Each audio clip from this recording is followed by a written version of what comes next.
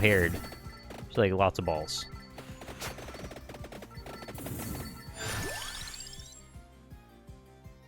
More garlic, I guess. Keep stacking them in squirrel style. Nut meat. You know how people have, like, track and field meets, and there's, like, farmers markets? Maybe the nut people have nut meets, where they share their nut meat. Have a nut meet and greet.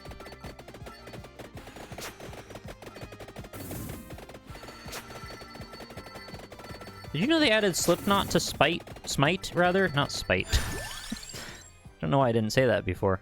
Oh, I have to make a choice now. Projectile speed, lucky, or weapon cooldown. I think we take Empty Tome. Empty Tome is going to get... good to get at some point, I think, even if it hasn't... Yes. I find it very interesting that they've decided to add a band to a game about gods fighting. I get if it was Eminem, because he's a rap god. But what the hell are the gods of Slipknot? The gods of dudes with weird masks? The gods are like DJs with spiky heads? The gods are like a clown that hits a beer keg? You never know with those guys. Alright, let's do base damage up Bible. Oh, look at all the Bibles! Oh my god. Yes! Base damage up, please.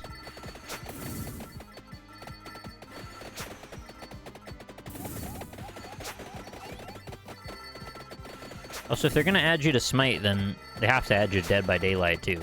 You get one, you get the other. I think that's just the way it works. Base damage up by 1. Is that good enough for that? Well, it's nearly done. I might as well finish it. I guess once it's that far in, every one counts for more. Yeah, I could just straight up walk through them and they die.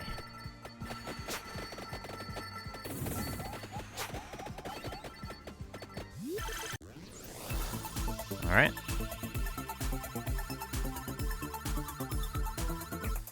It's a very satisfying chest opening animation. I think they've done a good job on that. Now, there is maybe no button on the controller you can press to skip that. It's weird. Alright, let's finish off garlic.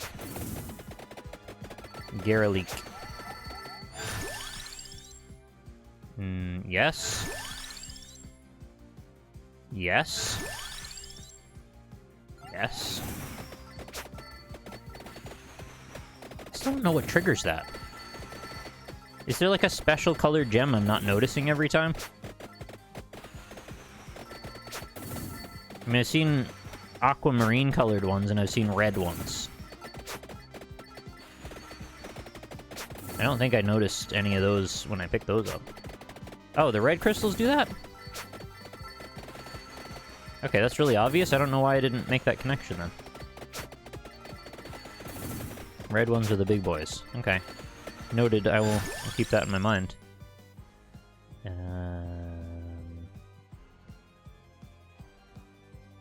Let's just get more lightning, yeah.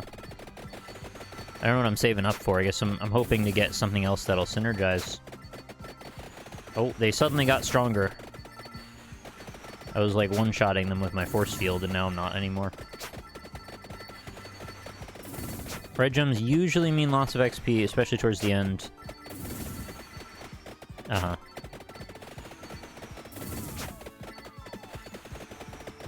Oh, there's like a little dropping sound when you start taking contact damage. It doesn't tell you what the evolution items are if you haven't gotten the unlock before. Oh. Base damage, yes.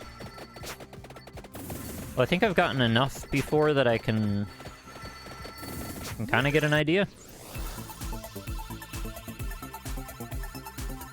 Anyway, it's no big deal. Ding.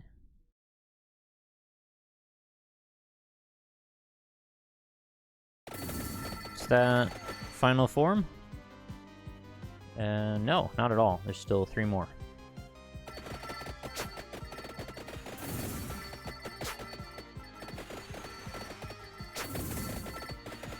I want my magnet rune thing to, like, function much better right now. Okay, I have to pick a new one. Projectile speed, area of attack by 10, or lucky. Probably not lucky. I don't think I have much in the way of area of effect, right? So probably bracer? It's not an obvious one. Candelabra. Oh, for garlic. Oh, right, it works on garlic. Of course it does. Yeah, that's super obvious now that you mention it. I wasn't counting this as an attack. I was counting it as, like, a passive. Oh, red. Okay, I picked up a red one there. It didn't seem like it did anything. Fickle. Just seemed like any other regular pickup you'd get. More clock lancet, please. Red gems aren't all the same amount of XP. Okay, so why are some of them, like, super ultra strong, then? Whatever, I guess it's fun to just have a bit of a mystery. Oh, treasure.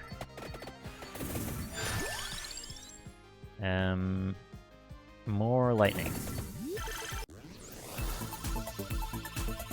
I think it has to do with off-screen deaths being compressed or something. Okay. So it's like, it's not obvious. It's not like something I should have picked up on. Off-screen, they slowly combine. Oh. You got the inside scoop for me, thank you.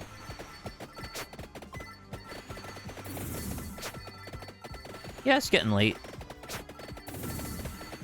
No worries if you need to get to bed, Laura. Thanks for hanging out. It was very kind of you. It pretty much took up most of your Saturday. The farther away you move, the more likely you are to create a mega big red gem. Oh, okay. Sounds nice. I think Pomerolo evokes the garlic. Oh, I might want to get that then. Yo, Laura! Thank you so much. An additional 8 community gift subs went to 450. Oh my god, there's like confetti happening in multiple dimensions now. There's front and back confetti.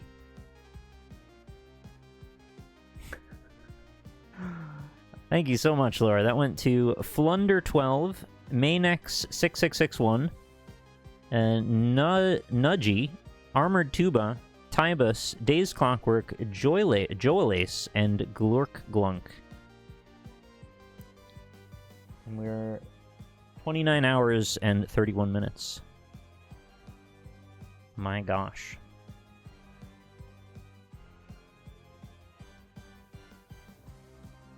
Oh yeah, that means we're at 650.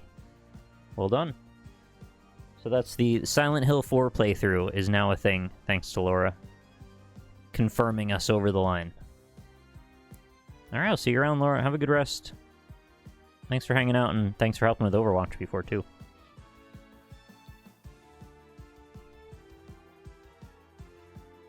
Deadly Premonition is at 750, so that's another 100 from here.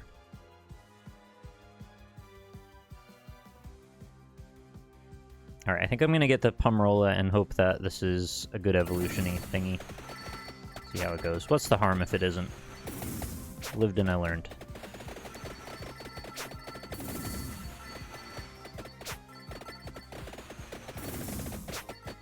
So some people, I guess, when they play this, they don't dwell at all in one place. They just strictly move left to right or right to left. And maybe that's how they get these extra big gem rolls at the end. I mean, to the extent that you can, because eventually you can run into a wall of monsters where you kind of have to go back and forth a bit.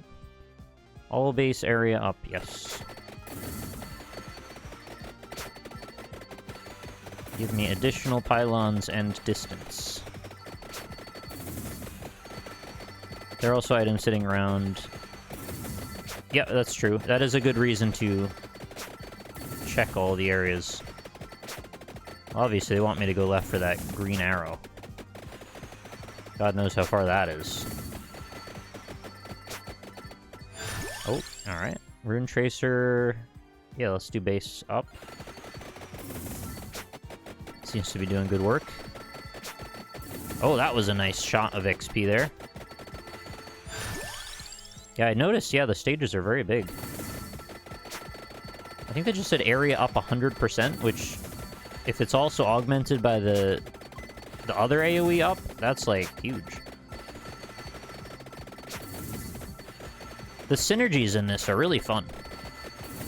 They really feel meaningful, and it's not very hard to accidentally land in a synergy, even if you don't mean to.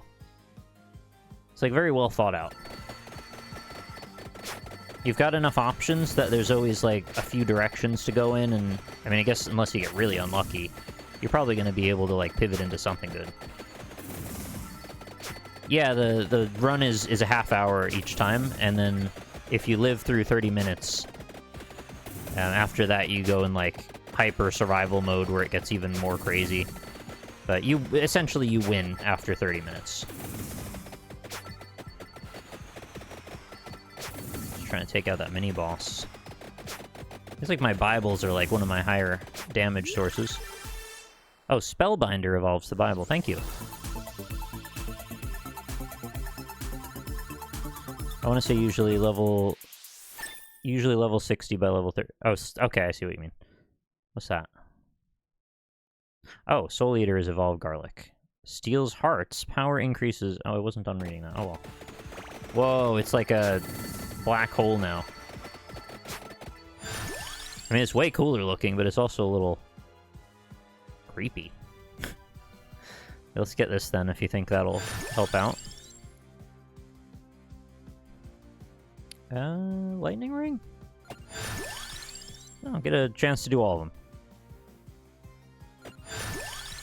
Literally, like, all of them. It just keeps going. Yes, more Bibles. Oh my gosh. There's a 4-stack. Do another Lancet. It just keeps going and going and going. Holy hell. It's Morbin time. Why did people say it's Morbin time? Does he actually say that in the movie? No way he says that, right? That's just a meme. No. Alright. I'm actually disappointed. I kind of thought... I was hoping he would say it. I know it's a long shot, but... I was hoping.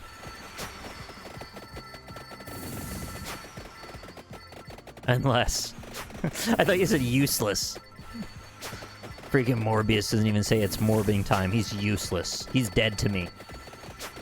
What the hell are these Marvel writers even doing? You can't make it Morbin time. Nobody really knows what he said because nobody saw the movie. Brutal. Alright, let's finish off Rune Tracer. That's so good.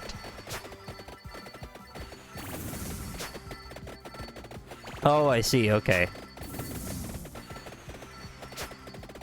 You just acted as a funnel for the meme for me just there. I thought you just came up with that just now.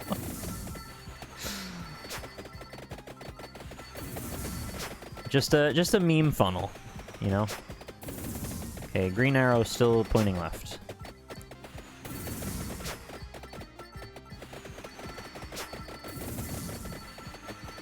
Poor Morbius.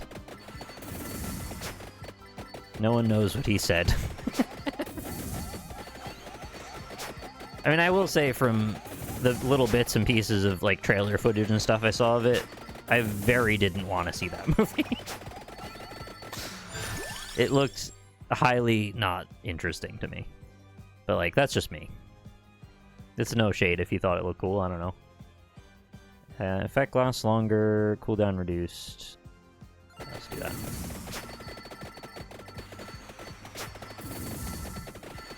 Yeah, things are looking good right now. Coming into 20-minute mark pretty soon, and, you know, I feel like I'm ahead of the curve right now, but I don't want to get a big head about it.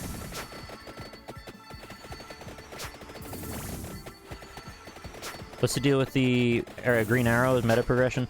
It's something, yeah, something like that. I don't know if it is literally meta progression, if there's just... I think there's like a mask I had to find. I kind of remember doing this before.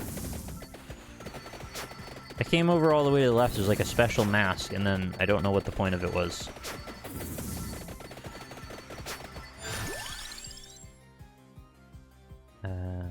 Yeah, more empty tome. There is meta progression. I do not remember what it all is. Yeah, me either. But anyway, there's some kind of item over here. I'm gonna find it if I make it all the way over. Was it a mini boss? I thought I fought like a whole bunch of those, so it didn't really register. But no, I guess it is. Don't leave. You got treasure, I want it. I'd like to trap you at the bottom here, so you just kind of get grinded up by my Bibles. There you go. Bible grinder. Stone mask. Unlock the item in the same name that increases the value. Oh, okay, so I already did it. What's this book? Special book V. 5. Book 5. Oh, evolved. What the hell does that say? Oh, now I can't check. Is there like an inventory? Damn it. I wanted to read that and I skipped it by accident. Rip. Yes, upgraded Bible. I just wanted to see what it said. Unholy Vespers. Evolved Bible never ends. That's kind of how it feels living in America, isn't it? Empty tome, weapon found. Yes, sure, get it. This is the Bible that never ends. It goes on and on, my friends. Some people started citing it, not knowing what it was, and they'll continue citing it forever just because this is the Bible that doesn't end. I mean, it doesn't really fit the song perfectly, but, you know, make do. Oh, you can mouse over. Okay, so again, I'm playing on controller, so I just wasn't trying that. Fair point, though. Alright, let's finish that off. Should be soon approaching Maximum Town. A whole town where you're at the maximum. So yeah, you don't need to take the tome on this map because you can just pick it up. If you just have more than 6 power-ups. Oh, I see, okay. That's like an advanced meta strategy that well, I'm just not gonna consider yet because I don't know what I'm doing. Or I wouldn't have considered yet. Hey, Einsteinium. How are you? We did the E3 rewatch, but the good news is page 2 has another one. Oh, hey, look at this. It's an attractor orb. Let's do Spellbinder. Let's get all these. Delicious. Yes, give me the sweetest orbs. Oh. Yeah, we did the 2013 Microsoft press conference. Who's that up there? Is that Witch Raptor? Yeah, it is. Oh, like, knocking it out of the world. Yeah, alright, if you want to stay up there, that's cool. So long as... Actually, don't stay up there, because I can't get your treasure then, unless they know to bring it back down. Oh, you're like perma... clock-lanceted. Yeah, I thought I was being cheeky, and then I realized I'm being too cheeky for my own good. Can you come out of the wall?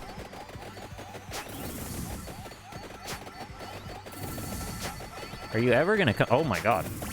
Oh my god, it's not even a problem. Okay, let's Bible grind you over here. That's a better place for you.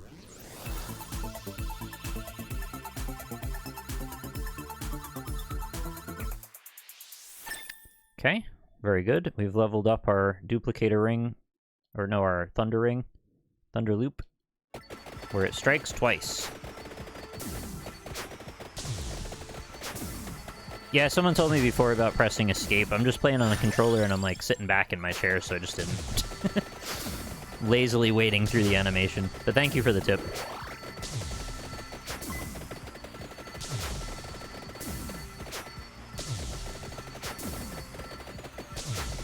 Okay, I feel very powerful with this now.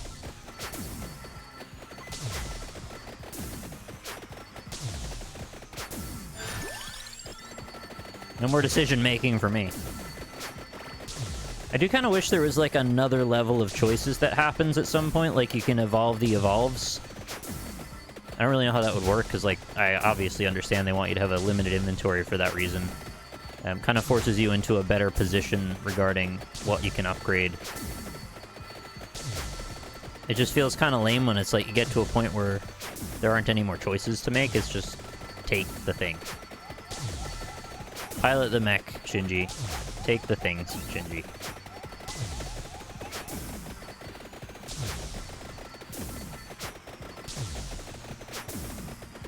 There's probably more I still have to even unlock for the whole game, though.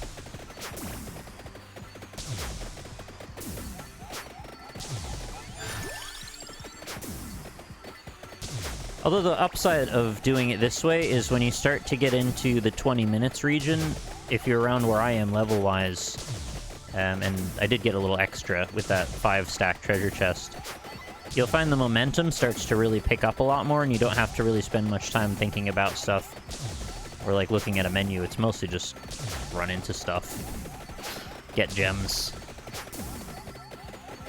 So, like, it builds towards a sort of pseudo-crescendo around the 25-minute mark, which is satisfying. Even if the strategy kind of takes a backseat at that point, I get that it's sort of like a phase transition into the later part of the session. And that's cool.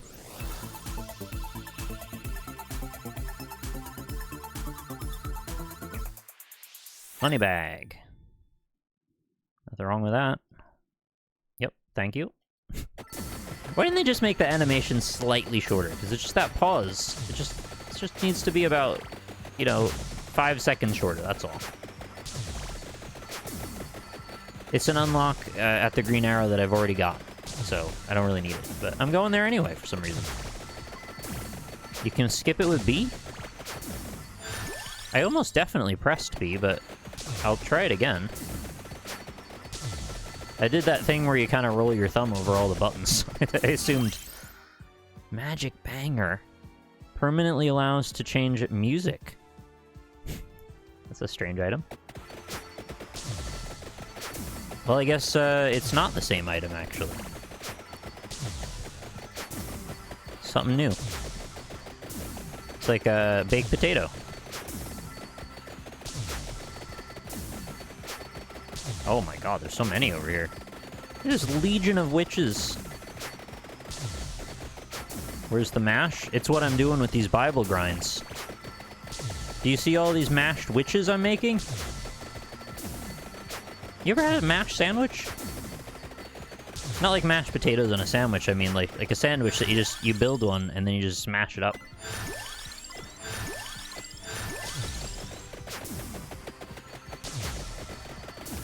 I've flattened out a sandwich before because, I don't know, for some reason I like the texture of highly squished bread.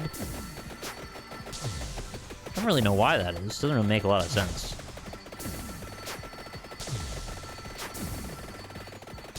Something satisfying about it. So what happens if I keep going left? Is there any more over here? Well, the arrow's gone, so I guess not. Used to do that as a kid. Yeah, me too. I mean, I don't do it anymore, but I have fond memories of mashing sandwiches.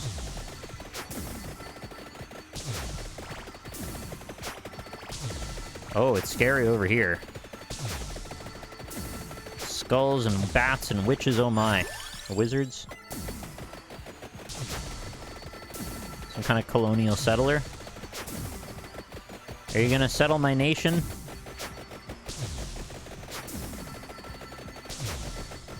The true demon of Castlevania is colonialism. I mean, as like literally is the case in most Castlevania stories, because there's this sovereign castle that just decides it's gonna post up here. And then these adventurers go in and they're like, you can't live here. And Dracula's always like, nah, man, I'm gonna live here. And then they're always like, nah, we're gonna stake you. But it's like more complicated than that. There's usually about 15 other bosses you've got to kill before you can have an audience with the Demon Lord himself.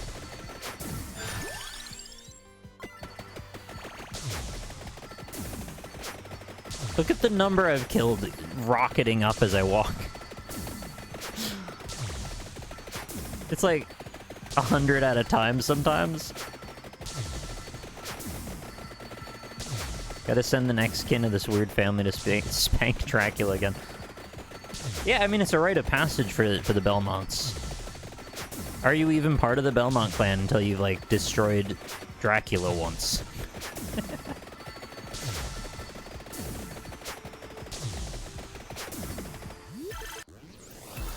It takes all kinds. So long as Dracula is quelled. If you keep going left, we achieve socialism. That would be an interesting visualization. You know, where is it on the scale that American politics are versus how far to the left I'm standing right now? The Vampire Survivor Overton window.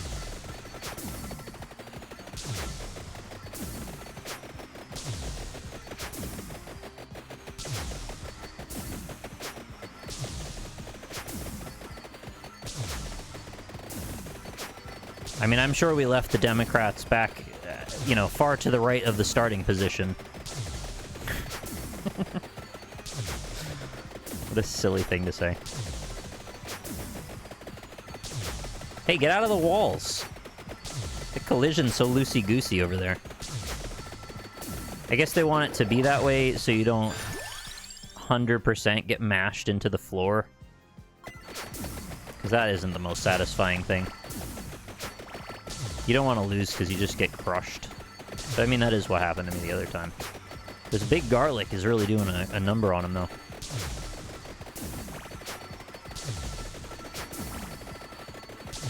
What's everybody's favorite Castlevania, if you don't mind me asking? Like, do you have any non-traditional opinions about that? A lot of people are going to say it's going to be Symphony of the Night, or if they have a particular niche interest in it, like one particular game that stands out for some reason. But I think a lot of people say it's either Symphony of the Night or... I don't know. I don't know what the other ones are. OG. You like the Nintendo ones? Blasphemous. Okay, fair.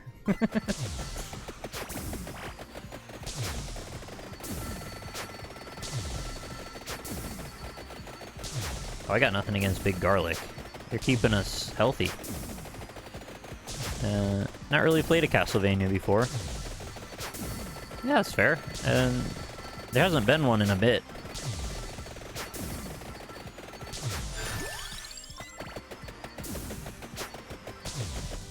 Aria for me. Very reasonable. I mean, I've said before that I'm kind of in a toss-up between, like, Symphony of the Night, Aria of Sorrow, and Dawn of Sorrow. I think they're all great. Depends what kind of mood I'm in. I think Symphony of the Night has a slightly more iconic soundtrack, so that kind of keeps me coming back. Not to mention, it's just a big game. It's a freaking long game. Well, especially if you don't know what you're doing, specifically. Like, once you played through it a couple of times, not as long then, obviously. You know where to go. But you can get quite lost. Just figuring out the whole, like, second castle dealie is... I mean, it's not so obtuse, but it's also not super obvious either. Oh my god, look at all the red gems. It's huge.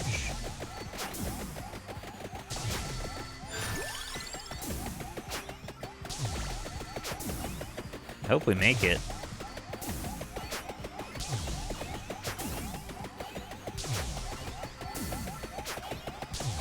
"20 seconds. Hold the line. Bible grinder, hold the line." So look at this compared to last time when I was, like, absolutely buried at the floor. Couldn't move at all. Now I can carve out a big old hole. Just live in here. This is a comfortable living condition for me. Hey, look, it's the end. Oh yeah, I forgot that happens. That's such a weird way that goes. GG! We did it! Oh my god, who's that? I unlocked Croce, and I got the magical banger, and I evolved the King Bible, and I evolved the garlic.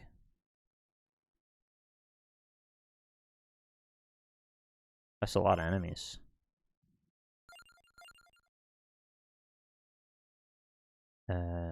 Oh, starts with a revival. Interesting. Well, yeah, of course we'll unlock them. It'd be silly not to unlock them. Sure, I'll just spend... Oh my god, who's that? Is like a panda? What is that?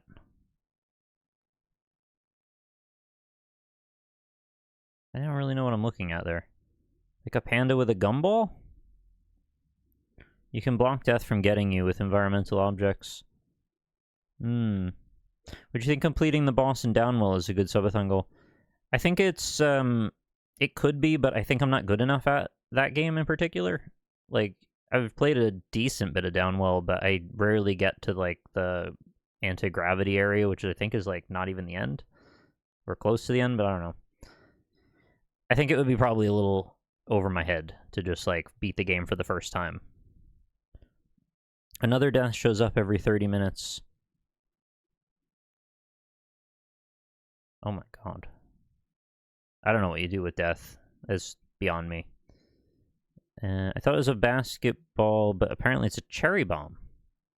Yeah, it looks like a basketball with, like, warts on it. Alright, let's mark this off our list. So that's number 1. 1 and done. I'm thinking maybe we do Titan Soul second? Dead Cells 0 boss cell run. Oh, like complete one run through Dead Cells through the final... Yeah, maybe. I don't really remember where my PC save file is at. If that's reasonable or not. I think I have at least gotten one boss, so... I did play quite a bit of that on Switch, so I'm like... I'm not entirely out of practice, but I don't remember specifically what to do. Yeah, that might be reasonable. There are some things you don't have yet and make killing death pretty easy. Oh, okay. I didn't know that. Excuse me.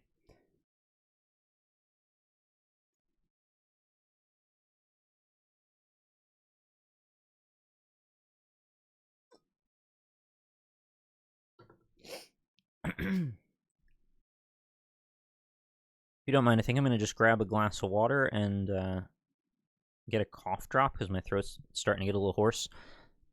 I will be right back. Only be about a minute or so. And then we will switch to the next game. Also, I should stand up and stretch anyway.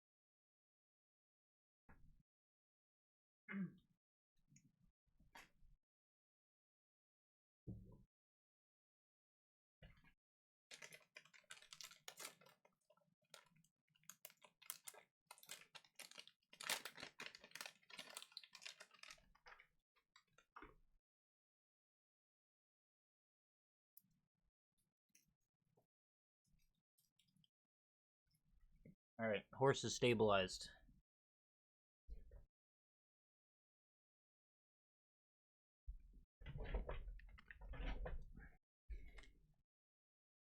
I hope my bag of hulls don't get melted in warm room up here.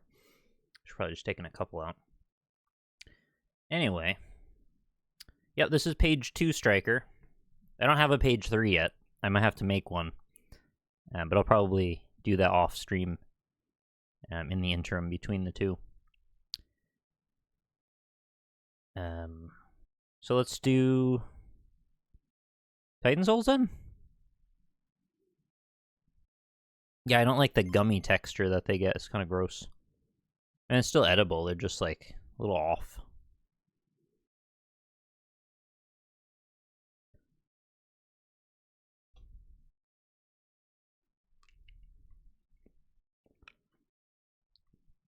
It's so wild that people have freaking gifted 100 subscribers. I can't believe people did that. It's just, it's so nice. It's, like, really over the top nice.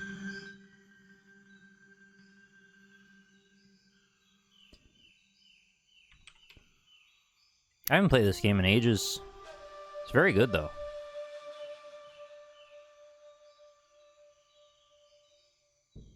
Let's see. Resolution can go up a bit.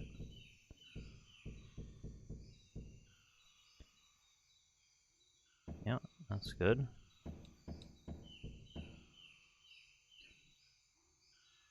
Got very nice forest sounds to greet us.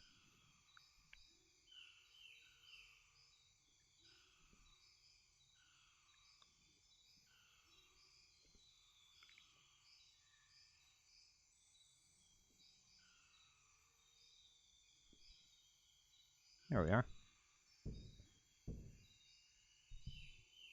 Gummy texture of cough drops, yeah. Yeah, the outer shell of them, instead of being kind of a hard, like a hard candy, it turns into kind of a gummy, goopy candy, which is not as pleasant.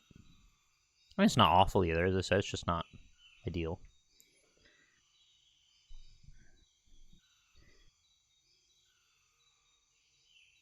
Alright, so we need to kill 5 bosses.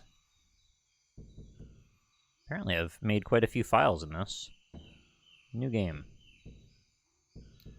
Hard mode is an option? I didn't know that. Oh god, iron mode.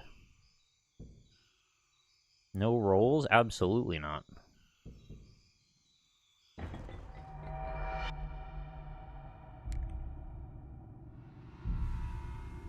It'll be interesting going back to this after playing Death's Door, because they actually have something to do with each other. I don't know if I ever read the translated text.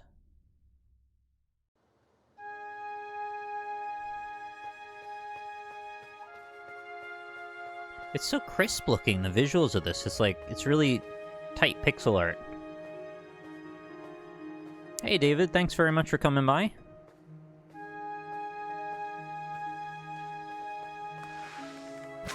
So if you don't know Titan Souls at all, the premise of this game is it's all boss fights, and all you do for the whole game is you shoot arrows at key weakness points, sort of like a Shadow of the Colossus scenario. Use your arrow in a number of different ways. But it's mostly just, it's exclusively boss fights. That's a little loud. Let's go down to 13. That's a bit better. Or is that too quiet now? No, I think it's okay. Should be light ambience music. You have to pick up your arrow after you fire it, and you can attract it to yourself with X, or you can pick it up by running over it. What did I think of Risk of Rain? Oh, I thought it was pretty good. I don't have like a lot of hours on it or anything, but I thought it was pretty good. I have kind of a light opinion of it. It's not like...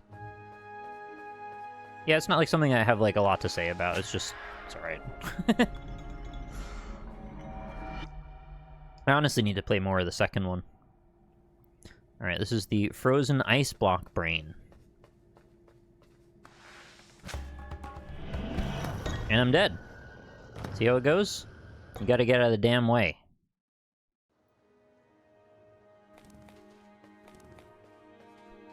Yeah, Death Store is lovely. I do wish there was more as well. I just forgot it moves right away, that's all. You gotta be already in motion, ready to go. So the bosses, in a way, are kind of a puzzle. Some more than others. Some are more like, can you just hit the weak point? If you can't figure out what you're supposed to do here, it has to hit one of those buttons for the fire to activate, and you need to be in a position to shoot through it. And that'll take care of the outer shell. And now it becomes a slightly less pressing matter. Unless it presses me. In which case... Oh, still missed. Oh, right! I forgot the brain goo makes you super slow. You don't want that. And just like that, victory is achieved.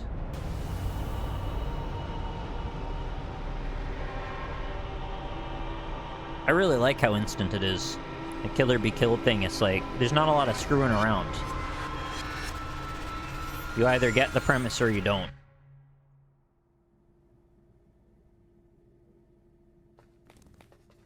I think this game is still somewhat underrated, actually.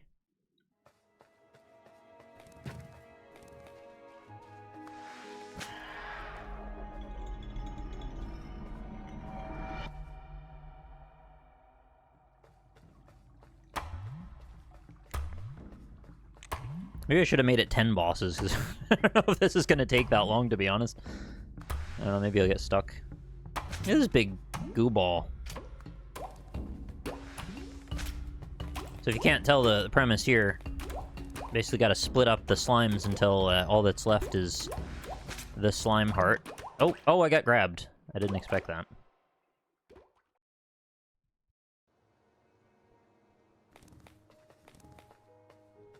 I kind of forgot how difficult the early stuff was.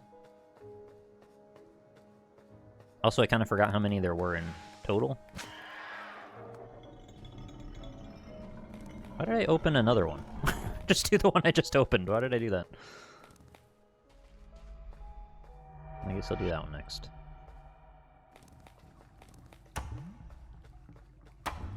No, I really want to avoid things that I can potentially restart 100 times. I want it to be something that, like, yeah, maybe I can screw it up a bit, but, like, ultimately I don't want to sit and keep retrying the same thing for ages.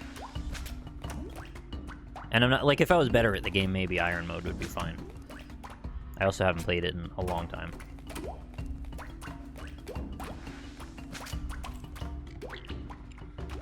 I was hoping to get it on the retract. Oh god! Oh, I got crushed.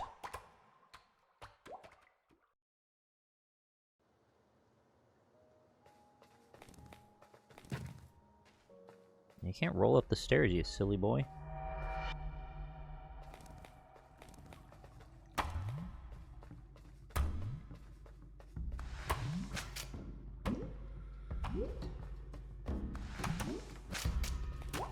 Two splits. 3 splits. Oh. You gotta keep moving, but you also gotta stop and aim at times, so that's the dichotomy. Just do Iron Mode and die to the second boss 5 times. Easy peasy. I see what you're getting at.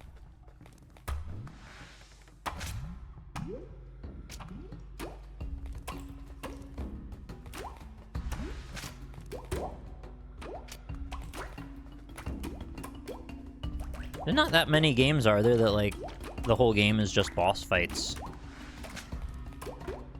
I mean, the last 1/5 of Elden Ring is. That's one of a few. You know what I could do is just leave the arrow on the ground somewhere and then just wait until the heart gets in the way of it. Oh! How embarrassing. Should be dying to this much.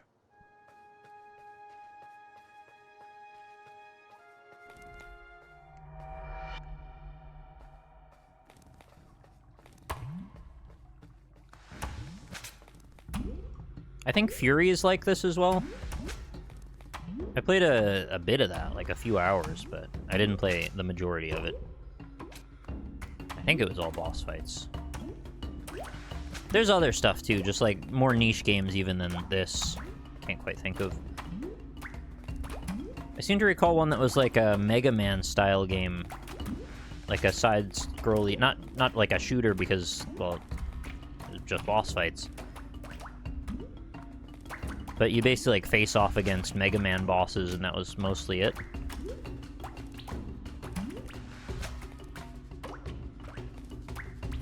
I think if you just hit enough of these droplets, they will eventually break to nothing.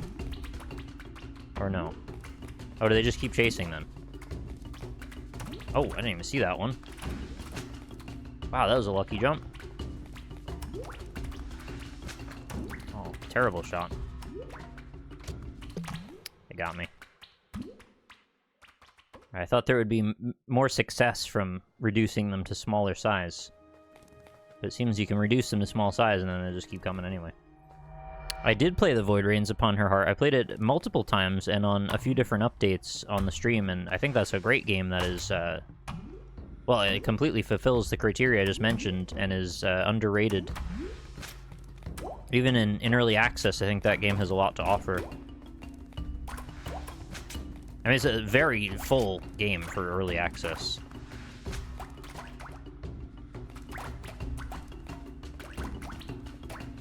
Easy recommendation as well. The developer comes by the chat sometimes. They seem very nice. Jumping heart, you get out of here.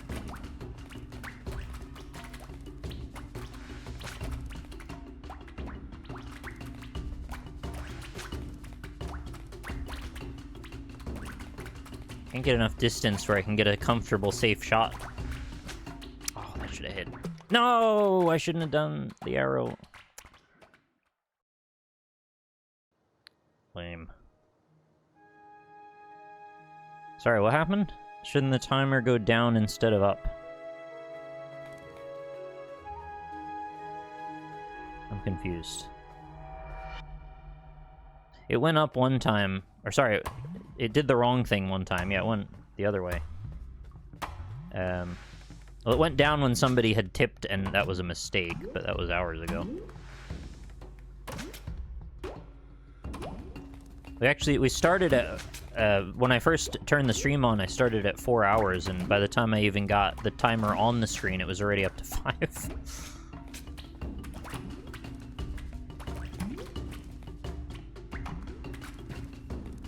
Line goes up, timer goes up. There we go. Boink!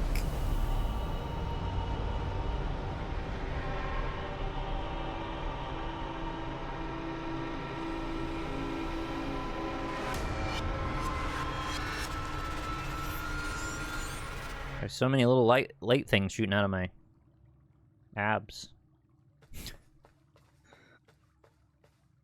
Not much left of it.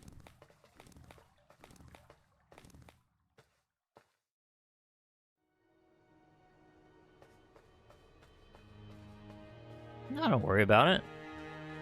Not everybody watches Twitch the same way. It's all good. Oh yeah, that's the you leave with that boss situation. This one looks like a companion cube. Alright, the chessboard eye. I always thought this was a super cool design. It's like, from a basic standpoint, this is a very simple design, but at the same time, they made it really elegant. Also, something about it having that 3D on top of everything else being sprite art, it just, like, really works well. Lame. I'm gonna get crushed. Oh. Oh, my arrow's blocked.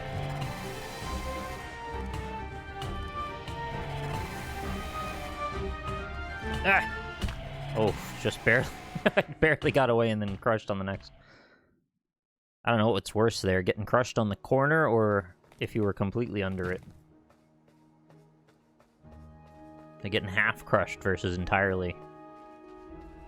Game being purely a boss rush felt limiting to me, like one shot, one kill would work perfectly for hordes of enemies. I like what they're doing. It's like a puzzle game made out of action. I mean, obviously it's not for everybody, but I found it quite fun.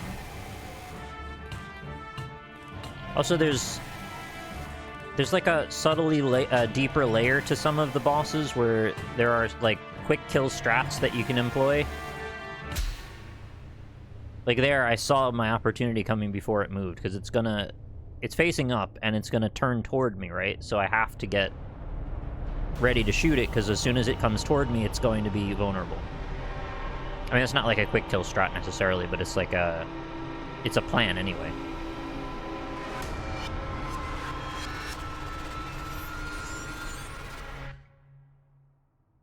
It's just their way of making an action game into a puzzle game. But it's still an action game, too.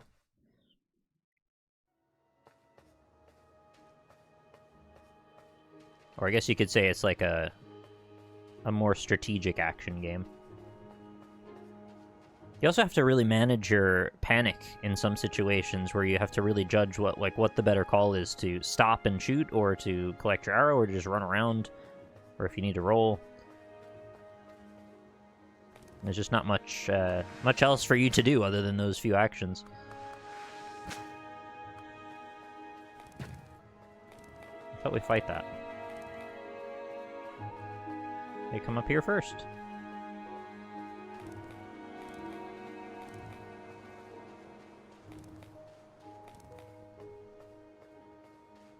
Yeah, me too. The aesthetics are fantastic. Hey, look at all the detail on that door. It's so pretty.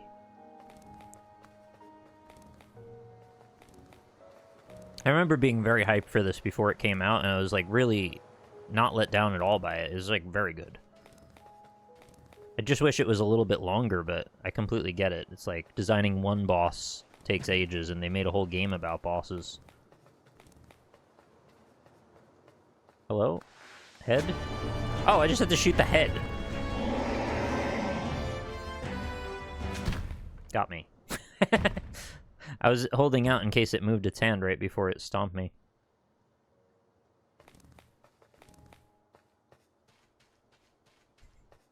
It is also surprisingly funny sometimes just how fast you die. It's like so anticlimactic and the music just cuts out.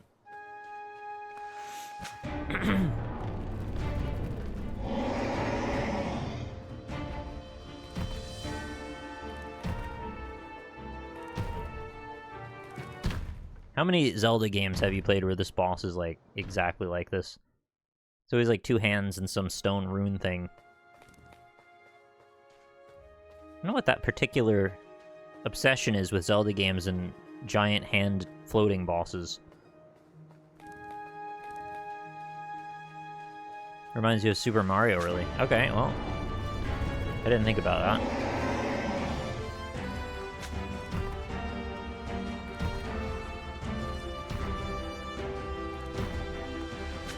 Ow.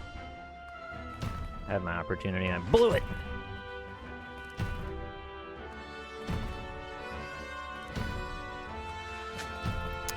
Oh, you're lucky, mister.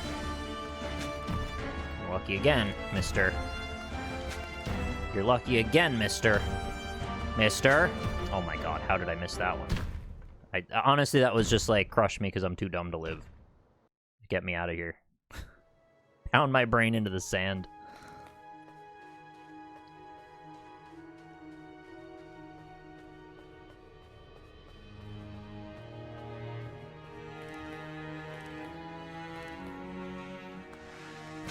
Big punchy stomps. Get to it. Pitter patter, let's get at her. What? Did that not hit? I guess I didn't charge enough. You do have to have sufficient charge level before the hit will penetrate. Oh, I bounced off the other fist. I hope Breath of the Wild 2 adds no more breakable weapons, please. They probably won't. But like the durability thing really got under my skin. I couldn't couldn't muster enthusiasm for it after a point. Not to mention the constant inventory management and too good to use syndrome when all the swords I had looked cool, but I didn't want to break them. Something's gotta give. It's like all I could think about was dealing with my freaking inventory. Yeah, if there needs to be like a special mode for that, then so be it, I guess. I'll take that.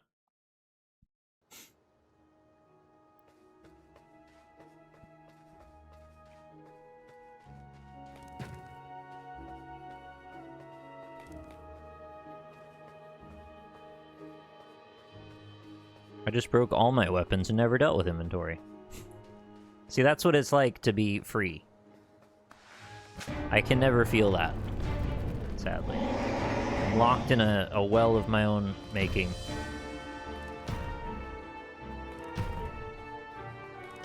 Okay, yeah.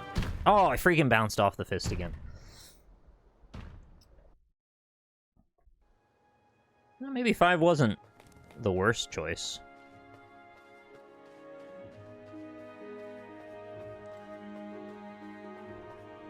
Hi, negative space. I'm getting crushed by a giant. And no, not like that.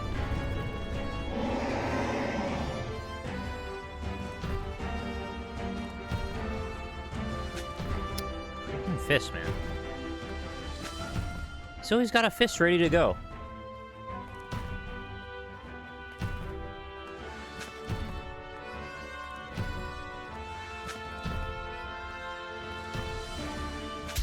There you go. That took way too many tries. I do remember that game, yes.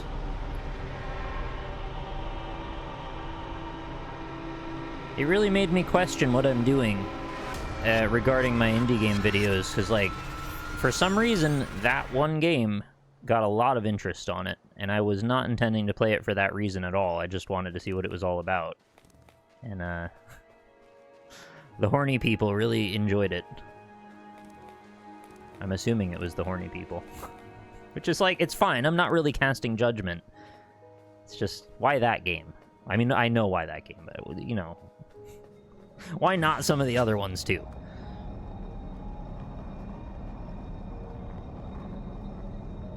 What a cool door.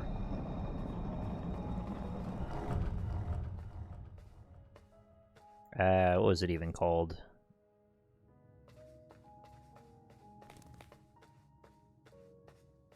I'm losing the name of it now. Oh, it's fine. I'm glad you enjoyed it for non-horny reasons, too.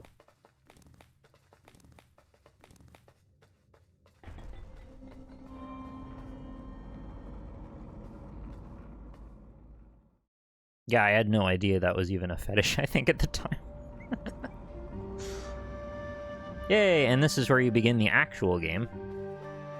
And now you have a lot of choices of places to go. It's quite pretty, actually.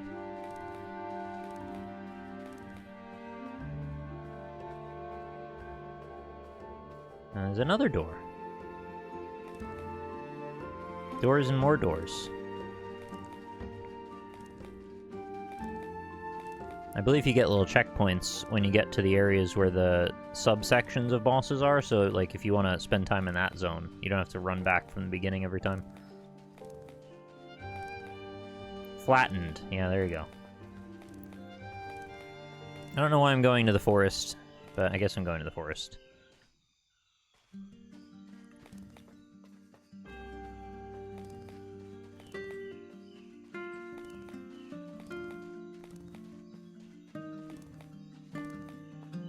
I noticed in the marketing material for the RE8 VR stuff, RE Village VR, they are emphasizing again Lady Dimitrescu, or however you say her name. I don't remember how you do this. I know it's a Lost Woods scenario. Okay, I guess I found it already by accident. So they're always potentially trapped in purgatory where they can't really reveal much about that game because they really relied heavily on her for the marketing.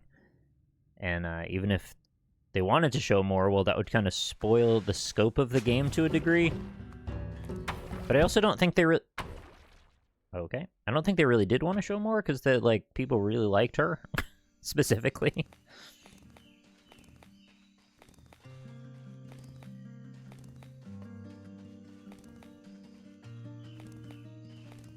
So it's kind of a win-win for them.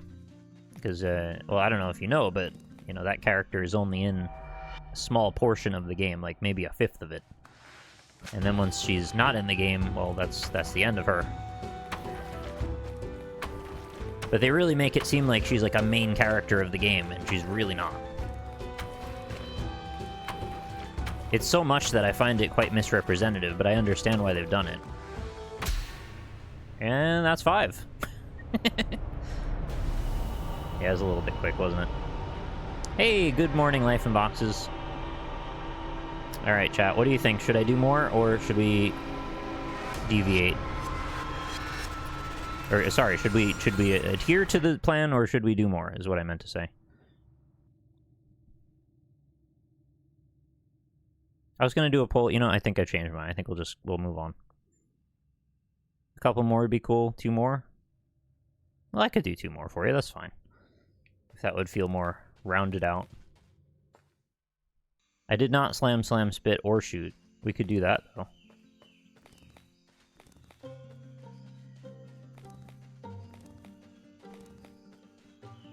Speaking of ads, I haven't run any ads. Not intentionally, anyway. I know some ads get run without my permission, but I didn't do those. I don't really intend to run any anyway. Twitch is always trying to get me to get on that, like, run ads every half an hour thing. They're like, we'll give you guaranteed income, and I'm like, yeah, but I really don't want to run ads, though. As much as I appreciate that. Okay, does right not go anywhere? I feel like I just did every combination there. I have hydrated, yes. Thank you for asking, though. Pretty sure I did right first. Yeah, I think, is it all left? Just before I started this, only like, what, 20 minutes ago or so, I had a sip of water and got a new fresh glass.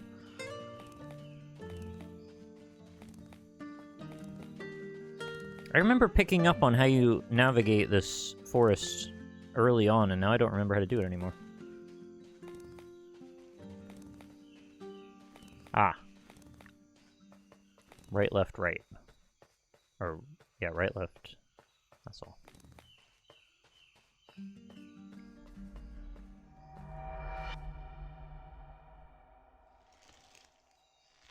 Oh, no, you're not being a buzzkill. I appreciate you saying. I stretched when I got up.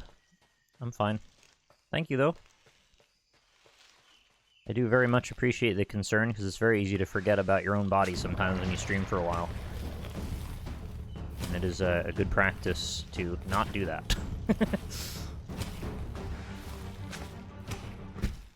Ow. Not my best move.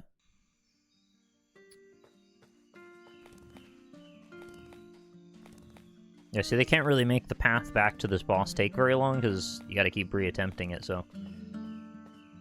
Whatever it is, it should be fairly quick. This is such a pretty location, though. I really like this. The shadows from the top and placid nature. I think you just have to wait it out. Oh my god, that was terrible. It jumps forward a little bit, and I thought I was safe there. Yeah, they're meant to be little quick duels. I mean, they can be protracted if you continuously dodge properly, which I didn't do. If you know the strategy for the boss right off the top of your head, or if you've practiced it, I mean, you can come in and beat most of these bosses in just a few seconds.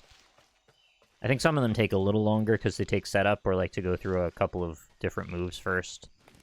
They wanted it to be very quick if you know what you're doing.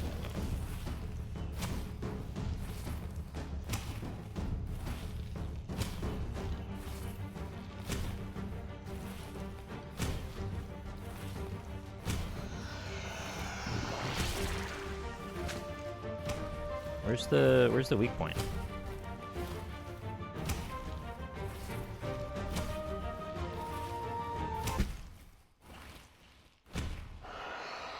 Oh, I guess I just have to shoot it when it breathes in. I thought I shot it in the mouth, didn't seem to do anything. I think they say you're supposed to drink a lot, not just sips, but I get not doing that. Oh, you mean just like guzzle a big bunch of water? Yeah, I did sips.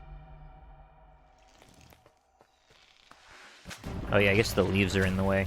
That's probably what stopped me there. Come on.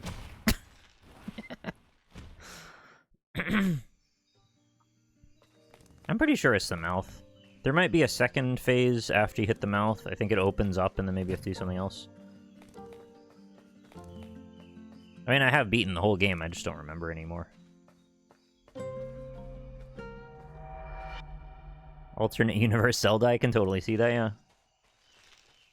It's like a really nice, crisp Zelda imagination, too. Like, it's a... or imagining, rather. It's very well realized. Oh my god, I need to just get out of the damn way. I just burned through my roll and then I can't get out of the way at all.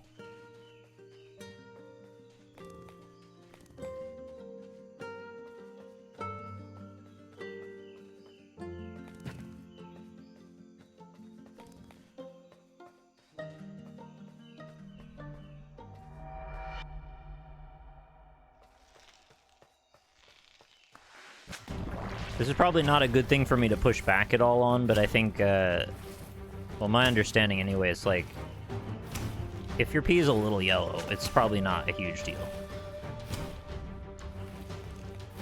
There are degrees of dehydration, right? It's not like, oh, I can cut off its arm? I don't think I even knew that. If your pee is dark yellow and you feel bad, that's different than if your pee is, like, vaguely a bit yellow and you're mostly still drinking, you know, the amount you're meant to drink. Like, not all levels of dehydration are the same. But this is, again, a weird thing for me to be pushing back against. It's not like I'm not advocating for people to be hydrated. Obviously, I am.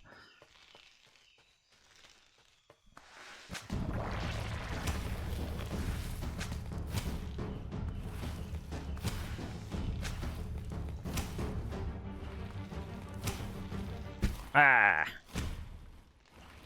I don't remember this one being difficult. I thought I got this very fast. It's kind of nice that you can play this for the first time again after a long time, and it still feels kind of like a new idea. Like, I don't remember this strategy very well at all. All I remember is dodging the legs a bunch, and then at some point I just suddenly won. Yeah, it's not a big deal if it's yellow, you just want it to be orange. And you don't want to let yourself get to the point of dehydration either, that's no good. Oh crap. Can those things still get me while they're dead? I think the answer was yes. I think I just walked into one while it was dead. Okay, so that's not a great strategy if you can't use that space anymore. I just don't get it, man. Every day I have to put water or fluid into my body and it just leaves an hour later. It's very rude, isn't it?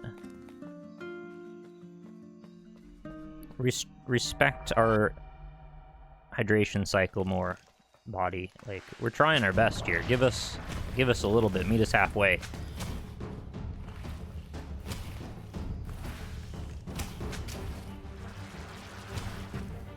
That freaking poison gas cloud really wants my ass.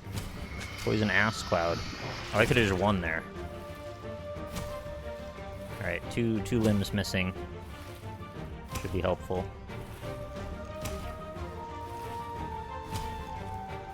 Ah. I bet at the start of this you weren't able to defeat those legs. I bet they, like, added that in to make it a little easier. Could be wrong, though. Oh no, I have to do it again. I didn't know I was under the gun there. Get out of here, you freaking poison. Thank you. No, I thought I killed it on the retract.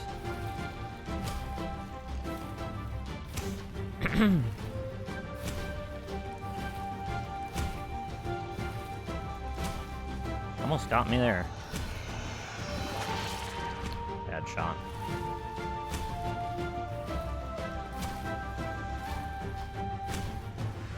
This is all you do, you just go bonk. Oh, freaking turnaround attack.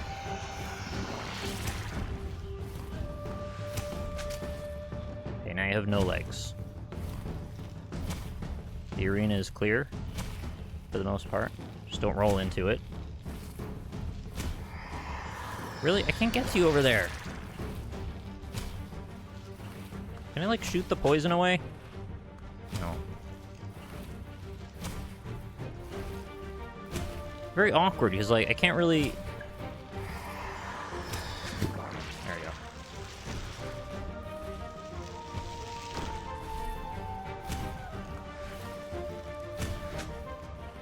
No, don't go that way. Oh my god.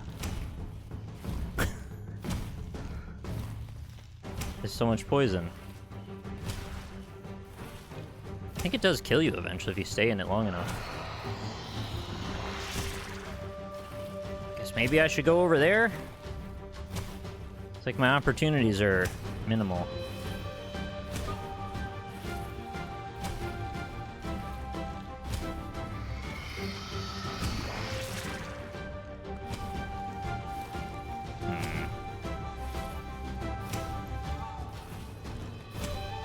Really screwed myself putting this leg right there. Can you... Oh my god, I died of the gas. That one's annoying, isn't it?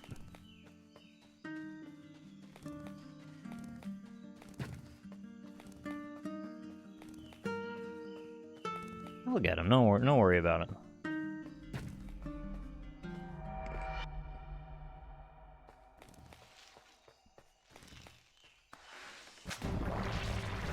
And your legs are back.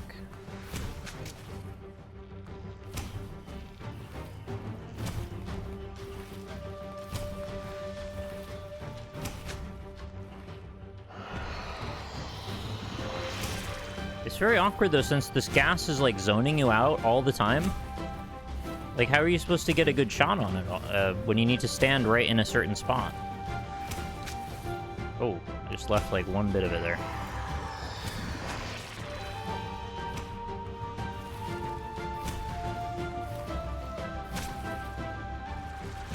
Great. I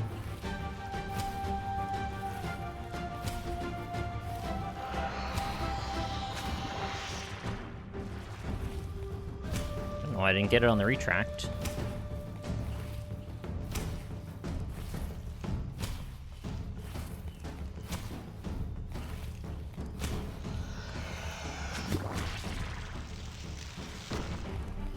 No!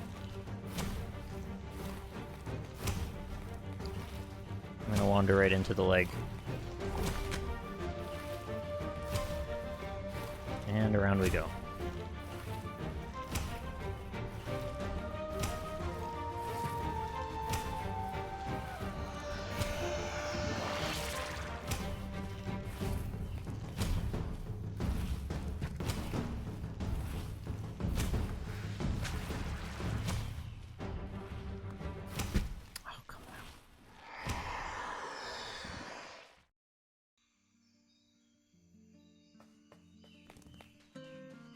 Wow, that's so hard.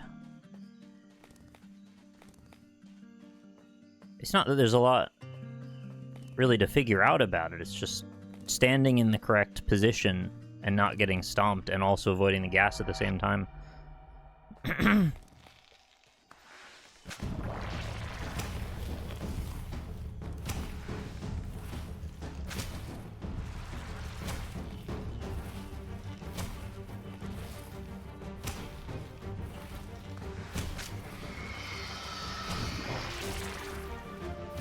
Jeez, so now I think I'm cut off entirely from that side.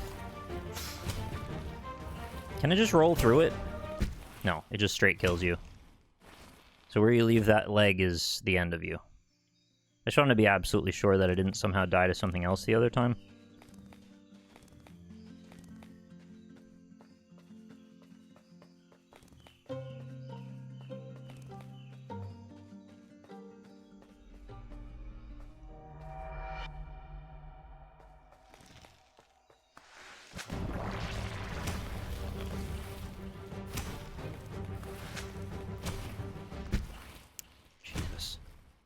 Thought it was gonna lift up by the time it got to me.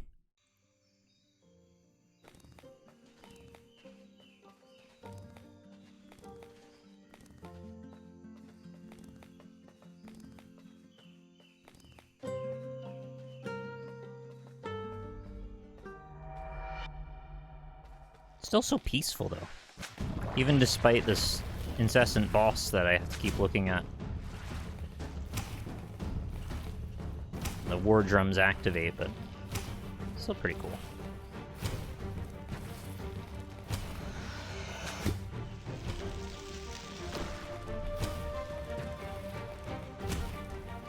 Just give me an opportunity to get over there. I can't move that fast.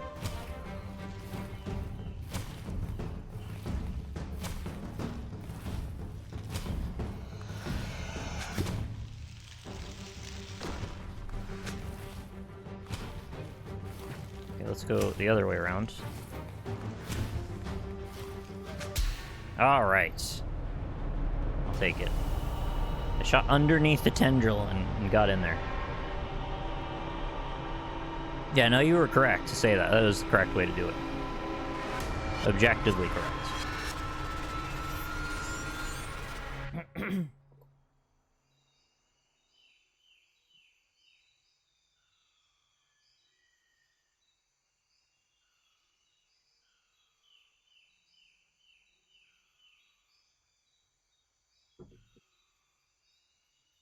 Alright, large water drink complete.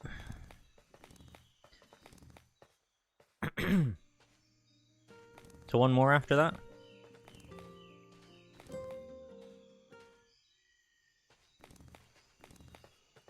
I think I know where I have to go.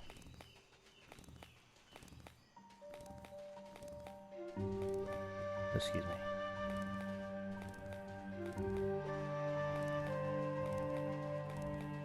Let's see if I remember where it is exactly.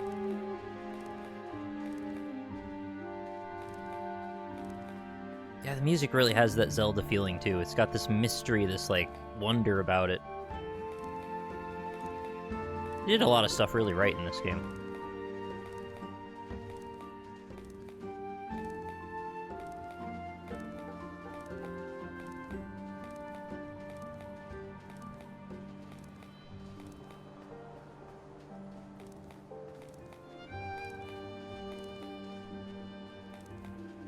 It's like a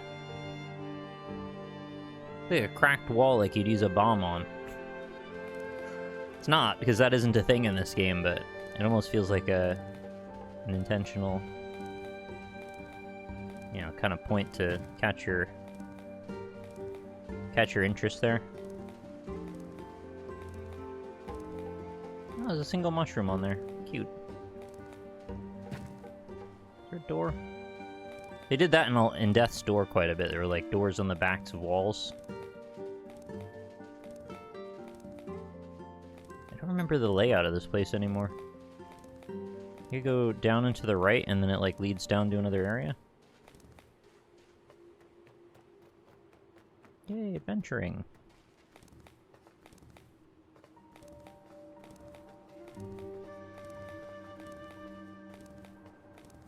Big adventure. Here we are.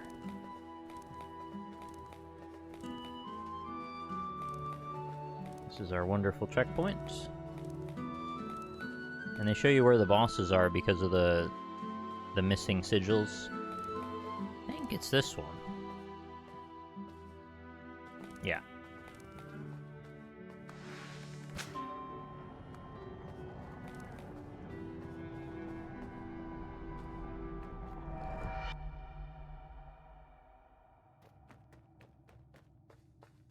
Alright, so how does this go again, chat? There's a certain order that the attacks go in, and it's like hit, hit, and then you attack? Something like that. Oh, it's shooting pizzas at me. Pizzas being coins, of course.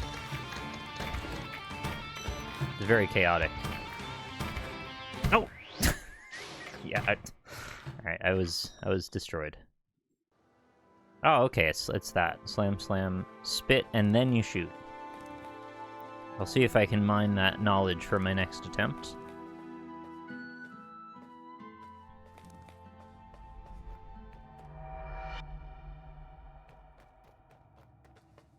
Ultra Greed. You know what I really can't stand is freaking Ultra Greedier mode in Isaac. I just could not muster the interest to want to play through that mode, like, so many times. Yep, alright. I thought he was gonna shoot there, but he didn't. He slammed and then he slammed. Which, if I was listening to my own record, I would know.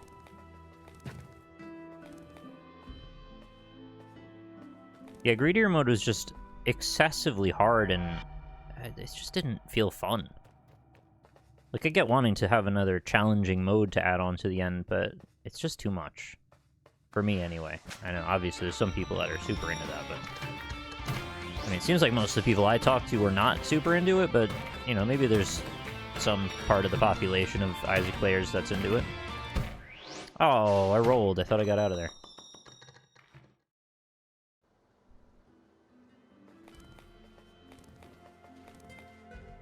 Regular greed mode is okay on occasion to break up the monotony of regular runs. It's just greedier mode. It's like the economy of coins is hard enough on regular, and then to make it even stingier in the hard mode is... I know, it's hard mode. It's supposed to be hard. It's too hard for me. I'm whining because it's too hard. That's what I'm doing. It's quite simple, really. Spit before I could shoot.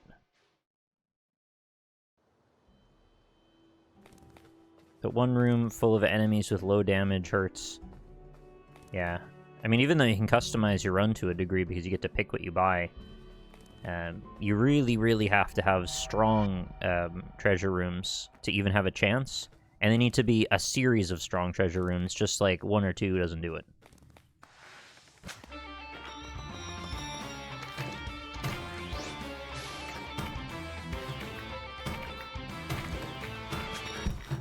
Oh, I thought I hit him.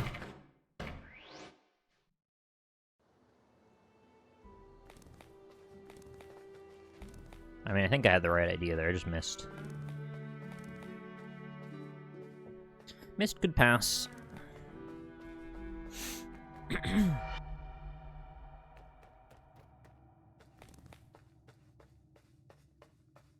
wonder if they'd ever do a sequel to this game, like a direct sequel.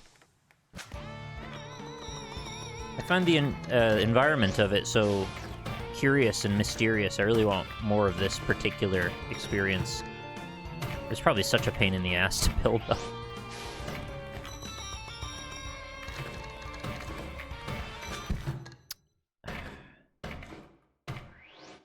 How do I deal with that coin? I guess I gotta be off to the side, like a 30-degree angle off of it.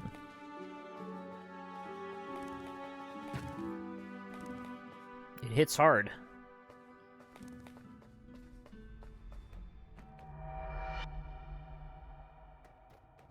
But you know how, like, Hyper Light Drifter, everything feels really, like, macabre and, like, sad? Like, the whole environment feels really depressing. I mean, it's a good game. I'm not saying that's, like, a negative or anything. But there's something vaguely hopeful about this world. It's got this air of mystery about it that seems uplifting, ultimately, even though, like, mostly all you're doing is fighting bosses. Like, everything's sort of peaceful, other than the bosses. It doesn't feel like a world in disarray, like so many places are in a lot of games.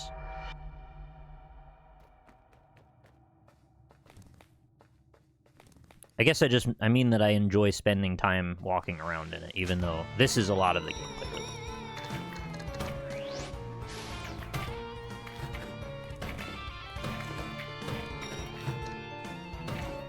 Blink, blink.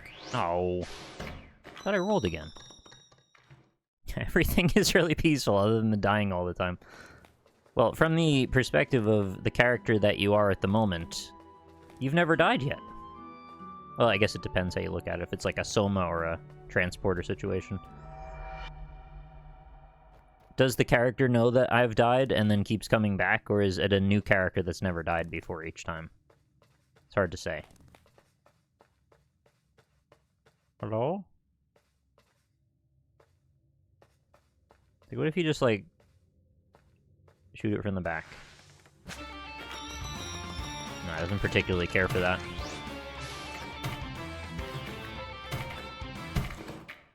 I honestly felt that vague hopefulness to Hyper Light Drifter. Maybe it was just pretty, though. Well, like, visuals were gorgeous, yeah, of course. There was this chaotic element about that game, which I thought was cool, for sure. It just felt different than this. It was very much my aesthetic. Hyper Light Drifter is gorgeous. Every time you die, you'd enter a different timeline. It's truly a Rick and Morty.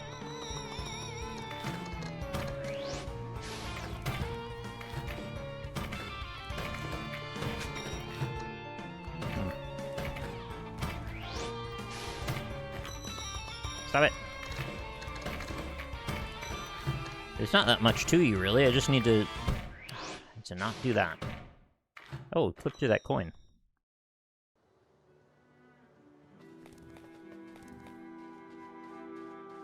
I know the exact moment I'm meant to fire. I just need to be in the right spot at the right moment.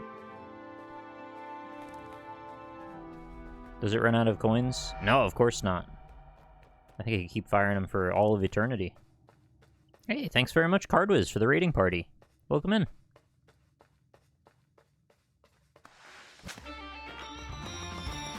We're in, what hour is this? I'm not even looking at the game. I'm trying to find the hour. 13-ish? Of a, potentially another 28 hours. Ah, shot too slow.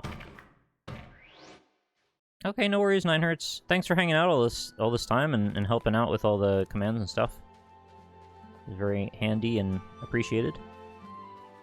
Yeah, I'll catch you in the morning. Get a good rest.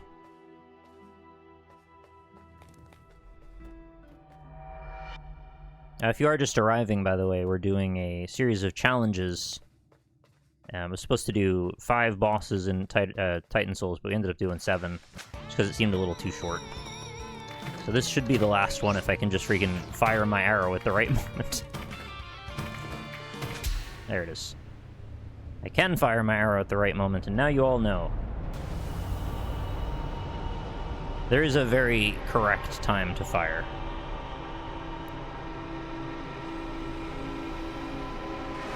I like that you have to play it for a bunch of tries to really feel the cadence of it.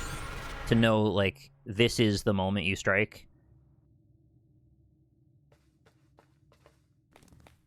Anyway. We got him.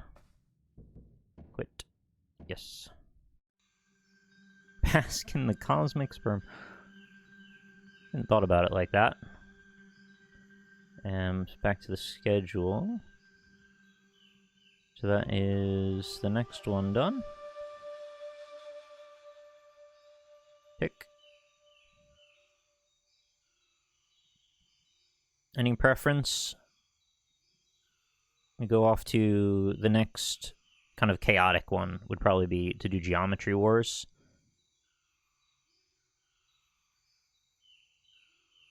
I think since I still have a good bit of energy to me, I might as well get that, because it requires quite a bit of concentration. Everything, I don't have a clue how long it's going to take. It might be quite long, or it might be quite fast, depending on what people pick. Dorfromantik is a strategy, very light strategy town builder game where you place tiles in like positions to try and match up groups. It's a very abstract way of describing it, but essentially we're trying to build a particular shape of a town with matching tiles, essentially. And the more matching tiles you can get, the higher your combo point total can get. And I picked 8,000 because it is an average that I don't always hit, but sometimes do. And I thought that would be fair. Good night, Rye. Yeah, let's do Geometry Wars next. I think that's the right call.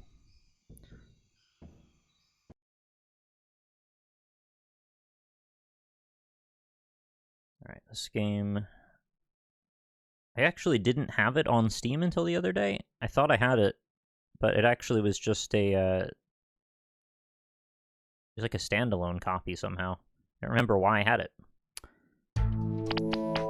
Sorry, that's probably quite loud. Trying to get my cursor back.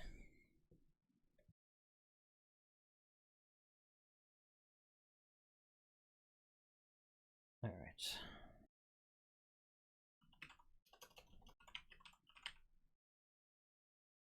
Geometry Wars Retro Evolved. And it's quite sad, you know, the Xbox Live Arcade version has the original Geometry Wars in it, but the PC version doesn't. It has, like, demonstrably less features. It doesn't have achievements. It doesn't have a global leaderboard. The PC version is just, like, objectively worse than the 360 version, which I don't really get why that is. Yeah, the plan is once I can't really concentrate anymore, if I become sufficiently sleepy, I will take a nap. And once I'm done with my nap, I suppose I will come up with additional challenges, or we will start doing some of the subscriber goals that we've reached, because we've reached quite a few of them now when I come back. Because, yeah, I mean, doing like 40 hours straight is probably not super good for me. I'm willing to give it a go for a bit, but, you know, just being honest, I think that might be a little much. But I know that's kind of the nature of the beast. You just come up with a way to deal with it. I was expecting... Well, I was not coming in with expectations. I had no idea what people would be willing to do for this, if they wanted me to stay up that long or what. But hey, it's a big celebration, you know? Might as well have fun with it. It'll be something memorable. I don't do this kind of thing very often. I used to do it a lot more years ago, but yeah, I try to make it a pretty rare feature. Alright, let's see. We've got that. I think no matter how this goes, it's going to be a little hard to see. This is a very chaotic game. If you don't know Geometry Wars, this is a game that I was very much obsessed with for a while. In like the mid-2000s, you know, when 360 was new. I guess you should say like late mid-2000, like 2007 or 8. Hello? Controller? Seems not to be recognizing my controller now. Don't know why that is. Oh, okay, it's back. So, the premise is shoot squares and shapes and get points. That's too loud. Turn that back down. It has a great soundtrack, it's just... don't want to blast people with it. So each shape has its own personality, so to speak. And there's a lot of little quirks about how this game works that the more you play it, the more you'll kind of learn to make better strategic decisions that might make you last longer. And when I was in the peak of my interest in this game, I had a very, very high score. I'm going to say I was in, like, the top 200 global leaderboard. It didn't last super long, because people just kept getting better and better. But, like, I was competitive with it for a while. That being said, I have not played it in ages, really, aside from a bit of practice the other night, just to test the PC version. I played with maybe, like, 4 or 5 runs. And when you start getting into long runs, like 1 million plus runs, they can take 40, 50 minutes. And the level of concentration you need to stay at to continue playing at that level when you're that deep in, it gets very difficult to keep that focused. And so, like, I've seen every wave that this game has to offer and every, like, permutation. There are strategies to build for each one of them, so it gets to be a little speedrunner-ish. But your execution, your dexterity still matters even if you know what's coming, because eventually you'll see that the waves become so unmanageable that you have to do certain things just to have a chance. And basically what we're doing here is we're setting up in the early game for a situation where it becomes so chaotic that I'm essentially just mitigating a slow fall. Because it's like vaguely impossible to just stay alive forever at a certain point. Some people can do it, but the vast majority can't. Hey, MageBit. Morning.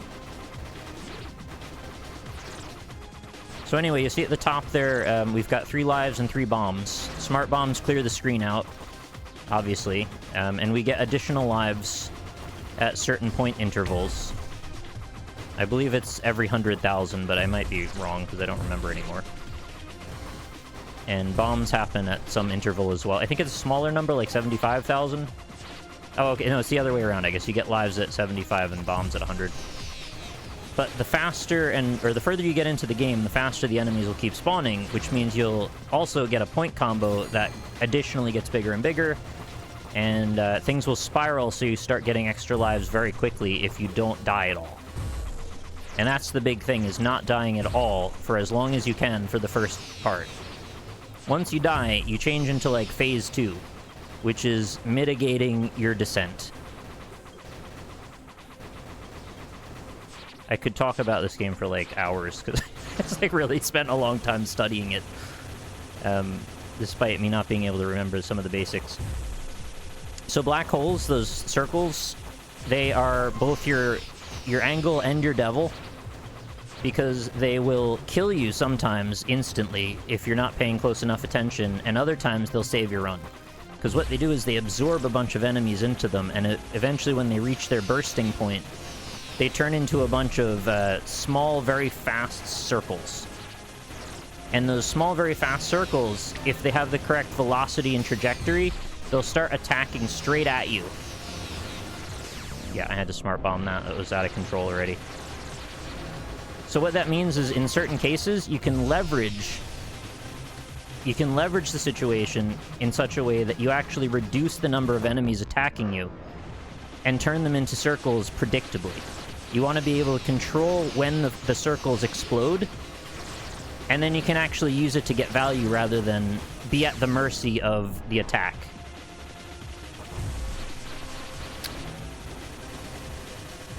So they can actually thin out the number of enemies if you're being careful. Oh my god, I have 7 lives already. Yeah, see, this is what happens if you never die. If you never die, your score will go freaking mad. If you die at, like, the 100,000 mark, your score will stagnate. Once you break that first multiplier chain, it's so hard to get back to where you started. And I've already won. Like, I'm done already. I've completed the challenge.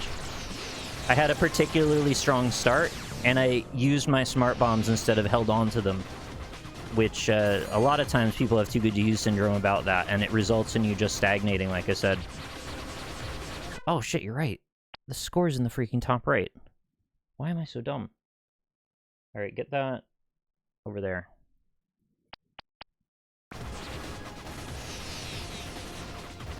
I never even looked at where the camera was.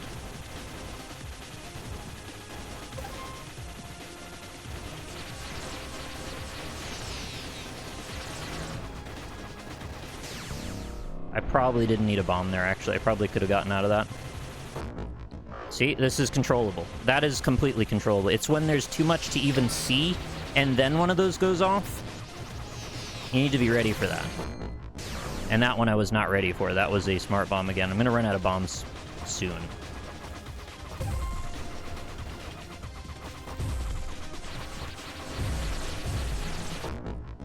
I think that's controllable. Oh, damn. Rip. Alright, that's fine.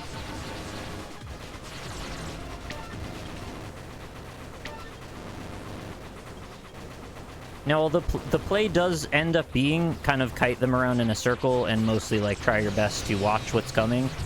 As you can see, there are simply too many screen effects to know.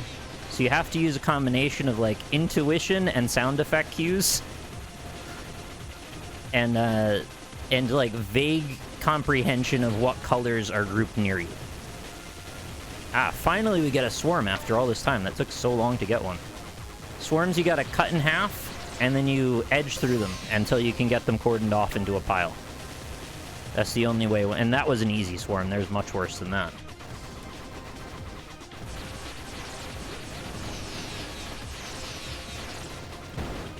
Oh shit, I completely didn't see that. Wow. That was dumb. Alright, that's gonna explode. 3, 2... Oh, there's nothing there.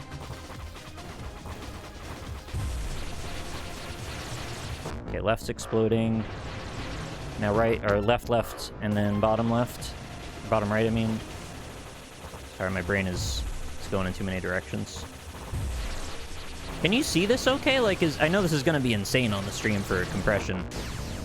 Yeah, I wanted to time that so all the black holes went. The downside of that situation, letting the black holes go off, is I actually lose more score that way, but I'm not concerned with the score. I just want to survive now. You can see it okay. That's great. I guess the compression and encoding setup, I finally got a good medium for this. But I've seen people stream this, so I'm like, how on earth do they stream this game? It's like impossible to see on OBS. Those little swarm particles, they really blend in a lot with the background sometimes. And that can be scary business, because you gotta be able to see what's attacking. Oh, that was very close.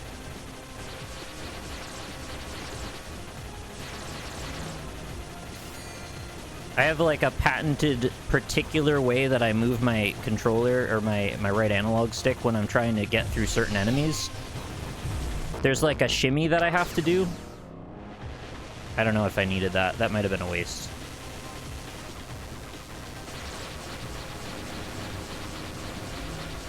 And for the green ones in particular, you want to do this like left, right, left quick motion that will juke them to go out of your way and then go back into your way, because you're pushing them around because of the way that they react to your shots. This is... yeah, I should have bombed that. That was out of control. Now that we're approaching 1 million, things get really scary at 1 million. I don't know if I'll make it to 1 million. Like, the last 100,000 get pretty bad, too.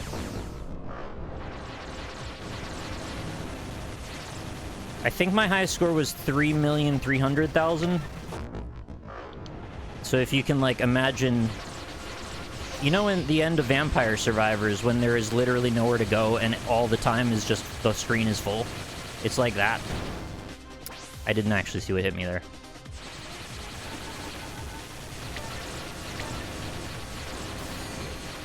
I've got a tremendous amount of hours built up on this game, so like I can kind of parse what's happening a little bit. But even still, I get overwhelmed in certain situations. A lot of the best bit of strategy I could give you is knowing exactly when you're overwhelmed. Like, if you can identify that moment when you've lost control and then you bomb, that means you get the maximum score out of that. Okay, we have now entered the descent. There is no more bombing. All I can do is try and live as long as possible and be careful.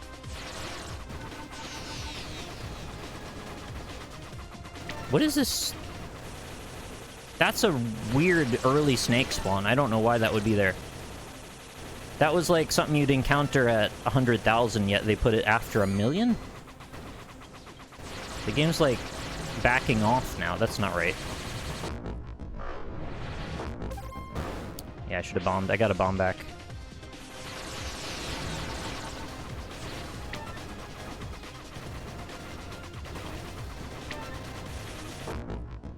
That's fine. We just reduced their numbers there. Another strategy you can do is milking black holes, which is to allow them to get exploded, nearly exploded, and then back them off by shooting them. And if you can keep them in this state of flux where they're not entirely ready to go... I hit trigger, but it didn't come through. If you can keep them right on the edge, you can actually get quite a lot of score out of them when they finally do go. Oh, please don't let me die to that. Ah, this freaking red ship got me instead. That's dumb. I shouldn't have died there.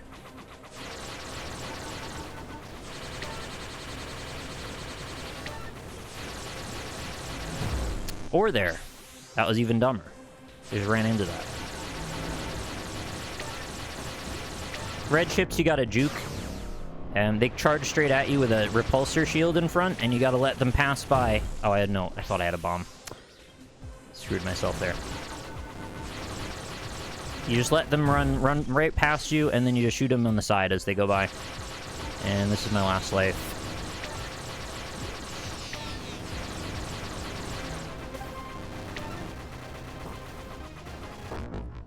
Blue circle. Ah. Oh, I managed to get another life.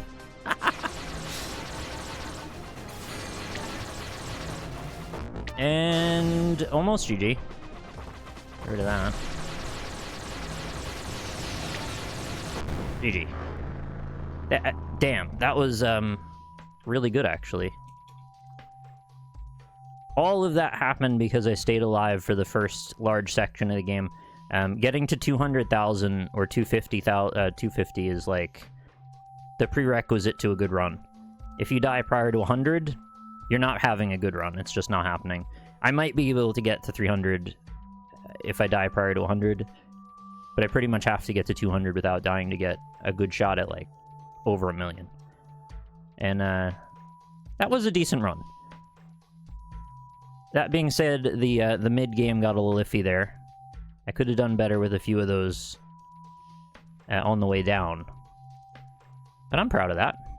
After being completely out of practice, I mean, this is an okay run if I was in the midst of things. Anyway, GG. I don't have my actual leaderboard here, unfortunately. This is just from my practice the other day for a few minutes. But as I said, I think it was like 3,300,000 something. One run. Very lucky. Also, very sorry that I had the score covered. That was very dumb of me. I should have moved that. I've played this game before, and this is a super high score. I think my best was like 300,000. I didn't play too often. Yeah, it's just because I was like addicted to this game, and I took it very seriously for some reason, and like read things about it and tried to study it and get better at it. For some reason, this game really got into my head. Like, it was so close to getting... I felt like I was so close to getting better every time I played it that I just kept playing it until I did get better. Anyway.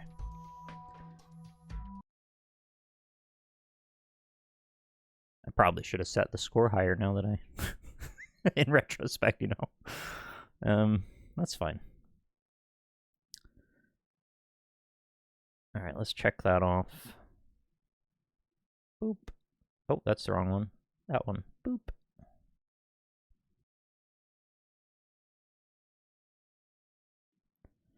Alright, what should we do next? Do you want to see the everything challenge? Do you want power wash? Do you want town building?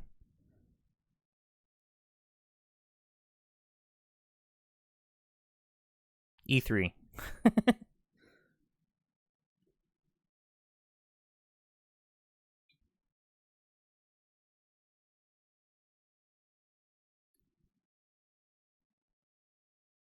Well, I guess we'll do a poll for this. Since there are options, and there are not too many.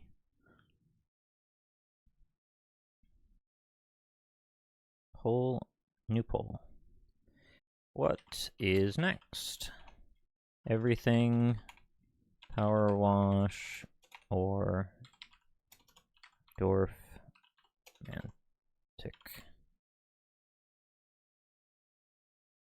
Or E3. So put that on too. I'll make this 2 minutes instead. Last time a minute seemed too short. Okay, go. So everything is a very strange, like an abstract game. It's kind of hard to describe. I think, you know, in Katamari, how you just like walk around and there's just objects everywhere. Well, it's a game about like consciousness and sentience, and basically you can inhabit the body of like all things in the universe and take in the galaxy from their perspective. And when I say all things, I mean like pretty much literally all the things, down from a subatomic level through standard size things we deal with on a regular basis, to mountains, to planets, to galaxies, to solar systems, to universes, to some kind of larger than universes, like Planck time, before time, some weird abstract nonsense. It's a really cool game. If you've never seen it, there's not really anything else quite like it, and it's a bit of a mystery, the whole thing. It goes to some places that I didn't expect, and I highly recommend it.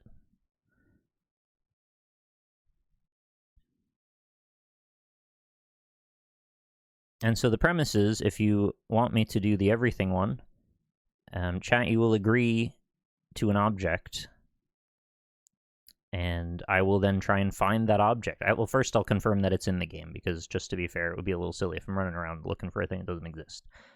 But I have a wiki page that I can check, I think. And it should give me, like, something you'd probably expect to exist in the world.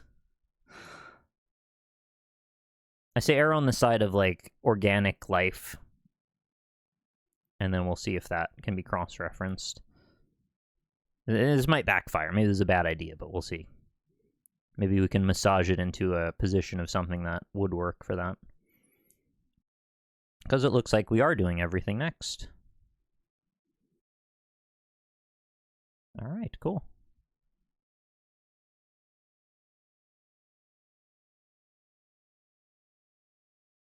Let me get that wiki page up.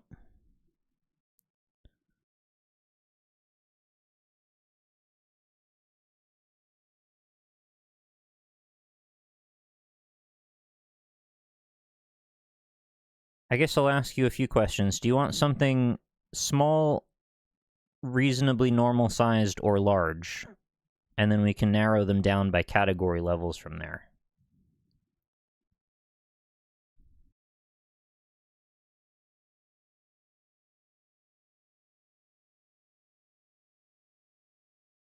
All right, Nutsi says small. Oh, then we got a couple going the opposite direction. MagePit wants galactic.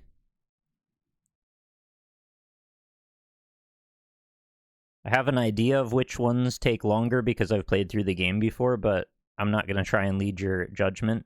If you have a particular... become an Arctic tern. I don't even know what that means. So the premise is I'm going to look for the object that you designate for me, and then I'm going to try and inhabit it, if you give me something that is in the game. Small is the popular opinion. How hard would a tardigrade be? I don't know if a tardigrade is in. I guess I could have a quick look. Let's see, miniature level, I think that would be. Is it an animal or an insect? I don't honestly know. Actually, what is up with this wiki? I don't know how to navigate it properly. Community content is available under CCBYSA. It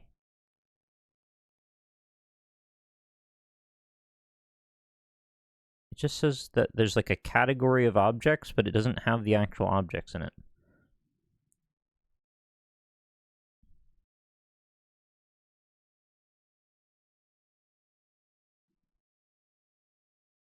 Okay, how about you throw out some ideas? Oh, you got a better list. Sorry, yeah, this wiki's weird.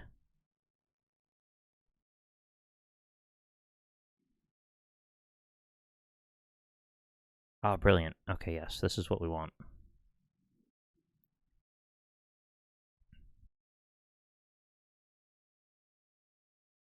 Okay, chat, you have access to this.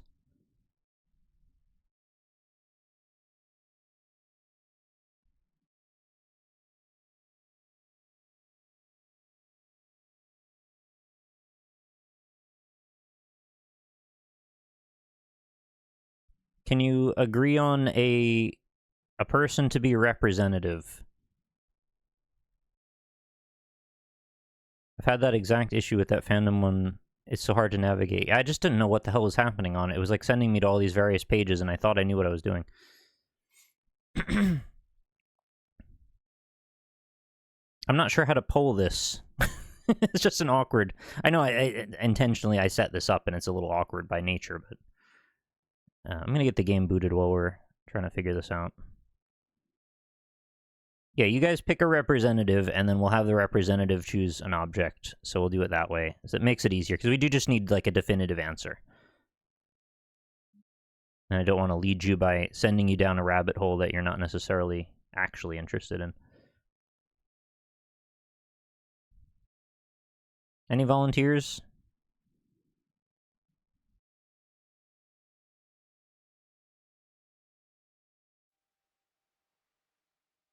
Yeah, I guess we could do a raffle if you like.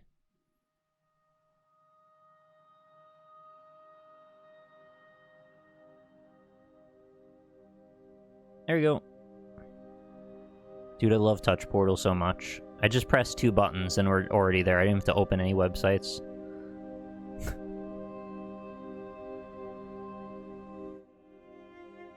It has a really nice soundtrack, too.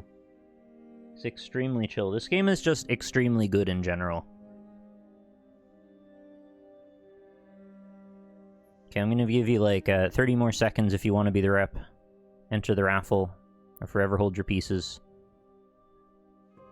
Oh, I forgot to change the category.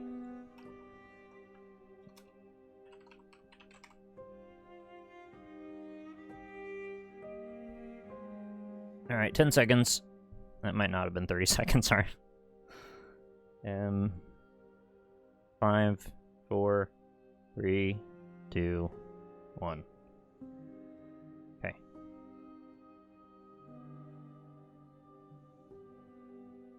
There you go. Newtsy, you are the representative for your class. Please come up with a solution together with your friends. What should I become?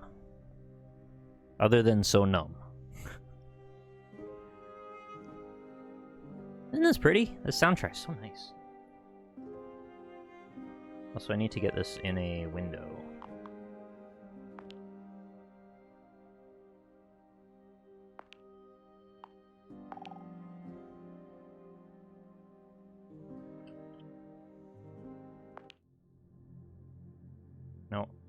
Nope. I want a window, though. Don't do it. It's doing that thing.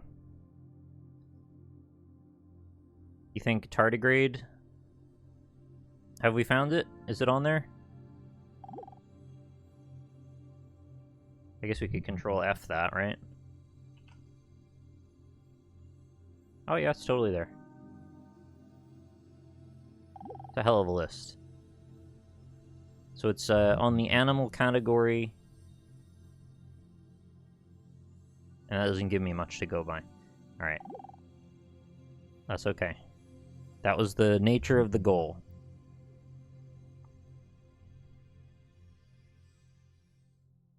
Oop. I just gotta get it captured for you. Oh, I hear an elephant. Why do I hear an elephant? We should be in space.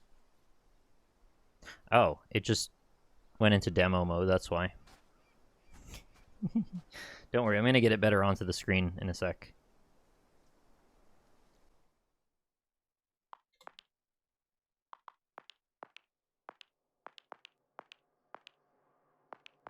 That is not correct. Where's the right resolution? Oh, there it is. Yeah, those. And give me... Yes! Alt-Enter does it.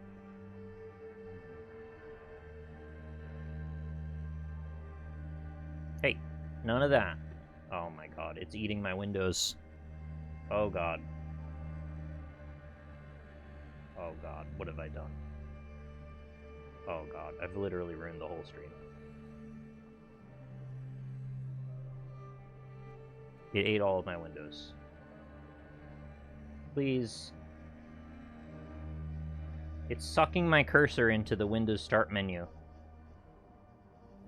when I try and grab it by the title bar, it pulls it to the bottom right corner. I don't know why it's doing that. Okay, I have to close the game. That's very stupid. Also, OBS is gone. Okay, it's back. Reboot.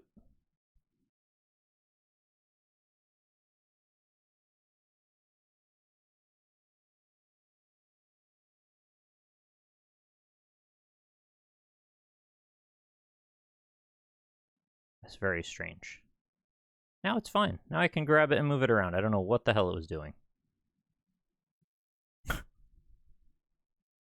That's fine. I wanted you to see it from the beginning anyway.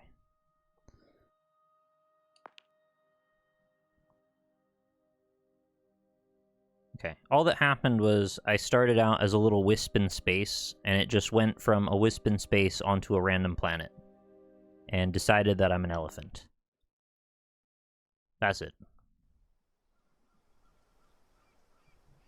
So I just quit the game while I was an elephant. And that's all you missed. Right, so here we are. Lots of people like tardigrade. I'm personally not into it, but I suppose democracy must win.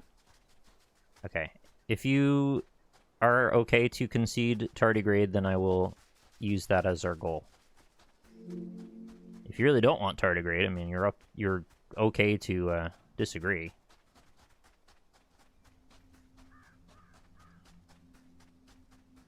That's not how an elephant moves. What? Yeah, it is. Oh, you found me, finally. I've been waiting for you for such a long time. So we can talk to the zebra here. Thank you for the good luck.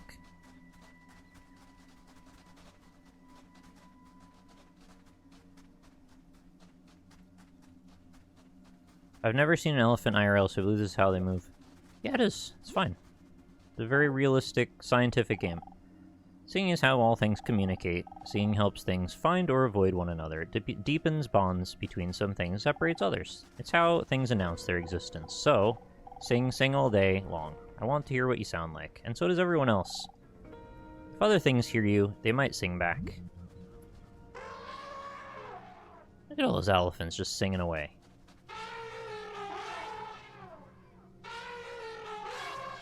Pretty sure this is how nature looks. Yeah, I really enjoy the dilated ass eyes. I think that really sells it too. Alright, just stick with me here for a minute. I know this is very strange, but it's gonna get a lot stranger if you can just stick with me until we get through the first couple little minutes of tutorial here. You ain't seen nothing yet. The sand is mushy and makes a nice sound as it blows around. I agree with that. Thank you, tree. Aren't you a lovely tree? Doesn't seem realistic. Well, I don't know what planet you're from. My planet, all the elephants move like this. Yeah, what's the... There it is. Fast roll button. Hello, Rock. How are you? As you wander around, you might sometimes feel a bit lost. That's normal, you don't need to worry about it. Lots of things have passed through and felt the same. But eventually everything finds what it's looking for. Because the truth is, wherever you go, the answer is over there, pretty much. You do have to remember, it's a very strange decision they made. You kind of have to remember that you started on a desert planet as an elephant. In this game. Because each game you start as something different. Look closely and you will find what you're after. Don't get discouraged, everything is here to help you. Because what's very awkward is you could find yourself in a position where you, like, can't find your way back to the beginning of the game much later when things get more complicated. And, it's kind of a strange esoteric problem to have because you're kind of, like, lost in reality, which is kind of a unique problem as well. Oh, there's also some very cool, philosophical, like, podcast bits in here, too. It gets, as I said, much stranger even than this. I'm planning something very intense that will probably never happen. Cool. I know that feeling sometimes.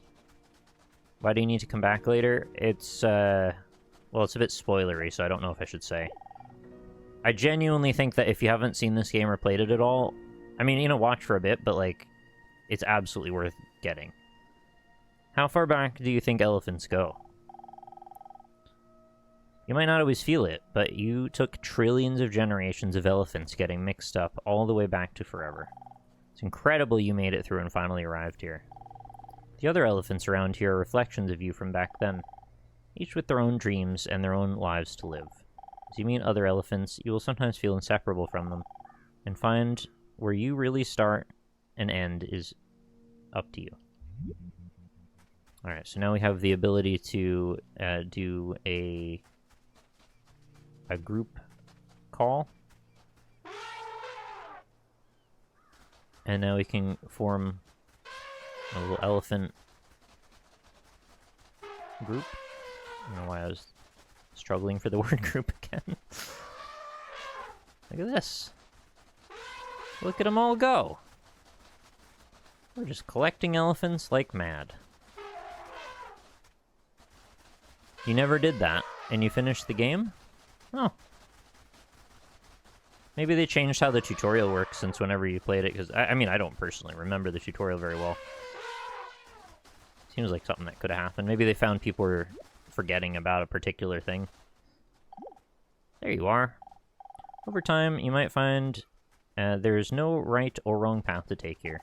As you explore it, you might feel that parts of you need to go in their own direction, because you can't control everything at once. At least not yet. Try letting go of a few things.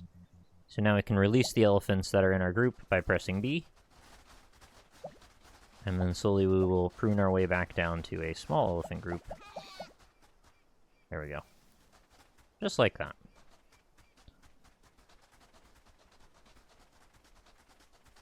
Last time I booted this up, I was a snow leopard on a icy planet. And everything was about snow leopards. Let's be real for a minute. Elephants don't stand a chance out here. Not if they sit like that. You look like you have another 10 years tops. Something's gonna get you. It's not very nice. Why would you say that? Just stands on head.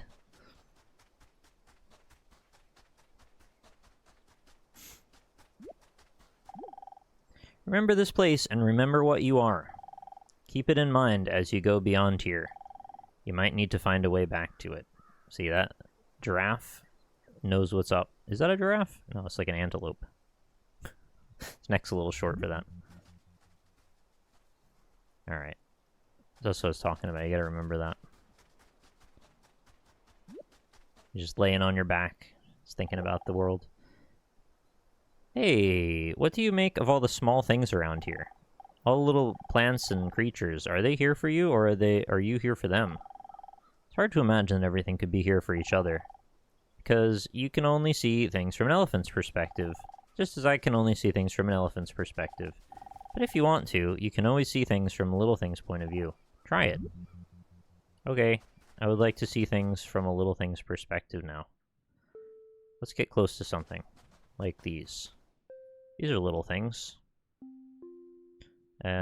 Select using LNR. Let's go down to the little scrub grass. Look, I'm scrub grass now.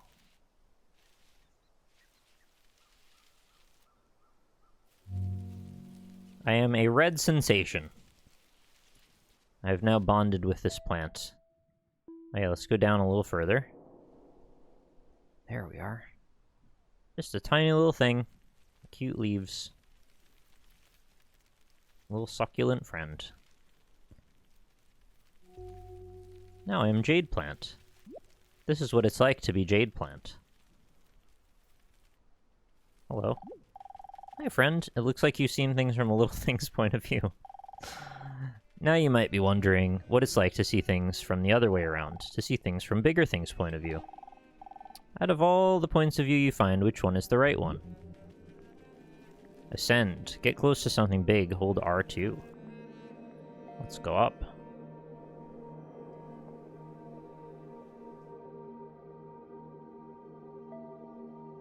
We know the other red sensation. Oh, I want to be this. Oh, well, I want it to be that little cactus, but maybe later. You can be all the things. Everything is set in default enter mode. If using one button mouse, you may prefer to set enter mode easy under settings. That's okay. You don't need to know about that. R3.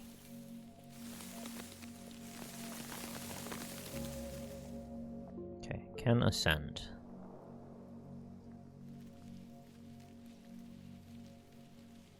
Off we go. The premise here is supposed to be that I'm not like a single tree running around. It's kind of like time is passing and a new tree keeps growing, and then it's passing the seed to the next tree and on it goes, you know?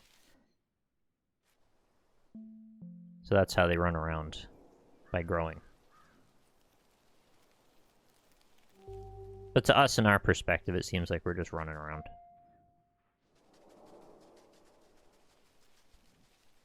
So what do you think of this so far? Coconut!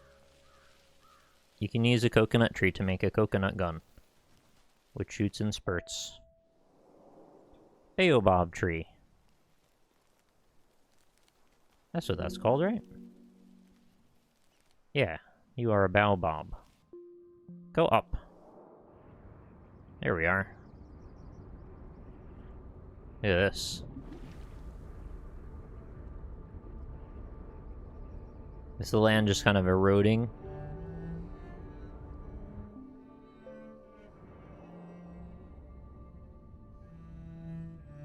And now suddenly we're a whole planet.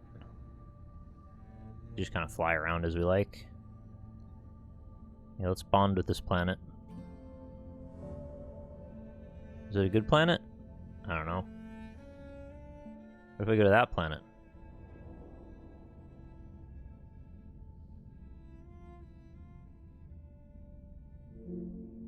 You are Ring Sand Planet. Added under planet. Okay, I'd like to go into that planet now, please. Okay. Oh, look at the camels. They're all doing a thing. I'm a tent?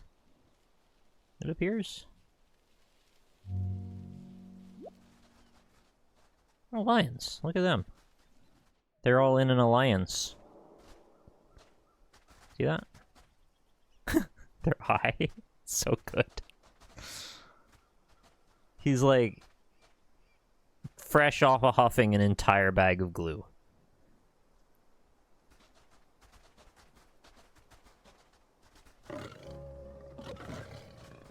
Added under animal, 1%. The milk percent. Well, one of the milk percents. Milk has several percents. What's over here? You want to talk to that? What there is. I don't know what I just did. You want me to play as this?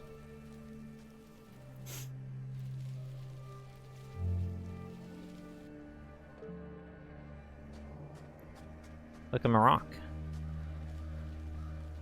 They see me rolling. They hate.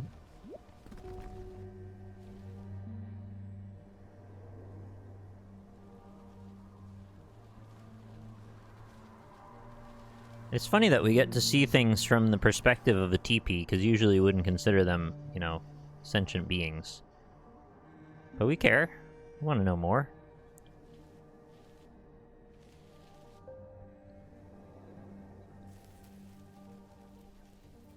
So I think I'm free to go a little deeper now.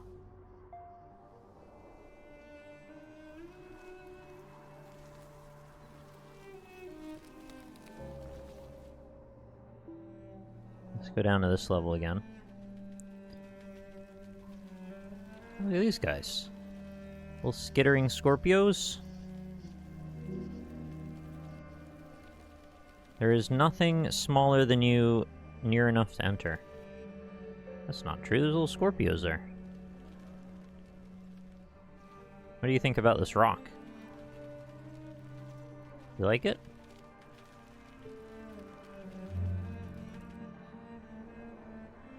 There we go.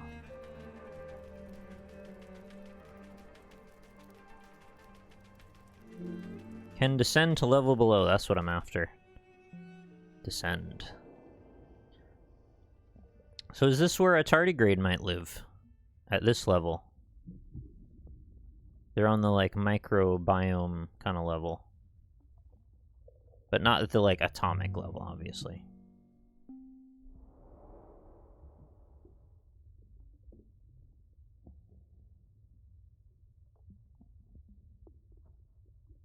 It's so surreal, the sounds that it gets to.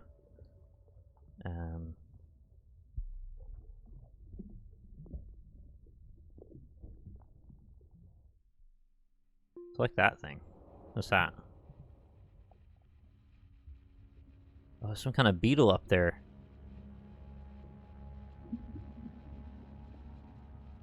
It's getting pretty small. You are Argon. Oh no, I think I want to be a little bigger than Argon. Thank you, though. What about this? Oh look, little hot dogs. Look at these weird little hot dogs. Morning Glory Pollen. Yeah, I think we want to stay around this scale.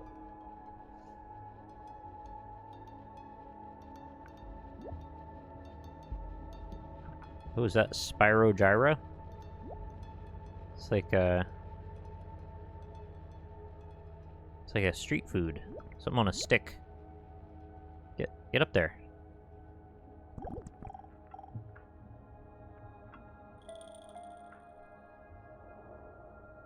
I don't have another look at it, that's all. Look at it spin.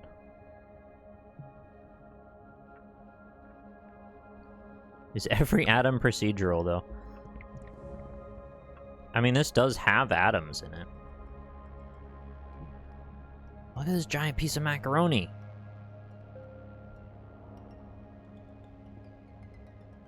Put a feather in his cap and called it that.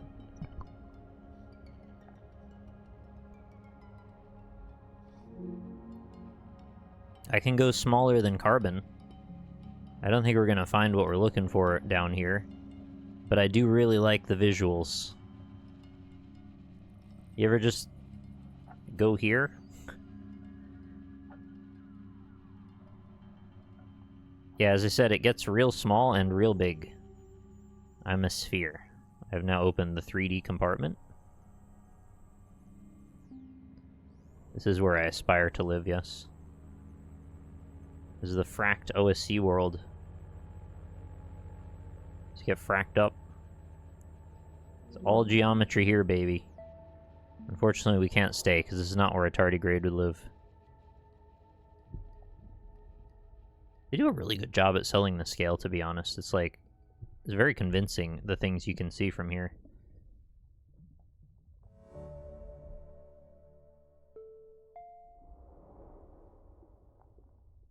Oh, who's that? Is it a flea? Or a tick or something? What is that? We'll go see in a minute.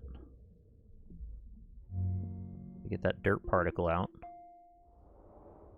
You can, I believe you can become a quark in this, yeah.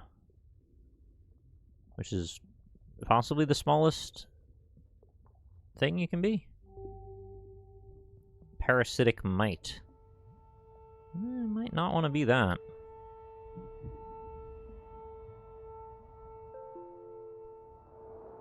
Oh no, I didn't mean to go up. Hey look, I'm on a grasshopper now.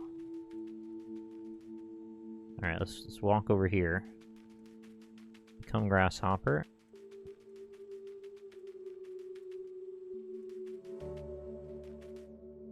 Go back down.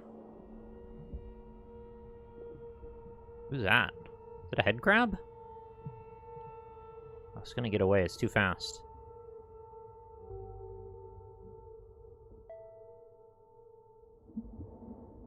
What is that? It's weird looking. I'm looking for Gordon Freeman. You're on the wrong subatomic scale. Dust mite. I guess you're not subatomic, to be fair. So you see now the realm of this challenge and how it could be surprisingly daunting. Like, I have no idea how to know where to find a tardigrade. Just have to hope.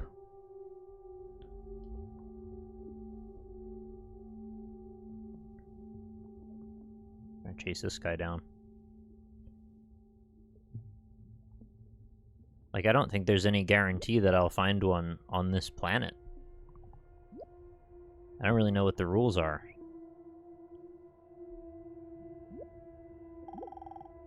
Life mostly involves going out and entangling yourself with others.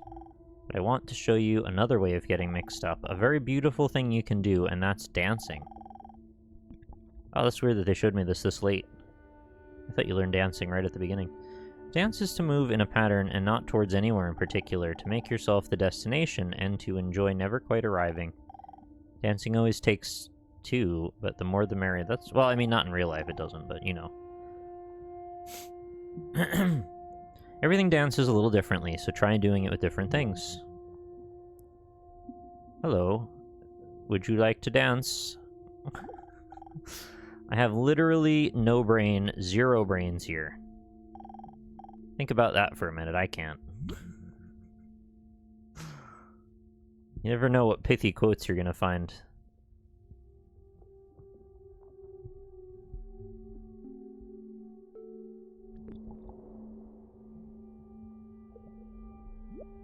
What is that? Some kind of seed? Do you? You dance real good?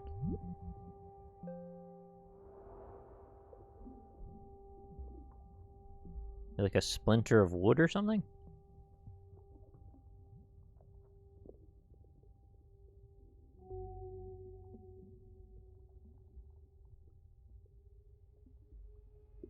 Okay, it really wants me to dance. I'm not really too worked up about dancing at the moment. I just want to look for a tardigrade. Don't believe it would be here. I think what I need to do is maybe back all the way out to a different planet and then try looking in a different one. I don't know if the stuff that's at this scale is the same, like, uniformly all over the planet or not.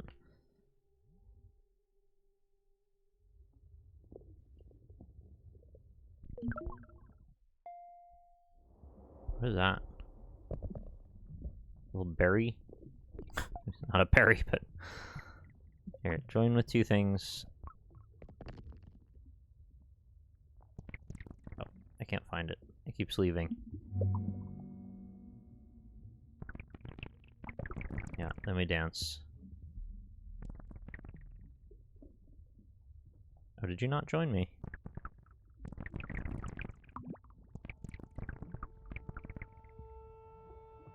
Yeah, dance.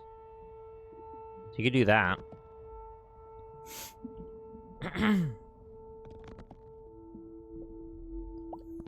Look, we made another one. That's pretty much how life works.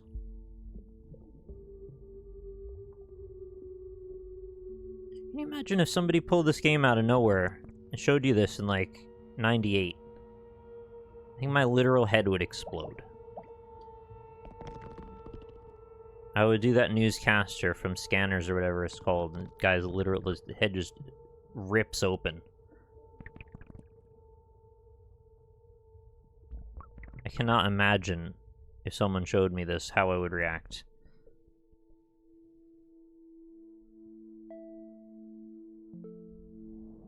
It's like a cool melon. You could be friends with more cool melons. We could travel together as a cool melon trio.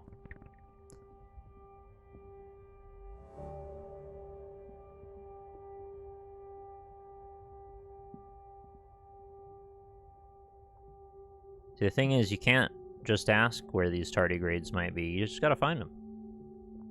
It's a real quest.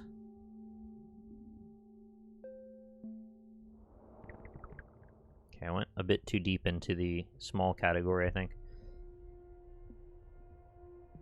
Look at this, I'm like a sunflower seed spaceship. Get me out of there. So we're gonna leave Grasshopperland. Back to Blade of Grass.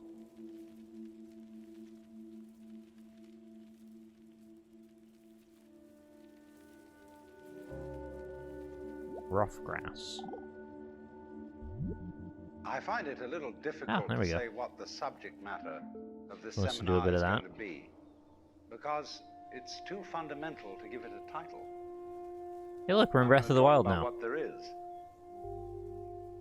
Now, the first thing, though, Look at these guys. that we have to do is to get our perspectives with some background about the basic ideas which influence our everyday common sense, our fundamental notions about what life is about.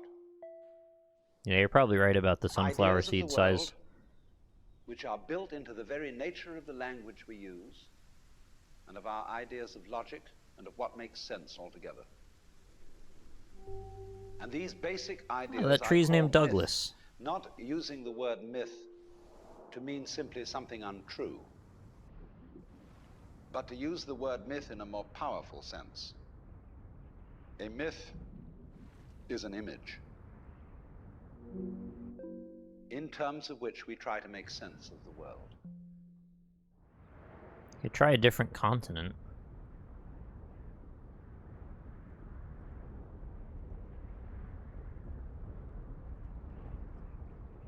Dance with continent? Yeah, I guess you could do the same with all of them. Merge them together, too.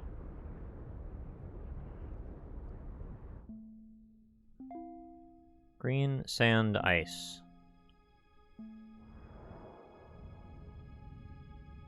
Where would I find a tardigrade, do you think?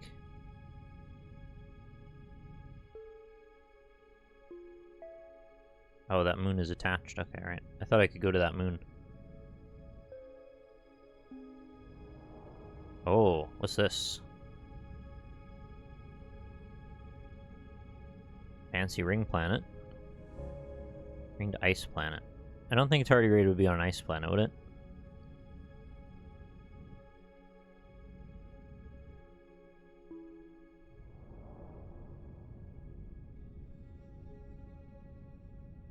They're known for being able to survive extreme... Right. You are, son.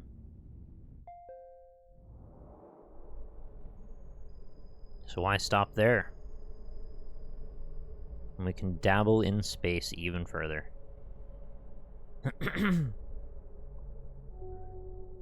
Bored by that galaxy? Well, you could just try a different one, or go bigger.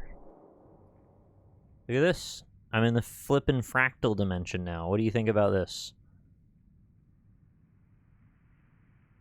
What's up now?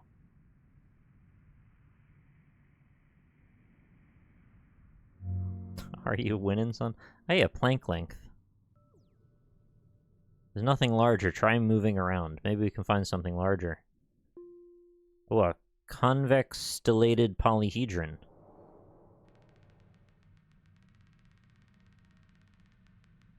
I'd had this idea a long time ago that the world wrapped around like a Mobius strip, and when things get big enough, they eventually become small again.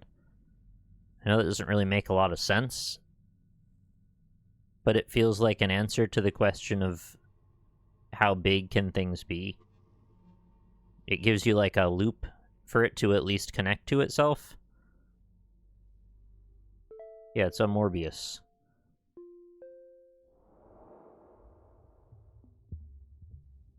It's like I wrapped around, and now I seem to be in the small dimension again. With all this cauliflower here to greet me. I'm helium. I'm a pill.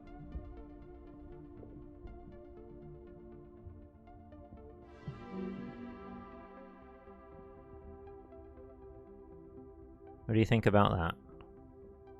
Do you think there's any chance that the world is in a perpetual loop? Who's there? What's that?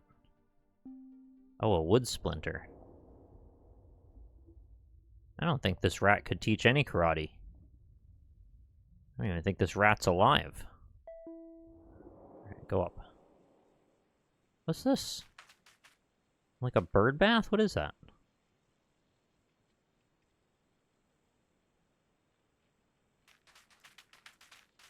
A little small for a bird bath. An acorn top? Old coin. Oh, I see.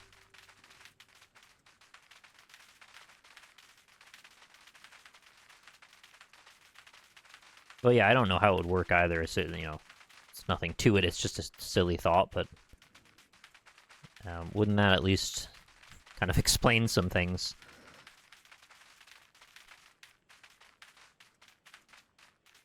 Is that a peach? It is a peach. Hey, it's a mushroom. What a nice group of things to have together.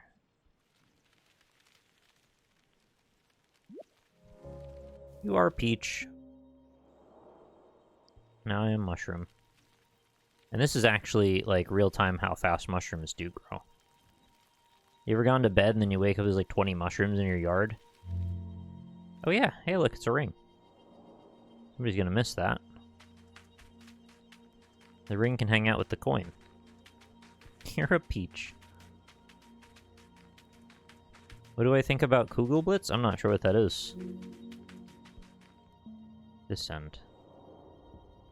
Can you dance with other rings and make baby rings? I don't know. Probably, yeah. I think it treats everything the same that way.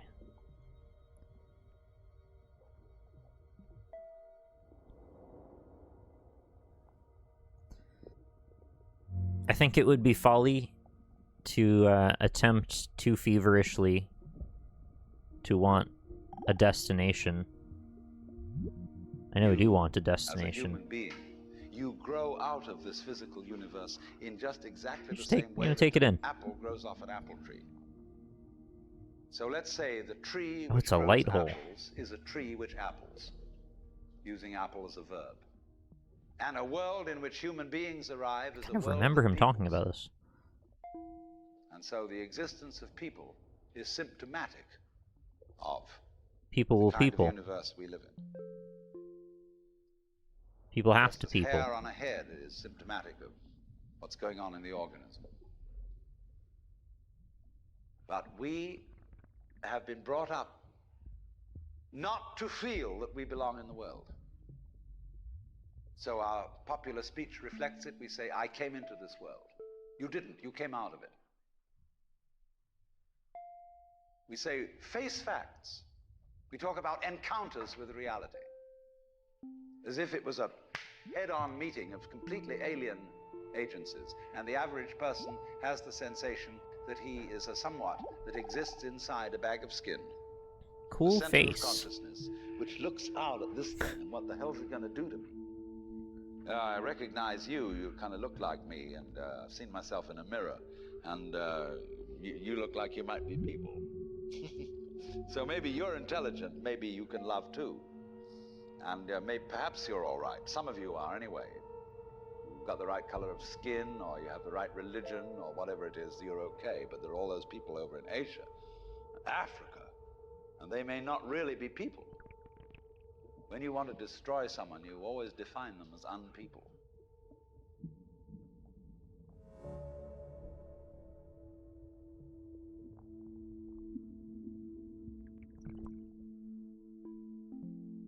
You probably get the idea that there's a lot of little poignant moments within this. But there is actually like a bit of momentum that happens at one point. I don't really recall what it is that triggers it, but maybe when you get to a certain point of discovery, or if you discover a certain particular thing, or if you talk to enough things, perhaps. There are... Eat me, I dare you. There are additional situations that occur that are not just meandering about.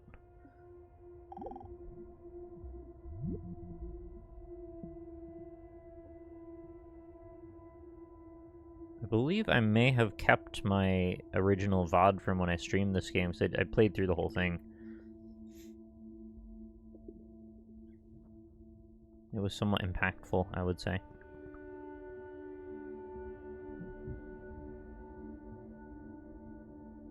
I mean, it's obviously not for everyone, and I completely grant that. It's, it's very abstract, it's very philosophical, it's very...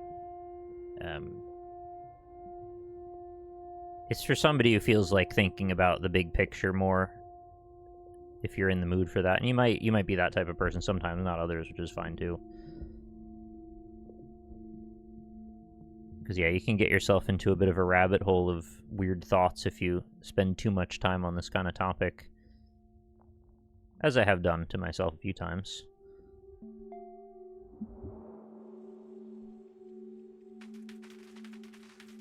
But if you do like to sit and think this stuff over, I think this is one of the few games that goes into it in a way that is relatively approachable. You know, being that it kind of approaches it from this simple play perspective of what would it be like to look at the world from this, or this, or this, and you just keep looking about at things, collecting them, as it were, just seeing where it takes you.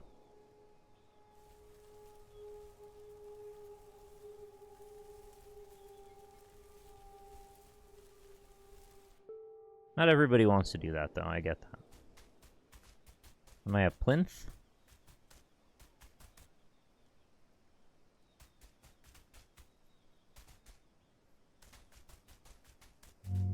Stone block. You can make a Tetris.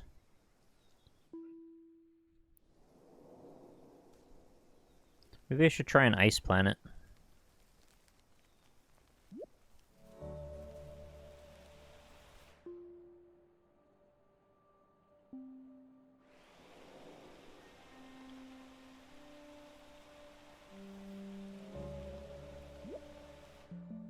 I sure am a juniper.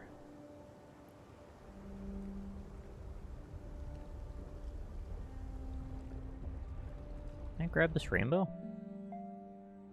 Oh, what's this? You're a rocky island?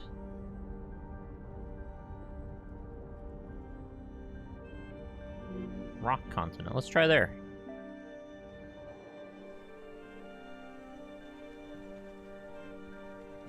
Yeah. Not super shocked to find rocks on a rock island. Oh, just ran over some cows or something.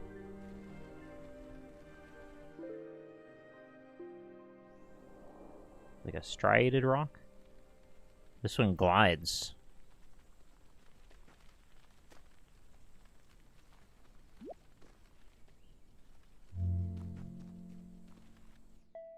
Layered rock.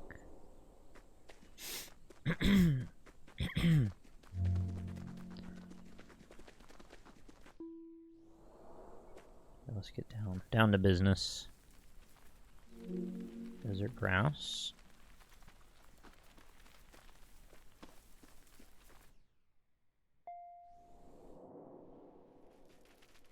Ooh, and some berries.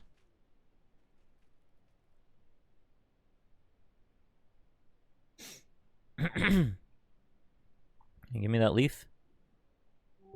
Thank you. Makes sense that you'd find the ants surrounding some berries. Ants just do that kind of thing. Sometimes you discover stuff that's like a little scene that you would actually find in nature.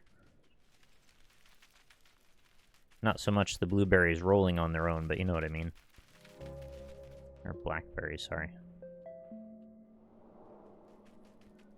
This is what it's like to be an ant. Yep, you don't have to keep reminding me about Join, I know. Look, we're a whole bunch of ants. This is how you get ants. Now we can go take all the blackberries away. Descend, please. Okay, what kind of creatures might we find here? Some more macaroni. What's that? Tiny potatoes.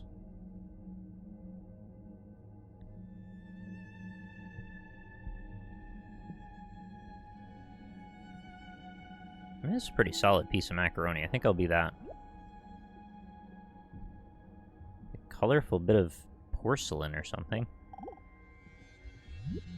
We have this hostility to the external world because of the superstition, the myth, the Sand. absolutely unfounded I always forget theory sand looked weird like that. that you yourself exist only inside your skin. Now, I want to propose another idea altogether. Billions of years ago, you were a big bang. But now you're a complicated human being. But so we define ourselves as being only that. If you think that you are only inside your skin, you define yourself as one very complicated little curlicue, way out on the edge of that explosion, way out in space and way out in time. It's great. Every time he brings up a new topic, there's like And then we immediately cut 5 ourselves topics to branch off of and that don't into. feel that we're still the Big Bang. It's really fun. But you are. Depends how you define We're just another ripple of it, you know? We're a continuation of that same chain. If this is the way things started, if there was a Big Bang in the beginning, you're not something that is a result of the Big Bang. Hey, Alexander, isn't it great? You're not something that... We're looking for a tardigrade. That's the win condition to this challenge. On the end of the process. You are still the process. Should we go in smaller than a grain of sand? You are the Big Bang, the original force of the universe coming on as whoever you are.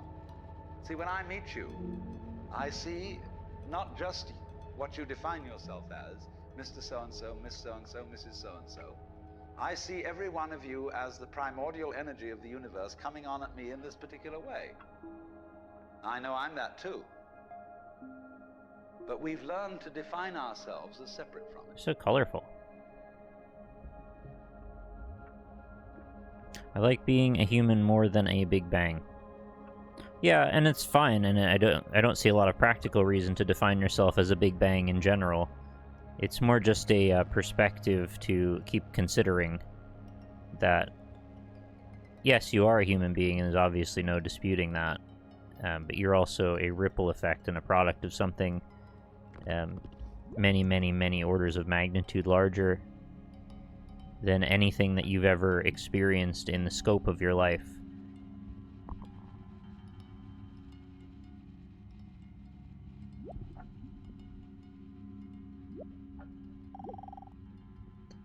Thoughts are the friction between things and other things. Yeah, that's right, isn't it? Thoughts would never exist if everything thought it was the same thing. As you go around listening to things, their thoughts will make impressions on your mind. When you go out and experience life, you'll have your own thoughts, and they will reflect the things you've listened to and absorbed. Give thinking a go, just try not to take it too seriously.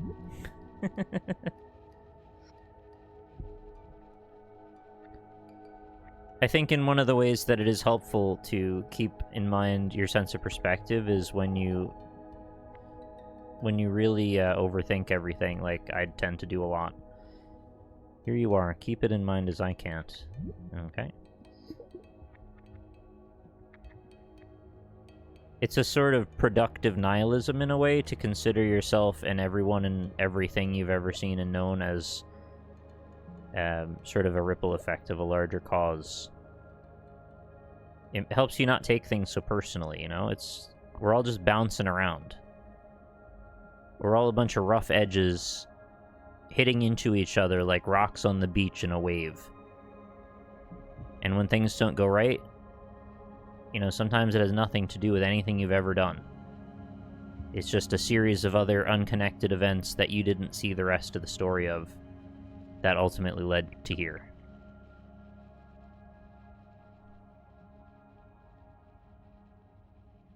I mean, not everyone has use for that particular style of tool, but I think some of the people that do have use for it might have a lot of use for it. And it's also hard to, you know, reorient yourself around big picture thinking when you're so stuck in small picture. Like, you've really trained yourself sometimes into that. I don't think we need to be down here.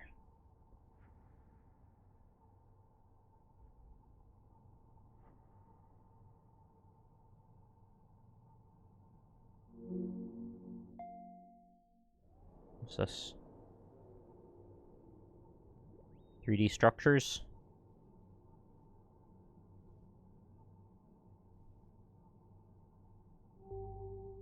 Oh yeah, an irregular nested structure, of course. How could I not tell?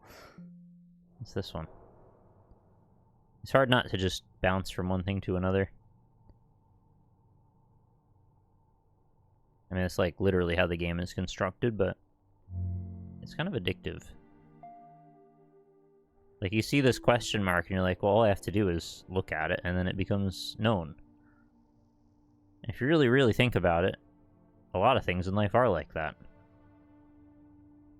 We just choose to filter out a lot of it because we see so much of it as desirably noise. We want things to be unknown to us because it helps us focus on the things we do want to know with greater specificity. And so a lot of our ignorance is self-imposed simply because we don't want to allocate time or energy to dealing with those things. And I say that as someone who's highly guilty of that same... it's not even something to be guilty of, it's just human nature, we just do that. You are a feedback sphere. I suppose I am. I have to work on that. No, I want to go up, please. I need to go up.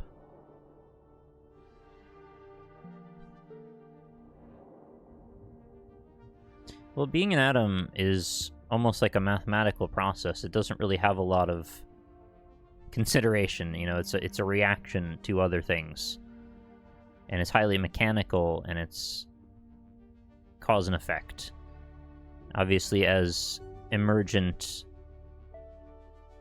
mind details begin to occur at higher levels of order, that information causes that thought friction that we were referring to in the seminar a minute ago, in the speech monologue. So it's like very uncomplicated to be an atom. You're just always doing the only thing that makes sense for the atom to do at the time. It's once you start getting options that it gets complicated.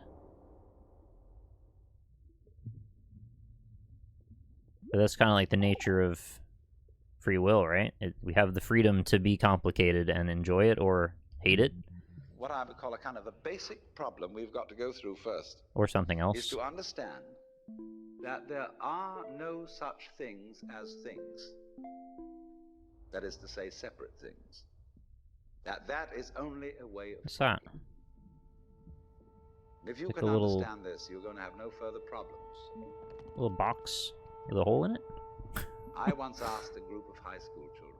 Oh, it's probably like little fossils. And first of all, they gave me all sorts of synonyms. They said No, it's I an want object. to go look at that. Which is simply another word for a thing. It doesn't tell you anything about what you mean by a thing. That thing. Finally, a very smart Oh yeah, it's girl not a thing, sorry. who was in the group said a thing is a noun. And she was quite right. A noun isn't a part of nature, it's a part of speech. There are no nouns in the physical world. There are no separate things in the physical world. What's that? See, the physical world is wiggle. Goopy intestines. The clouds, mountains, trees, people. I don't like those. They're very creepy. Are all wiggly. And only when human beings get working at things, they build buildings in straight lines. Oh, mitochondrion. Try and make out that the world isn't really wiggly. But Isn't that here, the powerhouse of the cell? In this room, all built on straight lines, but each one of us is as wiggly as all get out. We are wiggly as all get out. I've said that about a dog before. What's this little thing? Oh, it's not a thing. Keep forgetting.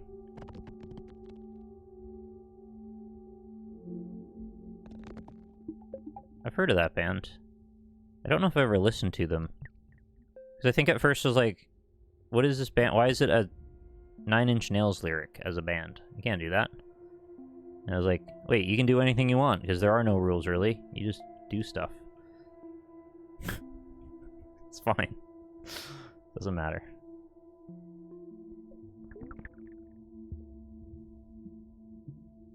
Also, it was Starfucker Incorporated. And also it was plural. This dot is too small.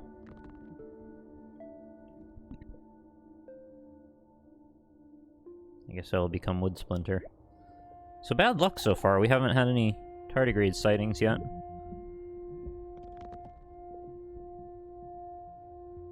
I mean, I feel like we're gonna see one right at this scale, right? This seems right. around pollen. Or is it even smaller? Like, I don't know how big a tardigrade is. Is it smaller than a splinter of wood? I think it would be, right? It would be.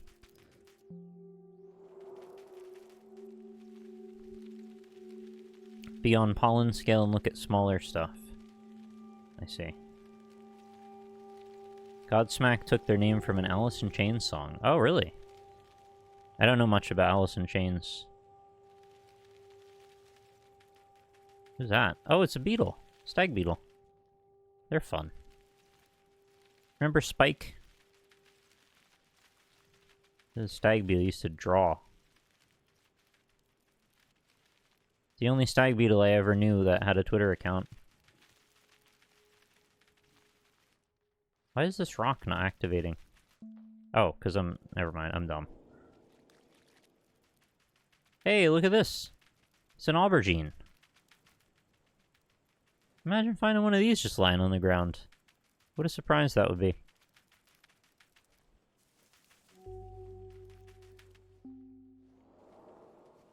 That's fun. Just roll and roll and roll. Roll and roll into the lake. It's really more of a puddle. I want to be with my people. The mushrooms. It makes you wonder how many other stag beetles have Twitter accounts but don't advertise that they're stag beetle. I know, right?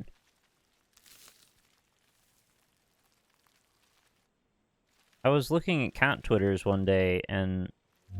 Oh, look, a friend. One of the cats said that they're actually not a cat, and I was like, what do you mean? I'm not talking to a real cat this whole time? This is false advertising. It's illegal on the internet. You're not allowed to do that. And, for some reason, all those cats started liking my tweet, and I was like, not sure why. I don't know why a cat would misrepresent itself. Or why anyone would lie on the internet. I don't think you can do that. Who's that? That has a tardigrade-like form. Could it be? I think it is. Oh shit, it is! Victory is achieved! Just like that.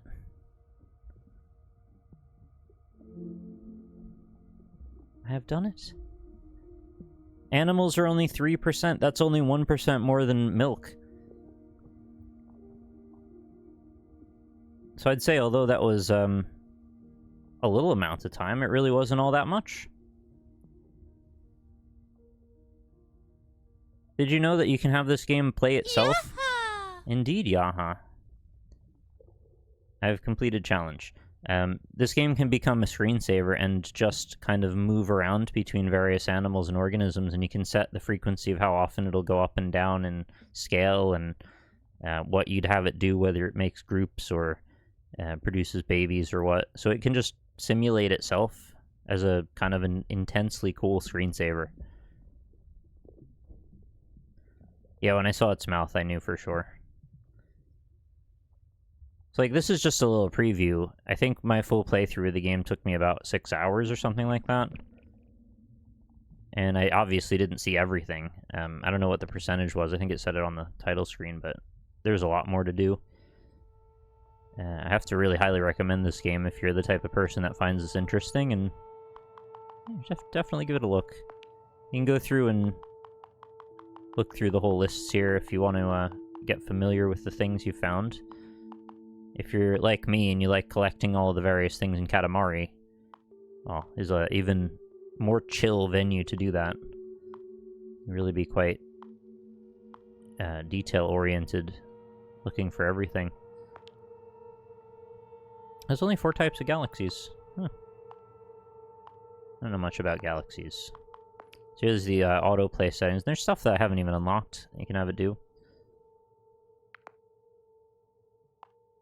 Oh, I was thinking of reduced fat milk. That's when I said 2%. And yeah, I didn't think about full fat milk being 3.5. That's actually, so it's less.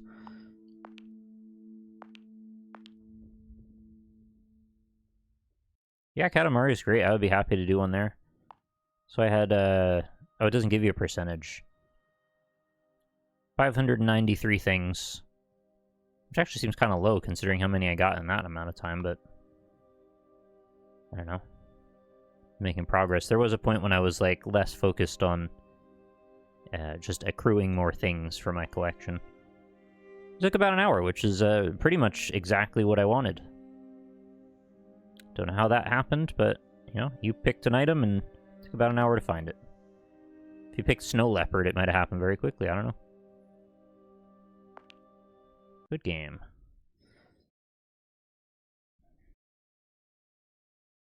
Okay, back to here.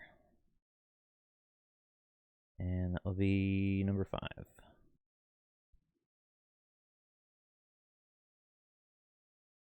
I'm assuming we'll go to Dorfromantik then.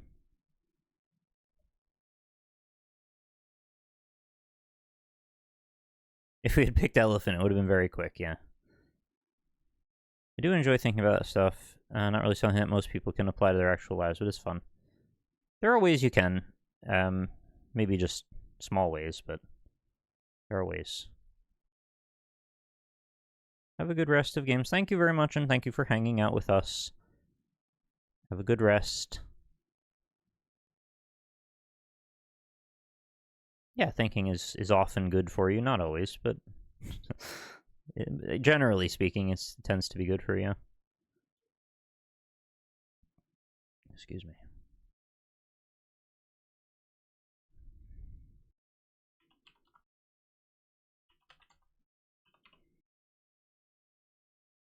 I find that switching between all these games actually really helps the time go fast. Like, I've hardly noticed any tedium. We've always been focused on something changing and happening and never been bored at all.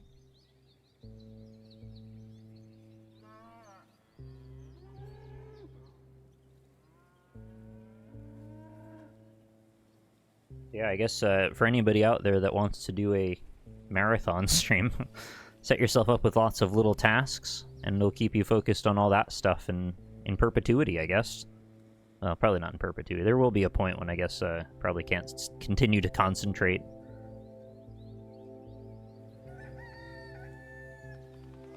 I don't know, bottom left?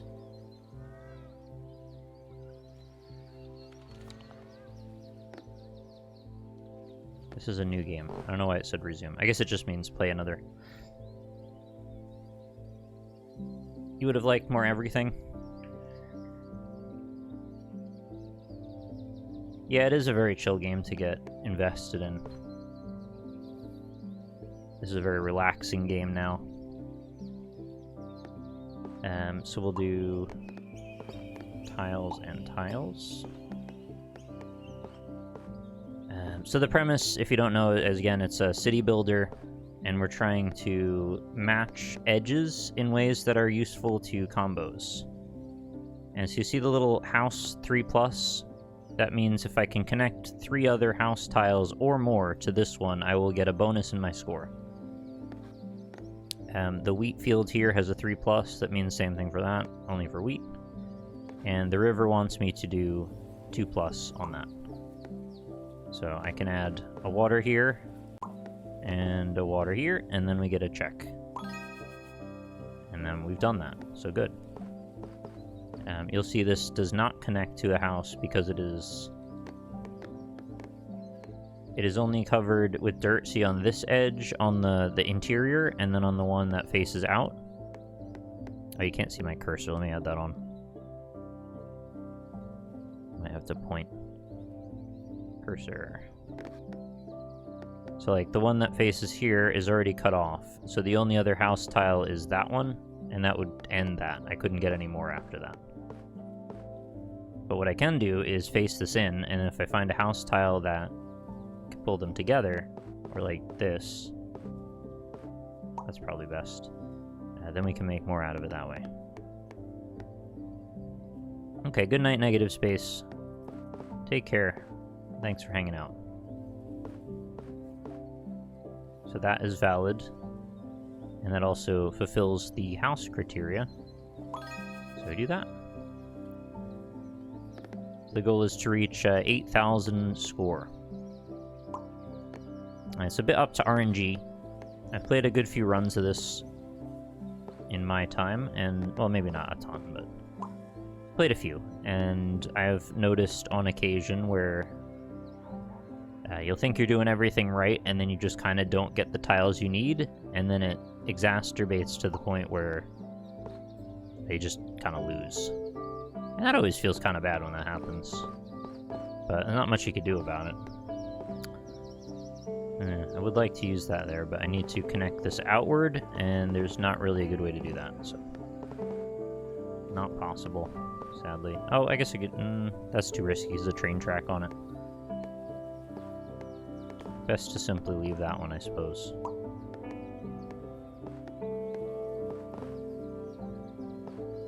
Do that.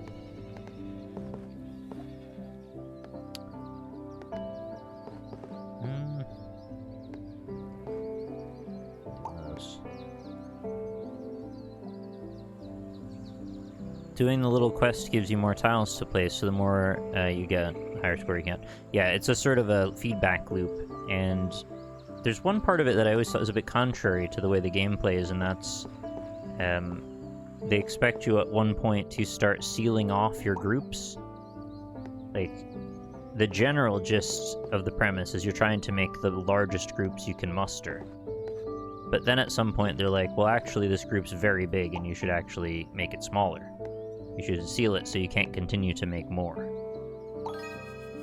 And that's fine, but it also just feels like it runs a little contrary to the vast building of tile groups.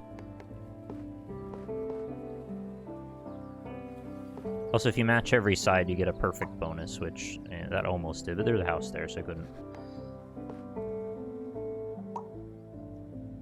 And that's kind of what you do in this game. It's mostly quite chill. You just, like, place stuff and think about your strategy.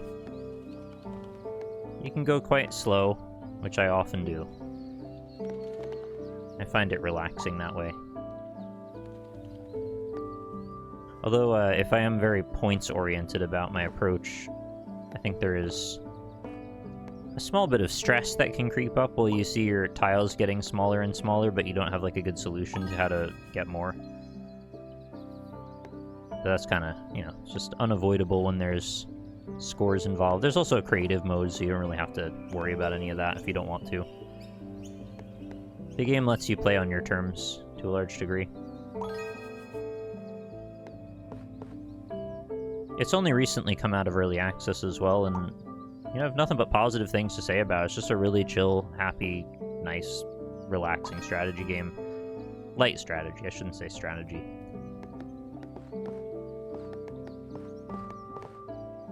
There's also unlockable stuff. As you zoom the scale of the map out more, you'll start to find these, like, secret tiles. I think I'm too far from any of them at the moment. But you'll find ones that'll, like, have a ghostly outline to them, and if you build your way over to those tiles, then you can unlock new features. There's also, like, achievement-style features that open from playing the game quite a bit. And I haven't actually gotten a ton of those yet. So there's probably quite a lot I don't know about this still. 8,000 would be the target goal. Now, that sounds like not that many, or that much of a score, but in a number of runs that I've played of this, I find that they can often stagnate around 6 or 7, and I felt like this was just a pretty attainable, decent run. But definitely not guaranteed. When I have ones that don't go super well, yeah, I tend to putter out a little earlier than that.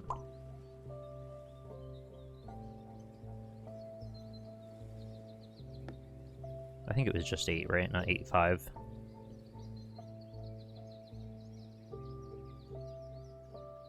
Yeah, just 8. Just 8. The sequel to Just Eat. You had your lunch. Now do something else. That's their motto. It's a very strange company. I don't really know what they're trying to do.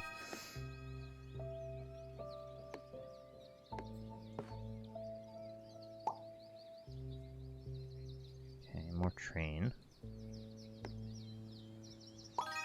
Well, that's exactly one more train, so I can't... There's no plus next to it, so you have to hit exactly one more train. If you mouse over, it even tells you. Isn't that lovely?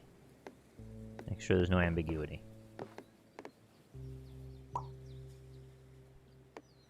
Just Eat is kind of a menacing cyberpunk dystopia name. I never thought about it that way, but it does sound a bit like they're demanding something of you, which, you know, you don't really want companies making demands. You didn't ask for this. You just wanted your food. I don't want to seal that. I think we've only got 2 edges there, yeah. That side and that side. Well, I don't know. I think I can get away with it.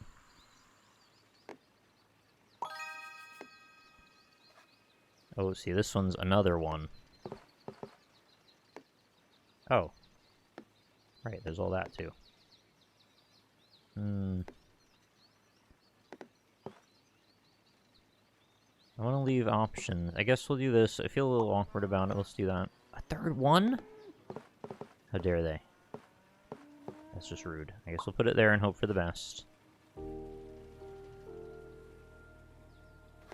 There's our one train.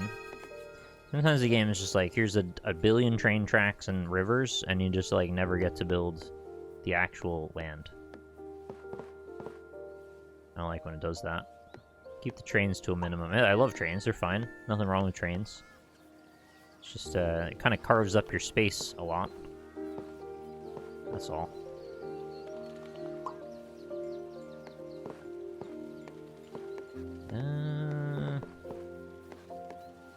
I think we're just gonna leave that one off.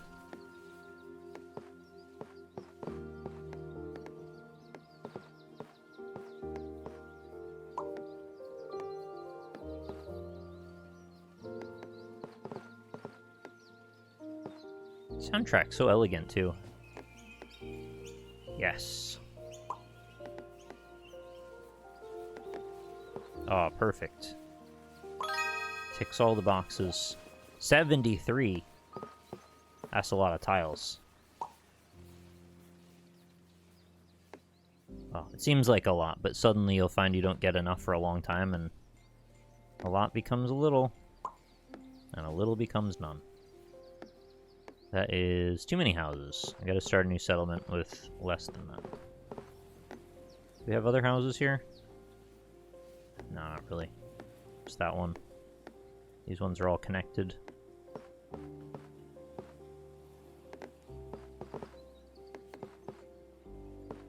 We do that, and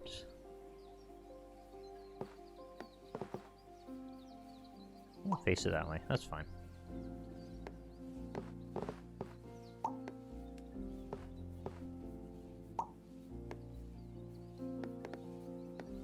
Another damn train track already. Ooh, full lake. I wish I'd get more ocean tokens. I know, I agree. I want to be able to make coastlines. It's a strange thing to be upset about, isn't it? But I completely agree. Alright, so there's one of those flags. These are the indication that they want you to close off a group. When you start seeing a bunch of these, I guess the more flags you get, the better, and then you seal them off, and then you get credit for those. I believe that is how you're meant to play, and I always do it wrong. So they want me to seal off the train track there as well.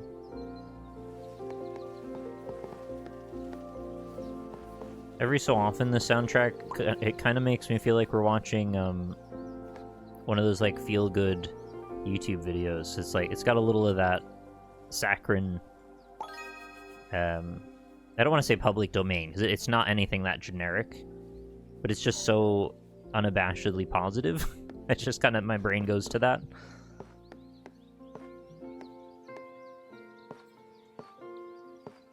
Let's face it out, sure. You can use rivers to make teeny islands, which helps at least. I agree, yes. You end up with these crazy mishmashes of, like, swampy areas and stuff. Definitely get that in there.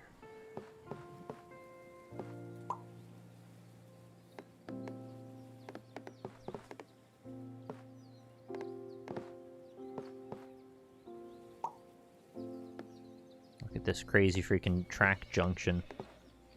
I hate this tile. This is like one of my least favorite tiles. I was calling these like the spiders of death. They just exist to make your life hell.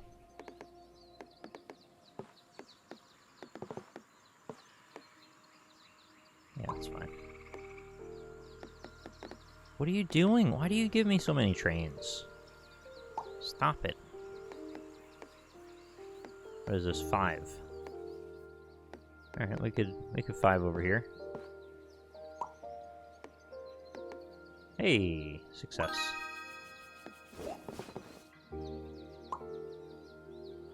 Already got 2 flags. That's not bad.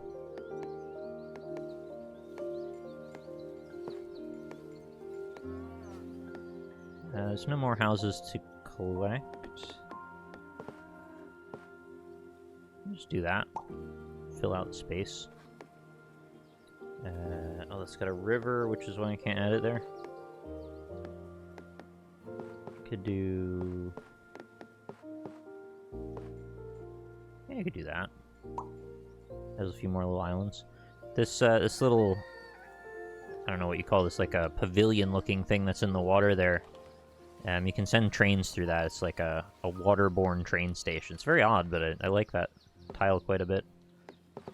It's got personality.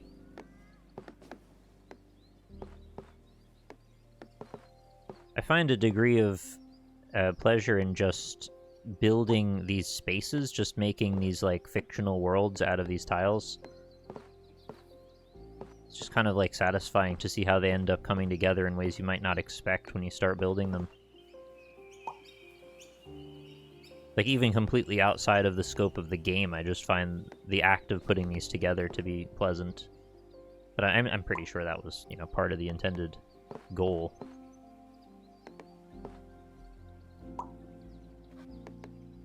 Look at this freaking train world. It's so weird. It just always wants to sprawl all over your map. This is like the enemy. This is your bad guy that you've got to fight back against the train sprawl. It's like the spreading of industrial society. Oh, I can't put those there. I gotta seal off these wheat fields properly. What am I thinking? The unabashed horror. A little river action, maybe? I don't want to go that way. See, I'm hemming myself in now if I do one of these. Because I might not be able to take that out. I think that's better, actually, to do that.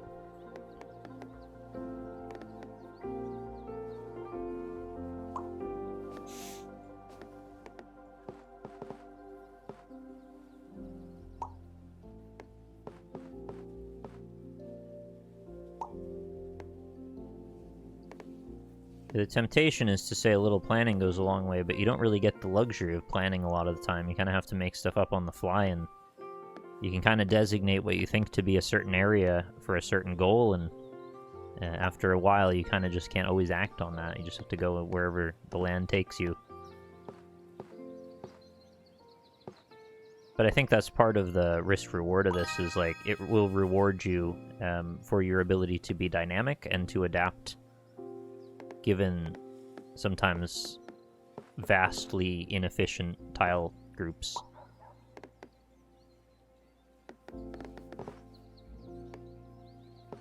And then there's another level of it where it's like, maybe just don't even worry too much about it. Like, it's meant to be soothing, and like, if you lose, it's just a number. I was playing Hard Space and had the stream open the other monitor. Somehow that made a time anomaly and it became 4 a.m. Well, I'm sorry you lost all your time into the time hole, but I am glad and comforted to hear that the stream has kept you occupied for such a long time. So long as that's, you know, like, okay. As long as it, like, didn't cause you any grief. Do we have any trees open? Not a one. Well, we'll set up trees for this area then.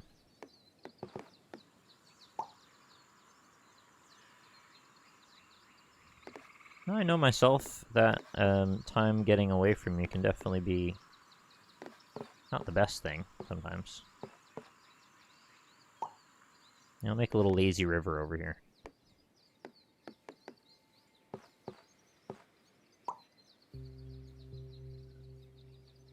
I started watching Matthew Mitosis, or, is it Mitosis or Matosis? You know, the Irish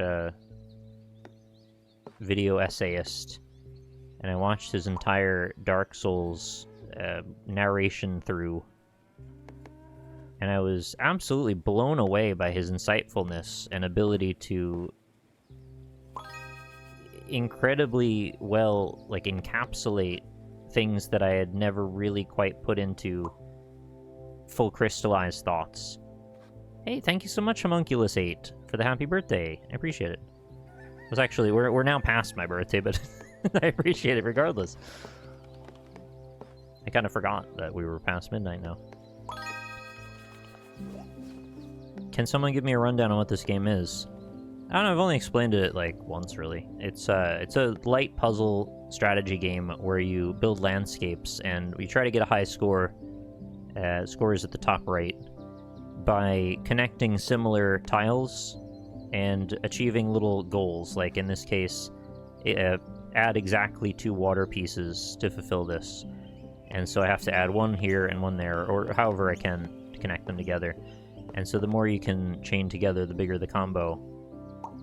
And you have to keep... Oh, nice. You have to keep in mind this is the amount of tiles you have left. In this case, 69. Wait, why is there an undo button? I didn't know you had that. And you get more tiles by fulfilling these goals. So it's always like a perpetual loop of achieve goals, get points, get new tiles, achieve goals. And you always want to be achieving more goals than you are outputting tiles. Matthew's The Lost Soul Arts of Demon Souls video is the best Souls video in existence. I did come to that conclusion pretty quickly that he might be the best at explaining what it is that's good about Dark Souls than anyone else I've ever seen.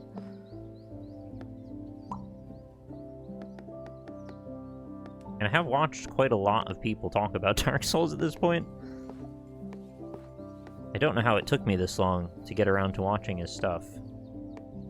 Honestly, it shouldn't have.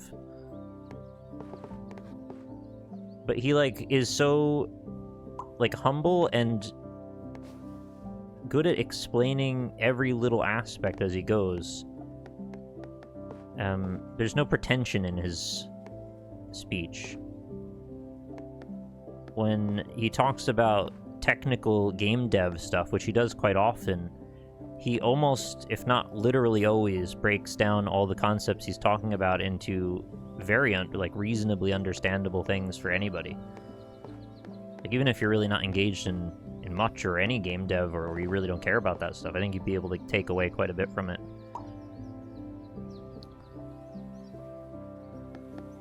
And even, you know, someone like myself who's spent countless hours thinking and talking about the series, I still learned a lot from him.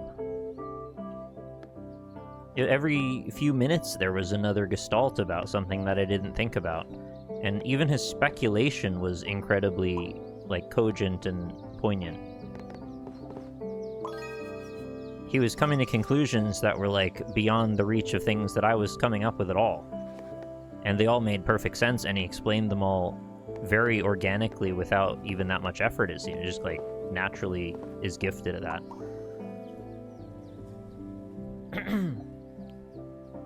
So yeah, if you're a Souls person and you haven't watched Matthew Mitosis, you should probably do that. You might find yourself quite enlightened by it.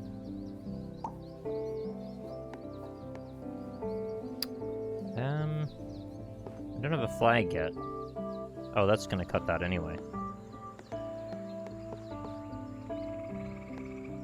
Maybe that's okay. Maybe we'll just seal that off.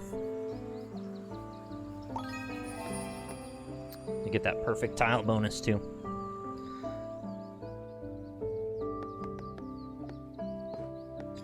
I also watched his Skyward Sword video, which he's very charitable in cases. I mean, he had like an appropriate level of even-handedness about it. which I tend to go a bit hard sometimes. And probably the style of discourse that he brings is a lot more reasonable than what I would get into. Like, I'd say things like, the game is just not... It's not up to snuff in a lot of ways. But he'll, like, really get down into it, and... Well, obviously I'd want to support when I say something like that with a lot more than just to say that and assert it, but... Anyway, he went through a lot of factors about it. What decides where the open spots are for placing a tile? For the most part, you can place a tile next to anything unless it has specific conditions, like if it's a water or a train tile. Those ones have to be next to other water or train tiles. So you'll see, since I'm just using a regular land tile here, which it's got 2 houses on it, which have 2 sides with houses. The rest is all grass. I can place this along any adjacent tile other than you'll see there's no one here because that is a water edge. Over here, water edge. Over here, train edge. And then when you get a train or a water tile, it's the inverse of that. So you would only be able to place them next to those correct adjacent tiles.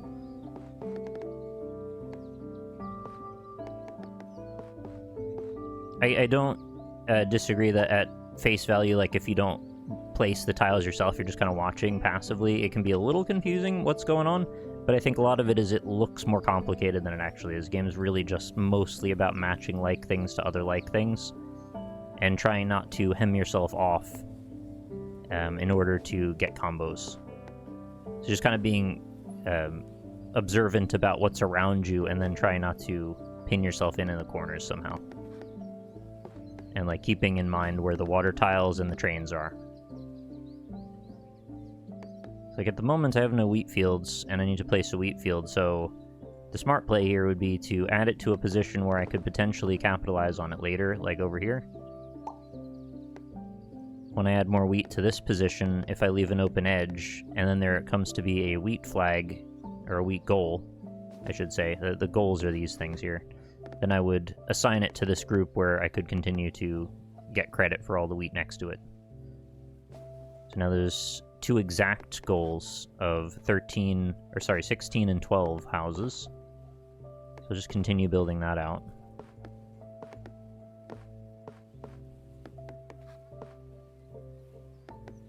I think I'll do it like that. Does that all make sense?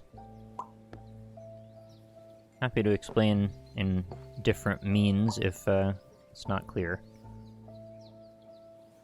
You can also zoom in more, by the way. You don't have to stay out of that perspective, and you can zoom out even more, and you can rotate around. So you see now that I'm on a train track tile, all we've got is train options. And, yeah, it's got this nasty cross one. Don't like that one at all.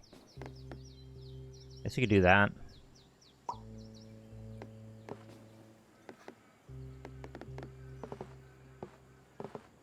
The water is nicely dynamic in that it'll shift. So long as you've got, like, the right edge, it'll reorient what the water looks like, so it makes sense. Oh, there's one of those ghost tiles I was talking about. If we build out to here, we'll get something new. Yeah, no worries. Guess we'll do that. That's, almost a perfect. It's just 1 wheat on one side is not right.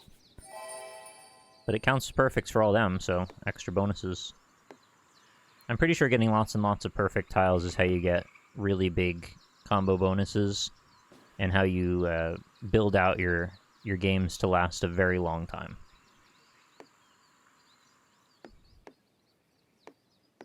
Because generally speaking, I don't think I've had high scores much higher than 8. I think I've had one that might have been a little bit, but not much.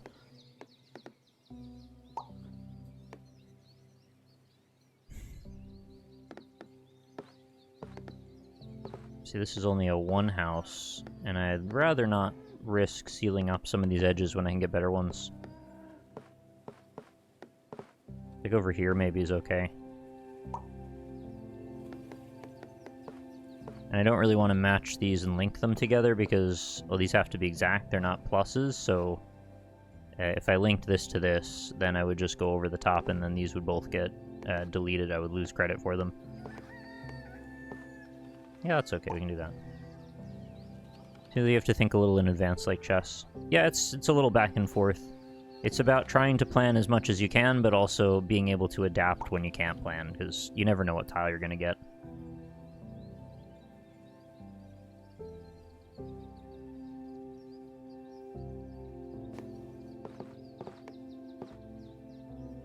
You get very strange water shapes sometimes. Speaking of the shape of water.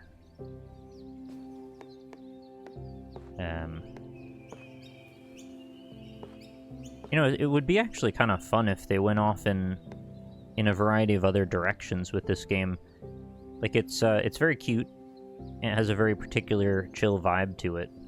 But wouldn't it be fun if they did, like, a Halloween-themed set where all the tiles... I know I'm adding, like, ridiculous amounts of work to suggest such a thing, and I don't actually expect anyone to ever do it. But having there be, you know, different archetypes other than, you know, wheat, grass, houses, train track. You get what I mean. Like, it almost doesn't matter what they are, as long as they all connect together. That's all that's really important. So you could make that into some very interesting and odd permutations if you were interested in doing so. Maybe I'll do... no, just do that.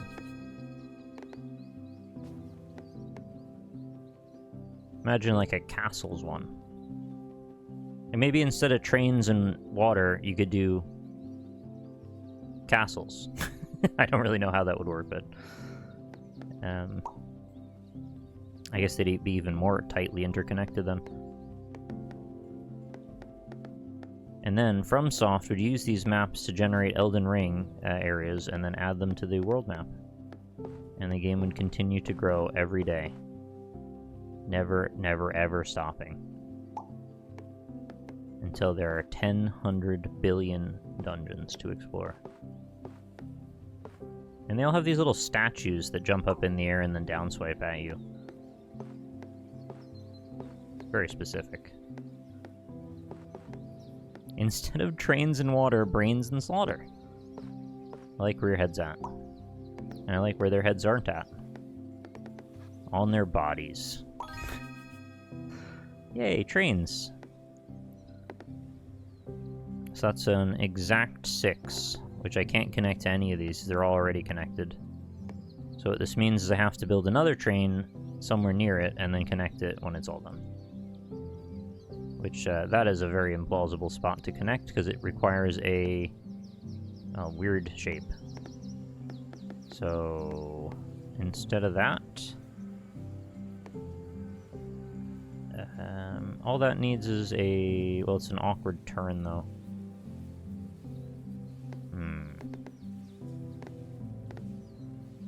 don't know where a good place for this would be. It's one of those don't overthink it scenarios, isn't it? Maybe just do... no, that's going to connect on either side.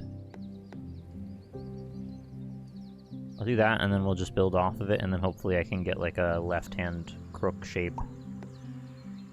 If I can't, I can't.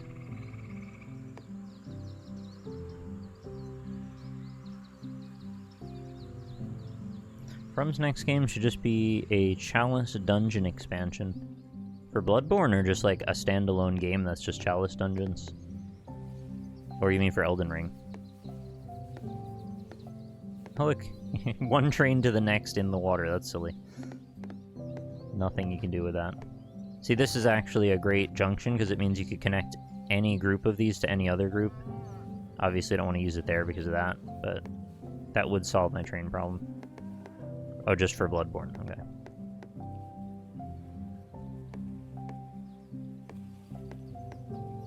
Do you think they're going to do the old Bloodborne expansion? Or, sorry, not Bloodborne expansion, the Bloodborne port? I wish I could hold this tile for later. They just keep coming out with more rumors and more rumors and more rumors. It's been years of them doing that. Still don't know anything concrete. As I said on Twitter, it's like, I just want them to release the damn port so we can, like, talk about something else. It's a bit like PT in that way. It's all well and good, but like the speculation and banter and discourse about it's like more prevalent than anything to do with the actual game itself. I just want to fill in that blank tile. They'd be fools not to, but they probably are fools. I don't know what's kept them all this time. Is the exclusivity really that big of a deal? I mean, they know as well as anybody, and now they've demonstrated multiple times for themselves that each time they release one of those ports, it's freaking payday for them. Who didn't want God of War to come to PC, right? It's like a great thing. Everybody loves it. So long as the port's decent, which as far as I know, the God of War one is fine. There's nothing really bad about doing that. And now they're porting Spider-Man, which is great news. Spider-Man's a very fun game. Happy to hear they're doing that. A little bit surprised to find that out, but not like that surprised since they've started to make a trend of it. Days Gone as well came to PC, as it probably should have. I have to say the initial PS4 not Pro console edition of that game in particular was rough. It did not run very well at all. Okay, so set myself up a bit here. I have to make sure I just get... Oh, is there even one? No, I think I screwed myself. I have to pick one or the other now. Oh, wait. Oh, that's not connected there. Yeah, see, I let my attention drop a little bit. Hey, thanks so much, Durst, in the win for the Twitch Prime. 47 months, and the happy birthday wish. Much appreciated. I still got 26 freaking hours on the clock. No wild ride. What's it been now? 15 hours? Not bad.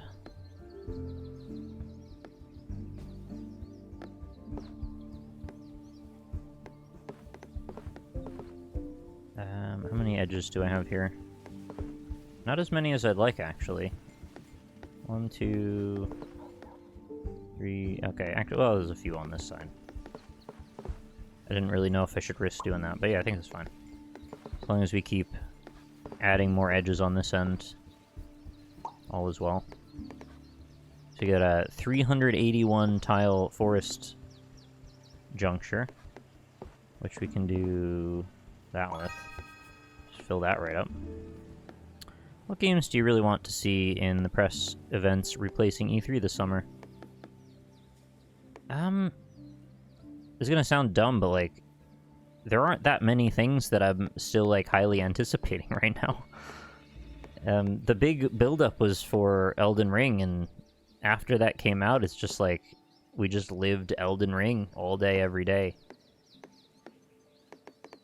I mean, I'm sure there's a few things here and there, I'm just, like, not thinking of them the way that there was this monolithic presence, like this endless shadow cast over the whole industry of, when does Elden Ring come out?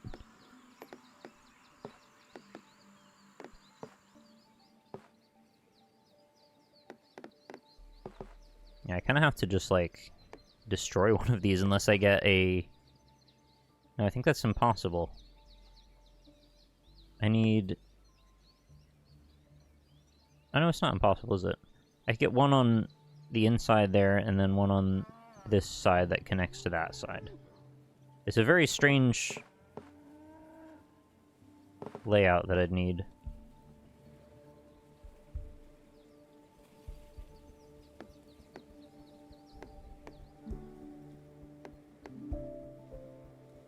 Oh wait, since this is wrapped around here, it's actually maybe not as bad as it. I thought these were two separate, not connected ones for some reason. I just need to get exactly one. Oh wait, that lies... In there lies the problem. I can't get both one to fulfill that, and also leave it open for the next one. Yeah, Stray, I definitely do want to play Stray. And I very likely will. So long as there's not, like, cat violence. I mean, I'm a little worried. I don't know, there might be. You might say it's a bit silly, but I really struggle to look at images of animal violence And I know that conflict is, like, completely natural to find in a game, so I'm not going to be, like, shocked or, you know, that really surprised. It's just, if they do it in a certain way that I can deal with, then I guess that's fine.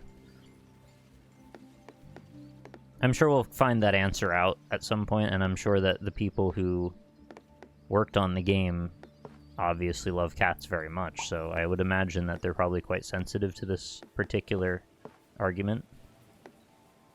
And they probably did what they could to find a way around that. Okay, what's this weird house configuration? Can I use this somehow? Yeah, no, this is untenable. I think the only thing I can do here is either destroy the 38 or destroy the 1. And so I think I'd rather have the payoff sooner rather than later, which means I'll just get a house that's a one-sided tile, and I'll just get that one.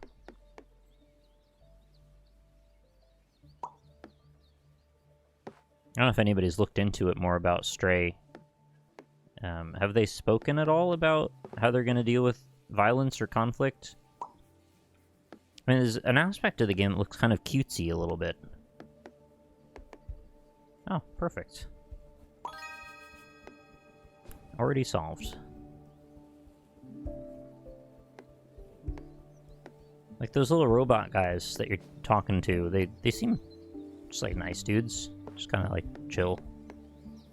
But then there's little scary things that the cat might get upset with, so I don't know. Yep, there's actually a couple secret tiles over here and then one over there. I should probably try and build to that, because they tend to be quite nice. Do we have any wheat? No wheat open.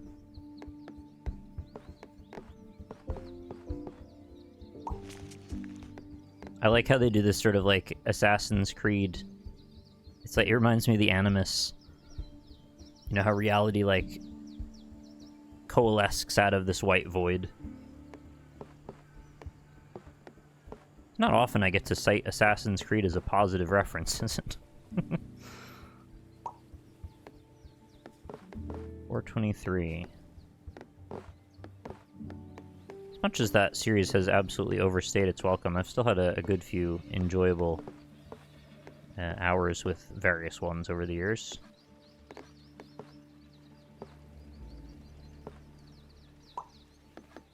Still haven't played the newest one at all.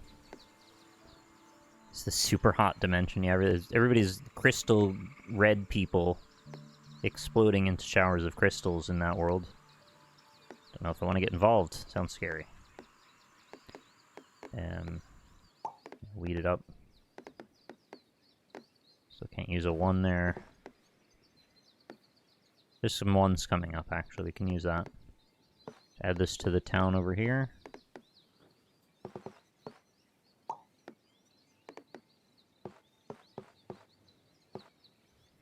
Yeah, see, that's what I was talking about.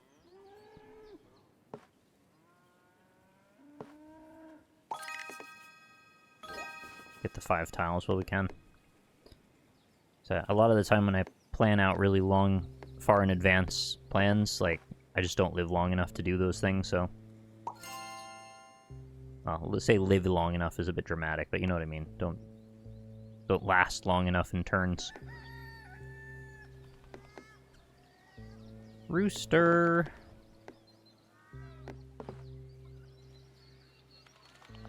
It's so weird how I'm like, I mostly feel fine right now, but most days I simply can't. I was taking a bit of a risk coming in doing this because I didn't know if like my body would be able to just deal with streaming for hours and hours. But for some reason, making it into sort of a celebration, like changing the whole vibe around the whole thing, I don't know, it just like works now. I'm as confused as anybody about why I'm able to still be fine. It doesn't really map with my understanding of how I can usually behave for many hours. I don't get it. I'm like genuinely confused as to why I feel fine right now. I shouldn't feel fine, and if I was doing mostly anything else, I would not be okay right now, but I'm totally fine. Yeah, I mean, it's something I really need to figure out, because it's like, it's quite important that I be able to do my job all the time. Did I just... No, okay, I wrapped it around. I thought I just did something really dumb. No, it's okay. No, I know there is a point where even if I'm still feeling okay, I should probably, for the sake of, like, best practices, give myself a break. Because I might go from feeling very fine to, like, suddenly not. I don't know when that would be, but, you know, I said somewhere around 24 hours. That's probably well long enough after most people would consider reasonable.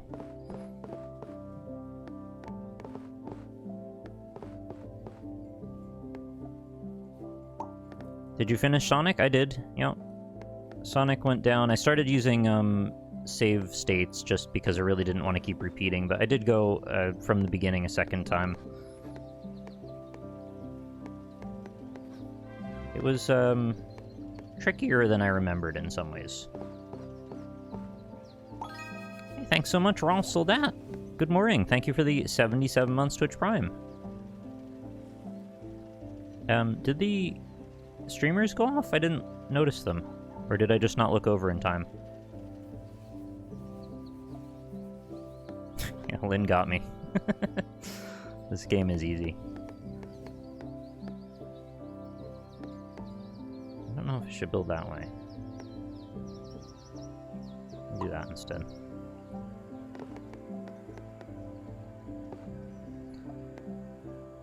I got 2 flags. Should wait until we get 6 and make a theme park. Do people make theme parkas? That would be fun. What theme's your parka? Oh, mine's like circus-themed parka.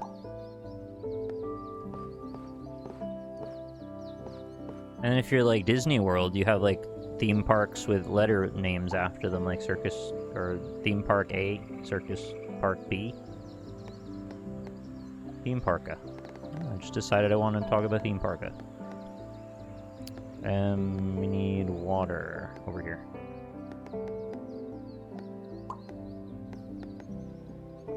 Rapid water rehydration. Without representation.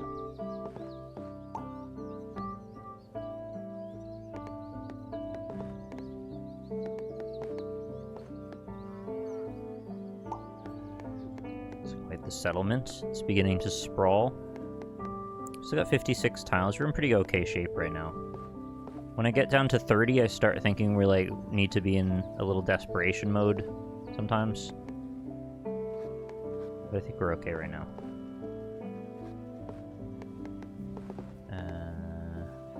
All those edges terminate outward.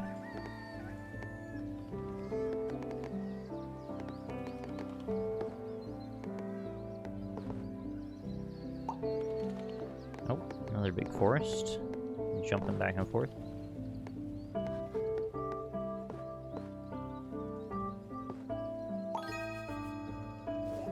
Okay. Goal is 8,000.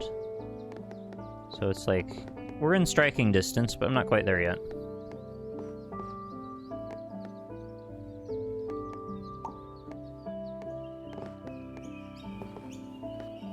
Wheatfield. Wheatfield with a number attached. Exactly 23.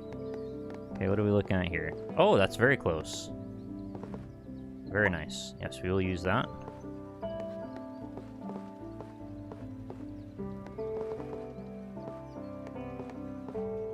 That's fine. So this game is basically single-player Carcassonne. I want to say kind of, but like I don't remember the rules of Carcassonne well enough to make it to say if that's like really accurate or not. I have played it a couple of times. I like it, but maybe yeah, a bit. Sorry, that's a very non-committal answer. Mostly just trying to make combos of like tiles. Tends to be a lot of it. You place tiles to make roads, cities, and such, which gives you points. Yeah, in light of that, sounds right to me. I didn't have the vocabulary in a way to connect this to Carcassonne, so I didn't really think of that, but I guess, yeah, you're probably right. Oh, there they go. I saw the streamers go off this time. Champagne1337, thank you so much for the Twitch Prime. 22 months. Hi, my dude. Hello. Thank you for stopping by. Just a little casual 15-hour stream so far. Quite a few more to go.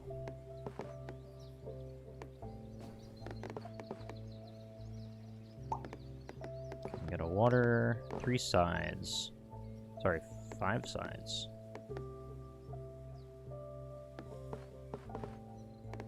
Yeah, I don't want to seal that. Really wants to make a lake kind of thing here.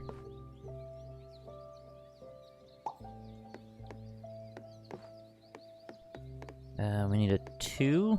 Oh, that works perfectly. What does this give? Oh, it's 17. Wait, what?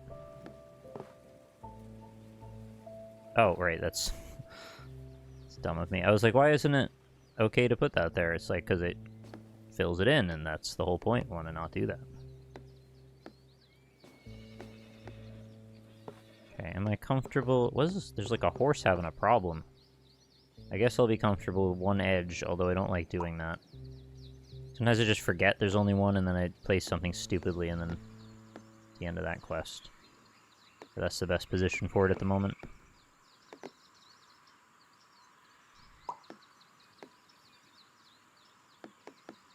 Oh no, I didn't think you were calling it derivative. It's fine.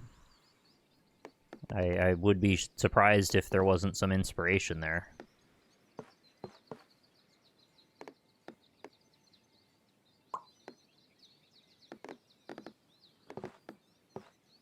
I can pass that through. I guess I should. Why wouldn't I? Just don't want to pin myself down into that corner.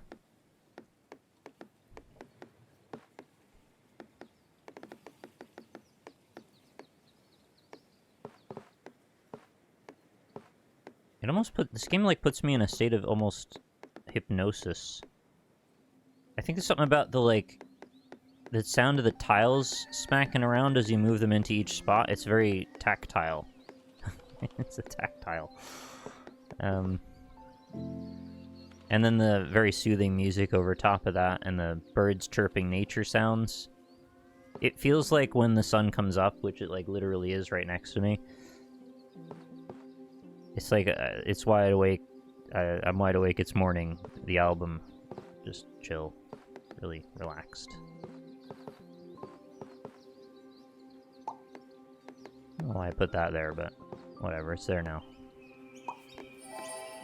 Okay, perfect tile. A bit of that. And we cannot use that there. That will split it.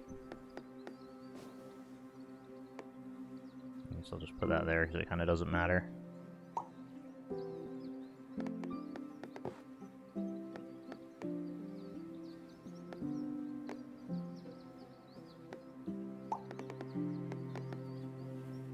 I love how these little, like, distinct formations start to appear over time.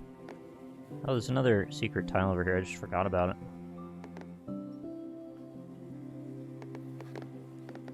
It's mostly trees. Sometimes I get a little too ahead of myself here. Like, what's the good way to do that? Yeah, that's fine. I'm gonna make sure that the out-facing edges are useful ones. So get a big settlement tile over here.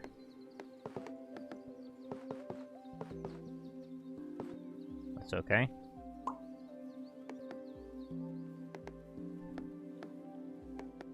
The train that never ends.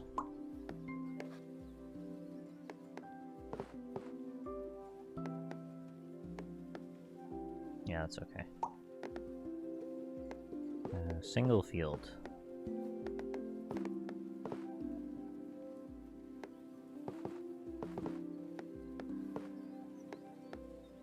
Don't really love any of those positions that much.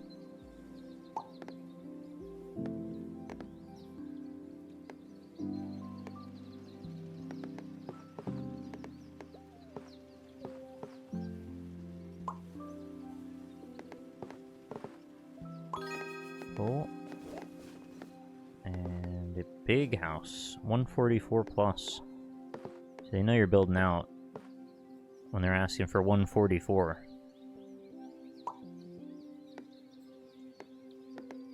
So you don't know how you can reconcile then asking the player to also close out some of those if things like a 144 start showing up. You can't address those then. Like, you have to be proactive in building these combos ahead of time. Because when it gives you those big... Unless it dynamically shifts to not doing that anymore, I don't know. I don't think it would. Let's use the edge of the houses here.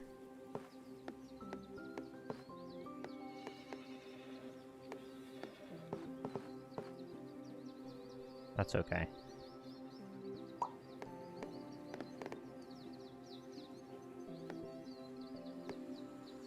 Sure. There's lots of options for water.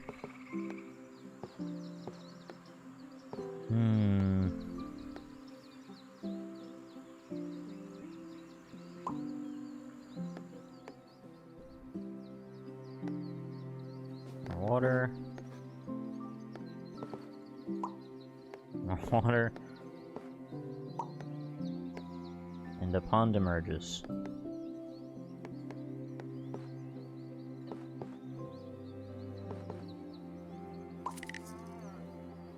What does that sound? Oh. Oh, I was not looking at that exact one and overshot it. Whoops. Yeah, that was careless. Not how you want to play. Made up for it with a perfect, though.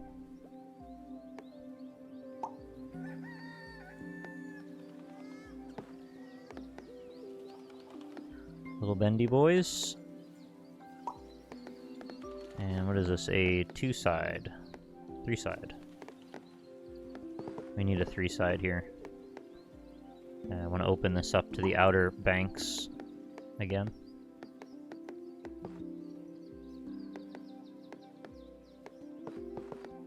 Oh, this is exactly 26.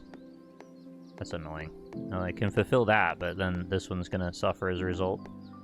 So all we do about that, I guess, is put it next to it and then build around it.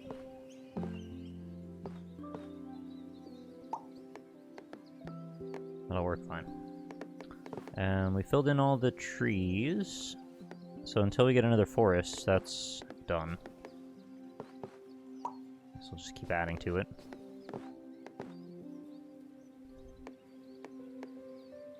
Yes, this is why I picked 8,000, because like I figured even if I make it, it's probably going to take a while anyway.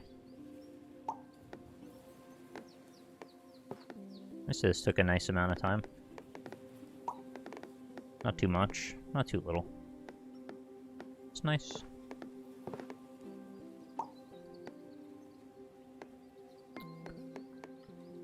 Okay, more houses.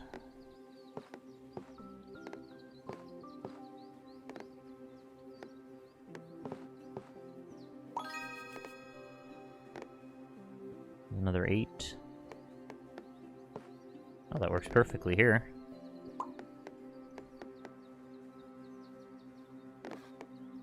Oh yeah, I can't do that yet.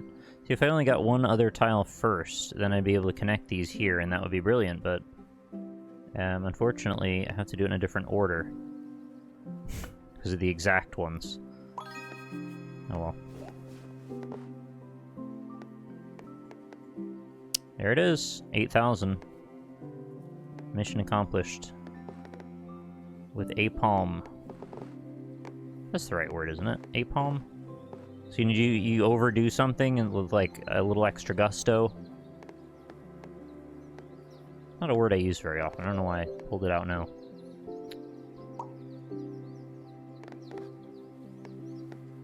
Now it's quite hard to stop.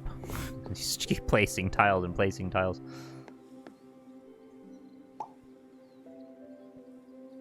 Yeah, like that.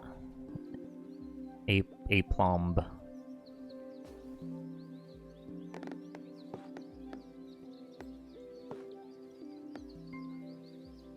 What an awful railroad track.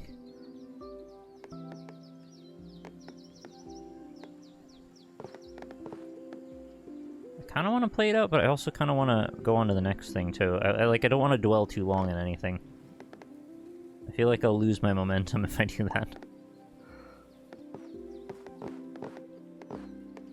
I think I've gained a bit of enjoyment from bouncing around between things, even though it might be a bit scattered to do that. Yeah, because, like, this is a pretty solid run, and it does save progress and all that, so there's no real pressure to have to do it now. This could be, like, easily another... at least a half an hour, if not longer. Likely longer. Don't know if that'll work, but sure.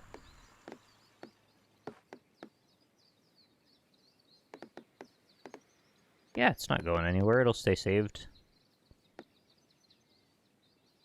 You just don't have that initial ramp-up of watching expectations build from the original, you know, starting position and all that. I could do that. Fill that in. That's the only downside, really. Oop.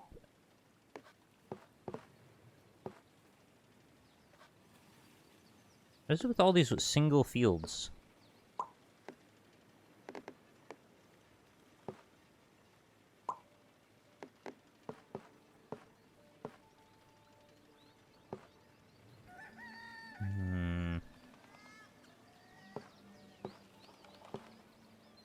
Oh, yeah, I almost just screwed myself putting that into a river edge. Just around the river edge.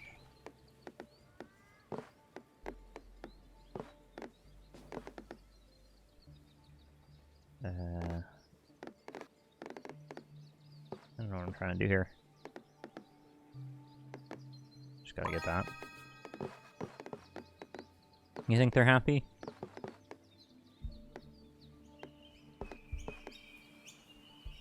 It'd be interesting to see, now that we're getting more, like, AI-generated content in our games. Say you could build a place like this, right? And you get really into it, and you build it for months. Like, you spend every day adding a little more to it, and you end up with this, like, massive, like a county-sized area. And then after you've done that, or during the course of building all that, you start to learn about the people that live there, and they build up these, like, testimonials about the quality of their life and the things that they do. And it can, like, generate based on the positions of the tiles and what's near each other. Like, what's most likely for those people to be spending their time on. In this case, pretty rural location, probably mostly be farmers, but say in a bigger scope of things, you know, maybe more urban environment, they can, you know, develop their own personalities and infer things based on connections to things. It's like this really micro-level content that could spawn out of macro-level decisions you make, and then all those details can get filled in a surprisingly granular way with, I mean, what is ultimately arbitrary generated content, but still generated content that would feel potentially emergent and raise the quality of the entire experience because it's so specific. I don't know, I find that really interesting. It's something that I always wanted when I used to play SimCity a lot back in the day, like as a kid. I figured that was kind of the future of where this was all going, was this, like, simulated life. And it has. I mean, it really has, but it just hasn't gone exactly the way that I imagined it in my head. I think I thought that the quality of it would be somewhat better at this point. But it's like still being worked on, still making strides every so often.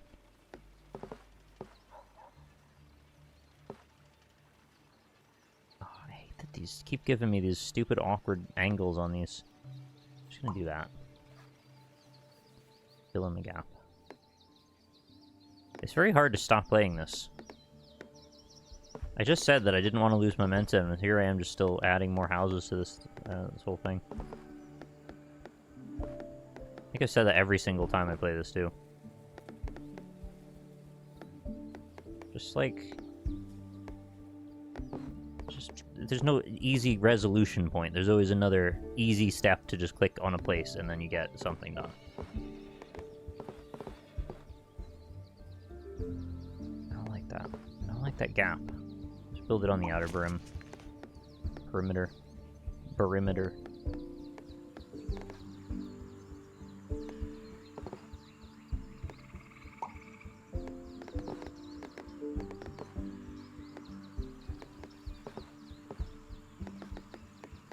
What do you think of that, like, Callisto Protocol Dead Space spiritual sequel?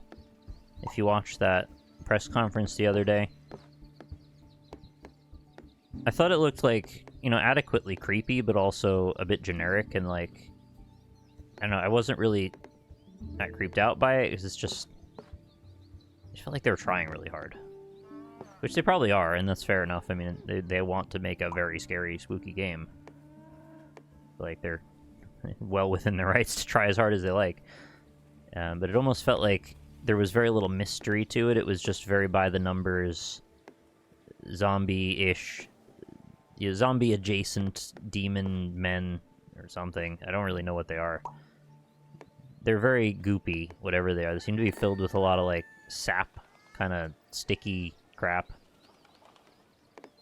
I wish they weren't, but, you know, what can you do? It just didn't really leave me with a strong impression of much about it, just that it's like, yes, this is like Dead Space, but slightly different. Which doesn't feel like a good takeaway. Especially given there's so much, like, interest around that particular property, and I'm sure they want to make a big impression.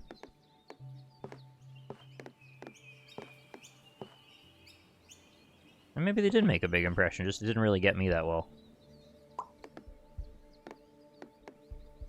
But I'm probably not, like, the target audience as much.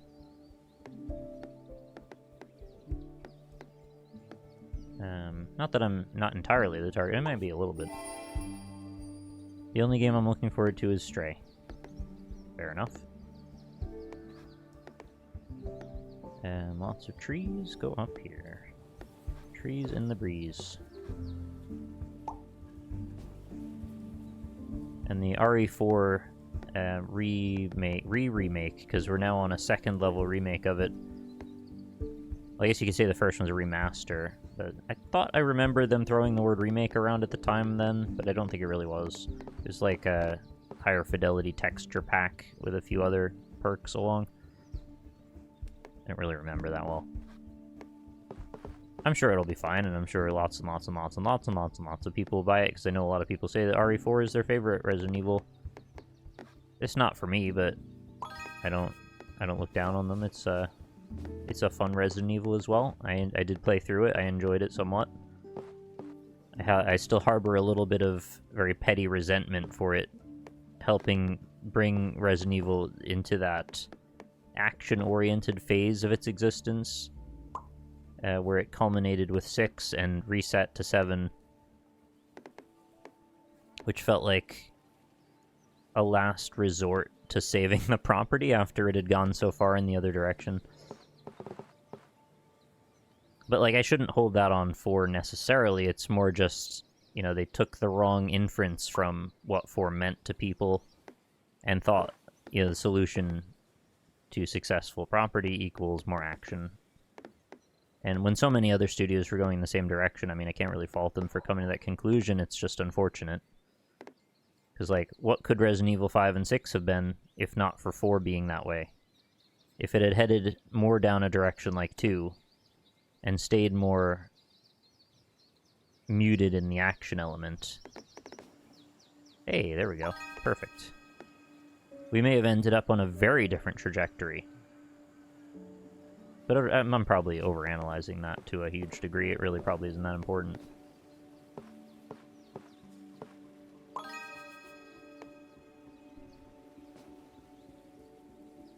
I'll probably also play through 4's remake or whatever we're calling it.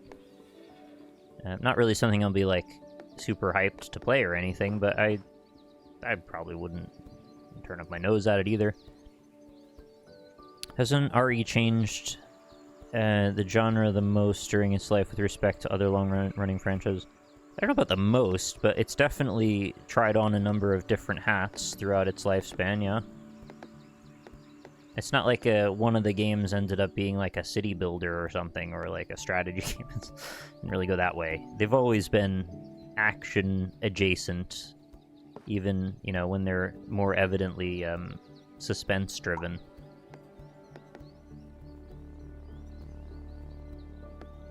But they've definitely tried on, you know, a number of different attitudes toward what action means. There's nothing really wrong with experimenting a bit, it's fine. There were just some choices that I think I would not have made myself, obviously. Yeah, I mean, they could really go out into left field and try something that different and risky to do a RTS. Is it one of the older Resident Evils that some guy punches a rock? That is Resident Evil 5 in the final sequence before the final sequence, so the penultimate sequence, I suppose you could say. When Albert Wesker needs to be thrown into a damn volcano by Chris Redfield, who is, at that point, the protagonist. Like, I guess you could make an argument that Chris Redfield is, like, kind of the series protagonist for the most part, but, like, they've tried a number of different series protagonists. There's been Ethan Winters in the recent 7 and 8. There's been Leon Kennedy in 4, and you could make a claim that Jill is just as much the protagonist, main series protagonist, as Chris is. I mean, in the first game, you could select between Jill and Chris, and I don't know which is the canon ending. I'm gonna assume it's probably Chris, but I don't know.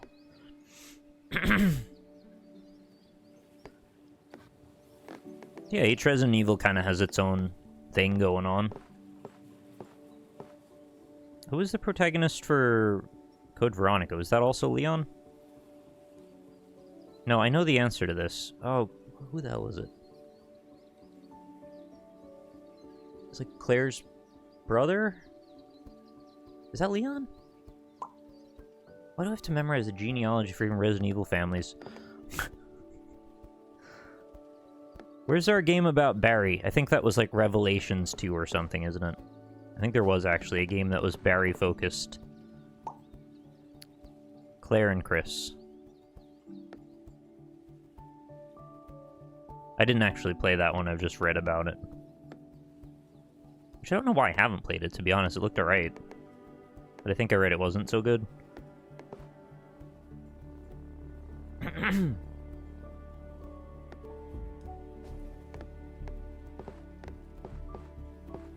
Of all the series that I've been, like, a fan of, but also kind of fallen in and out of fandom with, I'm mostly pretty hands-on about the Resident Evil games. I, like, mostly played, like, a good number of them. There's a few series where I'm, like, interested in them, but I just play, like, some of them. Like, not a lot of them either. Given the sheer volume of Resident Evil content there is, I mean, I've played the majority of it, and mostly finished them, too.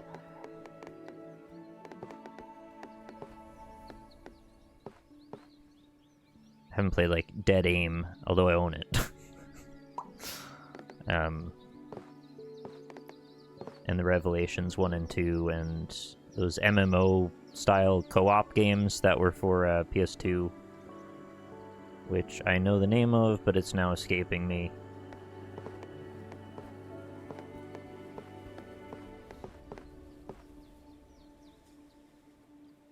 I like Code Veronica, story-wise a bit bonkers, though. I also like Code Veronica, yeah. I'm sure they'll redo that one eventually, too. They seem to just be working their way through the whole series. I don't know if they'll redo Zero. I don't know if people cared about Zero that much.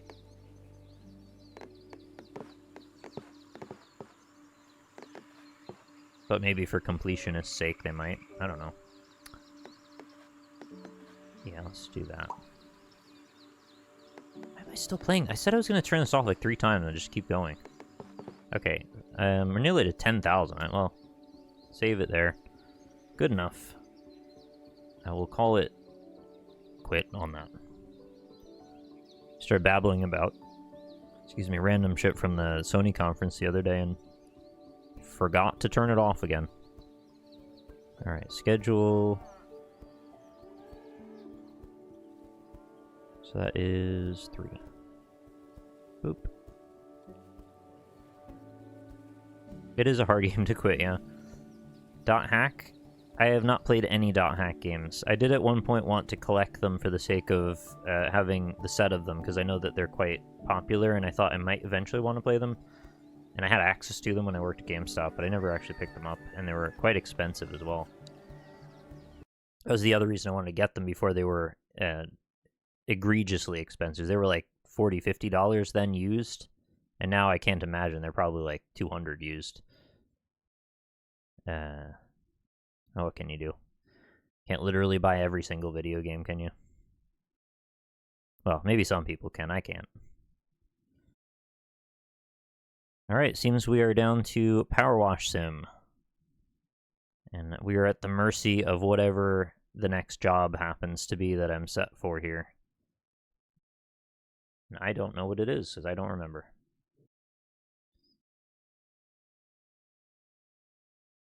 I figured to leave E3 for last.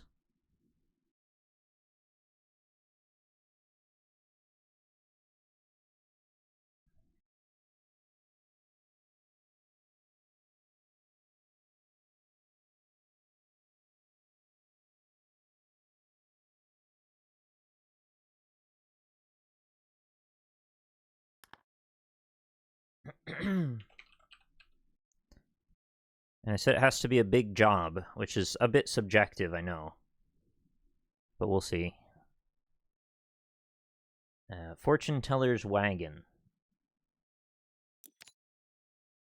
I'm going to say that's probably not a big job. So we'll probably clear that and then do one after it then. The older dot hack games on PS2 are somewhat rare and pricey. I had a feeling they would be. Those are the ones I was talking about. Just out of curiosity. Let me look it up on eBay. Dot hack PS2.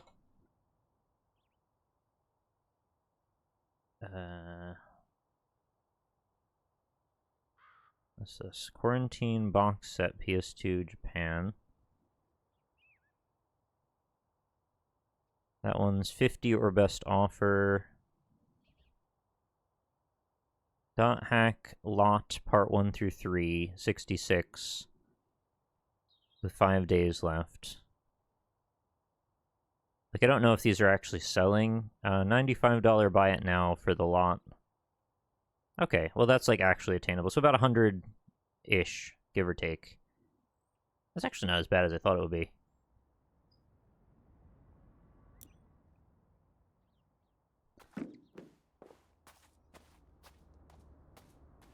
So they added this. Oh, not that. Where is it? That was on shift. They added the ability to aim, and I thought I knew what button it was, but apparently I don't. Controls. Aim is... oh, it's C. Okay, that's fine. So you can do this now. So you don't actually have to move the screen all the time. Which is probably great for the sake of streaming, because it means you guys don't have to constantly watch my viewpoint wiggling. Isn't that great? That's like a really nice feature, and I'm glad that they've added it. With the number of twists you've got to do to your viewport, it's just really quite helpful. Yeah, I don't think this particular job will take more than 10-15 minutes, so... this is not necessarily a big job. You can also still just snap it back to that if you like. And you can still move around with aim mode if you choose, so you don't have to stay, you know, put during that.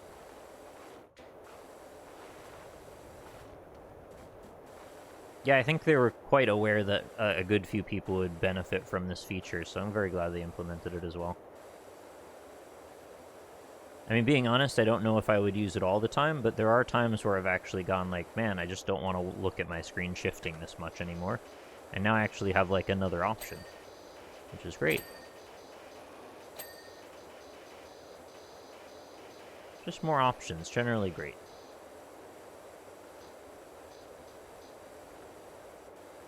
You know, for a very highly specific game as this, they really seem to be very receptive. And, I mean, I know this is niche and not a lot of people necessarily are in the market for this game. I mean, I'm just going based on the scope of what people play games for. Obviously, there are plenty that do also like this, but I'd say on average, you're more likely not to be interested in this than to be interested in this. And so I appreciate that they take into account all the various needs and wants of the people that are here, and seem to be doing a pretty nice job. Yeah, I feel like VR is likely to be a thing eventually. I know they're working on a lot of factors, and I still don't even know when we're getting, like, a full release for it, but I mean, I'm also not against them just keeping this in early access for as long as they want to keep adding content to it. And maybe the scope of it has changed so much over the years as they keep adding more levels and stuff. It's like, well, it's working. Why mess with it? Just keep adding more.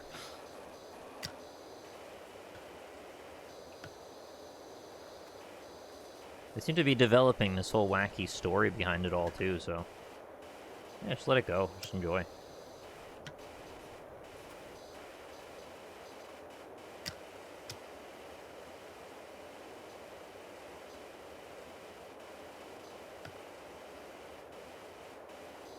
I'm a little bit worried what the next job is going to be, because I know there are some doozies, and if it's the mini golf course, we're in trouble.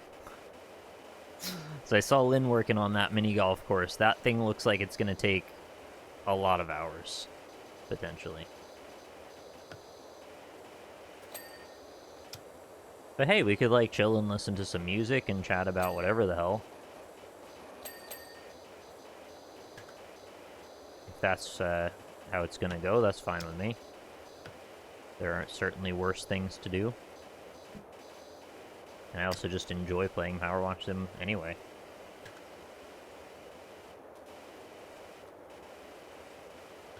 So yeah, it's, well, unless you played it yourself, which you may have.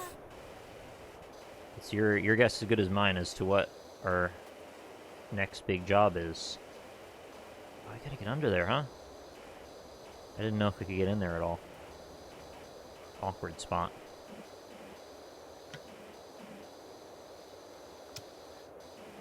Powerwash Simulator is Square's second biggest selling published game at the moment, behind Final Fantasy XIV.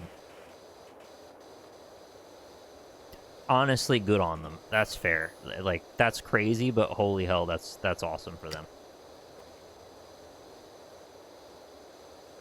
I don't want to say I told you so, but, like, the moment I started to see GIFs of this on Twitter when they started working on it, I was like, this game is gonna get a lot of attention.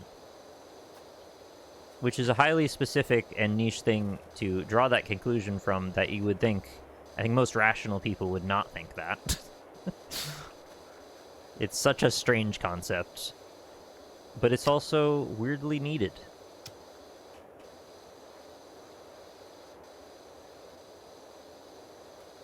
From what I saw of the story, my guess is that a volcano is going to cover the whole town in soot, and there will be a power wash the whole town level.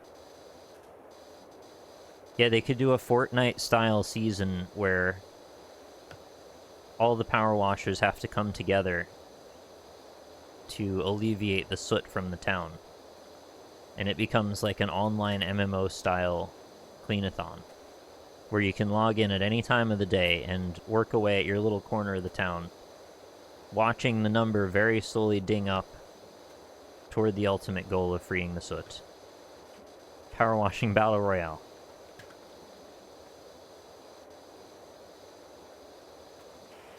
I mean, what an idea. Dream big, folks. You never know where it'll take you. Yeah, remember that thing Reddit did where they were, like, designing pixel art on that one page? And then it kept, like, changing hands who controlled what area of the page, and... I forget what that was called. I didn't really follow it, but I kind of read up on it after the fact. It was surprisingly funny. There was, like, 1,000 pop culture references strewn throughout it all. What was really fun was to look at the micro-sized zoom-ins of it. Like, you could zoom into any position and just see all the various little details that hundreds of people had built. Yeah, r/place, that's right. I don't really know where that came from or, like, why that suddenly was a thing. I didn't hear anything about it until it was already over. But it was surprisingly cool to watch. And there were, like, some videos of people editing it in real time and watching stuff morph over the hours. Days, I suppose. I don't know how long it was open for. Oh, it happens semi-annually. First I've heard of it this year. Don't know how I avoided it all this time. Yeah, as somebody who's terminally online, I don't know how I didn't know about that. I'm gonna have to do the roof of this thing, aren't I? Of course I am. They always have to do the roof.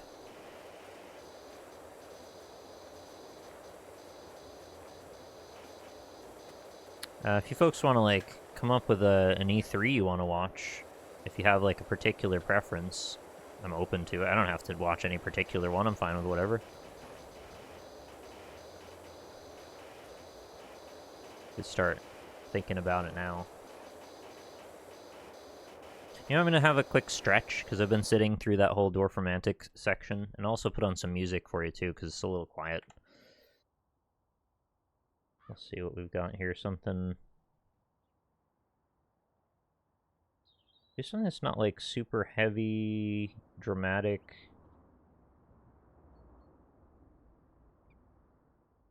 Stuff I have that's not super dramatic or heavy is, like, very short. Maybe Abzu? That's probably pretty uplifting, I would imagine. I remember loving the soundtrack, but I don't really remember it very well. Yeah, this is Abzu from the... You know, it's a scuba diving adventure game by Austin Wintry. It was a really fantastic, beautiful game. If you haven't played Abzu, definitely check it out. I'm just going to stand up for a second.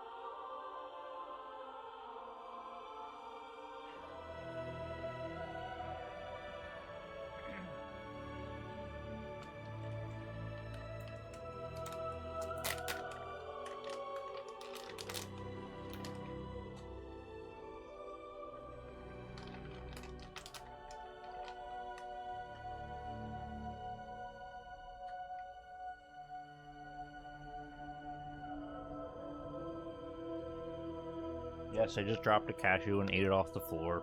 I'm trash.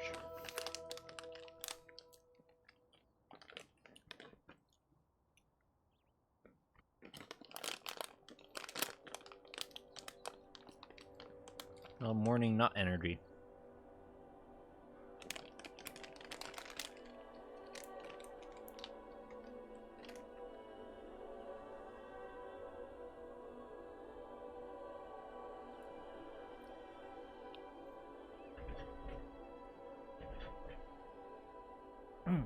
Cashews are freaking delicious. Best idea I had is grab a pack of those. The only thing that might beat it is beef jerky, but even better is both.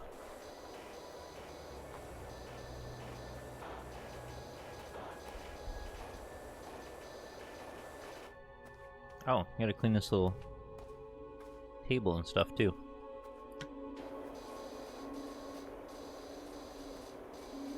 What if this chest was a mimic?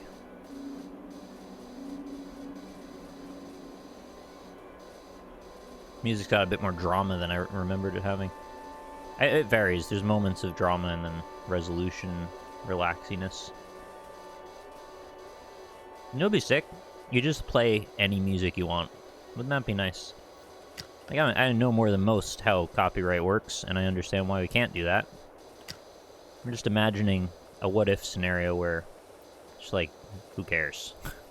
Kind of like how most people deal with Twitch, just who cares, but it would be really cool if you just play whatever you want.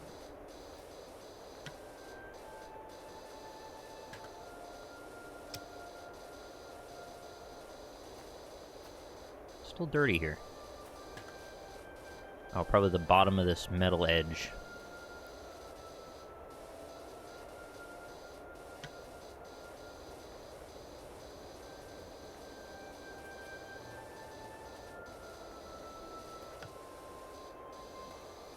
What time is it in Ireland? 11. We might see Lynn soon again.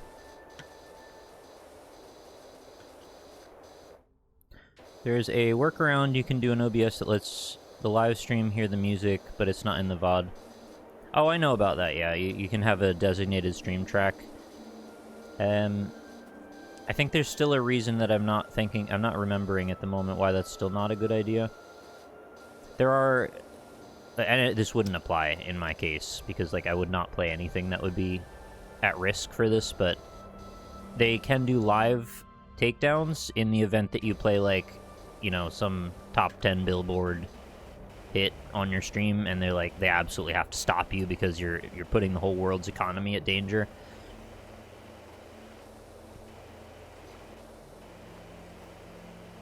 It doesn't happen much, but I have heard it has happened before.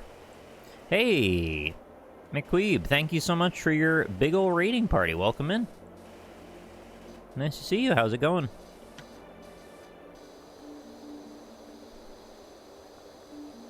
We're in our final challenge of page 2 of my challenge list, which is to do a big job in Powerwash Sim. This isn't really the big job. We're just doing this to get to a big job afterward. I cannot figure out what is dirty about this chest. Show me the... Oh, it's there. I could hit tab literally once. We're on, like, hour 16. With 25 hours going, which I probably won't be on for the entire thing, but I'm going to come back after rest at some point. And I may create additional pages of challenges just to show what we've been up to for the last bit. So we've got won a run of Vampire Survivors, and this is the second set of 6 challenges. We already did 6 prior to that. Find and play as chat's choice in everything, and they chose a tardigrade, and we were able to find one of those in the universe and assume the role of it. Oh, hey, I was just talking about you, Lynn. Hey, how's it going? We defeated 5... We actually defeated 7 bosses, because I thought the 5 wasn't enough. Achieved a 350,000 plus score in Geometry Wars, which I just did on my first try, actually. It was really good run. I got over 1 million, didn't I? Or I got quite a lot. I got my high score anyway on the PC.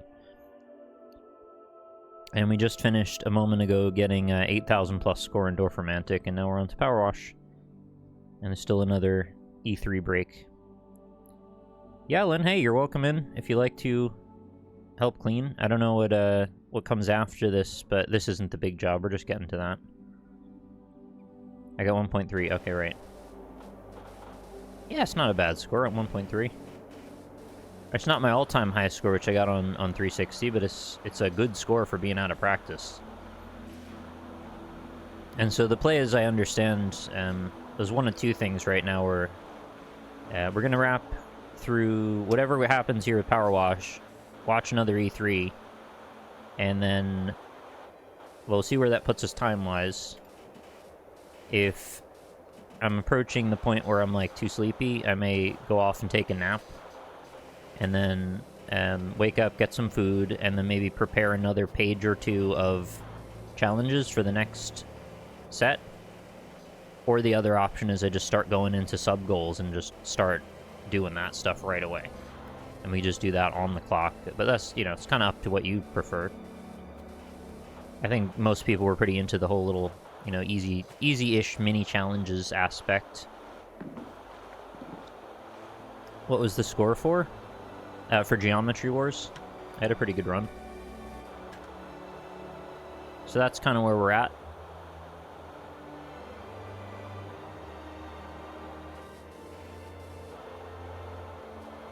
Hope this music isn't overwrought for anybody. It's a bit dramatic, but like, it's also nice. I feel fine still, pretty much. I mean, I just had a stretch, ate some cashews, drank some water. I think not making a big habit of streaming all the time, like, you can do it once in a while and it's not too bad. I feel a little drowsy, but I'm not, like, ready to conk out or anything. I can feel where I'm going to start to get that, like, slightly drunk feeling about, like, sentence construction. And I probably wouldn't, like, go driving soon. I don't think that's probably a great idea, but I don't need to drive. I got everything sorted already.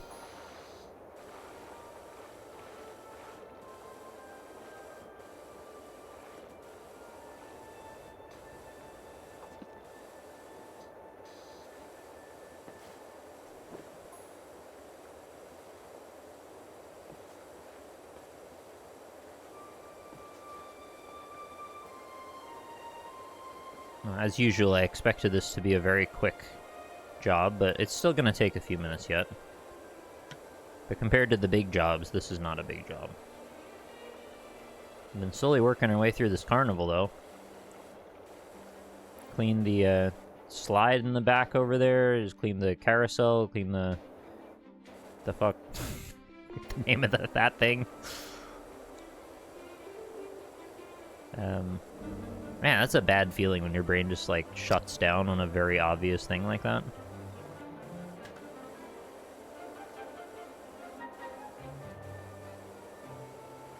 Ferris wheel, thank you. The big jobs eat the little jobs to make even bigger jobs. And then at the end, you get a Steve Jobs.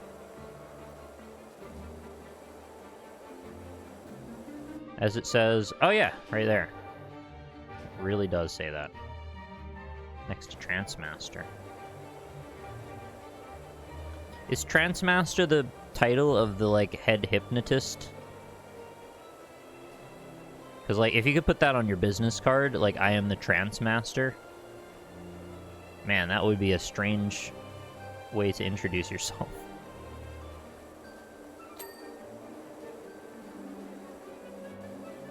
Well, if you want to get on, feel free to call me if you're here and good to go. I don't know where you're at morning-wise. Darren Brown is the... I keep thinking his name is Darren. It's Darren. I don't know why I thought that. Darren Brown, the Transmaster.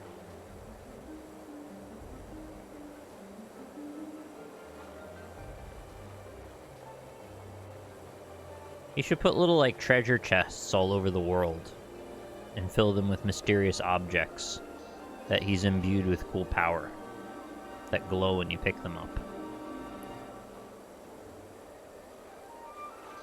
That's something the Transmaster would do. So I guess if it's something Doctor Strange might do, maybe the Transmaster might do it too.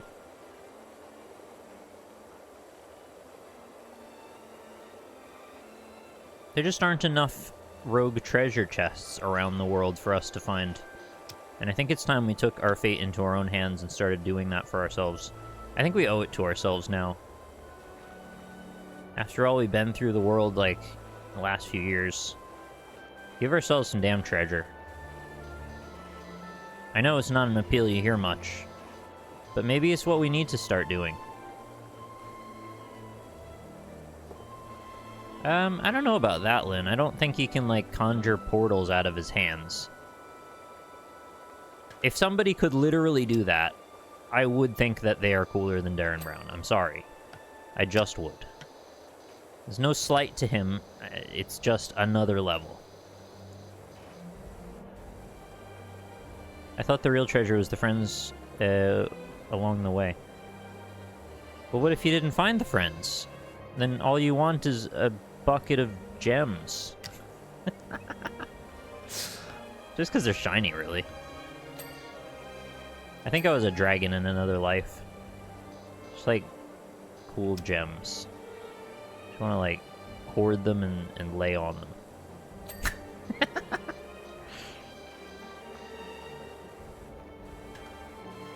You don't get that opportunity very often.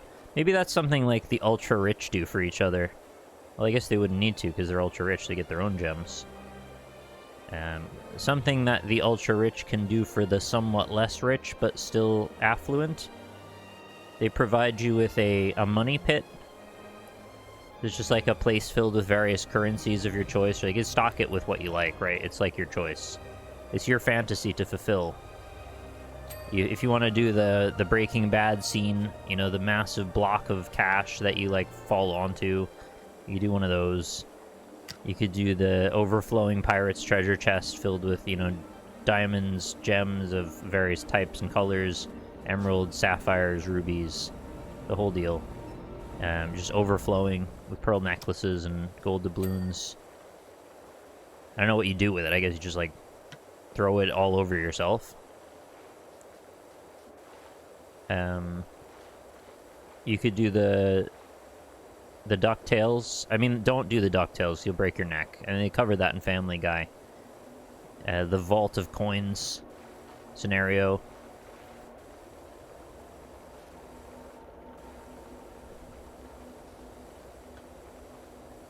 Or you could do the Dragon Simulator, where you just lay on various trinkets, goblets, shields, you know, whatever the explorers left when they died fighting you.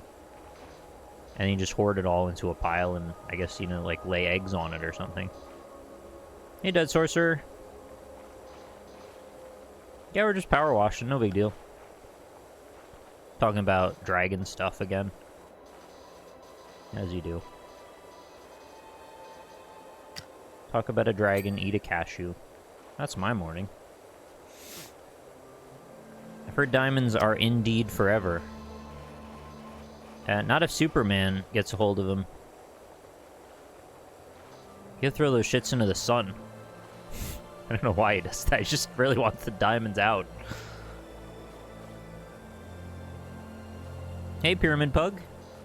It has been going pretty smoothly, I would say, yeah. No major disruptions. Maybe a couple of, like, foibles from my end from pre-programming sake for production, but, you know. I did my best with it. I obviously could have still done better, but it's gone okay. The generosity has been unbelievable.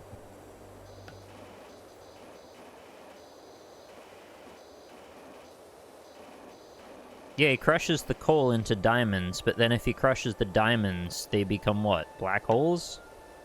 Like, where do diamonds go after you crush them? Is there a second level diamond, like a diamond squared? Is like way shinier than a regular diamond. This one's better diamond. Well, they do actually grade diamonds for quality, so obviously that's a thing, but I don't know if they go like that, though. Michael Caine taught me a lot about diamond grading.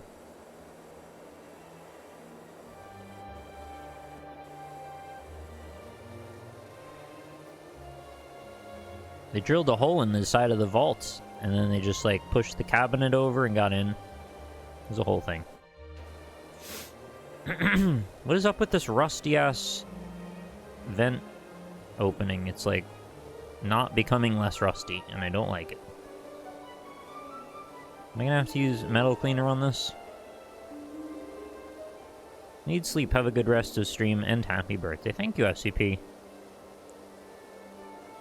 I hope you have a good rest as well. It will eventually leave, right? Even if you don't use the metal cleaner, or is it, like, actually the only way is that? I can't tell if it's making any difference. I think this is the strongest power washer, too, so if it's not leaving on that, then I guess it has to be metal cleaner. Yeah, that is the strongest rust. This is like a final boss level of HP that this rust has. It actually just might not be able to be stripped. Huh.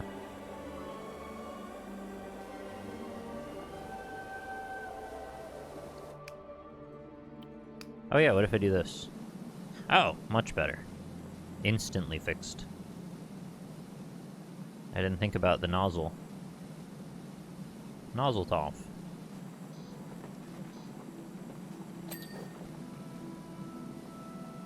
Aw, bee. Nice bee. Fuzzy bee? You know they dance to tell each other how they go to where they go. Strange sentence.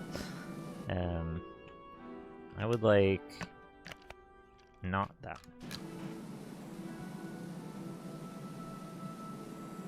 They should let you cut watermelons in half with this. You hold it in a vise or something first, I guess.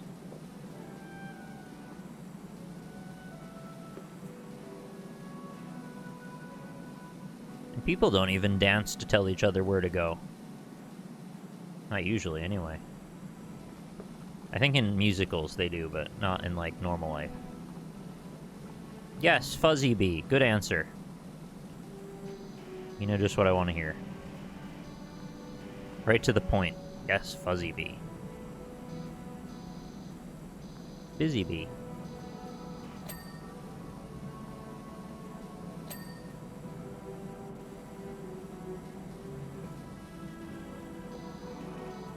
I saw a bee outside of my window the other day, just hovering in the air. It was like, I don't know, 15 feet off the ground.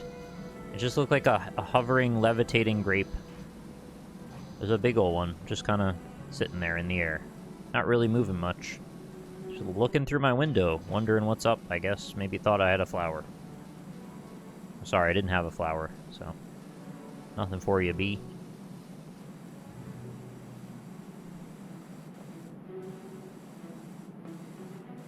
I assume they want flour, I don't know.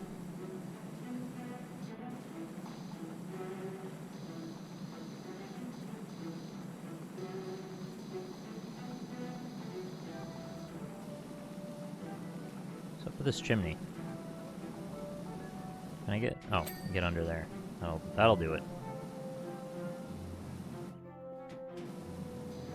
The other feature I wanted in Powerwash, can you adjust the percentage clean of individual parts before it auto-completes? No, I don't think so. I think it's like 1%, or like less than 1%. That would be an ideal accessibility option, though, I agree. Not everybody wants it to get within an inch of its life before it auto-completes. No, sorry, still no nectar in there if you're a bee. Looking, I mean, not, I just no nectar regardless of if you're a bee or not. But I imagine only a bee would want that, so.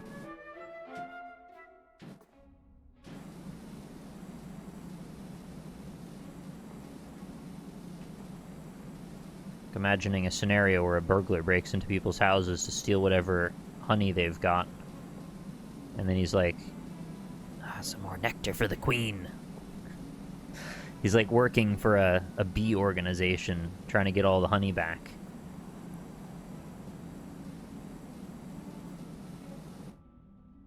Chimney, you need to stop. Just stop this. You've had enough, thank you. Alright, 15...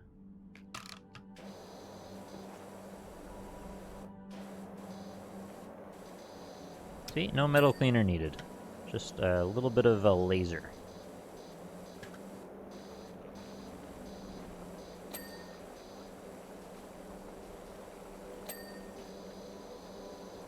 You're falling like dominoes now.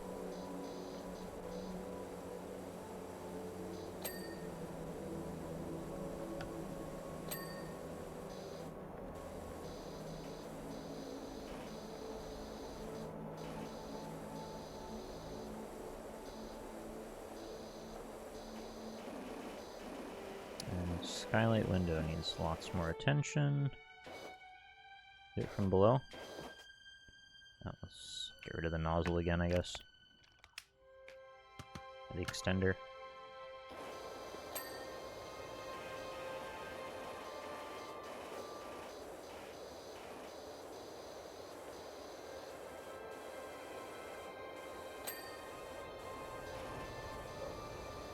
Very Fantasia vibes from this soundtrack. It's nice. It's elegant.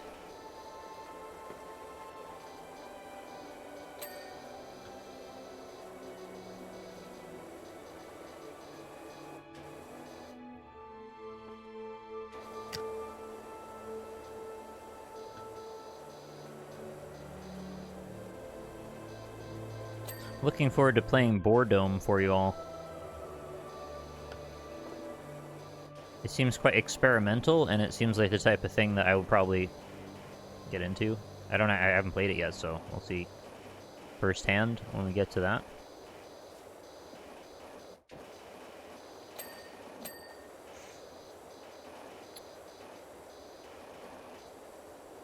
Boredome, yeah, it's a new indie, kind of experimental. I don't really know what you call it. It's like not really much like anything.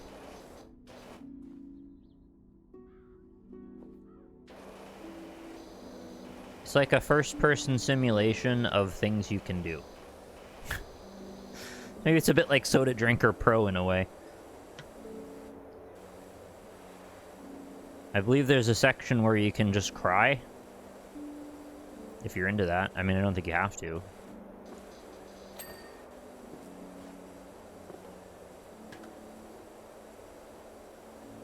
There's a section where you go in rooms, and the rooms have different objects in them, and you can, like, see what they are, and I don't know what you do with them. Or you maybe do nothing with them, maybe you just look at them. I think that's, like, what a museum is, now that I think about it. Why is this fortune sign so dirty still? It looks fine. Oh, these edges.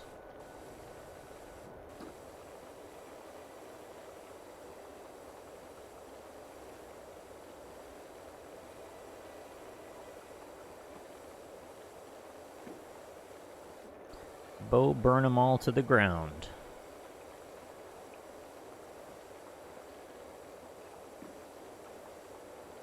I don't see any more. Oh, a little orange there. It's nearly there. Hey, Banal Minutia. How are you?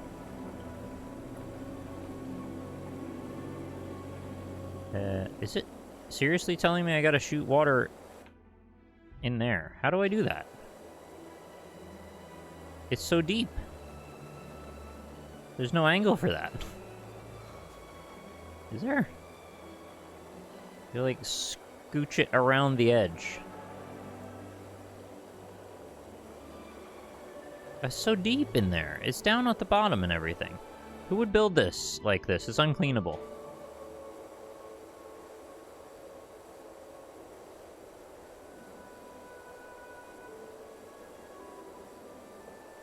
Twirly one will do it, you think?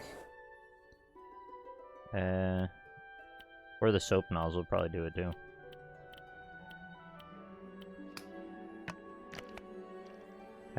What's the twirly one? I don't... Is it this? Oh, it's this.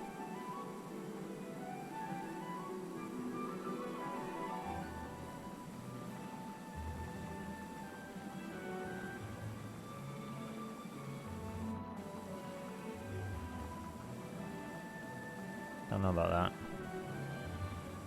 Who built this sign? This sign sucks. Get a better sign. We still got other stuff to do. Sit here working my way, fiddling with this thing.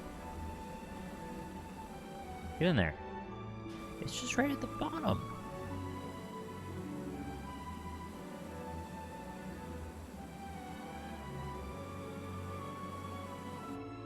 Can I get around some other way? Can we do it from this side? Not really. Oh. Okay, it just decided to give it to me, so sure. It brute forced my way into cleaning that. Roof trim.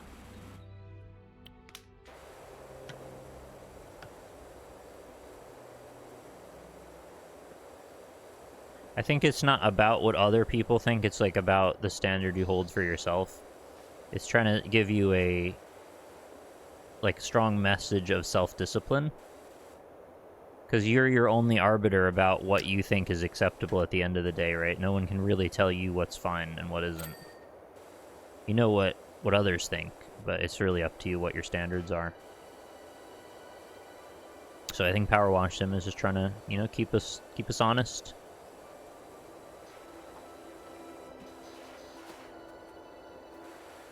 In bed, eyes wide open, thinking about that 4%. It wasn't even 4, it was like 0.5.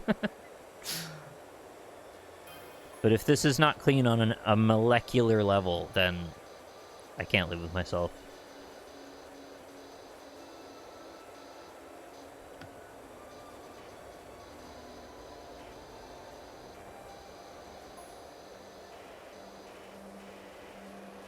There are things you're going to do and see beyond your imagination in the next little while that are going to blow your mind.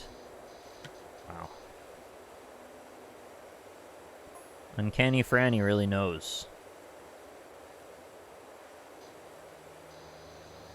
I'll go so far as to say that without you, this entire planet is lost. Oh, please. Please tell me we raise the stakes of somehow Powerwash is about, like, saving the world now. I'm the only one that can disinfect every surface on Earth from COVID. Millions of lives will be saved. How are they gonna pull this one off?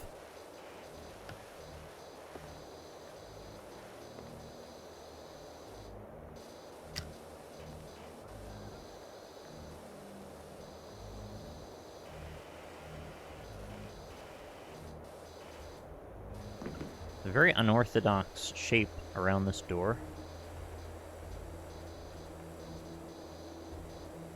A lot of strange shapes around this door that I have to get into the edges of.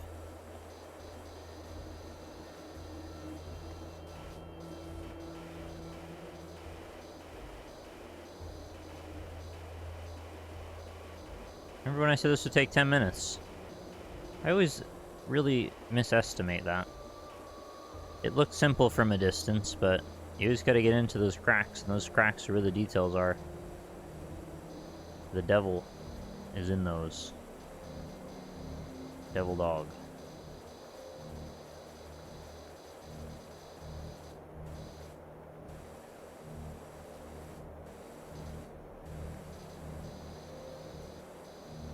Oh, still filthy.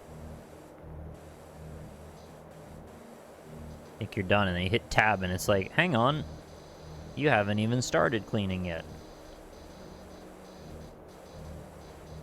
What a fool you were.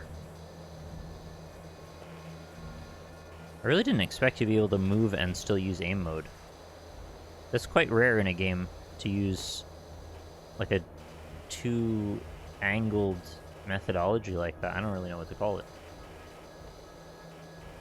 Let you independently control your... I can think in like Metroid Prime, I think maybe you could aim independent of your viewpoint sometimes.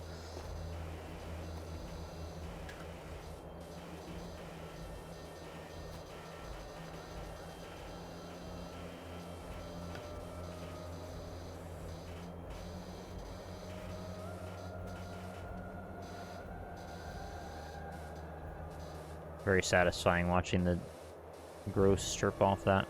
Oh. Oh, that... Wow, what is that? That is some weird filth. It looks like a rotten apple or orange or something on top of it. And I probably need the 0. You get a nice polish on that orange. Hey, Tigibness. How's it going? Angle leaves something to be desired. I can't tell what's dirt and what's reflection? Yeah, I think that's reflection now. They're all like that.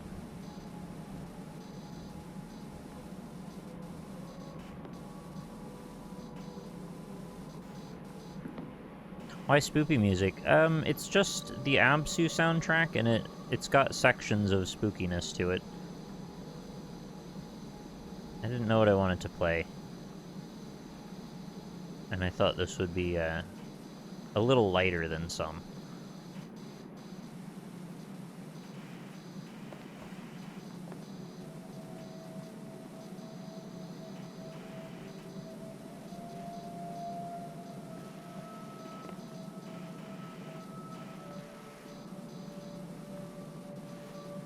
It's atmospheric, and then it kind of seems like it's going to be chill, and then it kind of keeps turning to spooky.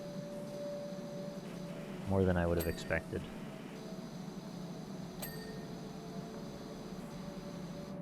It is a good one, yeah.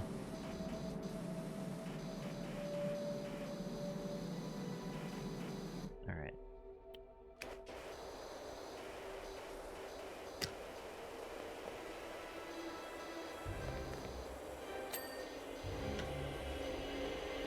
Yeah, it's a bit spookier than I wanted, to be honest. Oh, that was called Chaos, the Mother. So yeah, probably that would be on that.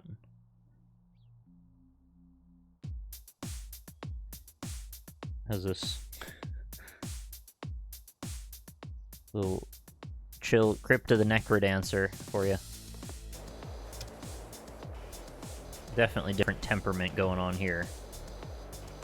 Not so ethereal.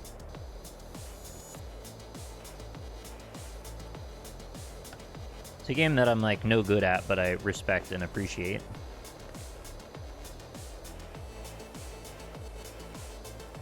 Also just, like, good Danny B music all the time. It's always good.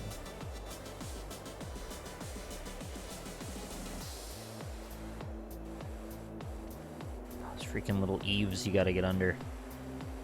Scandalous.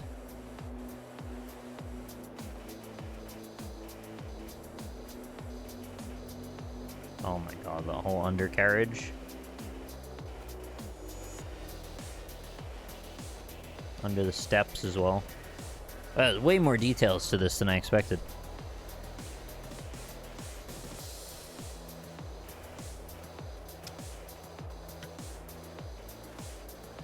Factorio OST, that's a good one. Yeah, I should probably get that. Add that to my collection. Sounds like it would be. I don't really remember the music from Factorio, but I don't know if we maybe played it with it off a lot of the times. We're always talking over the game.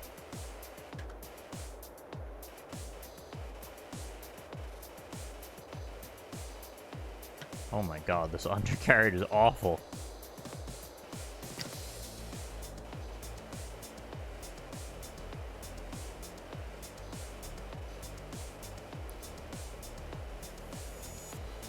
This is a case for aim mode, for sure.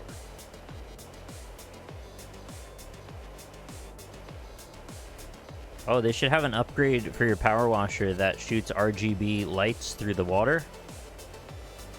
So you can clean with rainbows. Wouldn't you love that?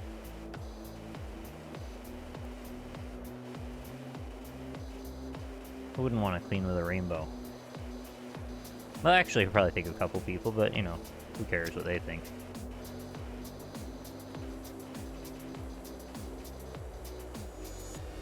It's actually kind of a dope idea. It's just like shooting a laser out of your gun. For cleaning purposes. Night washing. Oh, that's sick, actually. Yeah, I didn't think of the night aspect. I don't know why I thought it would work better in day. That doesn't really make a lot of sense. Lights really show up without the sunlight.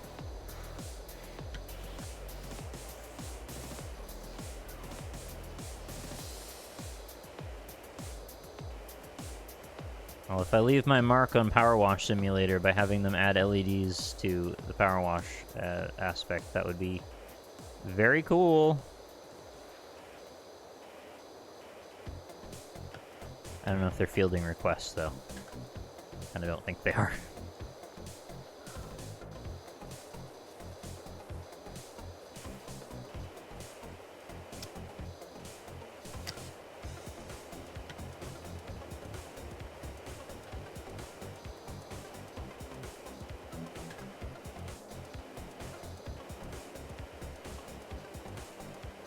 Oh man, this stuff's on. Look how much dirt there is. I've already been over some of this side. It's filthy. Any good tips for popping your ears? I think what I would do is... I don't think this is a good tip, actually, but I think I would, like, blow up my cheeks with air. I think I have kind of weird sinuses, though, so I don't know if that's, like, a good call to do that at all. Probably don't do that. I am not a doctor. Please don't hurt yourself. And if you do, I'm not liable.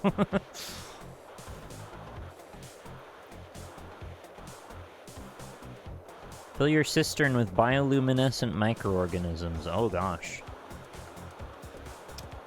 Jelly cleaning under the beach. Moonlight.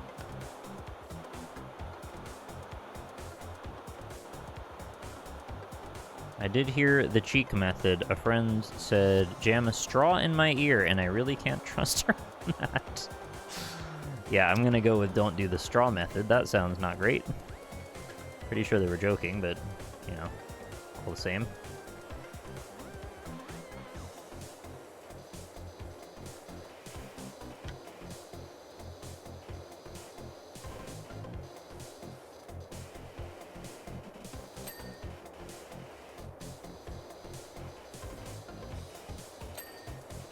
Alright, things are pinging. We're getting there.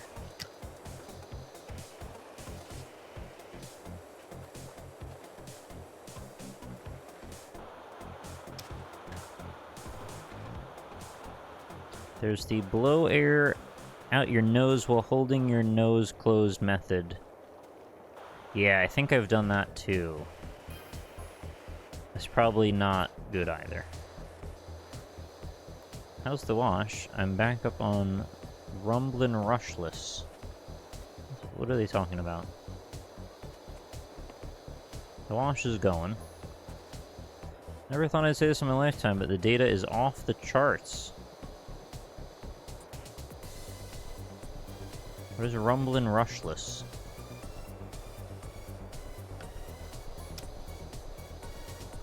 I hope I'm wrong, but she looks ready to blow. Oh, we're doing the volcano stuff again.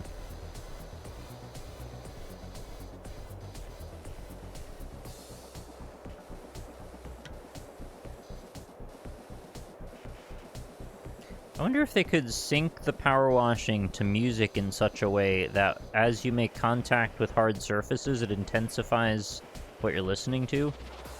And then when it is out of contact with things, it does that, like, diffused scenario, like it kind of like imagine you were underwater in an indie game, or in any game, really. And the sound gets kind of, like, not primary focus sounding, like it's away from you a bit. And so clarity happens when you power wash. You, like, add a dynamic musical component to the whole concept. Not that it needs that, obviously, but could just, like, add a bit of intrigue, you know? A little more engaging that way. Make it more dynamic.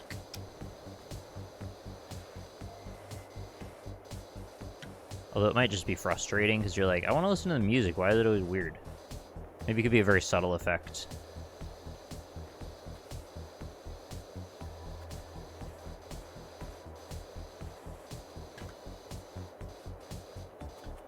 It's almost like it's reinforcing when you're actually washing something.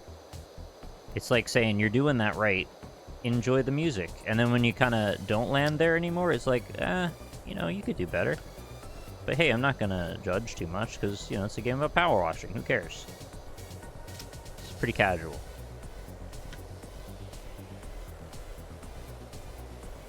What is this table covered in? I don't even understand the nature of whatever that material is. encourages you not to waste as much water. Yeah, we haven't gotten to the conservation aspect of Powerwash yet. John Oliver said we're running out of water, and, you know, he pretty much knows everything.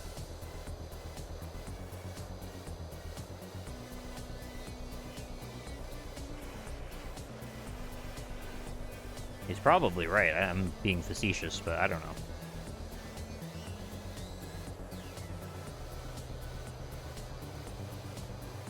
Table is like covered in dried blood. What is that? Did they like explode a human being next to this caravan cart thing? They did say a lot of it was due to corporate usage of water, yeah, in that video.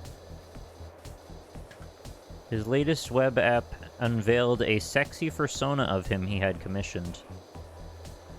Fair enough. Yeah, I know he was Zazu, and I did watch. Oh, the cat is in there. Oh, I didn't expect that. That's cool. Look at the cat. I thought it was my own reflection. Like, wait, I'm not a cat. That's silly. Yeah, I watched Your Movie Sucks talk about the Lion King remake for like 6 hours. And maybe it was like 4, but it was a lot of, maybe it was 2. I don't know. A lot of hours of him talking about Lion King remake. And I was very surprised at the quality of John Oliver's voice acting for that character. And the whole movie was a bit of a train wreck as far as I could tell, but... And I mean, he didn't mince words. He was like, you know, you only get 2 things from me. It's this voice, and it's, like, loud or quieter. So I think he was aware that this was all a bit ridiculous, and he just went along with it. But, like, they could have just gotten the same actor back if they wanted. I don't know why they didn't.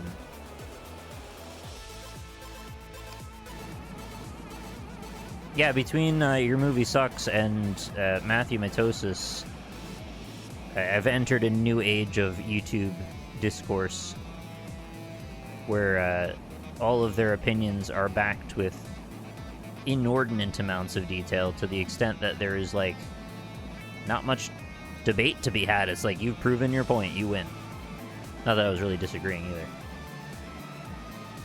Yeah, this song rocks. I like it.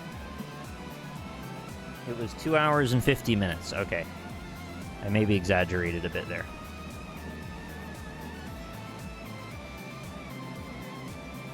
Well, I overshot, and then I overshot again, and then I undershot.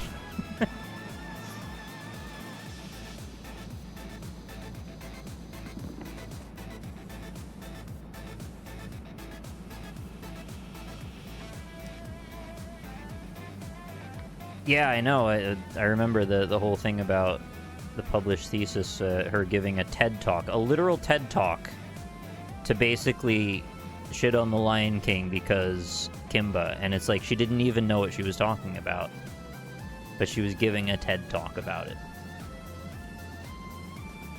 I mean, that's pretty wild. Can't tell if that edge of that table is green and I'm making it blue, or if it's just wet.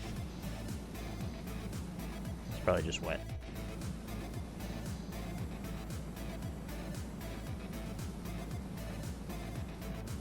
Even if you're not at all interested in The Lion King, which, to be honest, I wasn't, like, that interested, but I do have a thing about, like, why do they have to keep making these computer-generated Disney remakes of movies we don't need another version of. So there was a lot of catharsis in this for me in that way. Because it, like... I'm not going to say objectively, but it proves a lot about the nature of why this thing exists, and it seems like no one knows. Even the people that are most in charge of it, other than, like, for money, obviously. But, like, the creativity behind it seems like a lot of people, like, lying and chilling and being weird. Very transparently so.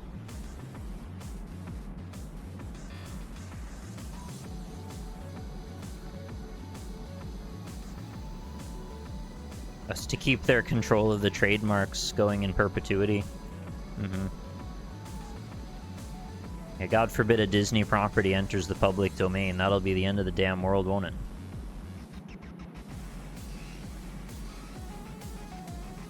I guess we could use that methodology then to predict what the next one might be if we go by what would be up to expire soon. Yeah, it could be something to that.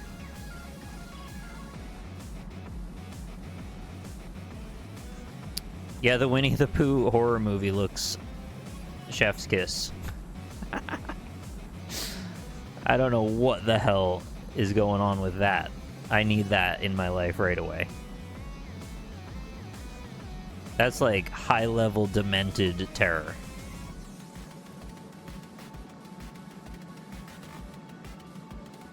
They're using the Winnie the Pooh public domain license to create some sort of weird horror imagination thing. I don't know what to even say about it. It's just bizarre. Oh, you're right. Only the book, not the character. But like they've made this sort of weird dollar store Winnie the Pooh facsimile thing. Legally distinct Pooh horror creature. I'm for it. I kind of want to see that, yeah. Sorry, I didn't explain that correctly at all, yeah. The nuance was a bit beyond me.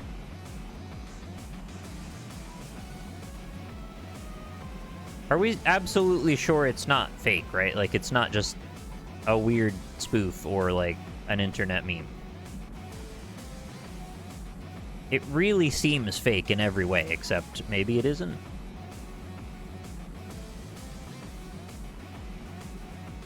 Like, all the alarm bells have been going off the whole time. Like, this isn't anything, right? This isn't a movie.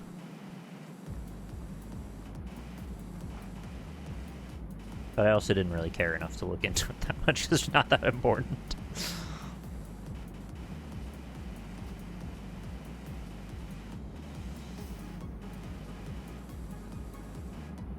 I love that Winnie the Pooh's name kind of covers, like, a lot of the things that ponies do.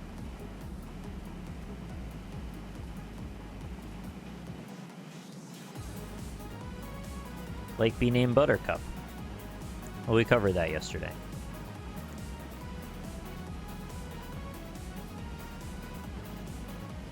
The problem is everything has meme alarm bells these days. Yeah. Sometimes it starts to become exhausting, just trying to sift through what reality even is anymore.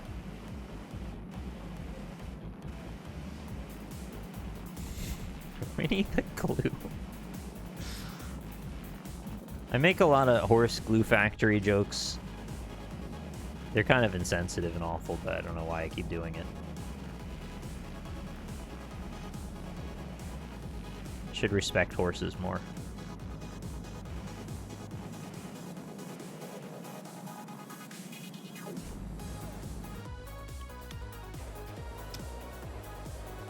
Again, perfect opportunity to use the aim nozzle, and I just don't care. I just didn't. Didn't want to offend the horses. No, I wouldn't.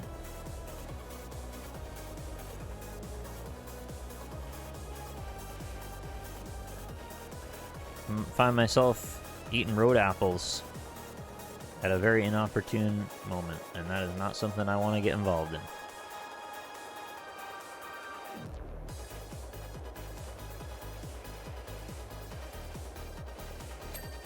There we go. Wouldn't want them on their high horse, no, at all. Not at all.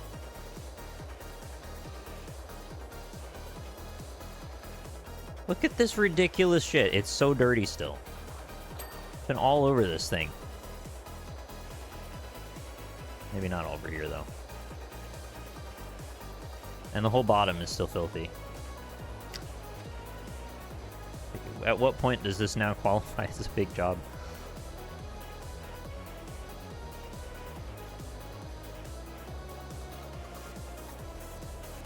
How low can a horse go? One way to tell. Yeah, you put up the limbo pole and see what they do with it. I guess you put a carrot under there and... Well, probably they can't go that low because their legs are like extremely stiff and long and bony. Or another option, just like ask Bojack.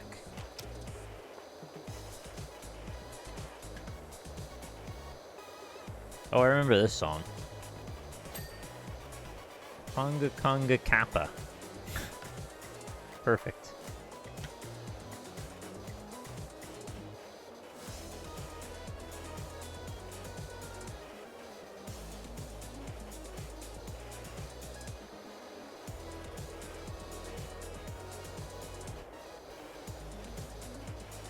Yeah, call whenever. If you're ready.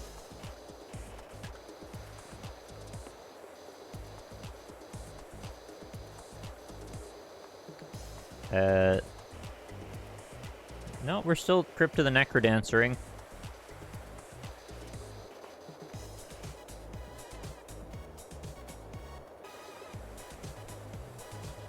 Does it sound like Streets of Rogue? I don't really remember that.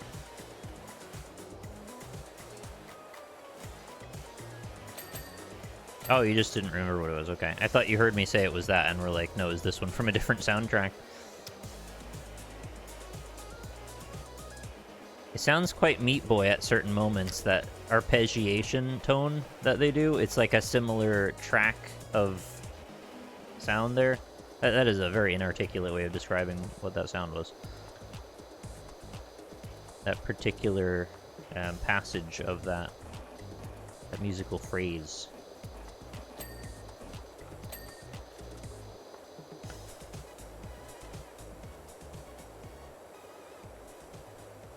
Party Hard had music like that. I haven't thought about that game in a while. I was not a big fan of that one.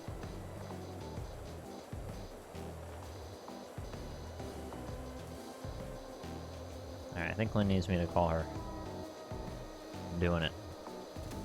Well, that's loud. I got lulled into a weird false sense of security from the music. Forgot what it's like to be loud.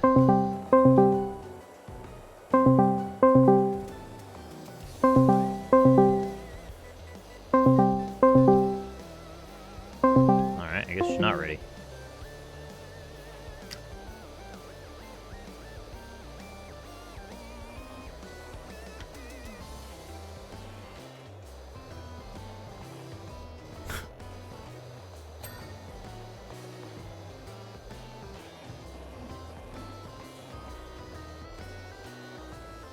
Okay.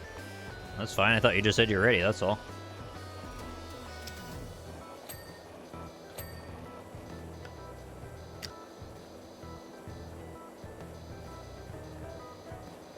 No worries. I'm here for a bit yet.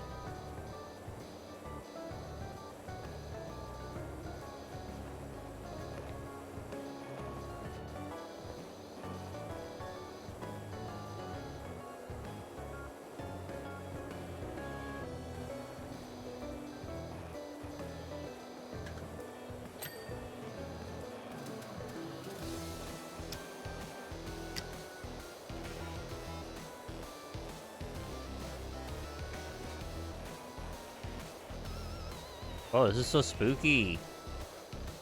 This is Fungal Funk. I didn't get particularly far in Crypt of the Necrodancer, so I don't really know like the themes of the areas or how they go. But this soundtrack, this track of this area sounds cool, and I want to see what it looks like too.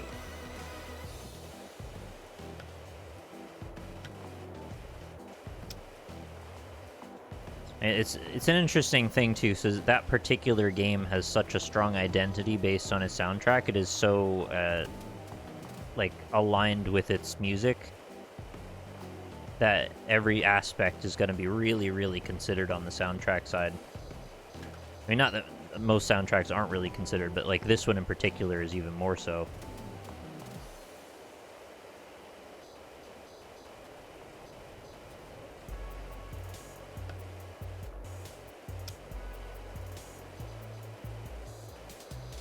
Oh, alright.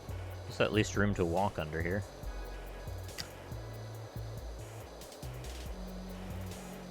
Well, I'm sure we'll get to the boss music soon enough. I'm not sure how this is laid out in the soundtrack, but we're going through each one, so it's in here somewhere. I think the version I played had all the DLC soundtracks, so I barely know which one is from the original. Yeah, and I don't have any perspective because I didn't really hardly play the game. I gave it a couple of tries and was like, yeah, this is really cool, but it's like, it's not for me. I can't really keep my concentration mechanical enough to go a long time in that. But it's a great game, though.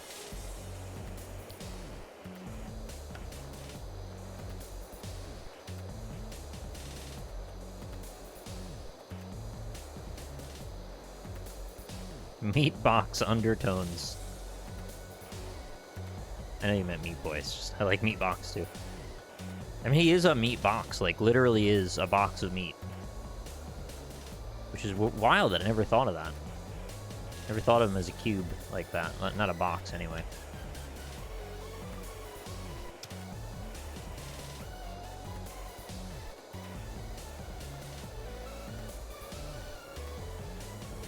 Super Meat Box!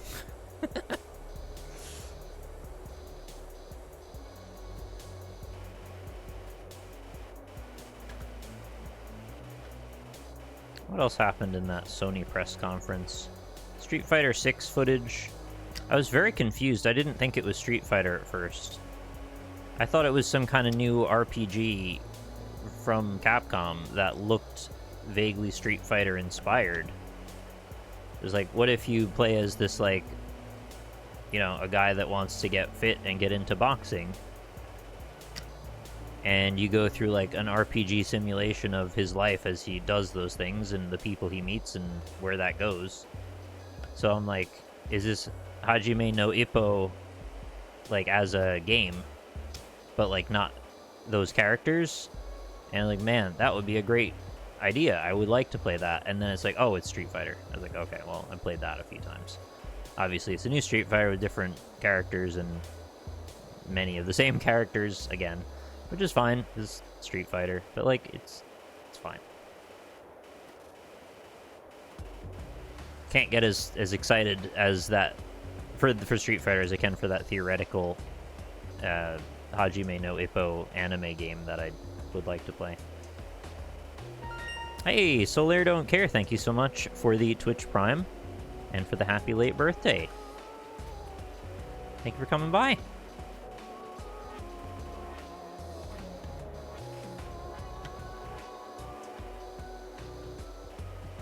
We've been all over the place doing little game tasks for a good bit now. It's 17 hours and counting. Still got 24 hours and change, nearly 25 on the clock. The Hajime no Ippo prospect reminded me there's a Fist of the North Star game made by the Yakuza dev that I never tried. I know almost nothing about Fist of the North Star. I want to watch that at some point. It seems good. It sounds like it would be the type of thing that would make a great game, based on the very little bit that I know about it. I have actually watched quite a bit of Hajime no Ippo, though, so I actually, like, was pining for that particular concept. I think that character is, like, quite likable. Thanks so much, Atol Penchar, for using your Twitch Prime here. Much appreciated. And that's just thanks for being here, too. It's been a very fun celebration. And not something that I can do all the time, obviously, but no, it's something different and something a bit memorable. Going down the list, playing all my favorite games, well, many of my favorite games, not all of them. And sharing it all with you. So thank you.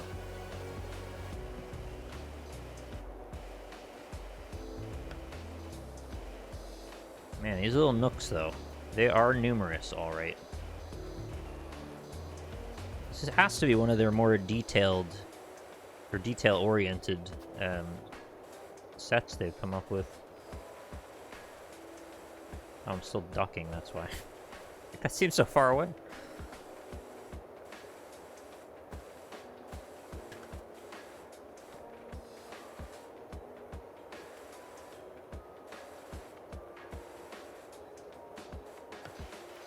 Ah, that's a very strange angle. Okay, Roof, you can do this. I believe in you. Give me that last 5%. No, it's not even 5%. What was that? Wall trim. Probably over here.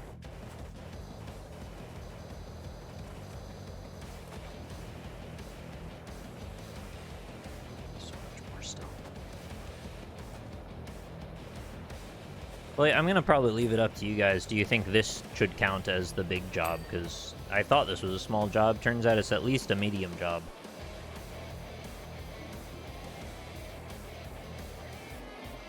But the big jobs might be like many hours. So if this has fulfilled our goal for that, I mean, that's fine too. Got plenty of other stuff to do.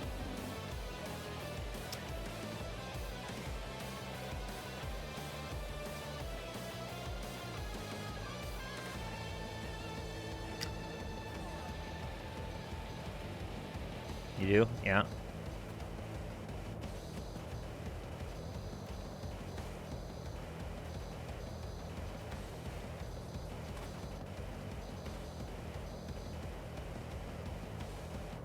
Alright, fair enough. I have a real pressure washer, so this game does very little for me. Yeah, it's fair enough too. If you don't need to simulate fancy scenarios with which to use your pressure washer, then it's probably not for you.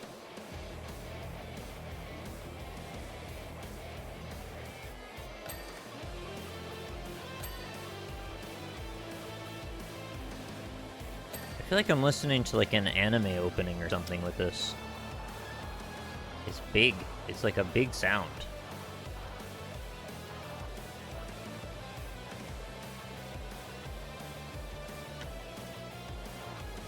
Also, the bass line is juicy.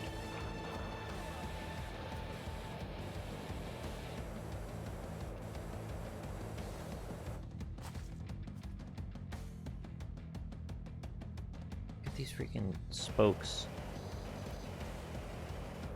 They spoke too soon.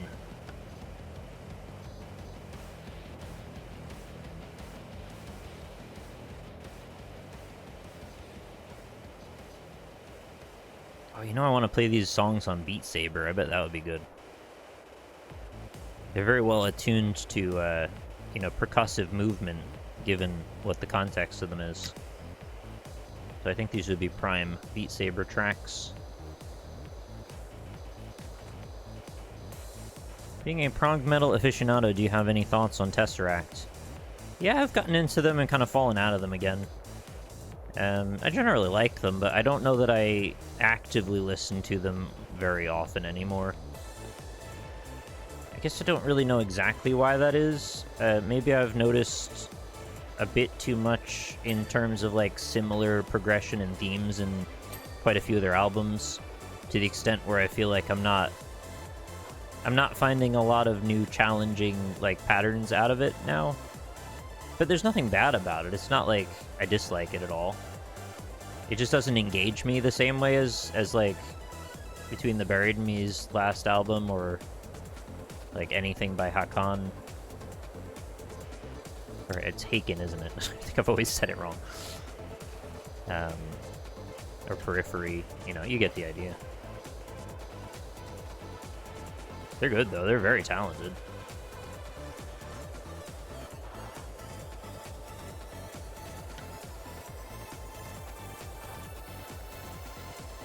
Is Between the Buried and Me's new album stuff still awesome? Yeah, it's very, very good. If you haven't kept up since Colors, they've gone even further into that direction. They're even more prog now than they ever were. But they've still got a bit of that black death metal kind of edge to them underneath it. It comes through more every so often, but it's not like a prevailing theme the way it was on their earlier albums.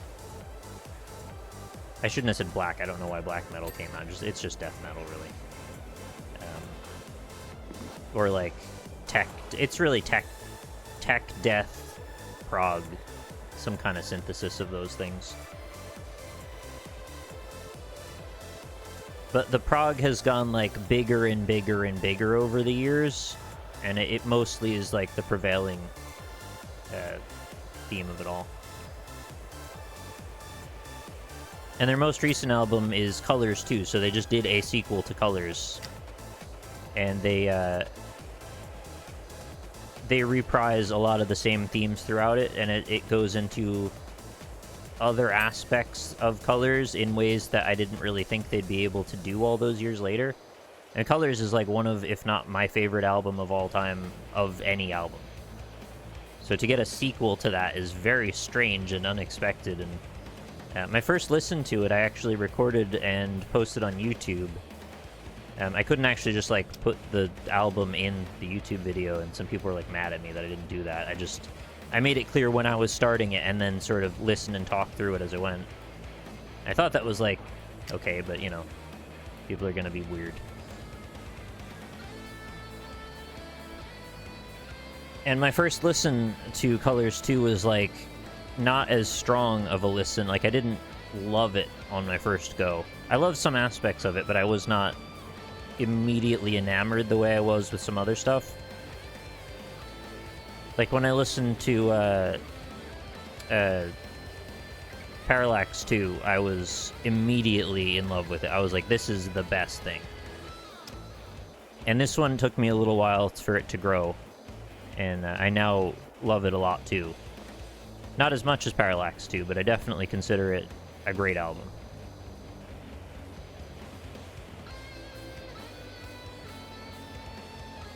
I was also very happy that they liked my tweet at one point saying that I love the album.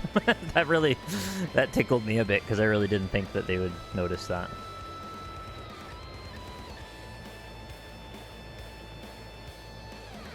I remember the first time I heard them do the whole "I'm floating towards the sun and sun of nothing," I was immediately sold. Yeah, I think that can be divisive, because it's such a turn in the midst of the rest of their sound. That'll either bring you in or push you out. And Colors is actually what really sold me on them, even though I'd already listened to them since their first album. Well, I think I might have listened to them from the second album, then kind of went backward, and then kind of went forward. I went all over the place, but I, like, generally had them always on my radar since their early stuff. And I listened to Alaska a few times, and was like, I don't know, I can't quite get there with them. And once I got Colors, it all started to make sense.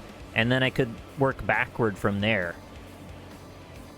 And then I was like, actually, I get it. Like, the stuff that I thought was death metal is kind of not exactly all death metal. It's deeper than that. There were some patterns that I just thought didn't make sense, but they did.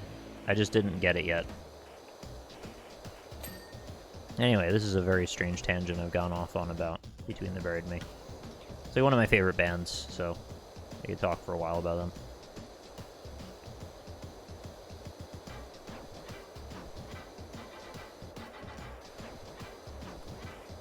Did you ever play Scanner Sombra? It's like Powerwash with light. I don't think so. I know I recognize that name, but I don't actually recall what it is. I mean, I know what you said it was, but I need to maybe see an image of it. My memory is quite bad, unless I have like a visual reference to go from. Here, let me look it up.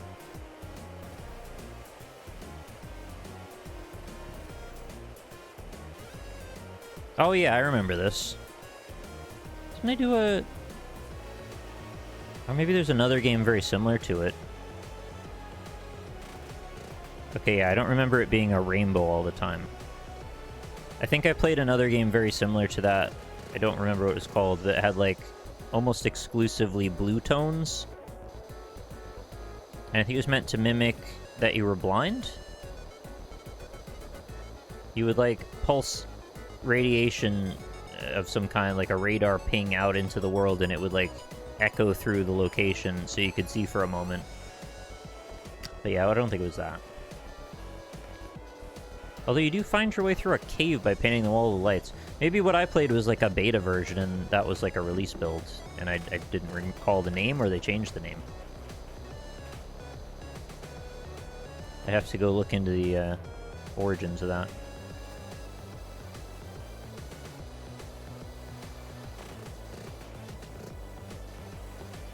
There's so many games from my like early 2012 to 14 times that they seemed so big and formational, and now I don't really think about them much anymore, which feels kind of bad because like there's no reason for that. It's nothing. It's not like I'm looking down on them and I don't think about it. It's just there's so much stuff in my brain that some of those things I haven't accessed in a long time have just like decayed.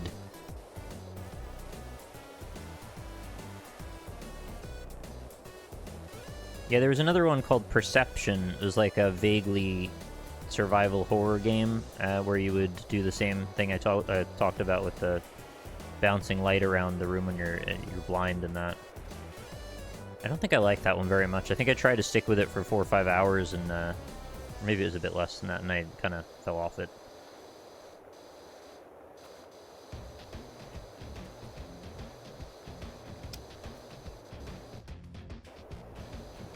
It's a lot to remember. So many games.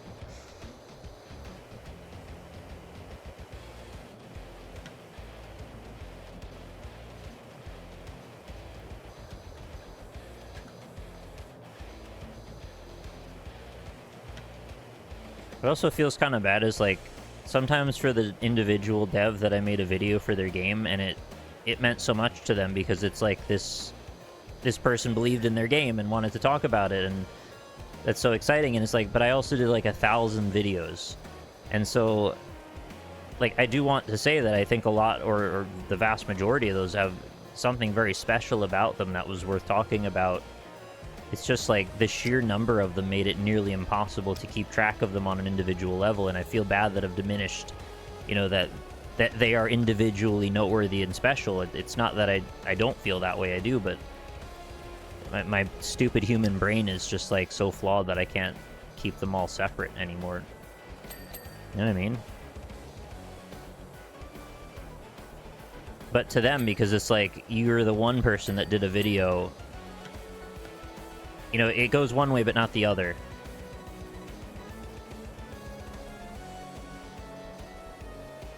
And so I feel guilty about that sometimes, that like I can't remember everybody as well as I should. Some people have just an incredible talent at memorizing names and associating with things, and it all gets a bit nebulous for me.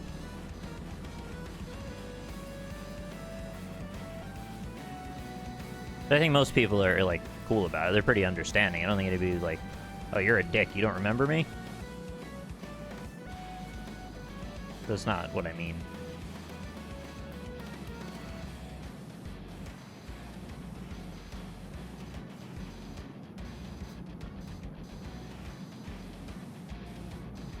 This freaking brass ball. They're also filthy. I guess they're not anymore. That green highlight on them makes them look like they're still dirty.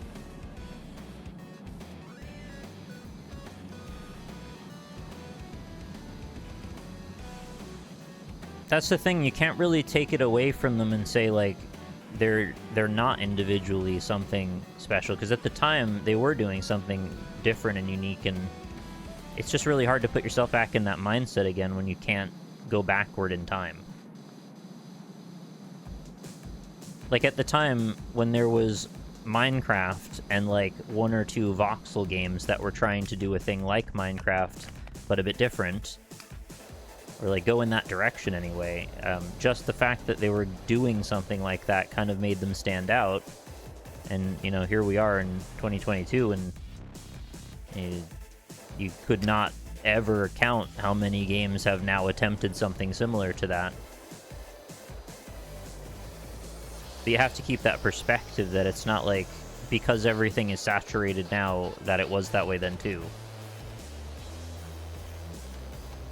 You know what I mean? It's like, it's hard to tease those things apart because your brain has moved forward with you in time. Anyway, it's a very niche problem, I know.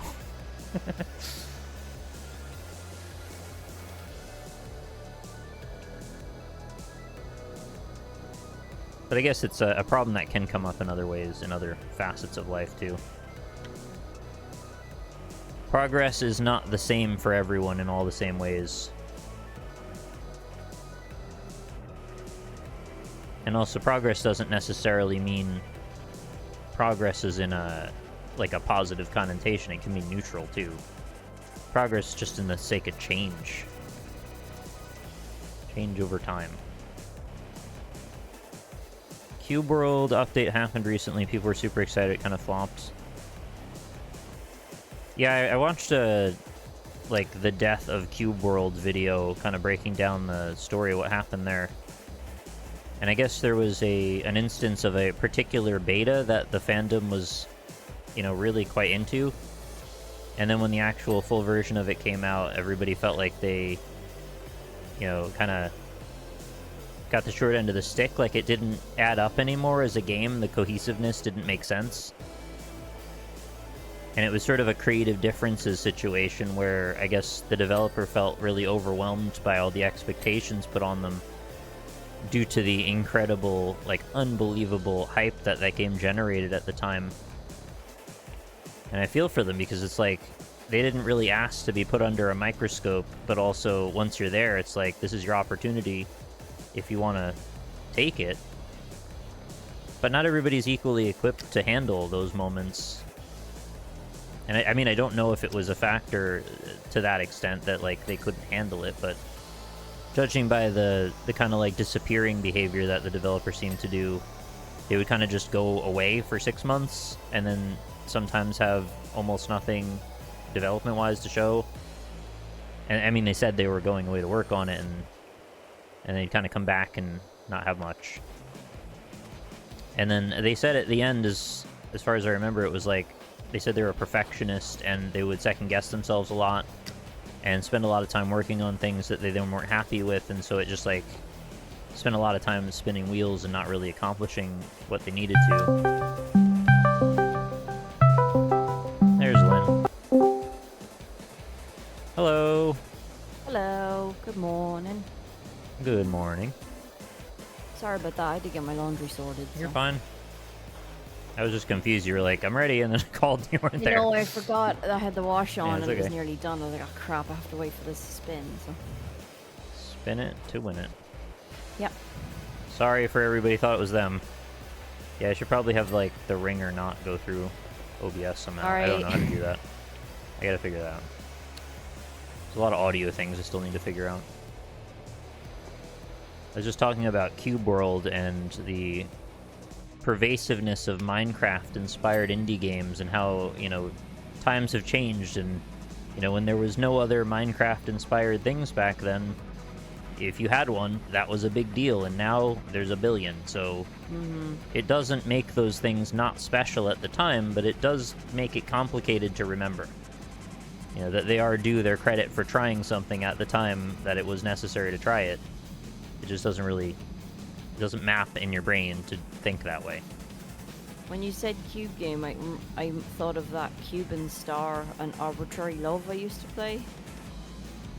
I think I remember that. I don't know. Yeah, I kind of recognize the title. Which I couldn't really figure out how to play properly. There didn't seem to be any end. Not that there necessarily needs to be, but... Well, we were talking about Cube World, which was this whole thing. But sorry, what were you going to say? How come your timer says 17 hours? I thought you'd been streaming for 25. No. Huh? 17 says we're counting down from 24 at the moment. They've continued to add time to it over the it was 17. night. Sorry, I was confusing the Twitch timer with your timer. Yeah, the time that's counting down is what's left, not how long I've been on. I knew that. I'm just confused. Do you want me to jump in on this one, or do you want to wait for the next one? No, I'm pretty much nearly done. We're 98% done now. Yeah, Chat's saying this should with count percentage. as a big job. Because, I thought it was going to take about 15 minutes or something, and been at it for an hour. I didn't realize how detailed all the nooks and crannies were going to be. Classic. Pretty sure all the later ones are quite complicated. Yeah. Well, you could just see the size of it, and right at first glance, it does not look very big, so I assumed small meant fast. It didn't. Sometimes small means fast. Yeah, that's true. When you want to be fast, you can be fast.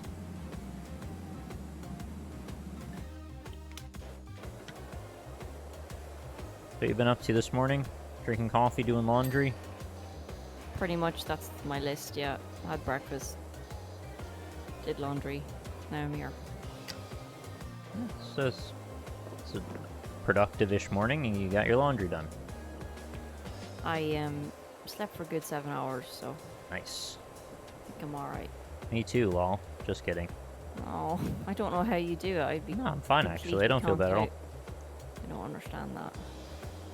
I don't really either. I said that earlier that I'm not really sure what I'm doing because, like, I don't feel like I probably should have been capable, but I feel fine. Well, So that's I don't good you know. feel Something fine. subconscious seems to have kicked in that's like, this isn't a problem. Everything's Your okay. streaming brain is like, yeah, this is what we do. Yeah. Maybe I went back in time and my brain's like remembering how things were and like reconnecting with that. Muscle memory for streaming long periods of time. Not even that tired. I mean, I'm a little bit, but like, felt a lot worse. Short, attainable goals and Yeah. variety. Yeah, I true. might have figured out like the perfect formula to keep everything moving, and it seems to have been working pretty well for that.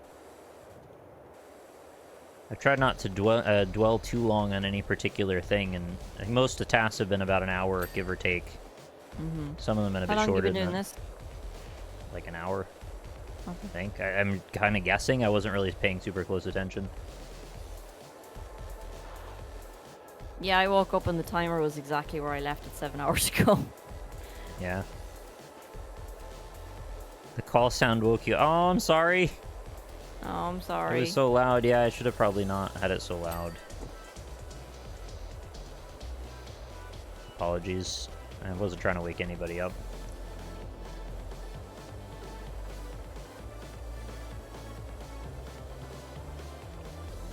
You do love to see that timer, though. You really do. It's tremendous support, and I'm really thankful for it. Thank you so much, everybody.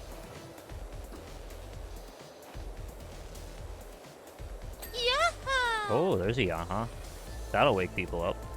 It's not one noise, it's another. The two noises, Discord and yaha.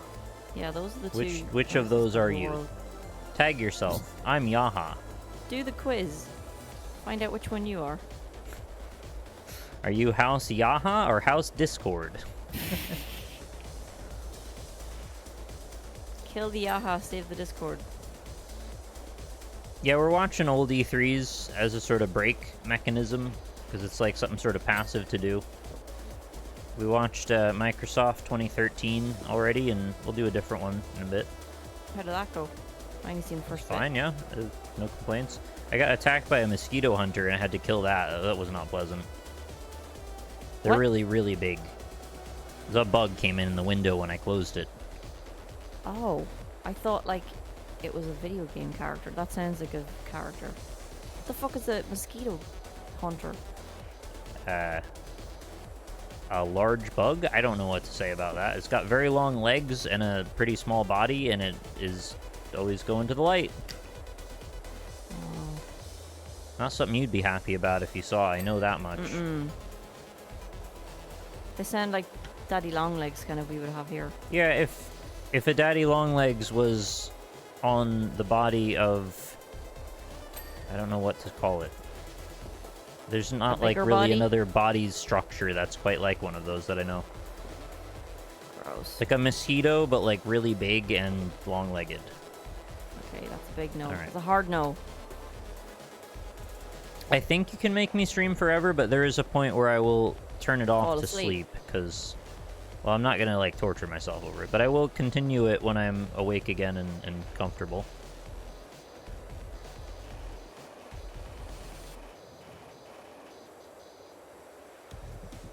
Okay, what are we missing now? I think we're nearly there. 99%. Oh, now it's the searching. No, it's not I search, spent really. ages yesterday on 99% on one of the levels trying to Just find use damn the thing. use the menu. I'm just seeing quick glance if I can see it before Yeah, I do. did that too, and I still had trouble. I was a bit under They the were undercarriage here. sneaky. Thank you, Falmunction. Oh, I like Look your how strong ripped that ass duck. is. Yeah.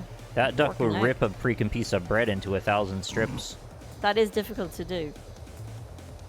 Maybe for a duck. A whole loaf with the plastic on. Just rips it. He ripped the whole shopping market in twain. In twain.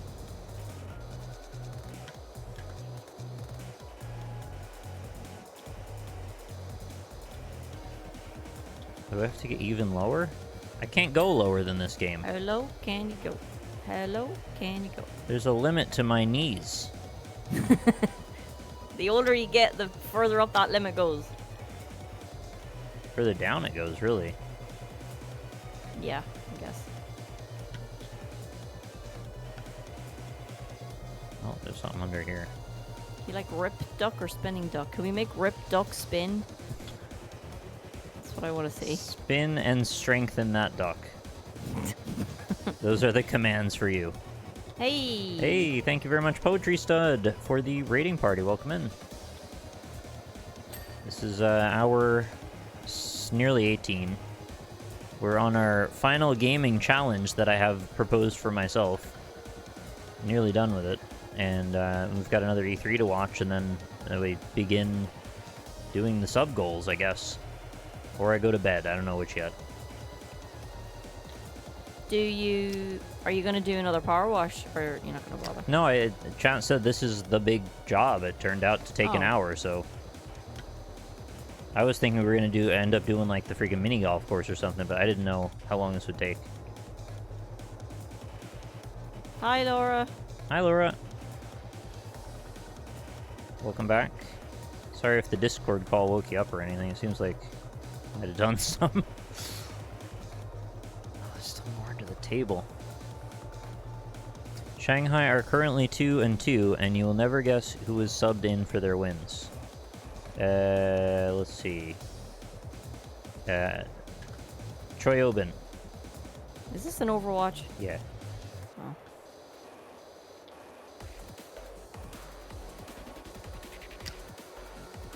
Hanbin?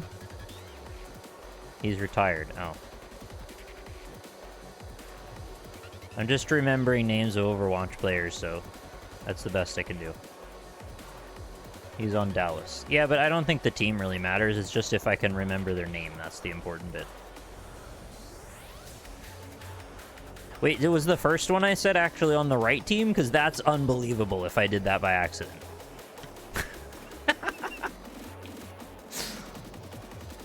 Because that was the first name that came to my mind, and that's hilarious if it was correct. Oh, no, he was on Shaw. Okay.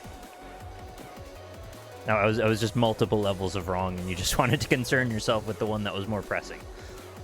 The worst possible guess. Thank you. Roof trim clear. The roof underside needs work still. Under the trim.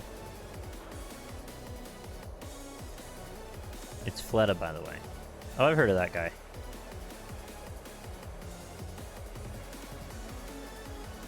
You always say he deadlifts. He doesn't look like he lifts a lot of weights. But I guess he carries Maybe his he team. lifts the dead. Is that what that means? Oh yeah, like if you work as what is it, a pallbearer? Is that that's the guy that lifts the casket around? That's right. The person who lifts the casket around? I was just thinking he lifts dead bodies as his weights because he works out. Oh yeah. And he uses dead bodies. It's pretty badass. It's probably some kind of character or something. Pole bar bear. He does actually work out. Okay, well, I mean, I wouldn't know.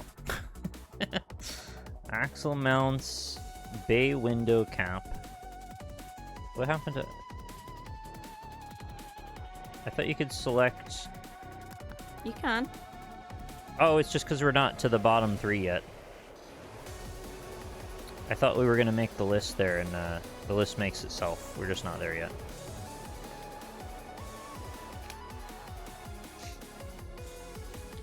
How are these last percents still taking this long?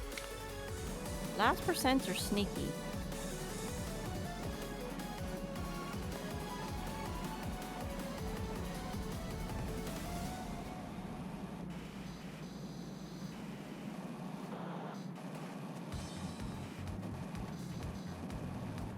can't say sneaky without thinking of Charlie the Unicorn. Really? Sneaky, Charlie. Gotta be sneaky. That is There's an old internet. extremely old reference. I didn't think you'd ever talk about Charlie the Unicorn. I think about him frequently. He had a hard time. They just wanted to show him stuff, and he was always, like, kind of not happy about it. Well, it was one like, ah, they stole my kidney. You know, Yeah, they did often steal organs out of him. it's not cool. I don't know, it all seemed in good fun. Does anyone know what the hell we're talking about, or are we too old? Well, it's an internet meme, so there's a chance But it's that an maybe old they know. internet meme. Actually, What it is isn't the really a oldest meme. internet meme? Oh, probably Rickroll. Charlie. Or if not Rickroll, Shun. Yeah, that's a good one. could it be like... Could it be Rickroll is a Leroy good one. Jenkins? Was I there at the Maybe. beginning of internet memes? Was it like... Must not have been Leroy Oh my Jenkins. goodness. Dancing baby gif? Probably something Yeah, racist. Dancing Aw. baby gif, I guess, that's true. I do remember seeing that and going, yeah, that's it right there. They figured it out. What's badger, badger, badger?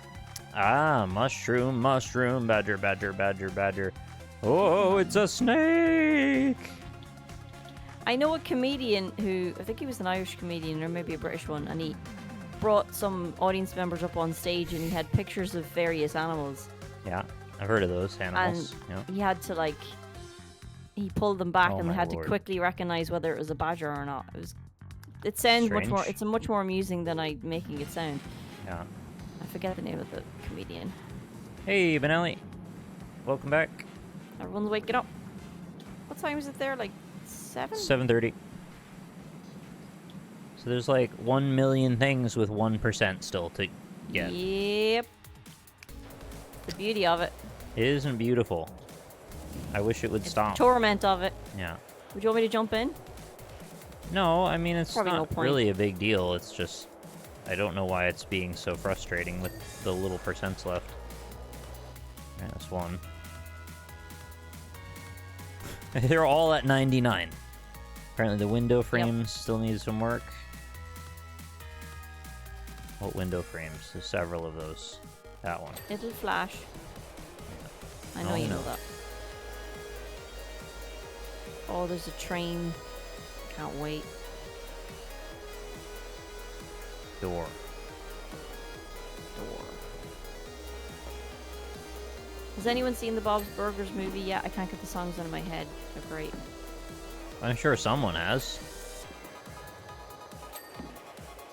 Oh, that I'll was see good. in that Doctor Strange shite. No diss if you like it, I just don't get it. And I vaguely enjoyed it, even though I'm not into that kind of thing, so... I just thought I the just writing wish- was awful.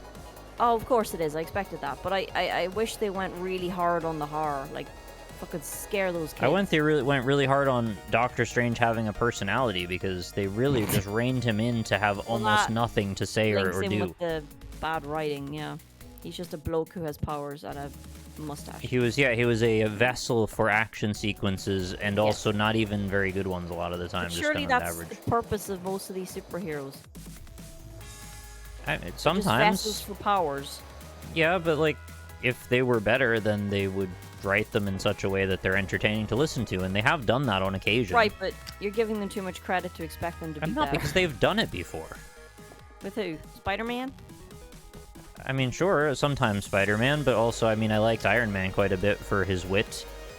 And as I said to you, I mean, I think if anyone was the next in line to be the witty guy after Iron Man, it would have been Doctor Strange. Would it? I think so. I mean, he's got that acerbic, dry wit to him, and he's very intelligent. He had. Huh? He had. Wait, not anymore. Well, yeah, before this movie, I guess, where they wrote it away from him. Oh, you're wearing a Bob's Burgers t-shirt. That's pretty sweet. I wish I had one of those. They had Louise's ears on sale in Hot Topic when I went over to visit Nick once, and I very nearly bought them, but I was like, what the fuck am I gonna do? Imagine with your these? ears being on sale. Yeah, that's some dark shit. Pretty weird.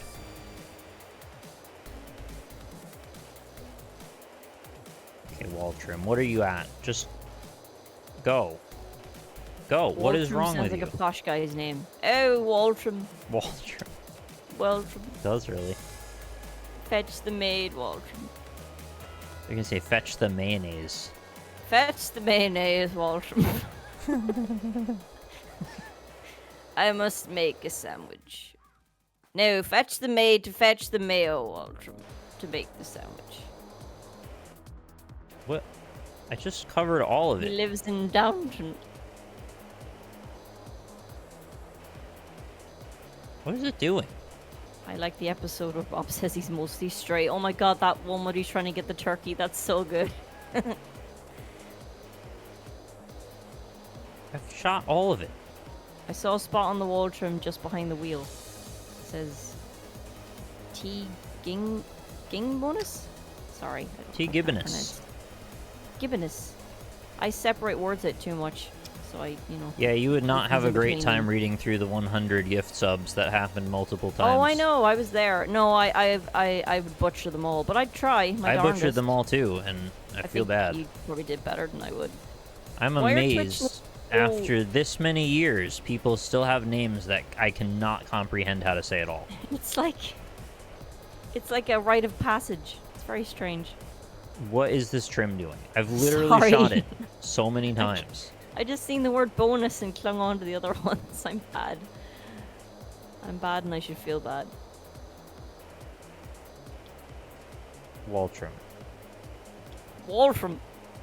Clean the wall trim, wall trim. There's nothing left. Except the memories. Oh, could it be down? Could it be here? Oh, it could be here. Okay, I thought it had to be that corner. Could be anywhere. Apparently it counts all the way across. I'm still Alright. thinking about that iced coffee I had yesterday. I want to go get another one. That's a surprisingly long time to be thinking about coffee. I always think about coffee. I know, I missed a spot, yeah. I sure did. Like, I usually only have one in the morning, but then people at work walk past with their deliciously smelling coffee, and I'm like, oh, give me it. Give me it. Staircase handrail. Bathe me in it. You don't want to be bathed in coffee, that's gross.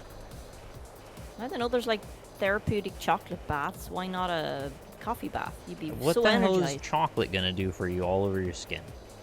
I don't know. It sounds great though. It's gonna smell amazing. Or you're gonna smell amazing afterwards.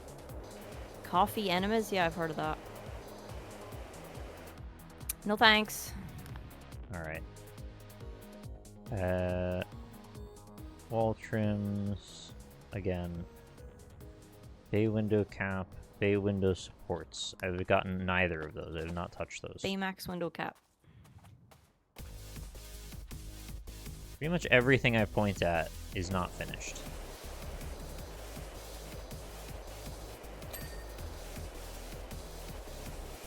Oh god, it's Mr. Blobby. Yeah, I do think this might be their most detailed one that There's I've a done. callback.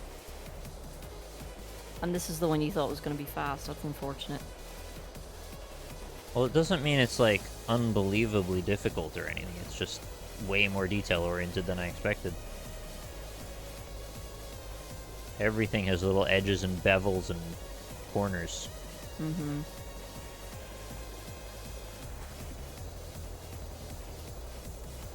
Chest.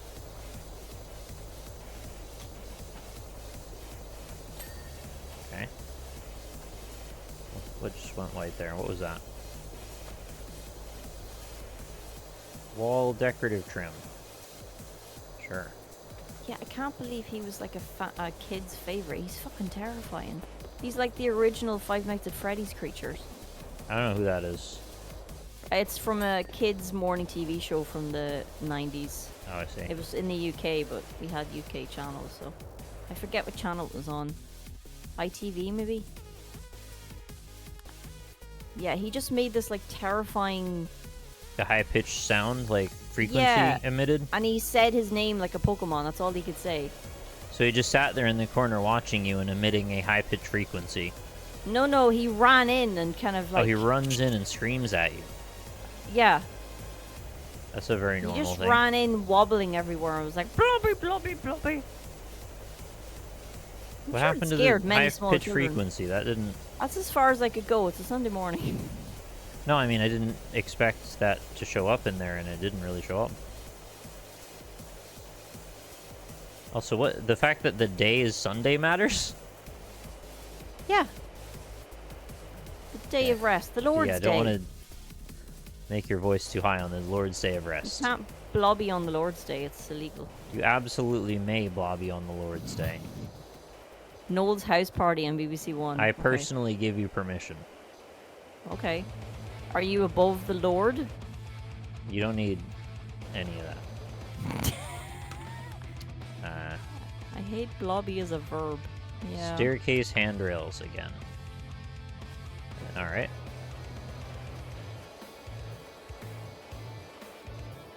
Let's do this. Staircase handrail. Give me resolution. Give me closure. Thank you. Saw another one. What was that?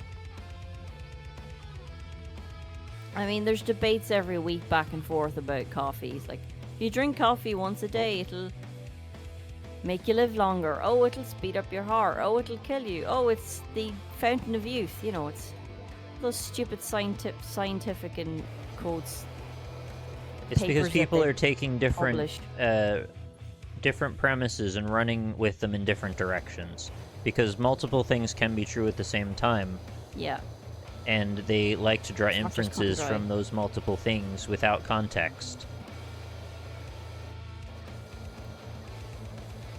I usually just drink it with a substitute milk situation with no sugar. Shitsuation.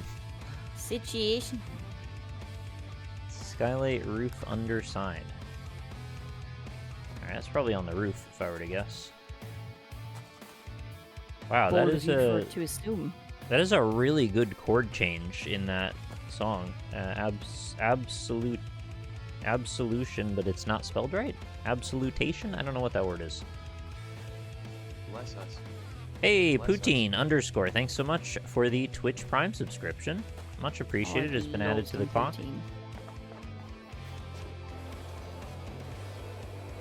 Every so often I hear a chord change and I'm like, yo, stop the presses. They found a new one. I found a new one.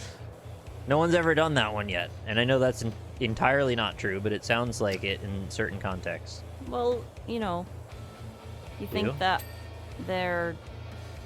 so many people make so much music, they're bound to have done all of them, but apparently not. No, I mean, they have done all of them. They just haven't done all of them in every context with many layers of other things over that.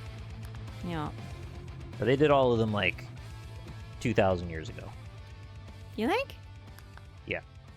Well, now we got new instruments and shit. Well, there's other varieties of questions about, like, are you engaging microtonal, like, sub-pitches, or are you using other keys that are not, like, tuned to a Western ear? Oh. But I'm just talking about the types of music that we tend to traffic in that we're used to hearing. Things that we consider to be conventionally melodic. Uh-huh. Because if you want to get into dissonance, there's all kinds of stuff people probably haven't tried, really, but, like, they're getting there now, too. Roof fascia. Get that roof fascia out of here.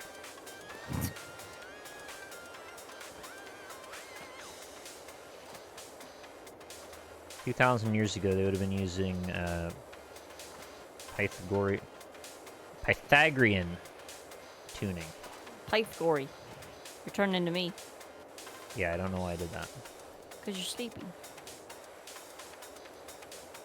I'm still shooting? It's not done? I don't even see anything on it. Why not? Are you not clicking on the thing and it makes it flash? I know what I'm shooting at, it just didn't take it. There's just a little specific area. There you go. Skylight roof ribs. I gotta go back up to the roof again. Roof ribs. I didn't know a roof had ribs. Yeah, it's because most roofs don't have a proper skeletal support system. I That see is it. true. That's why the roof ribs, they aren't there, and then the chest cavity caves in and you can see the beating heart of the roof. Oh my god. It's disgusting. I don't know. It sounds like you'd be into that. I don't want to see that beating heart of a roof. Oh, there. Roof trims. Show me roof trims. That's a rib. That's a rib. Trims would be in the front then. That's the decoration. Look, I don't know every single stupid thing you've called all these things. There's so many different varieties on here. Oh, roof trim. Found it. You found it while you were bitching about it. Yeah. I need to, like, take a college course on what the edges of a roof are called.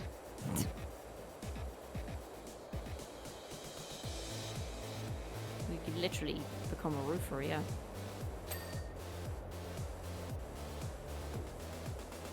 Roof or no roofing? When do we get biopunk houses? I want to perform surgery on my sink. Well, if you beating go back heart to of the the sink. Flintstones, you could do that.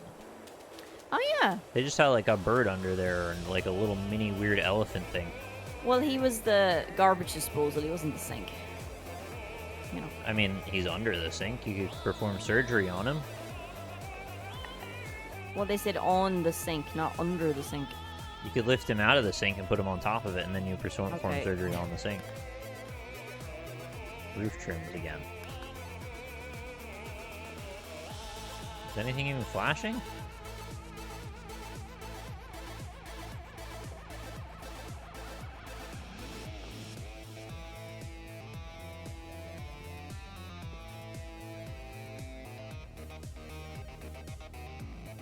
The inner? No. Your camera over the thingy at the top, so I can't see if it turns white or not. Oh, yeah. You're fine. You don't need to do that. I Oh, don't see roof anything trim. flashing.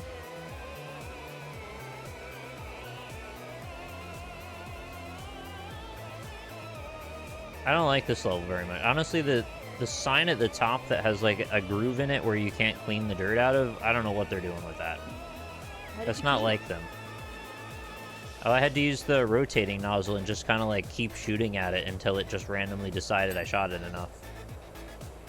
But it's got these 3 cards that overlap, and there's dirt inside of the grooves in a way that you just can't really get to at all. it? Well, you must have. I know I must have, but that's not, like, the right answer, is to sit and shoot it for ages. There needs to be a Well, way to get you in there need- properly. Some of the liquidy, cleany stuff. Yeah, maybe. Roof fascias again. Alright, where's that? It's the down here roof? Yeah, it's this the other side of this. That's where the soap sprayer is good. Ah, it's There you go. underneath this. Okay, got that. Bay window cap. Crystal ball is still dirty. You know how long I shot this crystal ball and it's still dirty? You need to get some of the cleaning liquid out. It's obviously. Impossible. Do you know the cat's in there? I did. I seen him. It's weird, isn't it? He's trapped in the netherworld.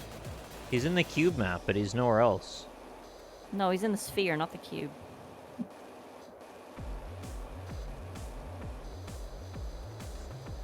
Oh, this sounds like the beginning of a Muse song. Do do do do do do do do do do do do. What's the soundtrack again? Listen to Danny Baranowski's Crypt of the Necrodancer themes. Oh.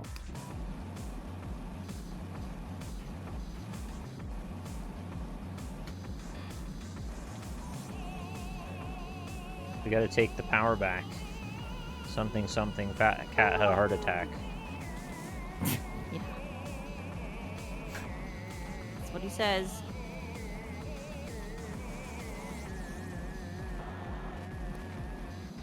What is dirty? I don't see anything.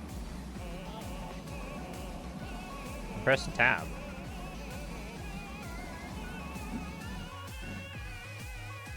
Oh, there's like a rim of grime at the very bottom.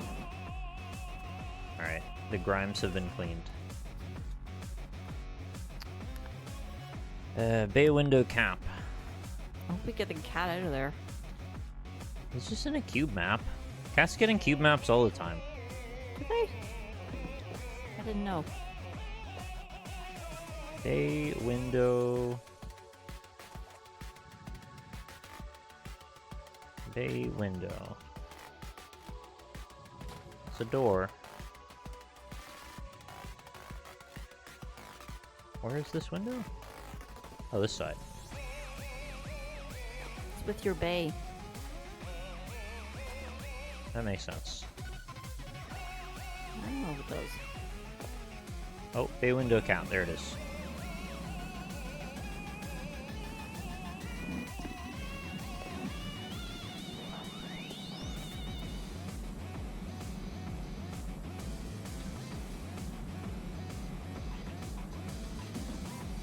What?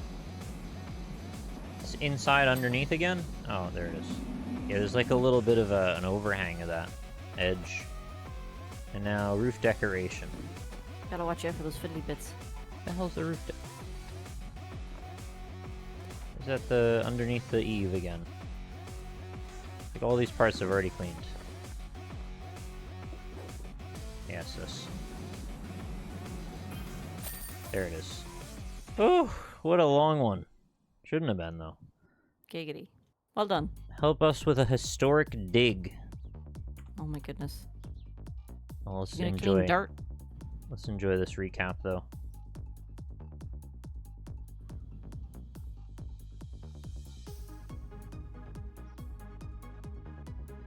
Continue. And clean the ancient statue. That looks alright. Looks kind of cool. Looks ancient. Yeah, I did not enjoy that particular level just because it had too many edges that hung underneath each other. I think they should avoid overlapping edges like that more in the future. But it's fine, because we To sorted make it it out. tricky. I don't know if tricky is what we're after with this game, but it's okay. I'm not really that stressed out about it. I'm just saying. Oh. The specials are where the mini golf course, the gnome fountain, and the steam locomotive are. Yeah. I thought they were in career mode. But That's you nice told me about not it to if you spoil want. level. Well, I just showed them on the stream, so I can't really not spoil them when I'm looking at them. I've already I'm spoiled currently- them. I'm currently doing the fountain. I see. Very much looking forward to the train, as you'd expect. Mark this down. Stretch and hydrate. Yeah, that's a good idea. I should do that. Brain empty. I just looked at OBS. I'm like, what are words? Okay. It's quite fascinating what lack of sleep does to the mind. I just like don't know what words are now. I rarely do. There we go. Okay, we're back under 24 hours again. Woohoo! Hey, pulling Hi, tractor, pulling welcome. tractor. How's the tractor pulling going? I assume you're probably very tired of hearing that whenever you come into a chat. Mm. Sorry. So They we're back. chose their own destiny. Yeah, I guess so. We're back to choosing another E3 to watch.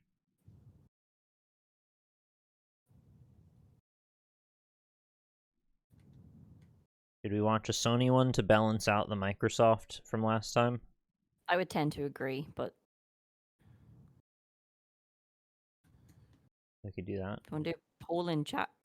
Well, I don't really know what to poll, I guess just the year or something. Well, Sony or Microsoft or one of the lads. One of the lads. Do you have any lad preferences, chat? Well, that's a whole other question.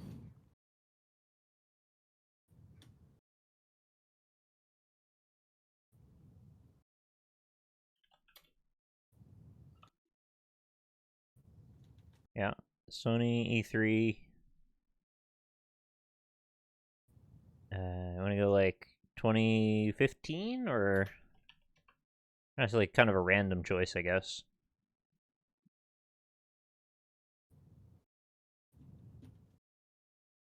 This looks absolutely Hang on. Where the beginning of this thing even is. This is the PlayStation E3 experience. Where's the beginning of the freaking conference, though? Is that it? Oh, somebody looking at his phone. Nope, that's copyrighted music. Don't do that. Please stop. Alright, yeah, I think this is it.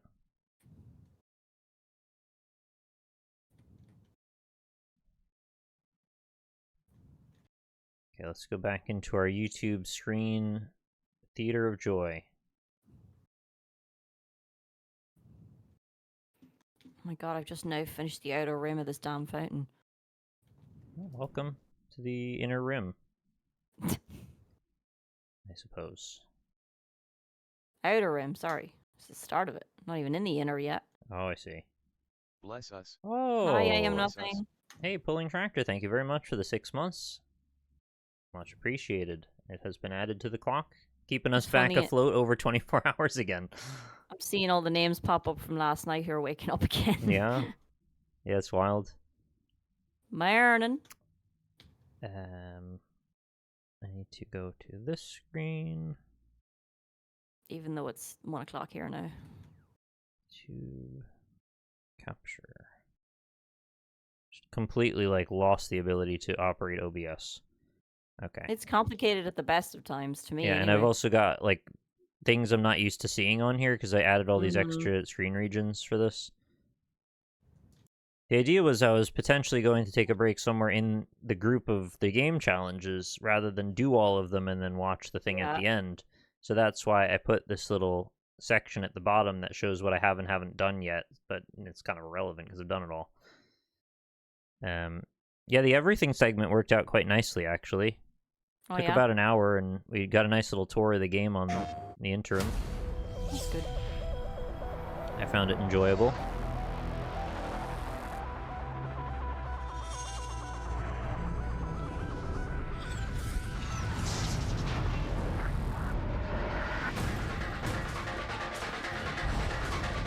So this is E3 Sony 2015. My name is We need to Max. update the text on there. They will feel my wrath.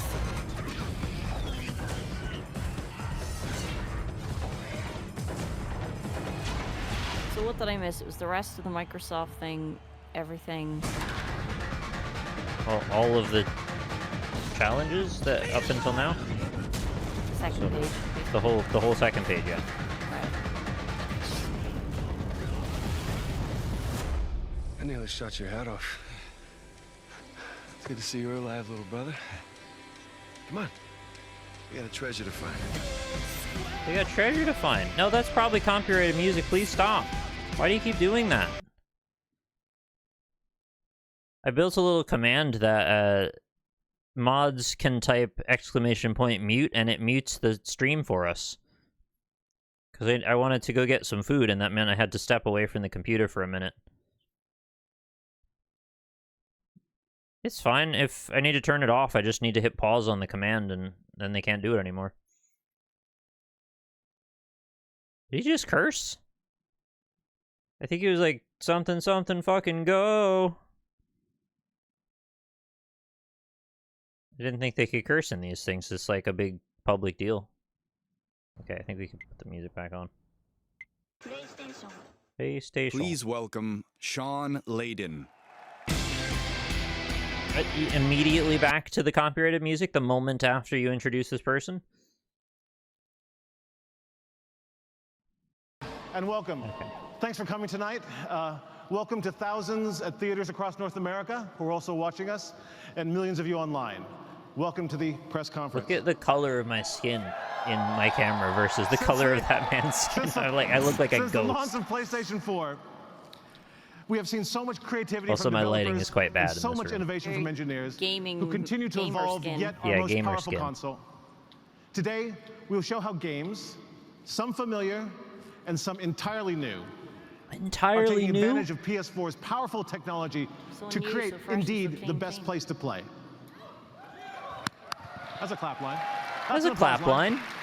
He's telling you when to clap. From a Do it. PlayStation community of engineers, creators, and developers, If PS4 it's, became if the you start of a tell new us it's reality not, in computer mate. entertainment. A reality where games and gamers come first. He will fit A in reality Britain. where games and developers matter. A reality where games drive innovation, What? where games Is it are filled with flashing? What was that? intelligence, insight, and emotional narrative. Must have been cameras. A reality where games are the hubs I thought my of global OBS did that. connection and collaboration. Indeed, a reality where games are the cultural zeitgeist. Games are the cultural This new reality zeitgeist. of gaming is expansive, inclusive, and boundless. And we can't wait to show you what we mean. Inclusive and Our boundless. socially connected network has continued to grow and Oh, represents let me more put than the traditional gaming. subtitles on. Sorry, I forgot to do that. We have risen to the new challenges and opportunities of becoming the best entertainment experience available. What continues to excite me every day are the advances we're seeing in game development. I believe we're witnessing an historic evolution in gaming, full stop.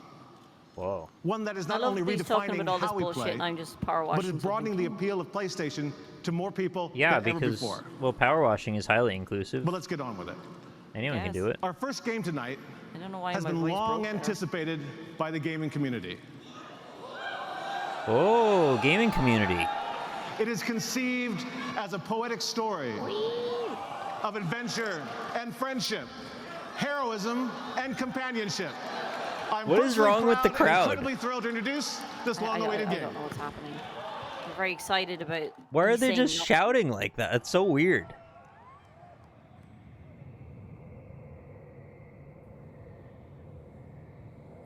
Were they trying to guess what he was introducing? Maybe they already knew. Oh, it's The Last Guardian, I think that's why. Yeah, because the friendship story. It's hard to explain why this was such a big deal if you didn't follow the development process of this game, which was just hell for like 10 years. Right. This game was supposed to come out, I think, on PS2. And it Oh. skipped an entire generation. Pretty bad. And then when it finally came out, I didn't even finish it because it kind of sucked. Oh no, that's awful. It had a terrible frame rate and like a janky ass AI, and the whole game was like the an new escort Shadow of the quest. Colossus thing. No, I mean, it's by the same people, but it's not really directly related Well, to Shadow of the that's Colossus. basically what it was, no? It's kind of like a spiritual successor to Ico, but like it isn't really that either. It's kind of hard to pin down exactly what it is. Jesus Christ, Another thing. Ico was hard. Ico was cool, but like really janky, and it seemed like they were trying so hard to make that concept work on the hardware they had. But it worked enough that you could kind of get over it. I remember renting it and being so excited to play it, and I just Yeah. like, what the fuck is this? It had really beautiful visuals though, and it had this sun-bleached look that I can't really say a lot of games look like that ever. Damn thing.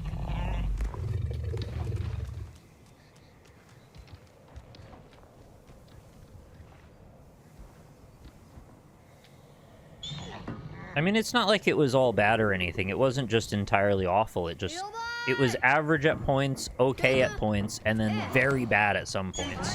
And those very bad points really soured the whole thing.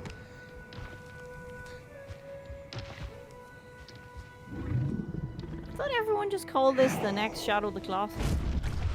No, Shadow of the Colossus is about fighting colossi. This is about a little boy and a weird cat beast.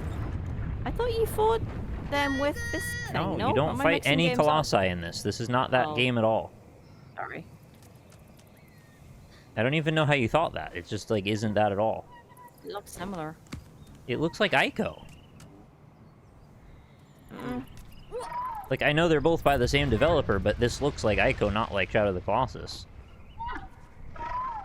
There's just a big animal. Is that what did it? I don't know. Maybe they'll let Blue Point fix it. Yeah, probably. Like, in situations like this where the AI had to do some action and, like, catch you or move to a certain position, it would just, like, screw around and not do that for ages. Or, like, you'd jump and then it would just not catch you and you just fall to your death.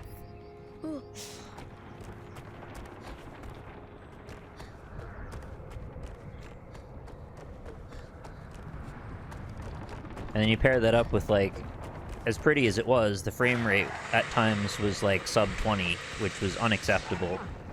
That's pretty bad. And they really geared it toward, like, you need a PS Pro or PS4 Pro for this to really run properly. And maybe they've optimized it or tried to patch it in the time since then, but I'm like, you had your first impression, it was not good. He'll just throw you off a cliff shaking his head, yeah. I do remember the sequence. It was alright. This was one of the okay points that it kind of did mostly what it was trying to do. But even at its best, it was like a kind of weird, sort of janky puzzle platformer. It's like, it wasn't breaking that much ground, it just looks visually quite gorgeous at times. Yeah, cinematic frame rate. Anyway, I'm not trying to bash this anymore, it's fine. It's just, given how much of a lead up it was for it to not be stellar, it's like, well, I mean, you probably could have seen that coming from a mile away in a game that takes 10 years to develop, probably gonna have some issues.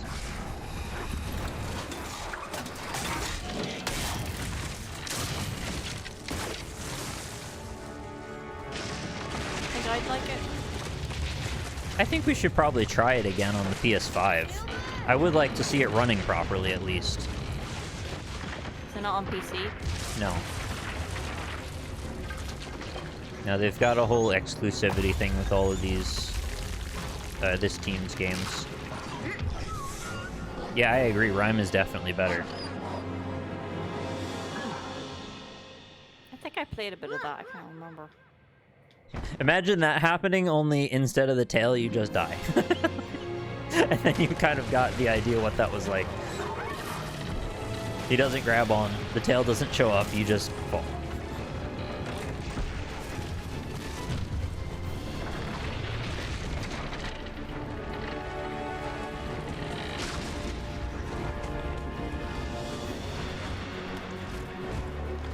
Is that fur or feathers? It's feathers. It's got like a dog bird thing going on. Hence the little wings. I think it like might have fur also, like under the feathers or on its face and in certain places. It's got a kind of a hyena look to it, the front of it.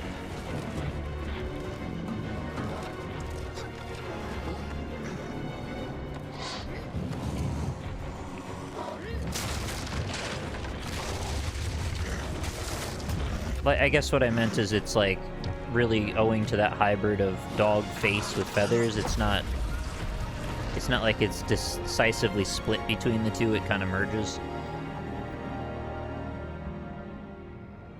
So chill. Just nearly falls to its death and it's like, oh, time to scratch my ear. Those wings don't work to support it. It's part of the premise that it's like, it's got some problems and you need to help it and it needs to help you kind of thing. Neither can solve its problems without the other. Nothing better than codependency. 2016! Thank you. Can you imagine 2016? What a year. The world will finally be good. I could not be happier standing here today. You don't know how long I have waited for this moment to... Chat, when we get to 2016, everything's gonna be great. First ever Stop. gameplay footage It's too horrible. Sorry. Yes. I'm just happy that all the world's ills are finally going to be solved. Behind this title, for all his creativity, leadership, and hard work. The creative director of Last Guardian, Fumito Ueda. Yeah, I don't know. What are they working on at this point? I'm sure it's something. Is the last thing they released? Yeah? Another 10 years. Only 4 more to go. No, that was an exception. It doesn't usually take them 10 years. They were in absolute hell with that one. Thank you. Somebody just yelled, "We love you." And next, I love to you. introduce kinda a sweet. completely new franchise that I'm totally excited about, it is my pleasure to welcome from Guerrilla Games, Herman Furst.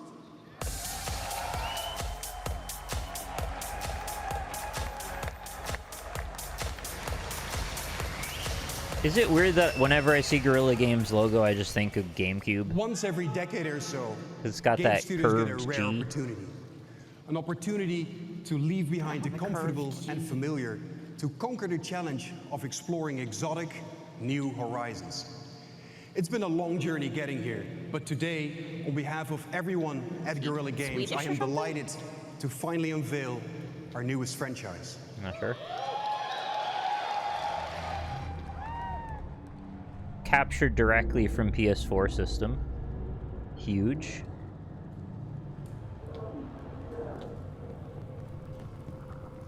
Alright. What's this?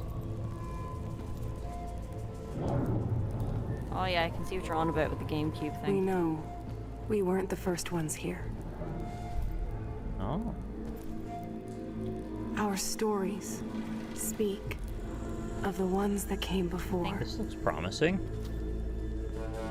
The old ones. Old ones. The world of the old ones was so different than ours. They had built I really incredible want them cities to create a unified towers timeline where that reached the cities from The stars. Last of Us were in the past of Horizon Zero But Dawn. a darkness came, Yeah. Like the full And Sony their cities- metaverse timeline. turned to graves. And without them, The Whole past of us. metaverse. I know, I'm joking Started about to that bit. I just think it's a funny concept. I actually remember seeing this Their trailer great for the first cities time and going, faded there's away. no way this game is going to look like this, right? I thought the And same in about their Breath of the place Wild, actually. I was wrong. came new life.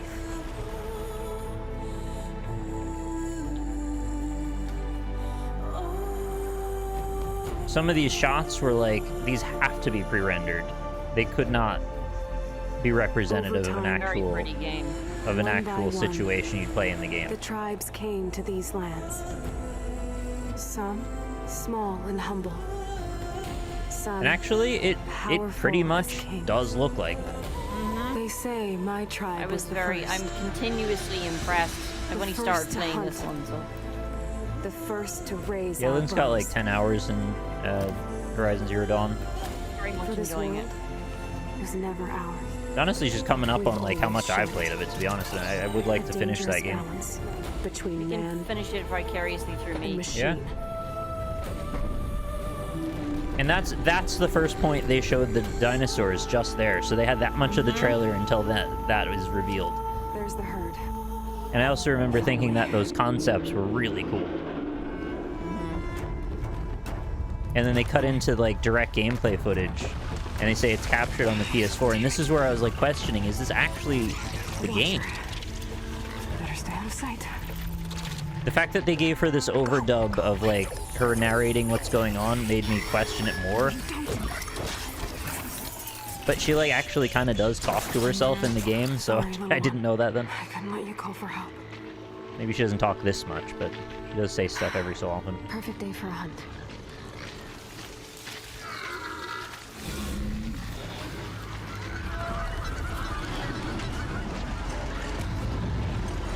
Oh, no, you're fine. I have completed all the challenges, and after we're done with the E3, I'm going to assess how tired I am.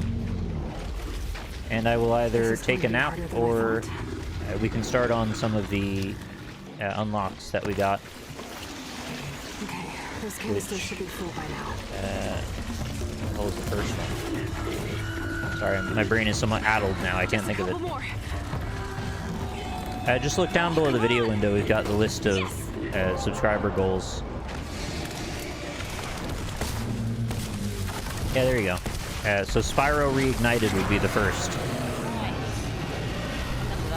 You want me to play some Spyro? You want to join me for that? Yeah. My first time playing a Spyro game. What? Yeah? That was my childhood. I was a little into the Elijah Wood adaptation, but I never actually played it.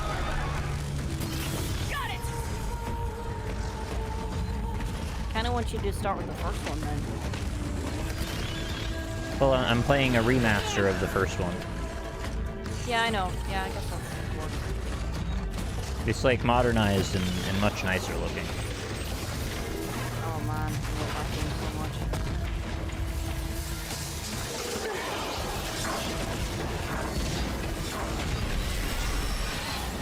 I don't know if I ever got that weapon. I got it once during that tribe fight when you picked it up from another person. Oh yeah, that's true. Yeah, there was that. But that there angry is person. like a heavy machinery like skill thing, so you must get it later. I just don't have it yet. Wow, those bokeh effects on the light look really nice. It's not something I say very often. I think they're like pretty overused a lot of the time, but that actually fit really well with that. Time to shut you down. I think I plan to just kind of test the first one for a bit. I don't know how long I'll play it for. I don't know if I'll do all three. I don't think I will.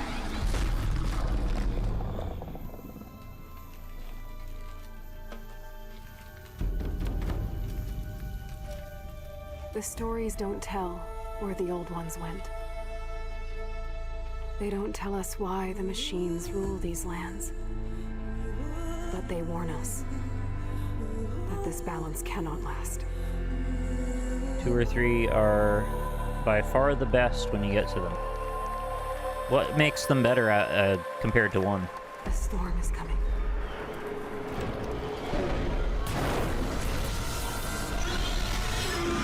And I will be ready. It's a hell of a presentation that I don't really know about it being a trailer, because it's kind of more than a trailer, but it also doesn't really set up the conflict of the situation at all. It kind of shows you the main players. But it really does make you want to see more about it. Yeah, I don't have much nostalgia at all for Spyro. I'll be your nostalgia. Okay, I don't know if it works that way, but we'll give it a shot. What the heck is this? My first thought was Hitman, but I don't know. I don't really recognize this. Yeah, I think this is Hitman.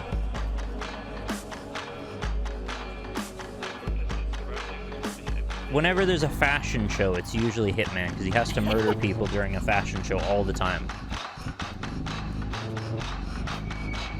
This guy just kills people all the time. Oh, those 3 ladies looked far too similar. That was scary. Doesn't that happen a lot in fashion? Yeah, it does. Just They make up ladies to look very similar. one that it's like computer generated is extra creepy. Yeah. I don't like that breathing sound. Yeah. Ha, ha, ha. It's too much. That makes me uncomfortable.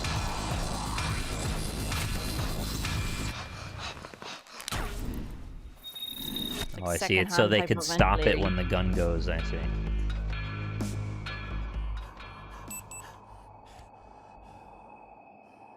I still haven't played a Hitman game. They made him look younger there?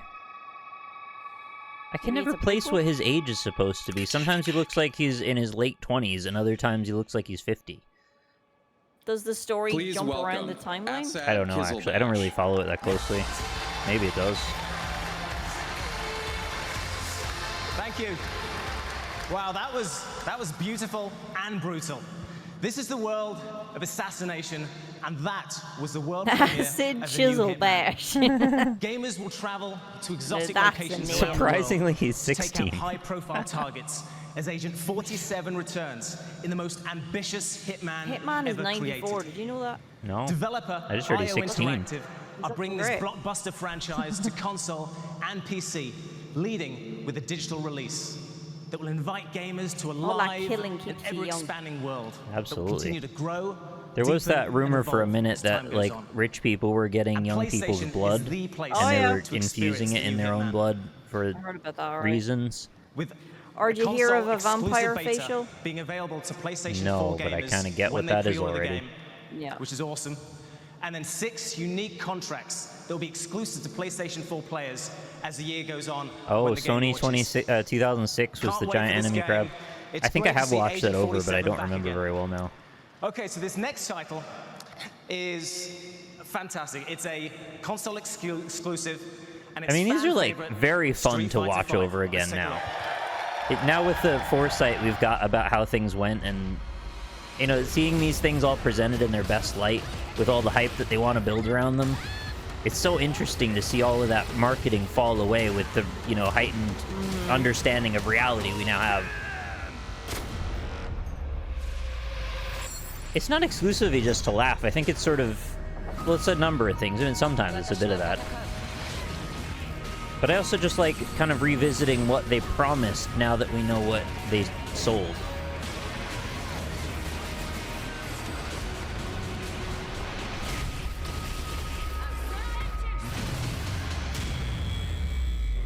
Something about the models in that looked like higher definition than the actual ones in the game. I don't know if that's right though. The next evolution of this legendary fighting franchise is coming exclusively to PlayStation 4 and PC. And we're excited to announce that the very first public beta is exclusive to PlayStation 4 gamers, and it's starting July 23rd. Yeah, I do remember when this launched, it was All right, like so get that in your calendars. a lot of people I'll be saying on just it, stay so away from hopefully this I'll right see you now. guys there. It didn't even have like a So let's talk about some any more games. campaign at all. This next title captured the imagination of the whole industry when it was first announced, and expands our very notion of the word scale. To help us tell more about it, I'd like to welcome from Hello Games, Sean Murray. Oh God, is this the introduction of No Man's Sky to the public? Oh no. I think it is. Oh Hi, no. guys. Oh, it is. So last year, Oh, I stood here and no. showed you a video of this crazy game we're making called No Man's Sky. This year, I guess I really just wanted this to show is you the how it last plays. day of the next 10 years of your life. They could not have, and no one Good could luck, have friends. predicted. This is a giant sandbox that we're making, a universe-sized sandbox. It's full of choices. You see what I mean now? Watching this in retrospect, Yeah. this Like here, we're at moment the is boundary like, between this two is a warring moment. factions. Yeah, it is.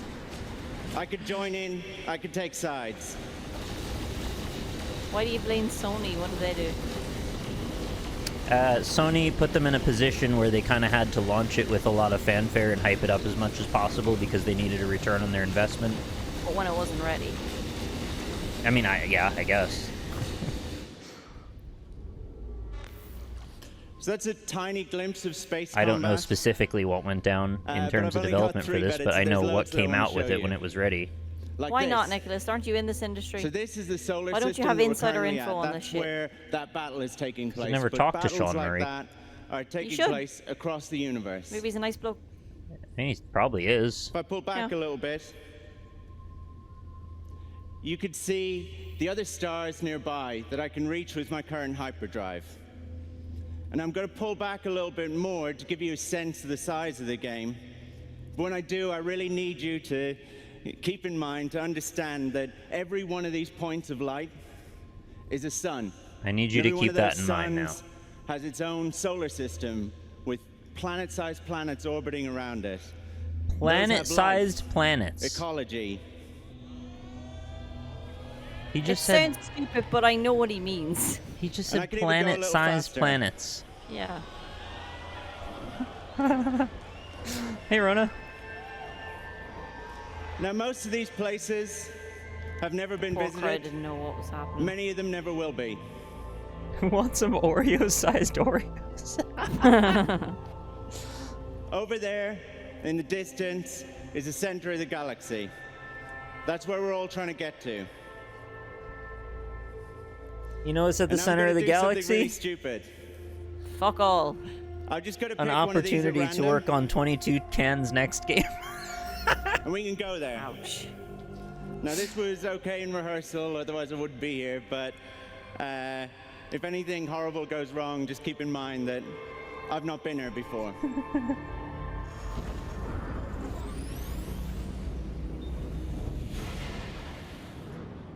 Cool. So here we are in an undiscovered It's not that the solar map system. was necessarily Probably no one's impressive, ever it been was here what it before. I represented can do a scan. and what we couldn't see at the time. the inference we made based on the map was what was You'll see impressive. some points of interest. That red Do one you down remind there me, the problem with is a this was then beacon. they came out and all the planets were basically empty and there was nothing there. That was one of the issues, yeah. They also promised multiplayer and there wasn't any, and there was like no customization and very little that you could actually do on any of the planets. There was like space combat that had almost no features or like maybe didn't work. I don't remember exactly anymore, but like mostly everything they promised, very little of it was really there. It was a skeleton of a game. And they talked about how like, oh, you'd never find another player because there's the world is too, the universe is too vast. And then two people found the same planet and stood in the same place and couldn't see each other and like, so what's up with this Hello Games? And they're like, I actually don't remember what their actual response was. Probably that. But I've also seen a lot worse. Or they said it was a so I bug, could do maybe. a scan, I don't know. and as luck would have it, there's no alien life. But I could show you this. So every planet in every solar system is fully destructible.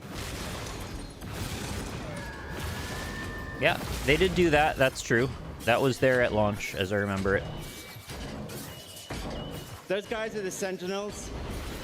They protect the planets from explorers like me. I don't know why they do that, but they do seem to do that. Now I'm underwater. And there's fish. There's the V3 fish. Wasn't there something up with the underwater that didn't work right? I remember they had a patch that was like, so now I need to underwater find does that stuff beacon. now. And I can upload those Fish at discoveries. launch. I did like how he said, and there's fish. He seemed very legitimately, like, chuffed at that.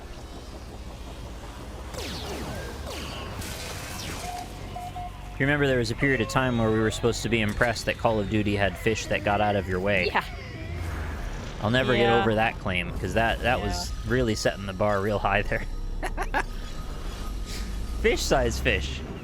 So now, planet-sized fish. When the game is out and we'll announce Fish-sized the release planets. date Like to see soon, that. They I actually promise. added planet-sized When the fish game is out, recently. one of you might They added one day space come whales across this planet. on ice. That's just a little glimpse of No Disney Man's space Sky. whales on ice. It's got Thank you very much, trading, Aaron. fighting, exploring, Thank you for the survival, 13 months. and it's a huge Morning, game. how was the night? It was fun. Thank By you. the way, the fish really did swim out of your way, though. It's true. Incredible. Yeah, it is incredible. Carl Sagan quote detected. But thank you very much for the 13 months, and yeah, it was a pretty fun night. We just went through each Thank you, thing Sean. kind of Thank you, Hello methodically and Games. How was that? didn't really Amazing, struggle with right? any of them. It kind of worked out. Every time I see that game, it blows my mind. So, moving Hello, from the just some massive lamp. scale of Hello. the universe Guten to the Morgen. wonderful complexity and richness of the human imagination. This next title showcases how the genius minds of a studio are challenging the very nature of how we create. He sent out keys to all the people who requested ones off my list. Whoa. That's nice of you. Key-size keys. What's this? Why does it look like Braid? That bridge Hello. at the beginning Thank you reminded me very of Braid. much. I'm proud and excited to be here today to tell you what we've been working on at Media Molecule. It's the most ambitious... Oh, it's Dreams, right. Thank you. Oh, shit.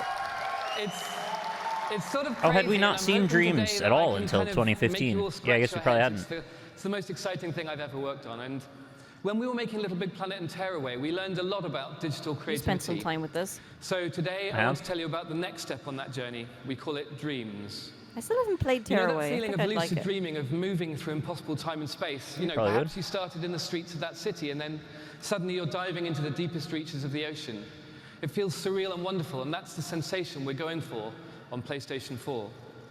So we're building a place where you go Meanwhile, to while play we're and sitting explore here the dreams of marveling at No others, Man's and Sky, then you can Dreams create did and all share the your things own. that they said Remember, they were the going to individual do, dream is like seamlessly linked to the legitimately others. It's sort of did woven everything. into an open And everybody's dreamverse. like, yeah, I don't care You can get about lost this. for hours exploring, journeying through the imaginations of thousands of PS4 They created gamers. something literally And the thing that impossible, unites or them all is that feeling seemingly of being in a impossible. dream. I need to But stop when we saying tried literally to capture as those fleeting dreamlike moments, we found that there weren't figuratively. any suitable tools out there, and we needed a new creative palette.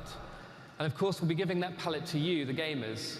So we threw away the usual polygons, keyframes, lists, all of that, and we focused instead on sketching, collaboration, immediacy, and making it feel like a game. If it weren't for Flex, Dreams couldn't work as a concept. Polygons simply would not work with moving your Dreams. controller to create your mark on the world.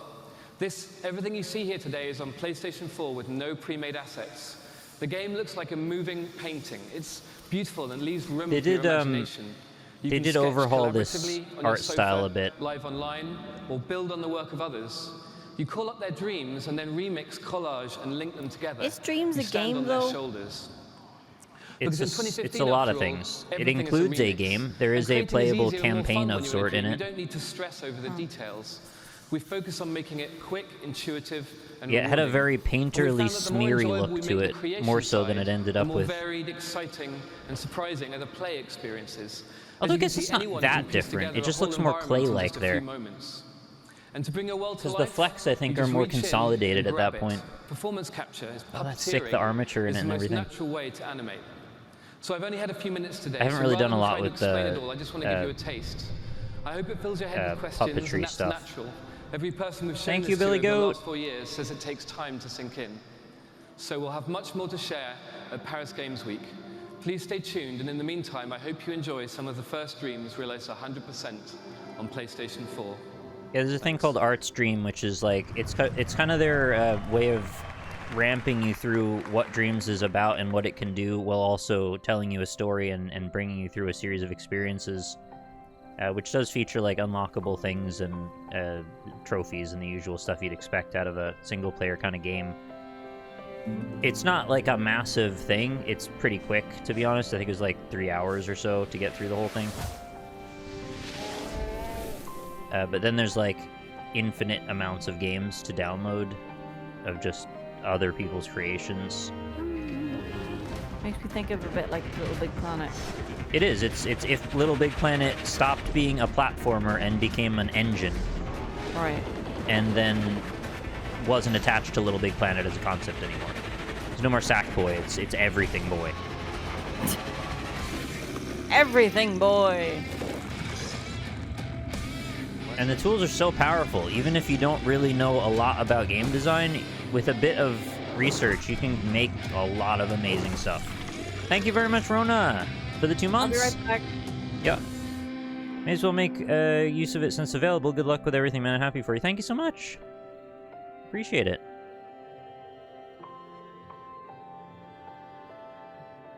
It's been quite a process. I'm just waiting on the moving date to come through. We had the consultation recently, and a lot of the prep for it is ready to go now. I just need to get the actual stuff out the door. And then I will head back over to Ireland again.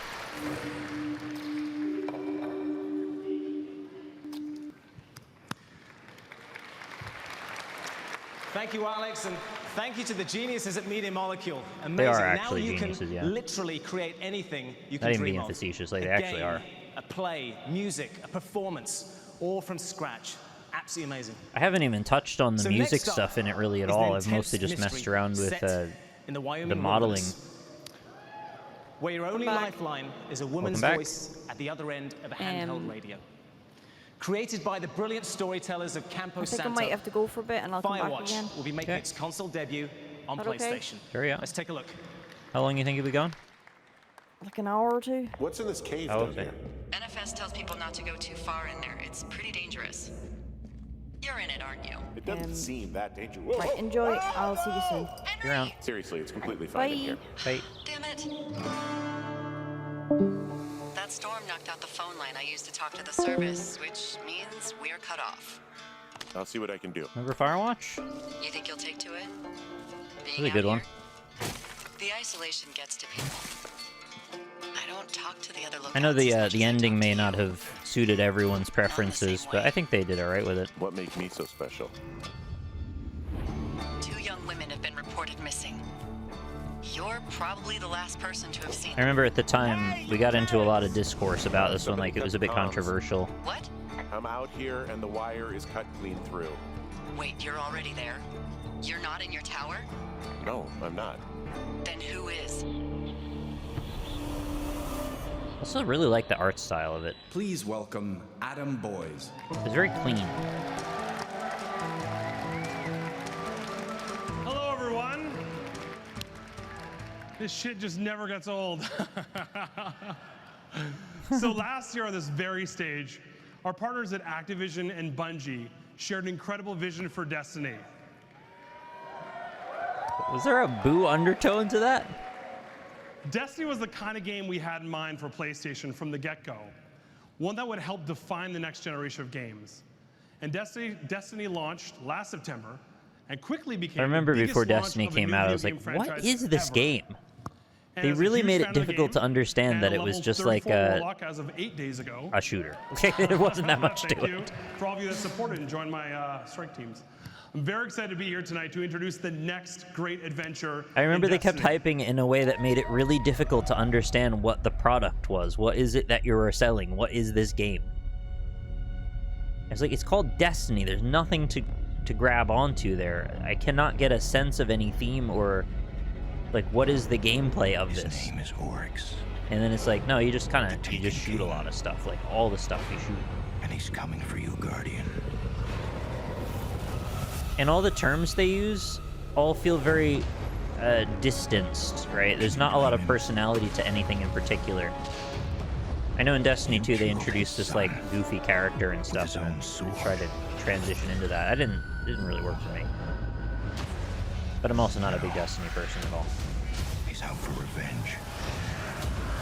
And he's building a dark army to hunt you down. It's like if Halo was more generic. But I've heard the legends. You're ready. Instead of characters with names, they are sort of placeholders. Fighter, Fighter M. You just, throw your own letter on there.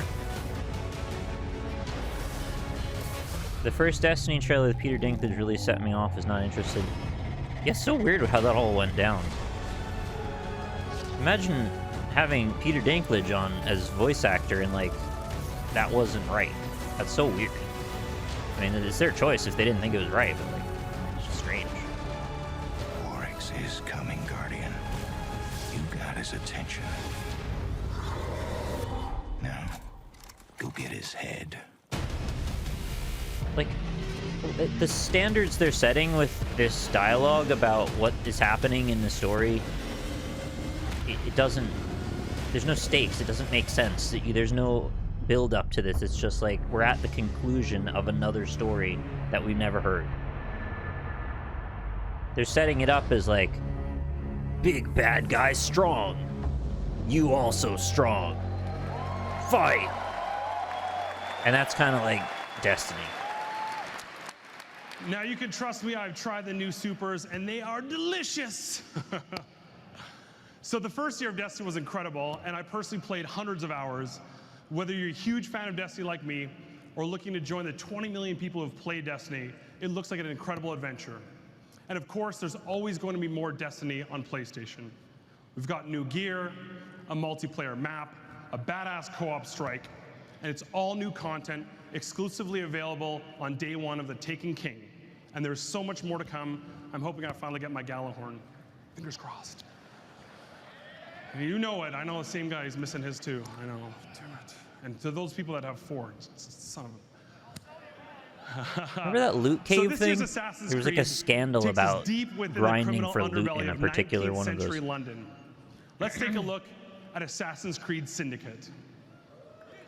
Who would have thought it? A revolution in need of a revolution. Our time is upon us.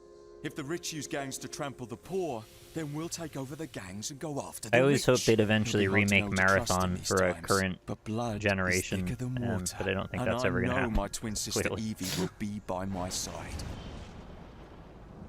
The sheer number of wrongs that need to be righted in London will take us time. A lot of it.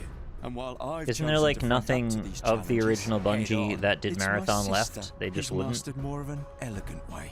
She can be very persuasive. I don't really know But that all much you about need to where know is Bungie's at these days. Don't mess with Evie. Is this... What was the one where their faces were gone? That was the one in France, right? Unity? This is Syndicate. That was this one? The one about the French Revolution, I think.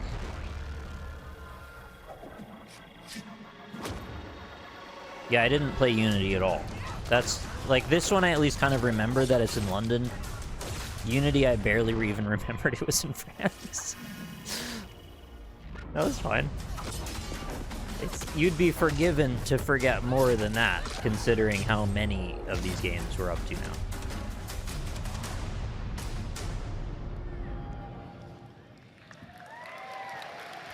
Yeah, the French Revolution one was in a point when they were coming across even harder to differentiate that you'll be able to now. play some very special missions known as the Dreadful Crimes, exclusively on PS4.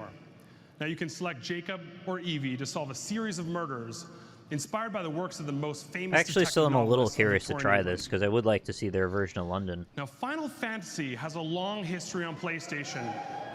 Oh, they said And we're the excited to F show word. you a world premiere of the newest addition to the franchise. Final Fantasy. Let's take a look.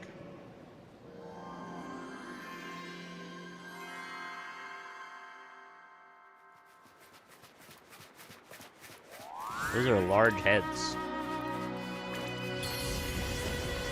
As memories lost are slowly drawn back in, two siblings embark on an adventure unlike any before. Why is this like Kingdom Hearts? What is this?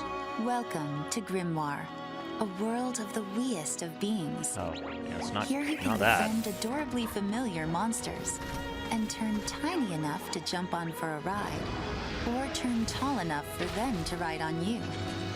A Join world of forces Final with Fantasy. I don't think I know what this is. familiar heroes and heroines, and witness a most peculiar story unfold. They may be small in stature, but the fate that awaits them is grand indeed. So they're like Funko Pops, but it's a This game is about the them. size of a new Final Fantasy, the beginning of a new world, and a tale with You said it right countless when I did. encounters. World of Final Fantasy. You say it's good? I don't even recall ever seeing this before. I'm sure I have, because I've literally watched this press conference before, but I don't remember it at all. Exclusively on PlayStation and Just PlayStation went 4 and PlayStation right Vita through in my head. 2016. Now, many All right, years ago, fair enough. Square Enix released a I'm not gonna talk groundbreaking shit then, it title might be fun. that went on to become one of the most beloved games in PlayStation and video game history.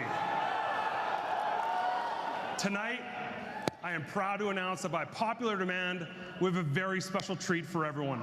Oh, a treat? Hello, treats. Can it be a brownie?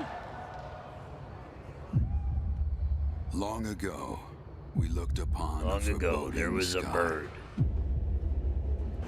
The memory of the star that threatened all burns eternal in our Yeah, hearts. this is them reintroducing this after what seemed like 1,000 years of rumors. In its wake, came an age you know, of silence. all of that waffling about what happened with the PS3. Yet with each fond remembrance, we knew those encountered were not forgotten.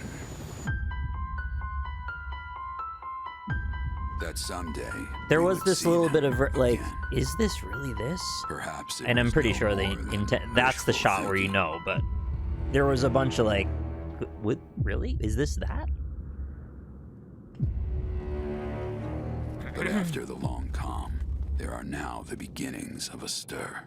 Are we really doing this? The reunion at hand may bring joy. It may bring fear. But let us embrace whatever it brings. Several iterations of our game over quite a few years. For they are all at coming a $60 price tag or more. At last, There it is. the promise has been made. The promise to milk your nostalgia straight into the ground. Remake. They just wrote remake.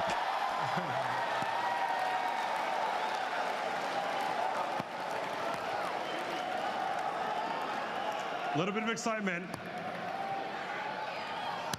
We're proud to announce that Final Fantasy VII Remake is coming first to PlayStation 4.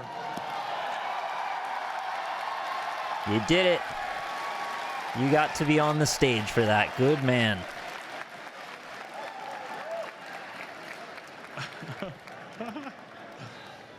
He seems legitimately very happy about that. Partnership with Devolver Digital has brought us some very diverse and very unique titles from developers all around the world. No shade at Devolver, but that's a bit of a weird turn, right? We were still sort of in that post-coital haze of that reveal, and then we're like, but also Devolver.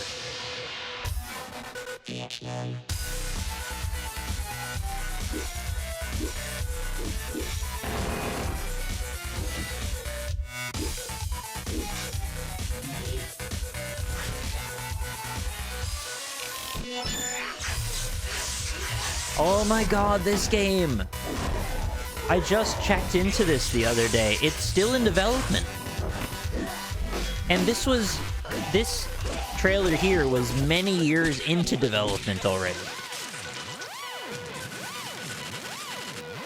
There keeps being rumors that it's canceled, and then you look deeper into it and it's not canceled. They've been very quiet and not really doing any updates for like years at a time.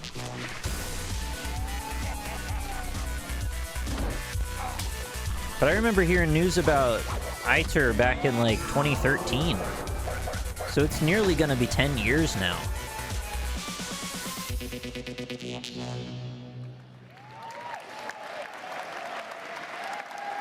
I think it's like they couldn't cancel it if they wanted to at this point. I think it's like, we gotta finish this. How our fans engage in the future of gaming continues to astound us. Devoted fans have funded some amazing games for PS4 via Kickstarter. That was back when like a game like Dark Souls was big news. Amplitude and Sports Friends, to name a few. Now, recently, that was the pitch that you needed to get your foot in the door, you know? Fan favorite Kickstarter for PC and PS4. Now, this is very much their project, but we wanted to celebrate their announcement on our stage, since this is a game that PlayStation fans have been very, very, very vocal about. What, PlayStation fans are vocal about something? Oh. This hurts me a little bit.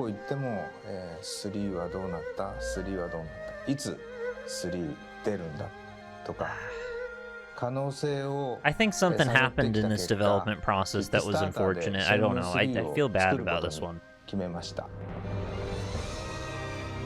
やっとShenmue 2の続き外伝ではなくちゃんとした Shenmue 1、2の3という I'm gonna say that 展開できることに Shenmue was pretty important and a big deal at the time. Shenmue 3 will be and I wish nothing but success for them with this sequel, but I don't think it worked out. Real success. When you choose to make it the full-on Shenmue experience you have dreams of. The fate of Shenmue is in your hands now. Well, Shenmue was saved and released, and yeah. Ladies and gentlemen, well, please you know join me in welcoming Yu Suzuki.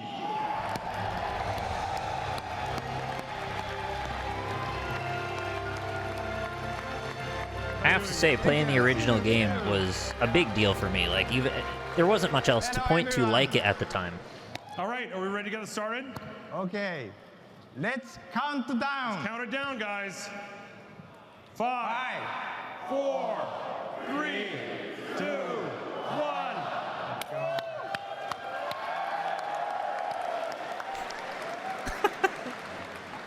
Today is very exciting.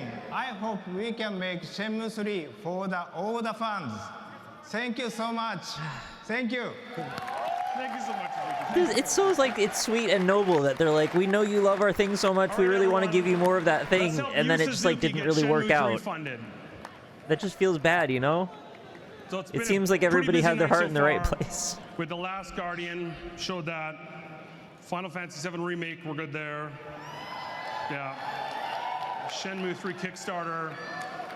Now there's one epic game coming next week that I'm very excited to play. Let's check it out. Thank you very much.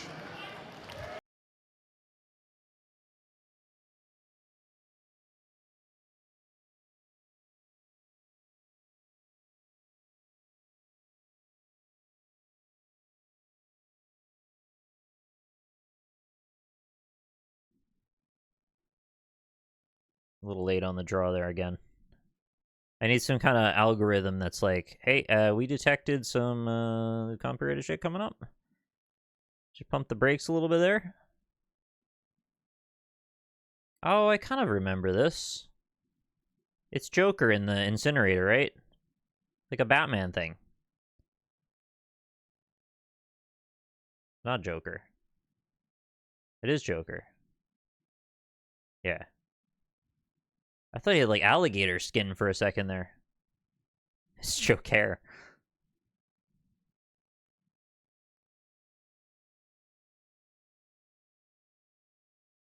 The same algo that delists your stuff should give you a warning to mute it. I completely would be for that, yes. That would just be lovely. And that clown, Sweet Tooth. He used to be Joker, and then he got buff. And his head lit on fire, and now he drives an ice cream truck. You know, just clown shit. This. Which one is how this? the Batman died. Arkham Knight? Which I forget where we're at in the series in this year. This is the one with the busted launch, 9 right? months ago, Joker was cremated.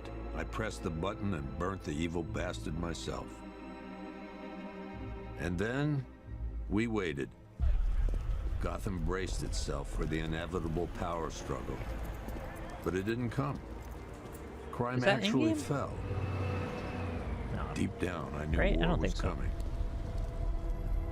I was just waiting for someone to pull the trigger. It's like, actually, if that was what the game looked like, that's a pretty good atmosphere.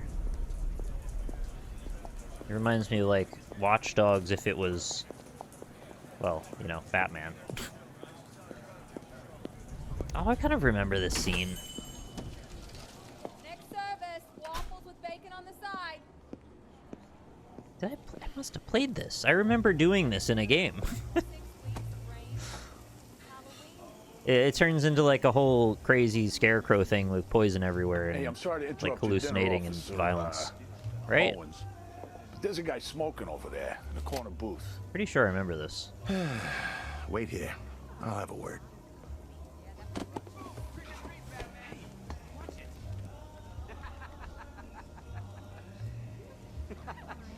Batman was supposed to be tough.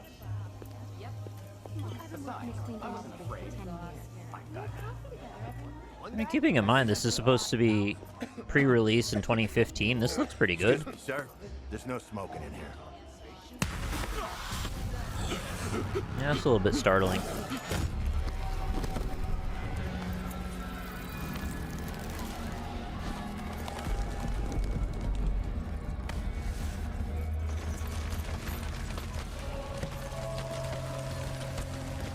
Be a weird twist on the diner scene in Silent Hill. Like, the reason you see a pterodactyl, it's like you're tripping on some scarecrow hallucination garbage.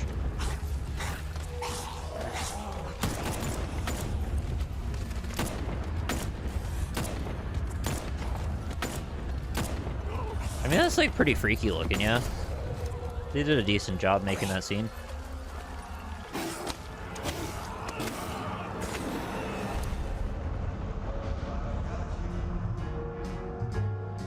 Again with that. Stop it. Gun music. Oh god. Scarecrow Nightmare Missions, just what we needed. Available June 23rd. Andrew House.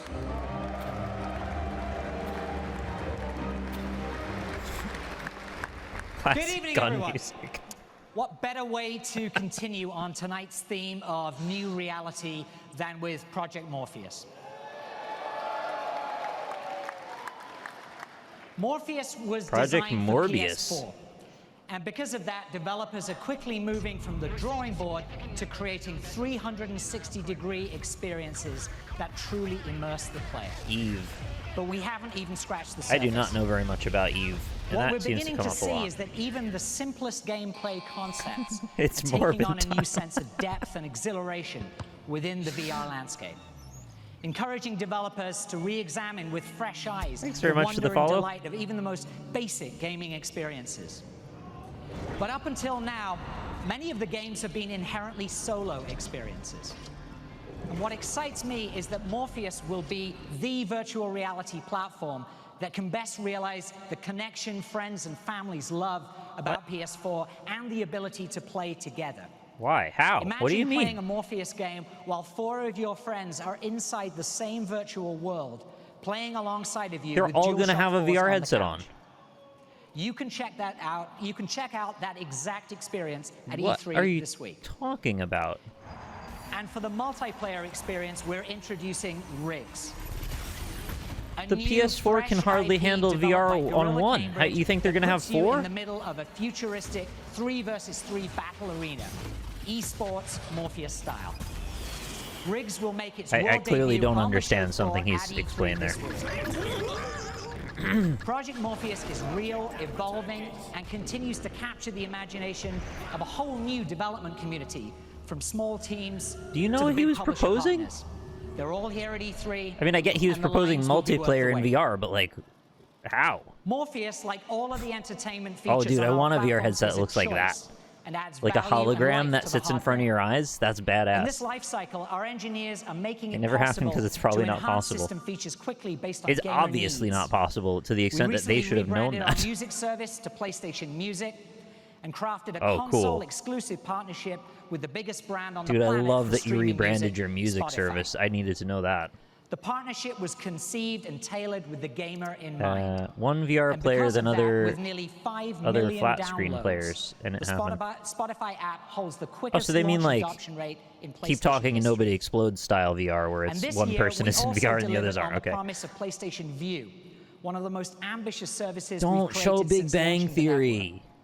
PlayStation View is not just a streaming service, it's a complete live TV experience designed for the gamer, making it simpler and easier to find the television Designed they for the want. gamer shows We are Big Bang currently Theory. in New York, Chicago, and Philadelphia markets, and we are launching tonight in San Francisco and in Los Yeah, Angeles. there is a new PSVR set being developed. I don't think it's PlayStation out View yet. continues to grow, and our content continues to get better.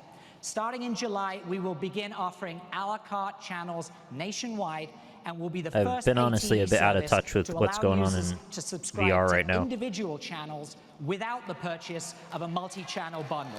I'm kind of not in the market, you know. PlayStation View's initial a la carte offering will launch with Showtime, Fox Soccer Plus, and a new exclusive Soccer channel Plus. from Machinima. Yo, it's Machinima. That used to be Plus my... members can subscribe to these packages at discounted That was rates. my YouTube handler. We have something very special with PS View. They and we look forward to many more aggressively announcements. onboarded new clients With a until robust all of network us had no comes the value. best place Thanks, to play. Machinima. And each of our recent product innovations continues to advance our vision for being that place. Who is the gamer As anyway? you've seen Probably tonight, Jared We're Leto. committed to bringing the biggest titles and the best experiences to PlayStation. Machinima. Even more, we're moving into a new reality of creativity. It's so weird because in the connection, circles that deeply people talk immersive about experience Machinima, that's like simply nobody has anything unparalleled. good to say, and then they show up on these huge Partnerships are key to screens. this. And tonight, I'm proud to announce that PlayStation is partnering with Activision to bring the single biggest console franchise in video games to the #1 console in the world. And now Microsoft It's is known buying them. worldwide for its epic moments and heart-racing Blizzard anyway. gameplay. It's played online by tens of millions, from casual fans to competitive pros. And every Yeah, year, they're bringing somehow, it Mario raises to the bar yet again. PlayStation. And today marks the start of a new era. For the first time ever, making its worldwide exclusive E3 reveal right here on PlayStation 4. Here's Call of Roman Duty numeral Black Ops 3. number 3. Did you remember there's a fourth one of these? Mark Lamia. I weirdly had it in my head that this was the last one, and then I forgot entirely about the fourth one. Because it was like multiplayer only, and that just like didn't land in my brain. I know, the 4 Roman numerals is unacceptable. And Activision, it's great to be here. With Black Hey, Ops 3, Xena. we're creating Good morning. the deepest and most engaging Call of Duty ever. Across the campaign, multiplayer, Yeah, that is a and deep V. zombies. And we've always prided ourselves on Yeah, building incredibly zombies. social online experiences. He gets and now it. we're bringing that same spirit to the campaign, where we've developed a gritty co-op experience from the ground up. A It's not greedy afraid co-op? to take you off the rails and let you play how you want. From the single player Oh, they to mean up like to you 4 steal friends the on loot Next from Gen. your friends or The something? weapons, equipment, and character What's abilities that you'll earn through gameplay are chosen before each mission. It's a very How strange you choice equip of yourself changes the way you descriptors play to put each there. encounter. Now we got 4 players getting ready for battle now. We sure and do. The year is 2065, and we're in an off-the-books mission in pursuit of a high-value target in Cairo, Egypt, when all hell breaks loose. Oh, it always does and that. as is the case in the world of Black Ops, if you want to Gritty. succeed, sometimes you got to get your hands dirty. Really? In Call of Duty? Hands dirty in my Call of Duty? 2, 3.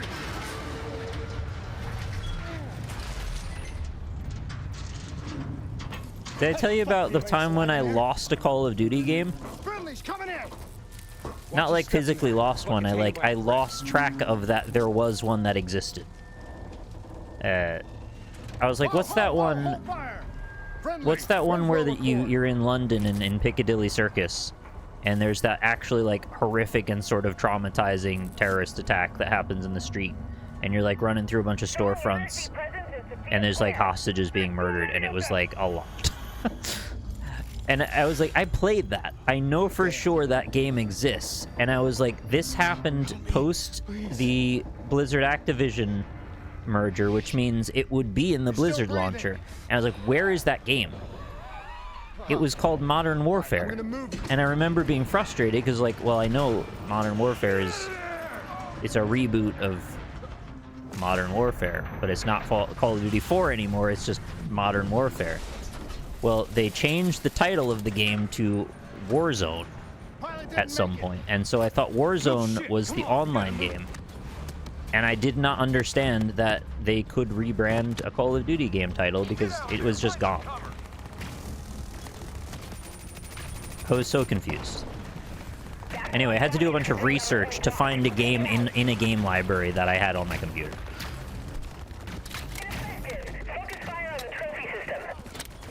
Is it the BR mode? I don't know. I just know that the game in the library seems to just be called Warzone now. I guess because that's a shorthand for the most people that are interested in it. They're probably not, like, clicking on it because of the single-player campaign now.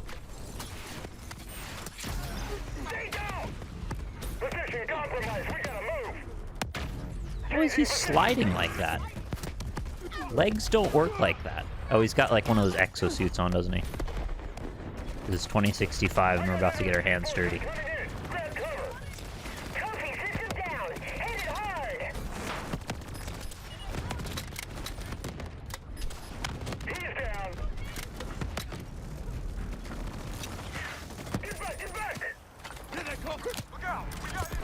Hot take and all, but like, this looks so bland.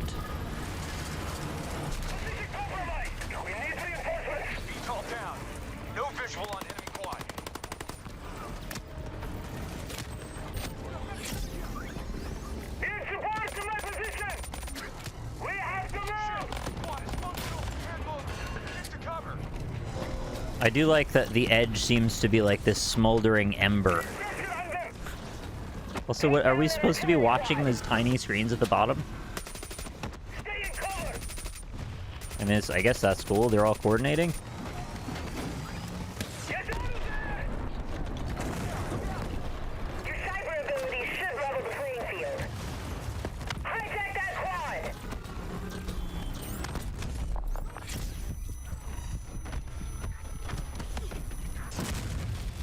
Call of Duty's really become like The Simpsons did it already of first-person shooters now.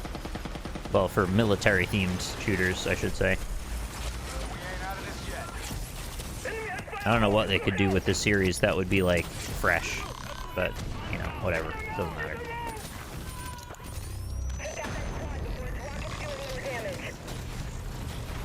I'm not really, like... I'm not really gonna go too hard anymore on it because it just doesn't matter. It's like, for the people this is for, they're gonna keep playing them, they're gonna keep enjoying them. I stuck with it for probably longer than I probably should have, but yeah, I'm probably out now at this point. What was that creepy ball? Did you see that ball with like razors on it? What was that?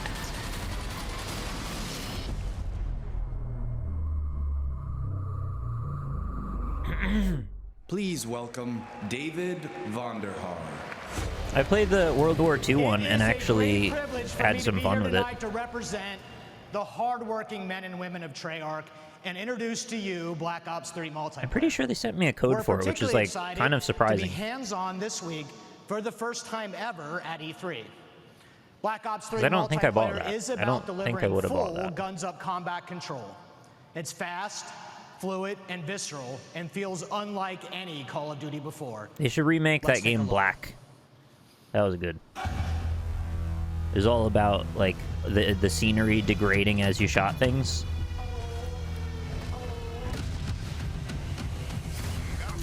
I think you probably know what I'm talking about. Oh god, I have to do the freaking muting again because they keep putting copyrighted shit everywhere. Stop it. I'm not the trash can, I'm the gas man? What did he say?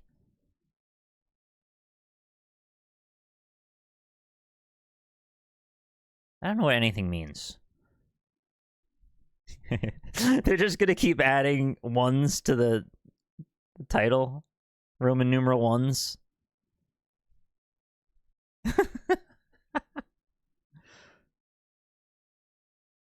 Yeah, Black was for Xbox and PS2. Not for GameCube, though. If you had a GameCube, you don't get that game.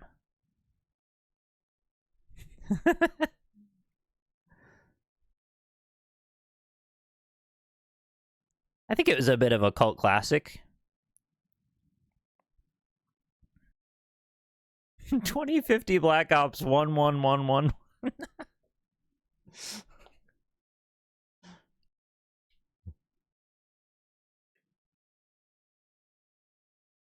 Oh, that head hit.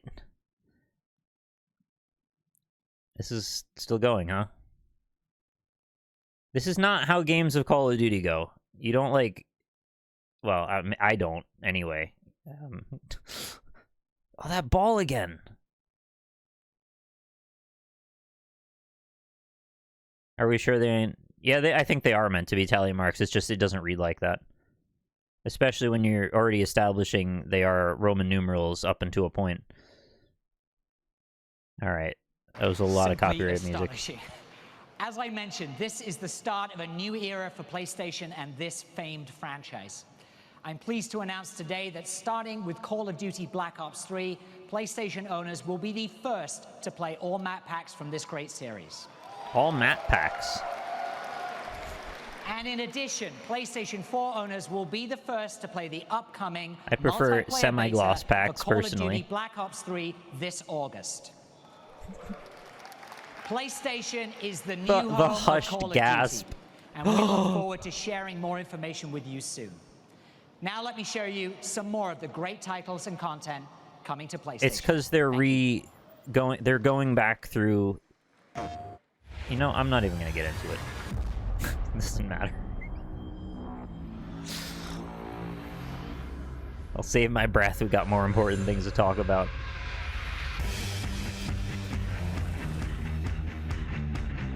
Yeah, the Call of Duty group kind of like took ownership of it to a degree.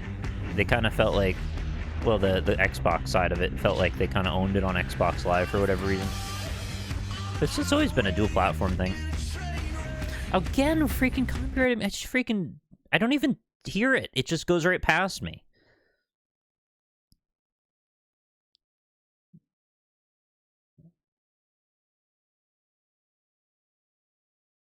Oh, wow. We're, like, pretty far through this now.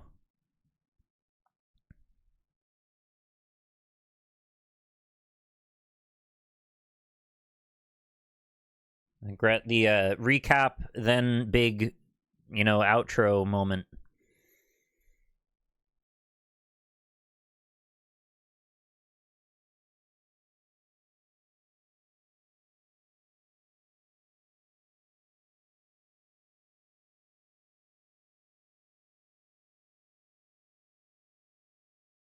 Okay. To see, and I have quite a lot to show you. Actually pretty decent. You're not. Are you really going back into more copyrighted shit? Remember when the Vita existed?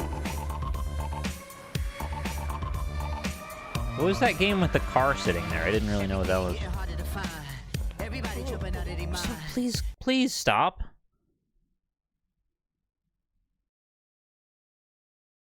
Good morning, Sydney. This is 2015 Sony presentation.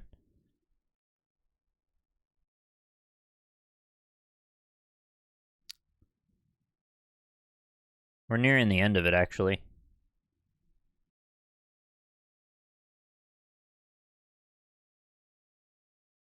No time to rest, just do your best. Here is not a test. We're only here to make you go. Oh, I see. We're only here to make you go after all those S rhymes.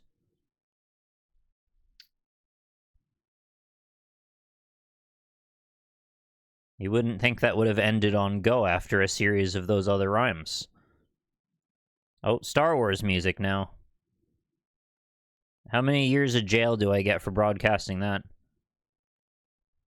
Of all ages for decades. But the power of Star Wars is in the way it connects with us. Films, television, toys, and of course, games.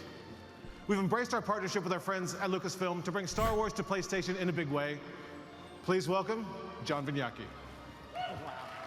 I swear if you do Star Wars shit, and it gets me in trouble, and I'm very upset. This fall, Star Wars will join Yes. forces with Disney, Pixar, and Marvel inside of Disney Infinity 3.0. Star Wars is a multi-generational brand, and our goal is to deliver the complete Star Wars experience for kids and family.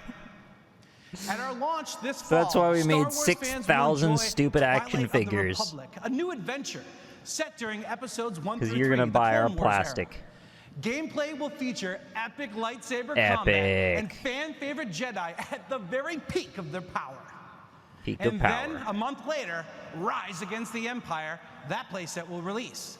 Now, this gameplay experience allows you to relive iconic moments from episodes 4 through 6. And we think it's the perfect way for fans of the original trilogy to introduce TIE Fighters, X-Wings, Tauntauns, and more to their kids and family. Wow, that is Today, a really it is our transparent pleasure appeal. to announce a limited edition Disney Infinity 3.0 starter. Did you hear the way he said that? We think this is a great way to introduce TIE fighters and et cetera, et cetera, et cetera to your kids. Buy our plastic shit, show it to your kids.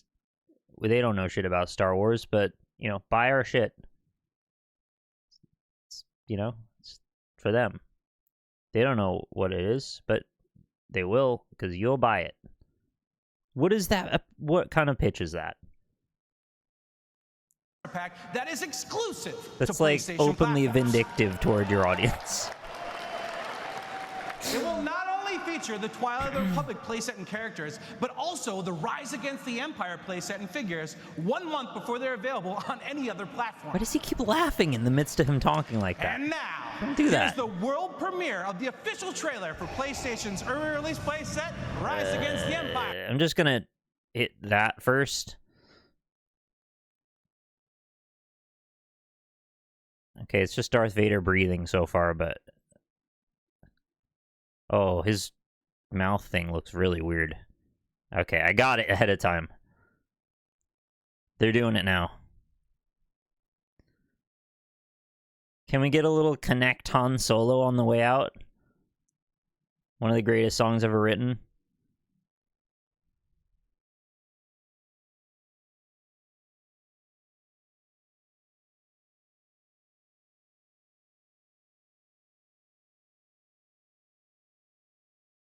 Oh, they took that thing down with the tie cable.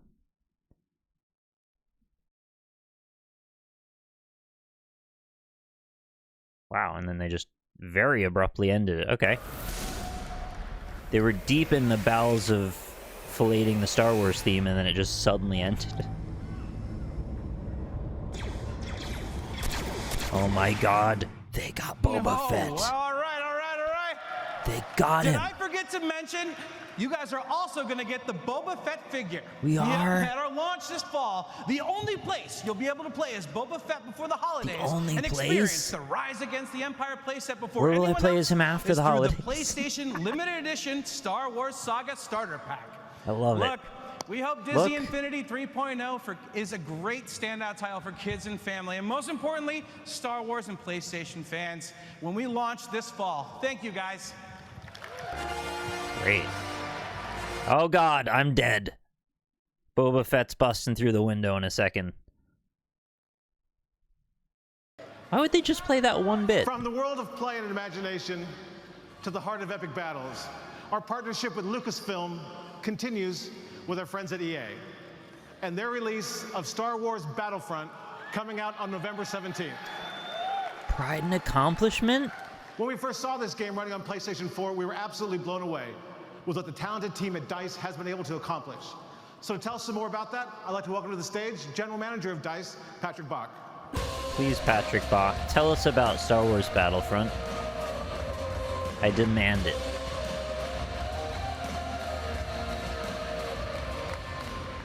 His name is not Dr. Cock. Battlefront missions put you right into the action. Deep and highly replayable missions can be played alone, offline, or with a friend through online co-op or by Can I play alone, offline, and with a friend at the same time? Battles, where you and a friend go head-to-head, supported by a team of AI. Can I play online but also Battles, where you alone? face off as I don't iconic know what I'm talking characters about. I'm just like talking Luke shit. Skywalker and What? Darth Vader. Trials. He said Luke Skywalker.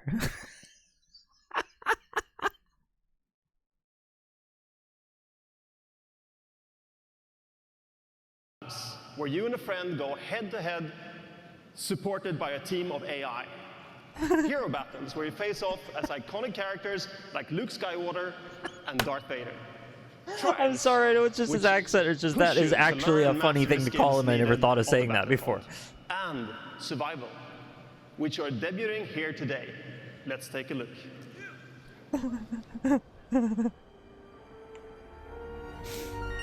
Hey, Silly Cat. Thank you very much for the 44 months and for the happy belated birthday. Not my best land. Thanks for coming by. Did you catch Luke Skywalker there? Hey, let's go.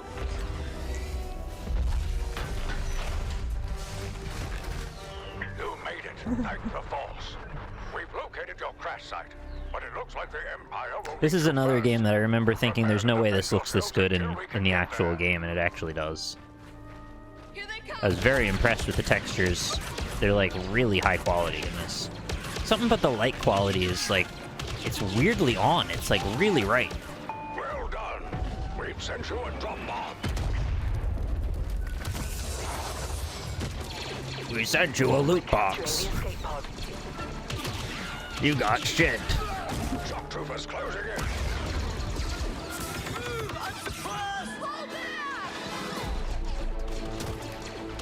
I see it in the hand a little bit more now that it looks slightly off, but like the environment is way on. Oh my god, did they actually just put a Wilhelm scream in that? Of course they did. Oh, there's freaking Star Wars shit all over this. I'm gonna get nuked from orbit. Obviously, there's gonna be.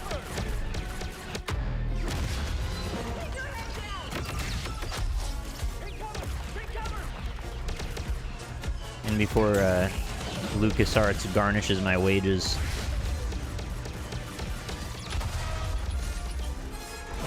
Yeah, I don't find the Wilhelm stream funny anymore. It's just like, why are you doing I this? could see the Emperor's face right now. I'd rather you just didn't do anything, just skip the sound at all. Hey, that forest. I remember the forest looking ridiculously good, too.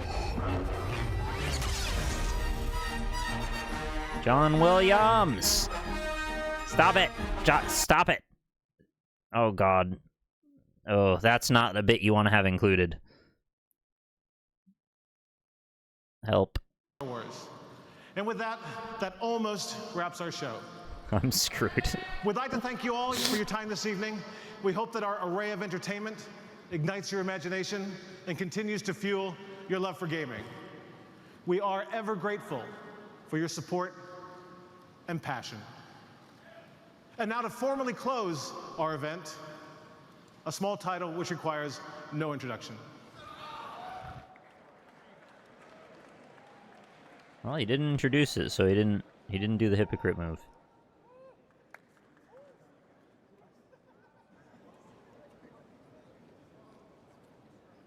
What is it? It's only on PlayStation, but what is it?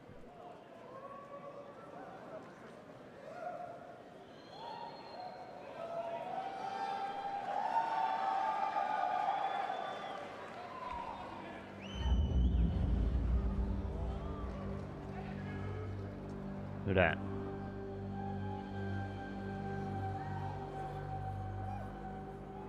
I'm struggling to place. Oh, okay, it's Uncharted.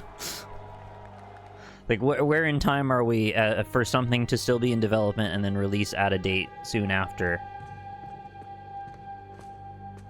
Nate, come on.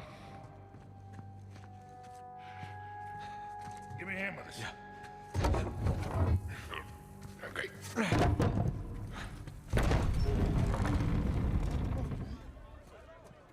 I still need to play this one more. I only just did the intro of it and, like, turned it off. I think that's Sam's tower. I don't know why that is. It's definitely Sam's tower. Come on. This way. Oh yeah, it's Tom Holland, you're right. I didn't see him there at first. I played all the other Uncharted games except for the side story one. Hello? Controller got turned off.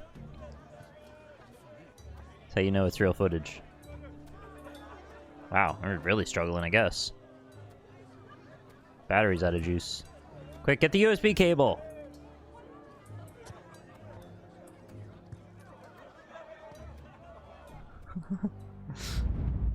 Oof.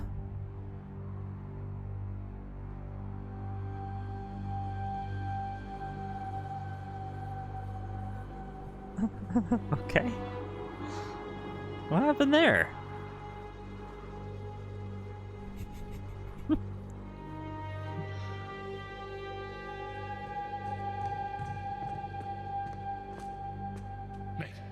Nate, you waited too long. I had to restart the cutscene. Shit, Sully, why'd you do that? Well, you didn't pick up the controller.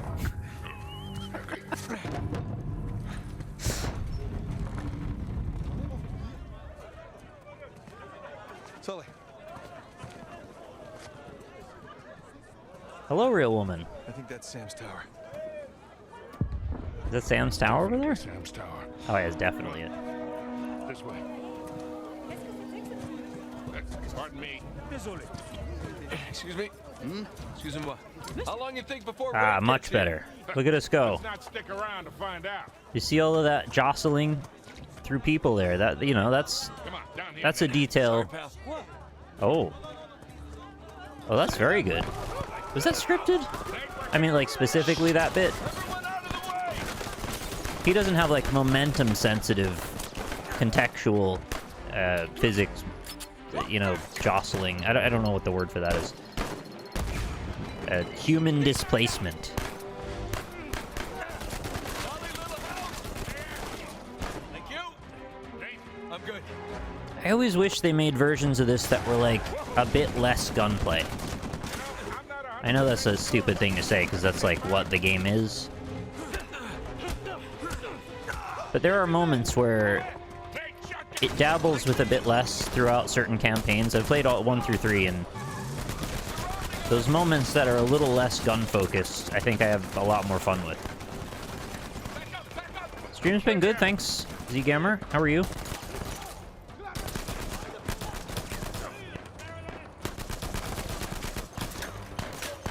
Oh, they gotta show off the tiles. The original Max Payne tech. I don't know about all those bags of grain protecting you from all those bullets, but sure. I'll take that. Let's cut through here. Yeah, I have played the most recent Tomb Raider. I've played, well, all the new gen series, and I mostly liked it. Oh, having fun? Oh, real blast.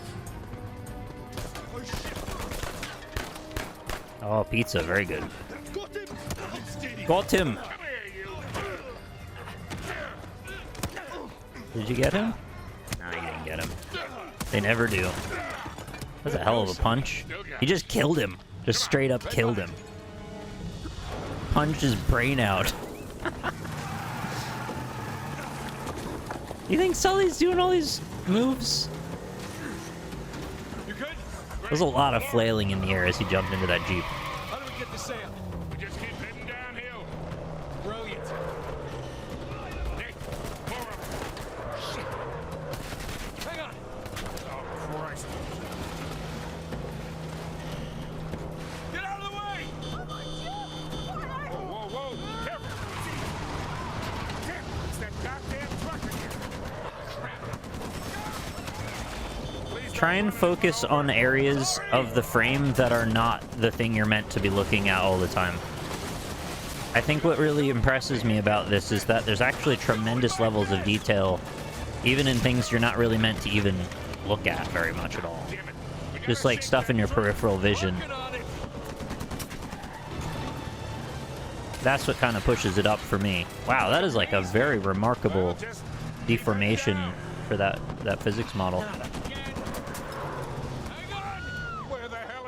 So those cloth physics there just hanging together. There's a lot of tech going on in that scene. Holy hell. Yeah, I want to be able to freeze frame this at any point and steer the camera around and look at stuff around what's going on near them. I assume there might be a photo mode in this. Maybe that's possible.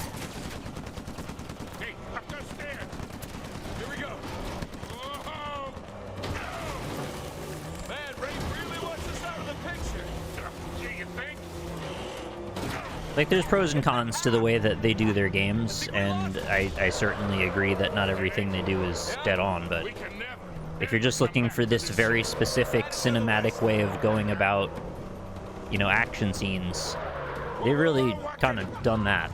They figured that out. I think I may have watched that sequence, actually, the deep dive you mentioned. I feel like I might have. I kind of remember that.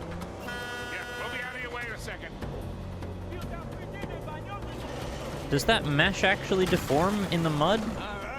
It doesn't matter at all, but it, like, matters to me.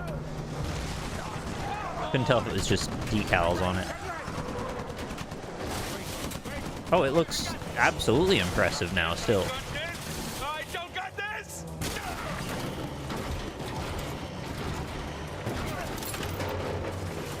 There's so much granularity to it. Yeah, you can't help but notice that. And this is through compression on a stream on a stream. And it still looks good.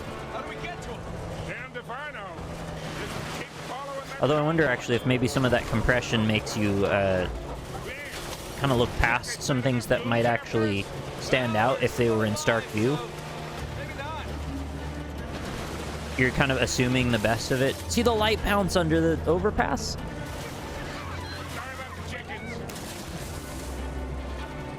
They did that hand-done lighting, like, it's not ray traced.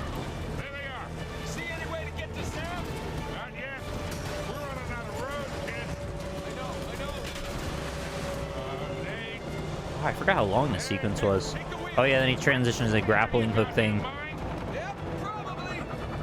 Like, I haven't even played the sequence in the game, and I own the game. But I've watched it played several times. That's where Nate died. That was the end of his story. Brought down by a grappling hook.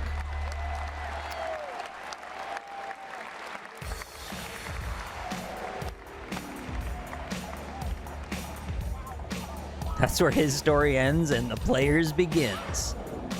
You're Sully. Your friend just died from a grappling hook. The end.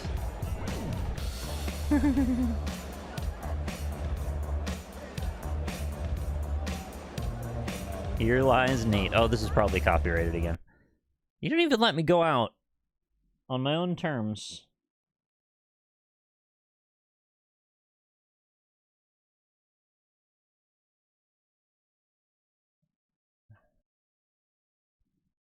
I wish you'd turn this music off so I could let them talk. They're not gonna turn the music off, though.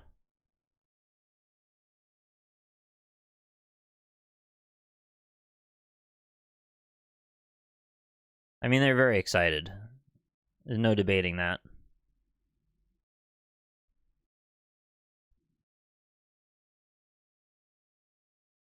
Yeah, I mean, I think I picked a pretty solid year for Sony to show off there.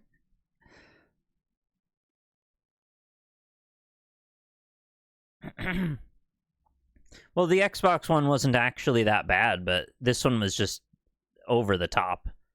They happened to line up a lot of things that all hit at the same time.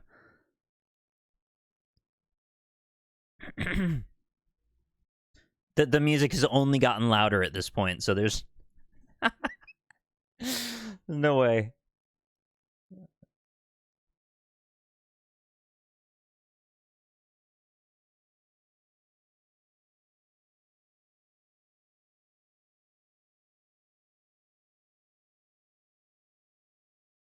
We need to see Xbox to compare. Do you want me to just put on the Microsoft one of the same year? I kind of want to do that too now. I kind of want to see it directly one after the other.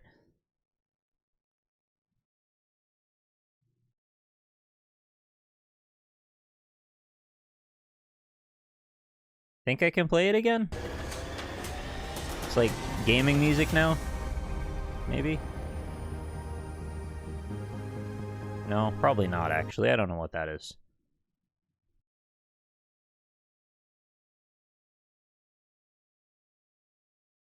I can't really recall. I feel like there were probably some years where Microsoft might have been like on the same level, but usually I think Sony does land on a higher note.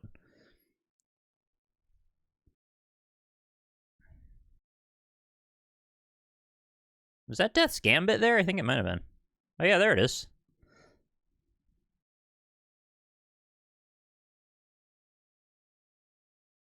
Hellblade. When's that Hellblade sequel come out? That's gotta be soon. Is that this year? Oh, man, he punches. That was Mighty Number 9, yeah. Huge. Okay. Cool. Greatness awaits. I don't know about the line. The line itself, "Greatness awaits," is like, it's pretty corny, but like the general marketing presence that they had through the PS4 cycle, I thought that was pretty strong. It's simple, but it's pretty effective. It's got the ribbon, it's got the buttons. Everything feels classy. It's like, it's not overdone. It's not too campy. It's not too serious. It's just kind of like, yeah, we're PS4. We're getting shit done. It felt right. It didn't feel like they were trying too hard. They're trying just hard enough. Alright, so we're going to see about Xbox or Microsoft 2015. I have apparently rewatched this at some point.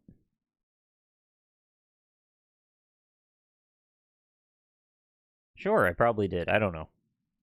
I watch a lot of YouTube shit. I probably, you know, I may have, like, had it on and then fallen asleep.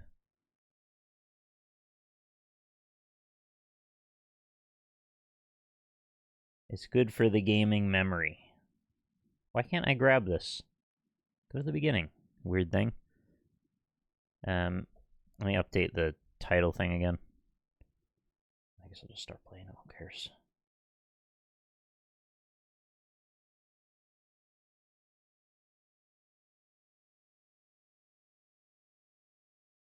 Gears of War. Cogs.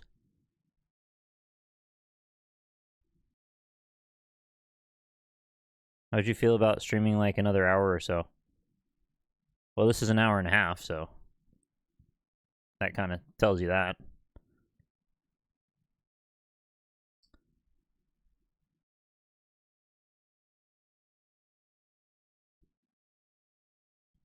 Oh my god. I didn't know that's what you were saying. Holy hell. Laura, thank you for another tremendous 50 community gift subs. You've been beyond generous. Oh my gosh. Yeah, the confetti's gonna be going off for a minute now. I didn't know what you were asking when you said that.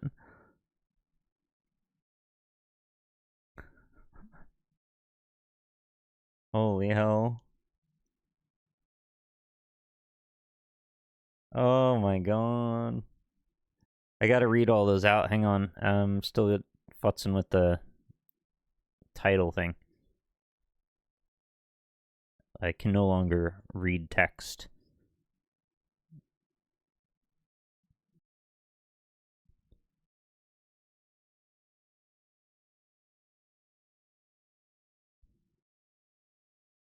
Please clap.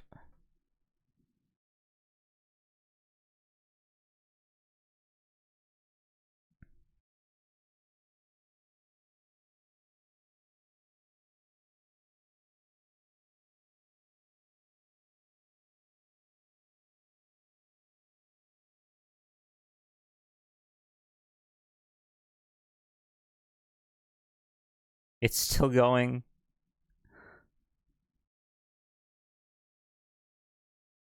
I'm just gonna read those off. So we're over 700 now. That's another one. 700 is chat gets to pick a Yakuza game for me to try, so we're doing that. Hell yeah.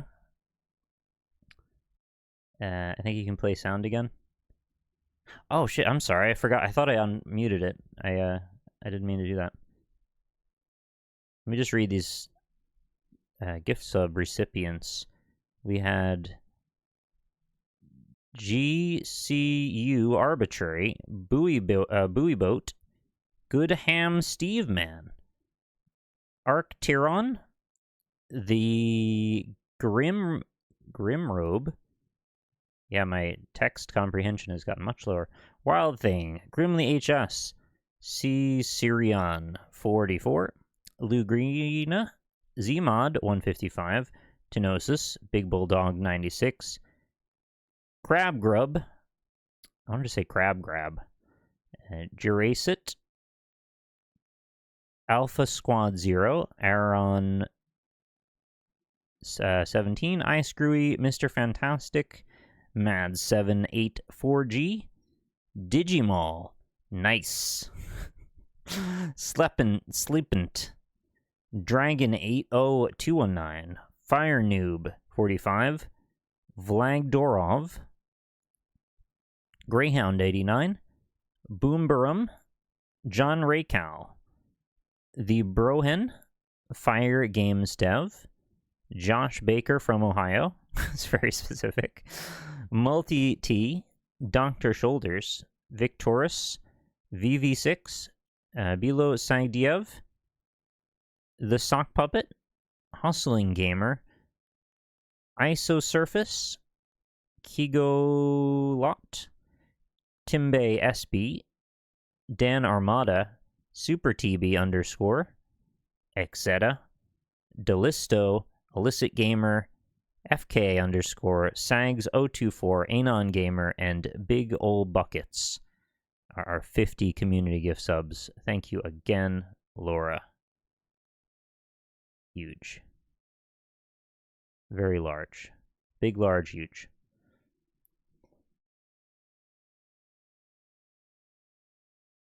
All right, sound. A lineup that includes new and innovative. Sorry, do you want me to let me just back that up a little bit so you can hear the proper introduction?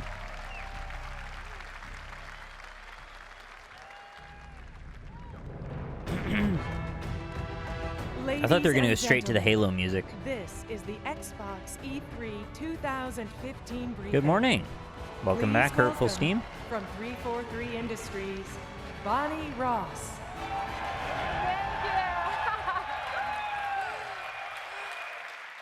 On behalf of everyone here at Xbox, it is an honor to welcome you to E3 2015 and to continue the tradition of what this show has always been about.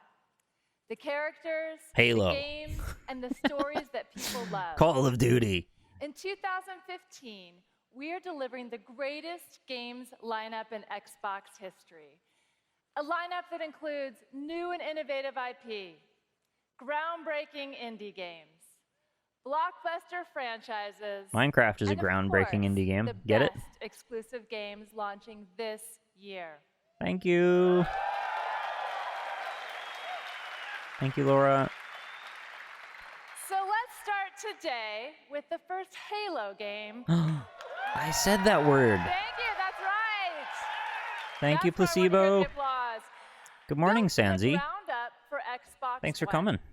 And the game that fulfills both the promise of the Halo universe and the power of Xbox One.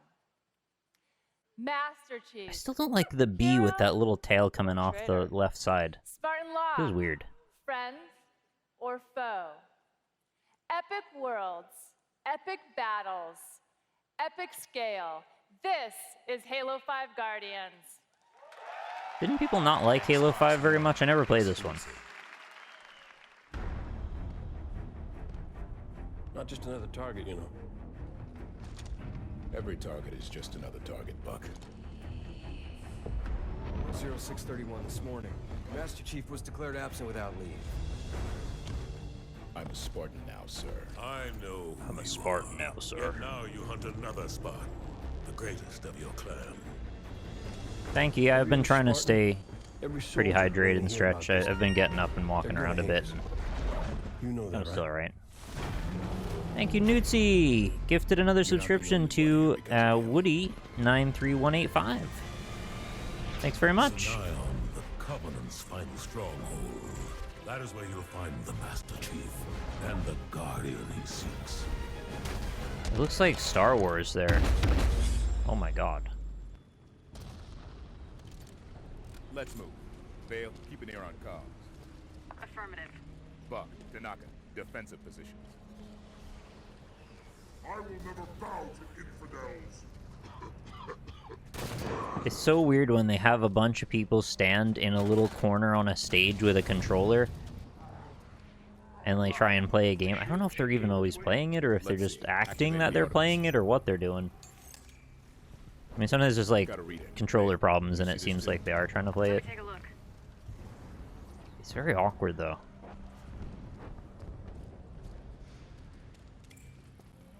Chief's assault rifle.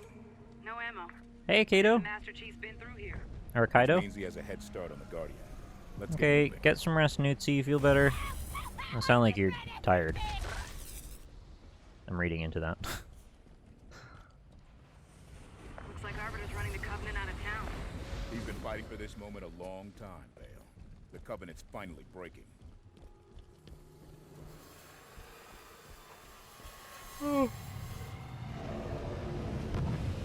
There's the Guardian. You think the Chief's already on board? Just big flying bugs. Metal bugs, I guess. Watch out! What the hell's happening? Keep your head down and Oh, I think I killed that thing in Doom Eternal. It was like the make here something or other. I shot it with a railgun. I had to like go in space for a while. It was annoying.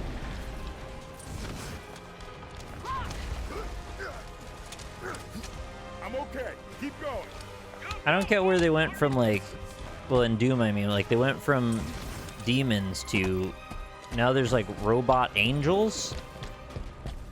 And I guess they just, a lot of their whole decision-making process, like, does it look like a badass thing you'd shoot as the Doom guy? And they're like, yeah, so put it in. Better than the bottom of the ocean.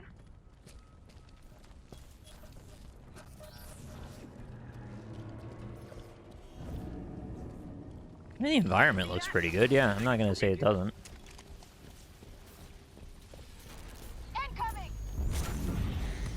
I don't really understand the nature of what's happening, but I wouldn't know that based on this.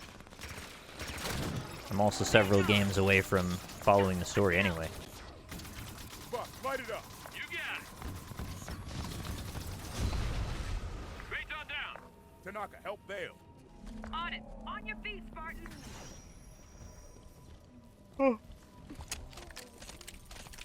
I'd be rooting for Kratos in that.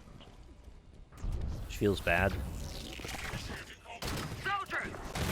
Hey, Pickles Nathan.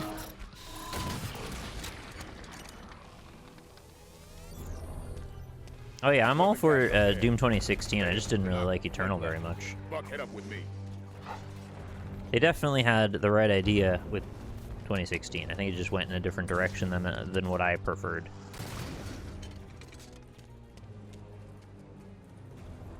Flabbergaster. A flabbergaster. They'll never see it coming. What is this? Like really weak gunplay that they're doing right there.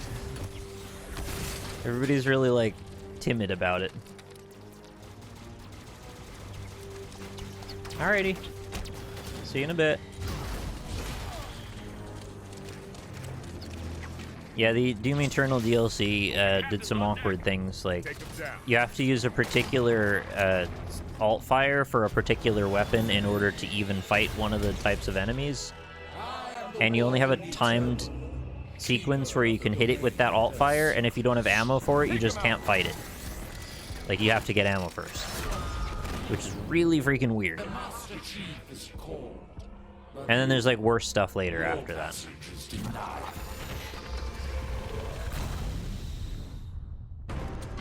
I tried quite a bit to finish the second DLC, and I just kind of couldn't get there.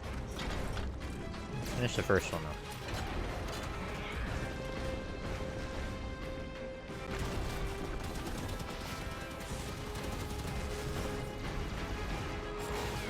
It looks like Star Wars now. We need to get airborne. I wonder if it's like the gradual assimilation of both properties into each other. Like Star Wars wants to look more like Halo, and Halo wants to look more like Star Wars.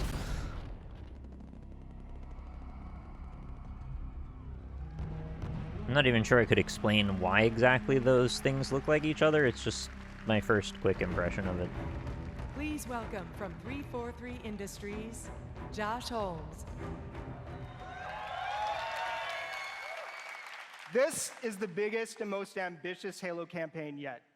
Built for seamless drop-in, drop-out cooperative play, you'll control two distinct Spartan squads, one led by the Master Chief, the other by Spartan Locke. Now, for the first time, the epic scale of Halo's campaign carries over to our Well, they've multiplayer kind of modernized the look of Star Wars a little bit. I mean, I don't really know AI-controlled exactly how they have adversaries done that, but and it feels like massive environments that are it's meant 4 to look times a the bit size of different any from the previous original Halo trilogy. map. What you're about to see is a giant leap for Halo multiplayer, and it's playable Yes, here at E3. I did update my Bethesda stuff over. This is Warzone. It's one of the rare times, and like, it's kind of nice. They just decided to do the cool thing and just take their hands off the wheel and let people have their games on another platform. Not very often that I get to say something nice about Bethesda.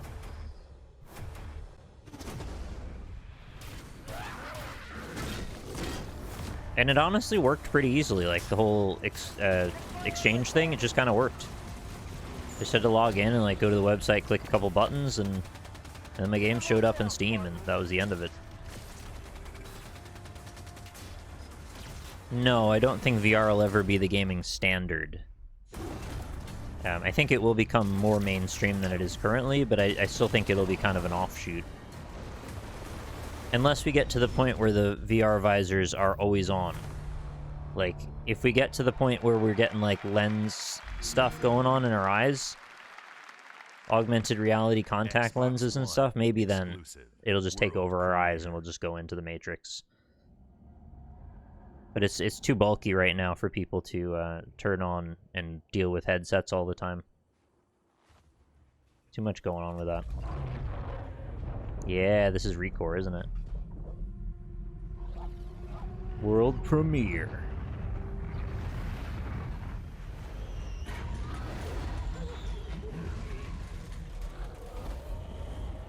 Yeah, I hear really good things about the Quest 2. I don't think I really want to ever get involved with Facebook stuff anymore, but yeah, if not for that, I probably would want one too.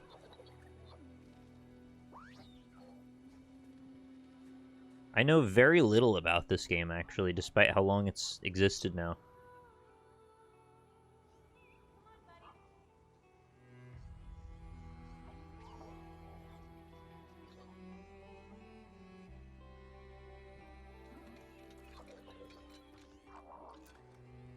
That dog's weird looking. His face looks like a stoplight.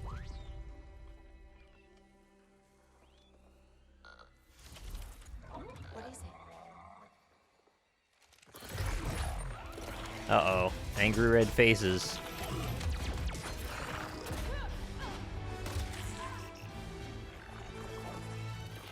Yeah, I also kind of forgot that this thing existed. Oh, it shoots EMPs? Yeah, we get its core. It's like a glass ball, I guess?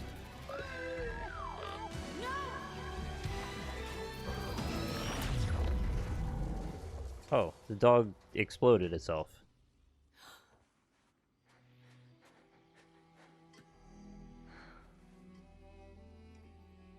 Oh, so then you're like, okay, well, this dog was cool, but what if I put it in this man? Does it still have dog power?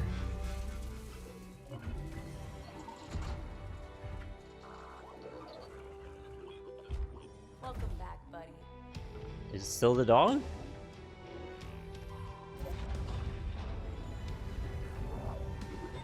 So it's just like a data storage device that we're looking at and going, wow, that's incredible. It's a sphere. Oh. What are you trying to do? Trying to steal everybody's balls? It's funny because most people with dogs eventually do steal their balls. They just don't put them in a bigger man. Ladies and gentlemen, the head of Xbox, Phil Spencer. No, that was Recore. Horizon's a Sony, Good morning well, and welcome. for console anyways, Sony Investing exclusive. in and shipping new exclusive franchises is critical to our platform's success. We're proud to partner with Inafune-san, Mark Pacini, and the teams at Concept and Armature Studios to create Recore, an exclusive new first-party franchise for Xbox Ah, dang, One. I'm sorry to hear that. That sucks. Need to leave after a week. At Xbox, our mission is simple: to put you, the gamers, at the center of everything we do, to build the best platform and most reliable service. I would for think both it might be gamers better now, yeah. and developers. There's And a lot to more enable teams to attention push the paid to boundaries of creativity, minimizing technical discomfort. innovation, and of course, fun. I think when it was still new, people Today, didn't really get you will what see you how needed we're to do yet. Continuing to invest and innovate for gamers across our platform, our service, our devices, and of course, our games. Anchored by first-party exclusives, we'll see a lineup of games from creators, glad you're in a better developers, studio. and Good. publishers of all sizes that show the breadth, depth, and diversity of the games you will get to play on Xbox. These games make up what I believe is the greatest games lineup in Xbox history. The greatest games lineup in Xbox history. Since the launch Well, of that's gotta be Xbox huge One, then. we've listened to you, the community of Xbox gamers, and we're grateful for your continued Look how feedback. confident he looks. We continue to deliver monthly platform feature updates that enhance your gaming experience, and your response to the updates continues to motivate us. Last year, the team decided to tackle a feature that has been consistently So, like, yeah, at the Peggle top 2 of your Rise, Son of Rome, and Recore, is that... And while we Oh, and weren't sure Halo it was 5 possible, Guardian. Today, I'm pleased to announce Oh, he's Xbox pleased. One backward compatibility. Yeah, we love it. Keep in mind, it doesn't work on everything. Your Xbox 360 games.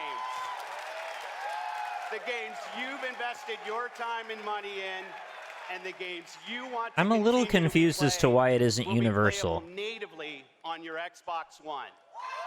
Like, why doesn't it work where it's just like you have an Xbox 360 inside of your Xbox One? What about the conversion isn't one-to-one?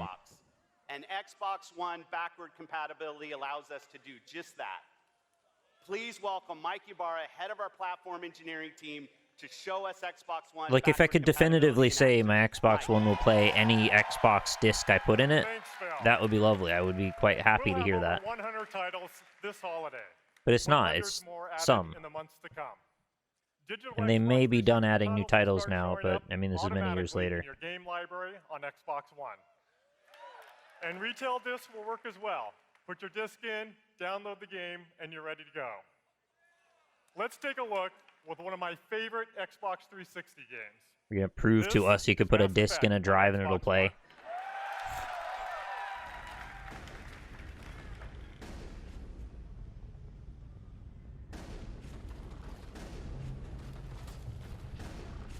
What's up with that frame rate? That's not looking so hot. The game runs exactly like it does on Xbox 360, but better thanks to the power of Xbox Live. Xbox, take a screenshot. No. You'll get to play multiplayer with your friends on Xbox 360, and you'll get to take advantage of Xbox One features. I just forgot how badly it ran. I haven't played original Xbox 360 Mass Effect 1 in many years. Xbox app on Windows 10. We've made this easy for game developers, too. They just need to approve titles showing up. No work is required on their part to make all of this possible. An initial set of backward-compatible titles are... Did you hear what he just said there?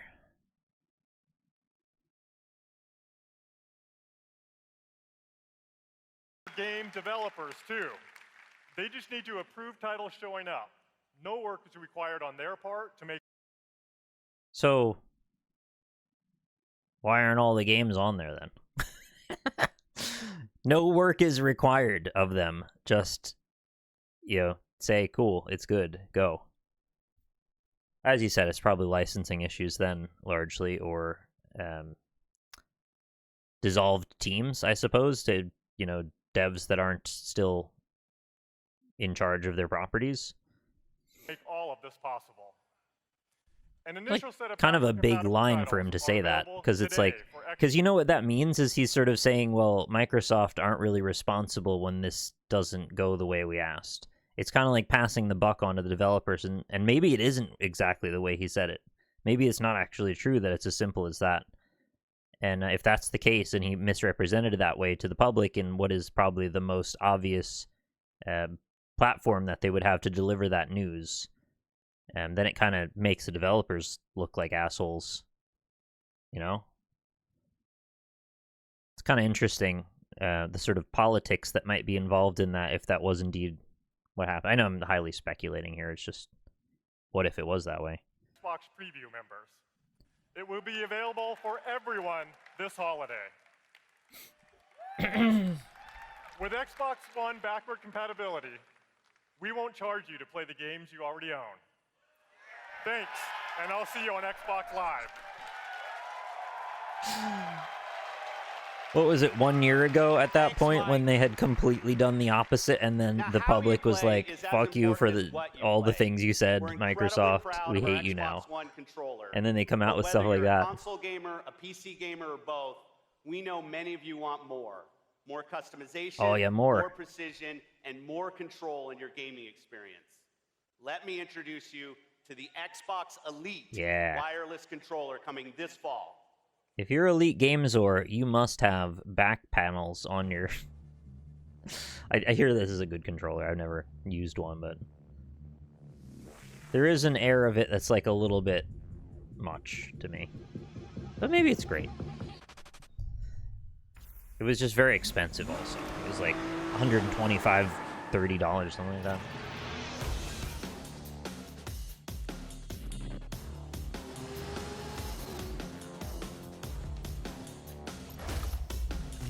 How's the the dead zone on it? Is there any drift? One would hope that these analog sticks are like the highest grade manufacturing capabilities. Wasn't it 150? Oh, maybe it is. I'm just misremembering.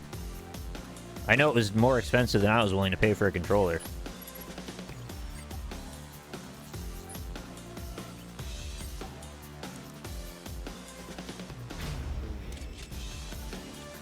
Even if it's a real nice controller, it's a little much. I thought it was 200? Okay, well, we can get an actual answer to this since we're just throwing numbers around.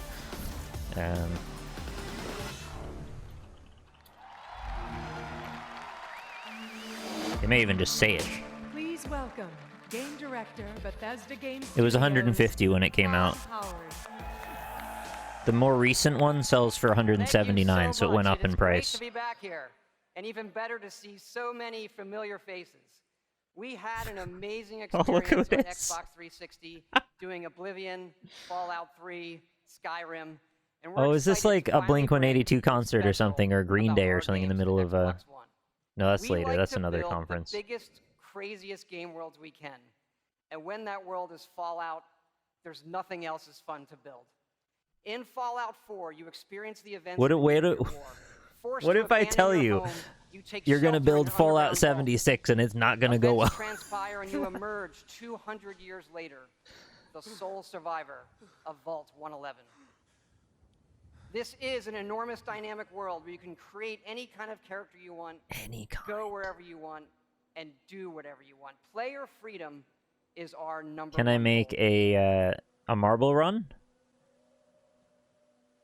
They haven't released that DLC yet. They do eventually release it.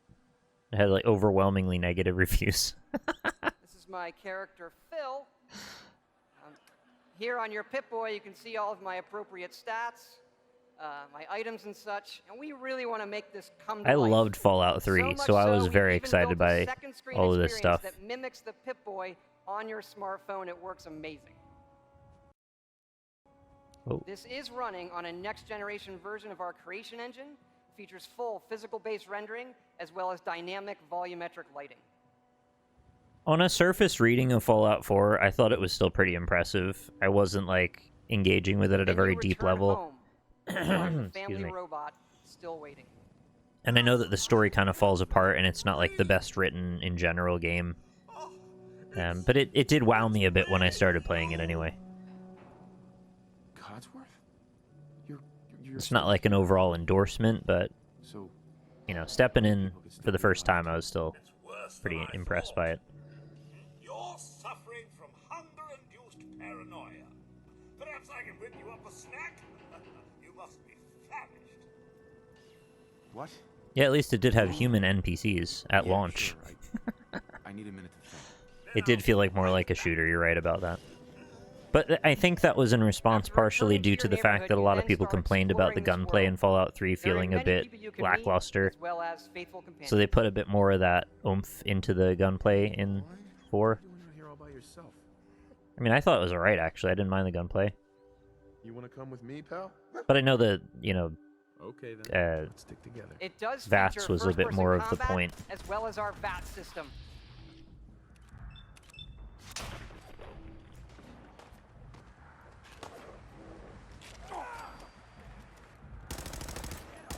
Oh, that shitty gun, I remember that. The freaking rust-covered garbage gun. You shoot like 1,000 rounds and one of them will land somewhere near the thing you shot at. This laser musket is one of our signature Laser weapons in the game. musket. You crank it and then let it loose. You do crank it and let it loose, and then you wait, and you crank it, and you let it loose. Crank it. Do you see where we're getting an issue with? There's a lot of cranking of that gun. Man, I don't know who you are, but your timing's impeccable. Not to say there aren't better guns than that, Preston I'm just, Garvey. As you can see, just noticing it's a bit of a lot of cranking, you know? A month ago, there were 20 of us. Right, Todd? Yesterday, A lot there of were cranking 8. from you. Now we're 5. I'll help if I can. Well, we do have one idea.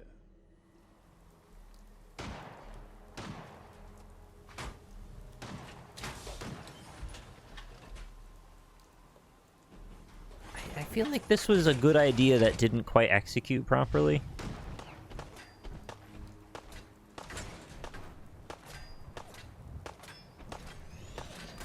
I don't remember why I didn't feel that it executed properly now. Do the hero landing. Oh, look at that red hot minigun. Oh, it's not red hot now. Only in third person. Oh, now it's red hot again. Oh my god. It looks like a Lego man in that diagram on the left side.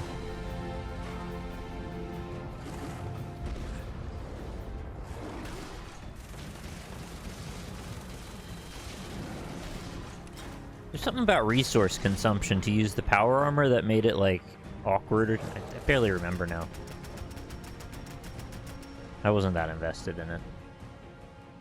From here, Yeah, this you'll is the explore prototype the most Iron Man suit. ambitious game world that we have ever created.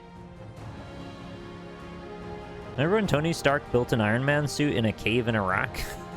How did he pull that shit off? That's wild. I mean, he had help.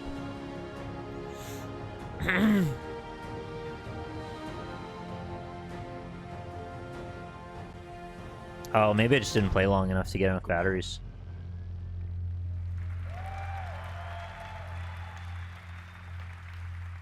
Thank you. Like I said, it's great to be back here working with the amazing folks at Microsoft, many of whom we've worked with for 15 years, going back to Morrowind on the original Xbox. Yeah, and you know what? We would not remember be here Morrowind. really without the support they gave us then and the support they give us now. But I have bugged them for the last 15 years for one feature I've wanted. And working together, it's finally happening. What feature? As you know, modding is a big part of what we do. Oh, the ability to It is charge all people for about making mods? it your own. I'm excited to announce that mods created on the PC will be able to be transferred, played, and shared for free on Xbox Oh, One. maybe that shit happened later. There was a lot of awkwardness about mods happening around this time. Maybe Thanks it was a little again. later, though. The game's coming out November 10th. We hope you love it. Oh, Thanks. sorry if it was Afghanistan. I just misremembered. Please welcome the Chief Operating Officer of Electronic Arts. Good morning. Peter Moore. Peter Morley knew. Good morning. Always great to be here on the Xbox stage, kicking off E3 with my friends and partners from Microsoft. And such exciting news from Phil that we'll be able to bring some... Remember that whole, like, Skyrim Creators Club thing where they were trying to make a whole monetization scheme around it? via backward compatibility. Now that's going to I, be mean, a lot of I think they did. Now, as you know, in the last year, we built a great new service in EA Access on Xbox One. EA It helps you Access do on three Xbox simple One. things. Play first, Like a robot. play more, and play for less. It's the best of EA for $5 a month, only on Xbox One. I know a lot of you out there are excited to play our next big title, Madden NFL 16, when it launches on Ooh, August Madden. 25th. Go Madden.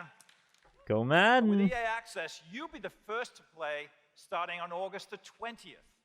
The same goes for Need for Speed and all of our other upcoming titles. With EA Access, you're going to get to play EA's newest releases before anyone else. Members also have unlimited exclusive access to We the put a vault, paywall on constantly things for growing slightly collection a of few EA's days biggest earlier, that's and all. best games for Xbox One. All of these titles you see behind me are ready to download and play as much as you want, whenever you want. Like Peggle 2? It's about to get even better because this week we're dropping a Titan on it. An RTX Titan? No. Titanfall is joining the EA Access Vault this week. Oh, Vault. We'll start the summer, we'll start the summer with Titanfall, and then you can end it in the world of Thedas, because later this summer we're Oh. bringing the epic It's like, where is that? What Dragon world Age is that? Inquisition to the I EA Access didn't remember it was Vault called that. on Xbox One. Now, let's not forget, EA Access members also get 10% off in the Xbox Store on full game downloads like FIFA 16, in-game content, like FIFA Ultimate Team packs, or the latest expansion in Battlefield. It's great news. For all of you out there that would love to play first, play more, and play for less, come give EA Access a try. In fact, we're going to help you out with that. You're helping. This week, in celebration of E3, we're opening up the EA Access Vault to all Xbox Live Gold members. That's right, all 12 titles. Just download the EA Access app on your Xbox One and play as much as you want for free all week long. Yay, FIFA for a week. Now, before I go, I've got some news that I think you're really going to like. Because of your passion for the insanely fun Plants The vs. Insane Zombies Clown franchise, Posse. I'm excited to announce You're today very passionate Plants vs. juggalos in the Zombies audience. Garden Warfare Oh 2. no. This will be the funniest, craziest, most over-the-top shooter experience you've ever played. I We're don't tapping play into the Plants vs. heart of what Zombies for a fans shooter loved about the experience, original and sir. adding new characters, new worlds to explore, Free year brand new of ways to Fago. play, and tons more. Plants vs. Zombies Garden Warfare 2 arrives next spring, and here is the exclusive world premiere trailer. Thanks, everyone, and have a great E3.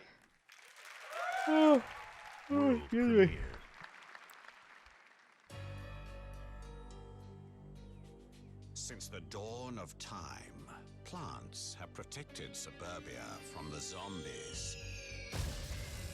But now the world has changed. Welcome to Zomburbia.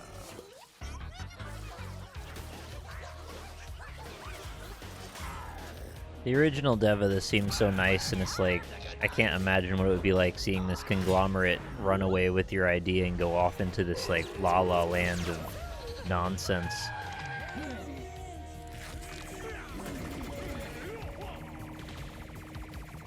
I mean, I say this la-la land of nonsense, but I mean, it was this wild, silly concept in the first place.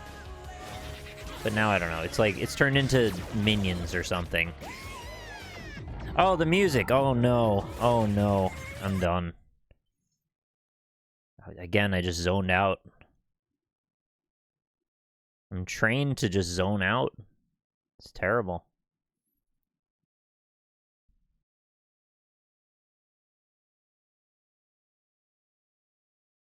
I really don't think they needed, like, a major song music budget for Plants vs. Zombies Garden Warfare 2.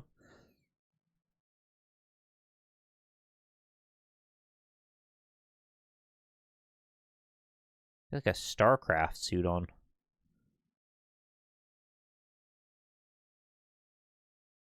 Huge. On the racetrack. It's a racing legacy that Time for propelled the Forza. company into Racing history. 1966, when Henry Ford II, the GT40, and an international super team stunned the racing world by finishing 1, 2, I always 3 love to stun the 24 racing hours world. of Le Mans. In the following years, the GT not only went on to defend its championship in the race of the century, it dominated the decade, becoming a legend in motorsports. The crowd cheers, the champagne bottles pop. Why are they driving with men on the top of the car? Don't do that. Anniversary, the GT is back. And its racing legacy. Oh, lives I on. forgot they got to 6. Oh, they did it again. Studio beneath Ford's engineering center. The other one we watched, they had another car in the middle of the studio. Why do they do that? You don't need a car there. Stunning the world at the 2015 Detroit Auto Show. And in 2016, set to return and reclaim its place amongst the legends. We've had 7 too? Dang. This is what we've been racing cool. I kind of thought for some reason that they stopped at 5 for the regular series and then started doing the Horizon ones and then got to 5 again. Ladies and gentlemen. Ah, that is a deep cut on the Ford side of Motor that. Company, Henry Ford III. And from Turn 10 Studios, Dan Greenewald. Thank you. Xbox is the home of racing. We have a Forza has built shitload of reputation money. for Look at what our innovation, money can quality, do. and dedication Look at to this its fans. fucking car. It's all Partnering the with money. Forza allows us to bring the Ford GT to everyone. Thanks, Henry. Forza Motorsport 6 is the most beautiful, the most technically advanced, and the biggest game we've ever built. Let's take a look. Xbox One exclusive. All right. Am I going to have to mute it again? Racing game. Racing game, I know what you're up to.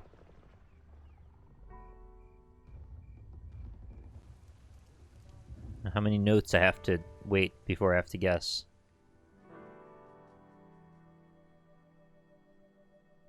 I mean, it seems okay so far. Oh. I don't know. I don't know what it is. I'm just going to mute it.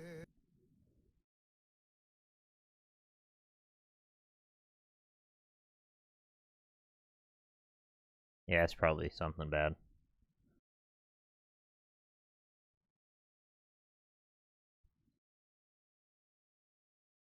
It's a little silly. He's like crooning for that car. Crooning for a prunin'.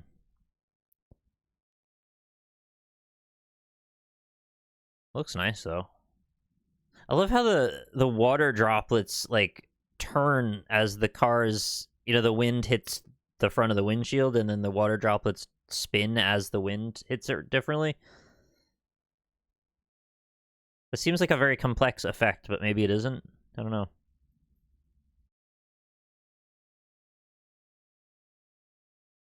I'll give him this. It's a pretty well-engineered logo.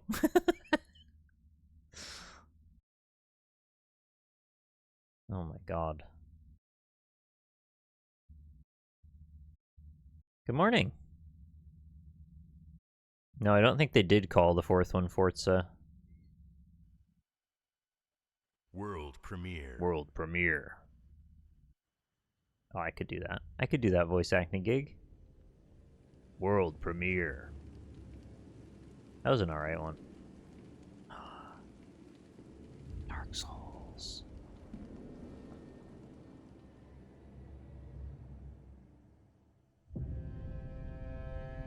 Dun dun dun dun dun dun dun dun dun dun.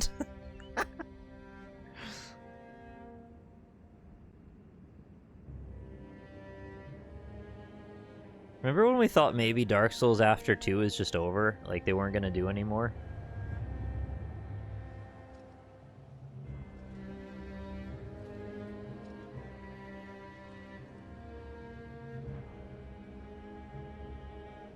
There was that suspicion for a little while.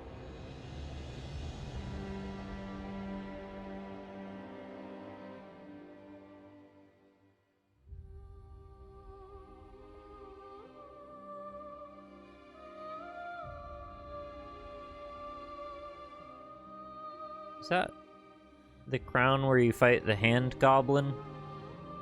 There's like a skeleton with big rings on, or bracelets on it, and then you have to like... Some of the chalice, I forget exactly how it goes. Where you go to Irithel.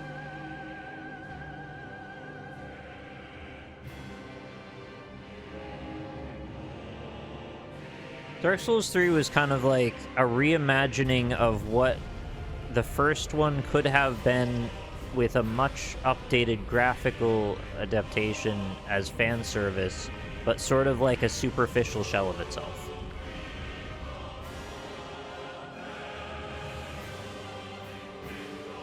I don't know why, but it didn't feel like it had the same depth.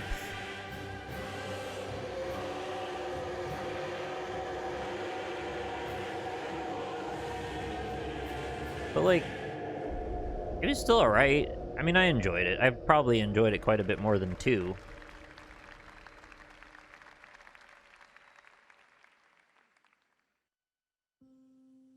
And I will never ever, for the rest of my life, forget those freaking arm demons that live inside of the swamp water, not swamp water, the one day, I don't know what you call it. There's like a reservoir outside of the castle in Irithel.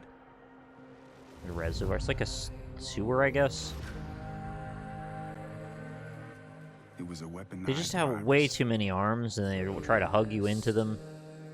One by one, we began to fall. Just so many arms. People started tearing each other apart until society as we knew it collapsed. It's the Division.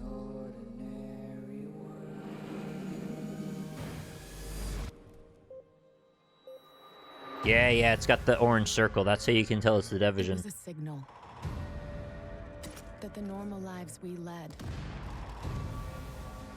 This is what it's like to be a New Yorker now. We are activated as a last resort. We are the Division. Hey, Stuart. We are the Division. We don't know how many of us there are.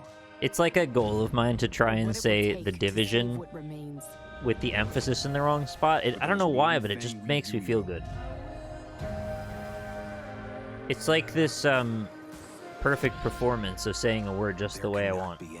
I get to control it. If we don't fight for today. Division.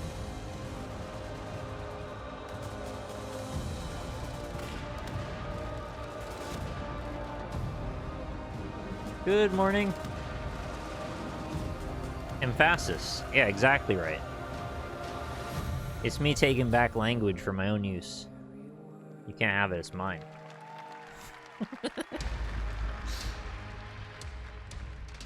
Please welcome President Ubisoft America. Please welcome President Barack Obama. Bonjour. Can you imagine they got Barack Obama to talk about The Division? That could be the wildest shit of all time to happen at E3. This is New York. Oh, they're gonna do that really stilted thing where they all talk to each other in the game, aren't they? Assuming, of course, that you're a secretly trained agent, which video games will make possible for you. Our Tom Clancy games and Xbox have a shared DNA since the original Ghost Recon shipped on the very first day of the Xbox Live service. Since then, live players have been among our most passionate fans. That's why I'm pleased to I'm playing it out in my head of Barack Obama standing there. Try the Division via an exclusive It's beta. surreally funny in this sort of skit that I've constructed for myself. Now, if you're an Xbox Clancy fan, I have more. On October 13, we launch Rainbow Six Siege. Like, just imagine Next his installment cadence in the reading Rainbow these franchise. lines. Think simple, fun gaming roots blessed with next Oh, you gen gotta wear a technology. green shirt to go in that Most block in the players middle. love it for the intensity. For me, it's the destructible environments that really hit the spot. When Siege comes out, fans of the series will also be able to play the full versions of award-winning Rainbow Six Vegas and Vegas 2, thanks to the backward compatibility on Xbox One. My glass Better is yet- super angled. I can't Better yet, those two tell games anymore. will I'm come free confused. with Rainbow Six Siege. So, until then, let's take a look at this groundbreaking game. Thank you. Barack Obama stepping out of a car lowered from the ceiling. Oh, goodness. Okay, they're setting up. Barack Obama parachuting from a car 20 feet off the ground. In the back on the right. Yeah, that's it. All right, let's go. Oh, man, I remember this. Go top like you did last time. Right behind you. I think when this first came out, we played this on like a Tournament of Shame or NLSS or something, and we're all like, yeah, this is fine. I don't know. And then here we are years later, and it's like beloved series. Well, series is one game, but you know. Got him. Game. Got him. Hold the wall. Planting charge. Take him out. He's right at the door. Bombs in there. I'm on it. Give me a sec. 3 seconds. Only 2 seconds. I got it. This one's not for me. All right, man. Let's go. I know it's for some people though. They're flanking us. I'm down. Barack Obama lands on the stage in a helicopter. I can see him taking his sunglasses off, looking at the camera.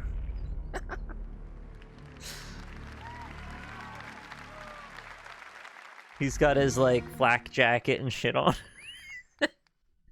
Windows 10 and Xbox One Oh exclusive. shit, Windows 10. What'd you do to that dinosaur? He ate something spicy.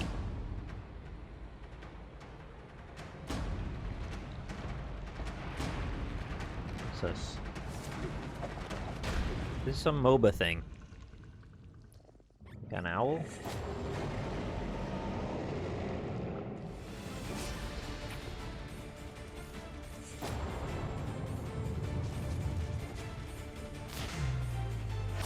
It's like Evolve, kind of, but a cartoon now?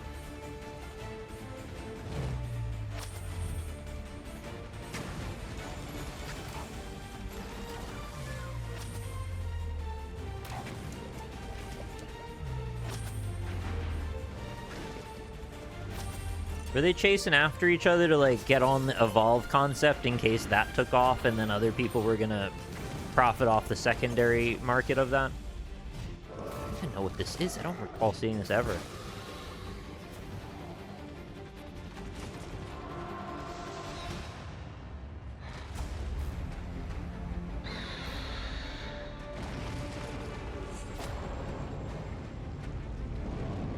I mean, I watched this conference before, so I have seen this before. I just don't remember it.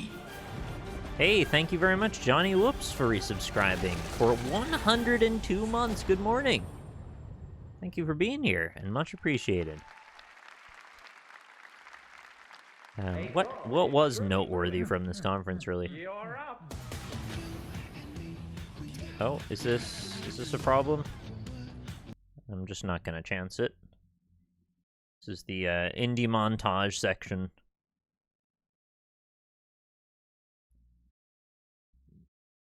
Yeah, everybody loves Cuphead. Except for that one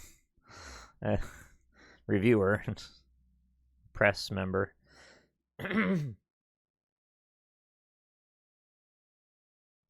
Gigantic was released July 2017 and servers went down July 2018. Oh, that's sad.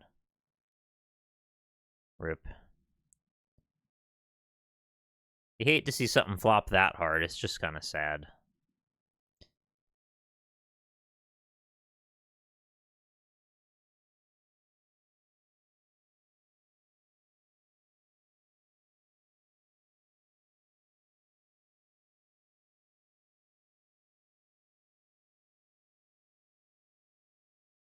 It is so surreal to see all these people coming up to stages to, like, talk about this thing that they think is going to be the next big thing. And then in hindsight, it, like, wasn't anything. Oh. They cut off one and immediately started another, maybe? No, I think we're fine. What you just saw was a sampling of the titles coming from the more than 1,000 independent developers making Xbox One and Windows games. They got 1,000 developers now. You know, enabling creators to realize their visions and deliver incredible new experiences to Xbox players around the world. Oh yeah, the majority of games in that list were fine. I wasn't complaining about them. And it's been awesome. I was just talking about how gigantic is. It's sad when a game flops that hard. Developers have already had on Xbox, and we're really just at the start. Now, I'd like to introduce you to some amazing creators whose games are going to be debuting exclusively on Xbox One. Hi, I'm Steve Gaynor from Fulbright. When we created Gone Home, we wanted to tell a very small, personal story. So we created a game that took place entirely in one family's house. But with our next game, Tacoma, we wanted to push ourselves to explore new ideas. I can't remember now. Frontiers. Wasn't somebody problematic at Fulbright? I don't remember who it was anymore. A place that's beyond the bounds of Earth. And what has happened to the crew of Lunar Transfer Station Tacoma? There was some scandal with them. Control. Come in. Control. Hello?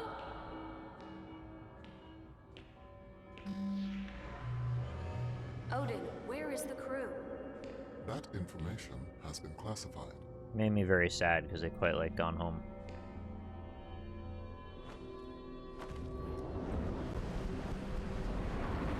Never played this.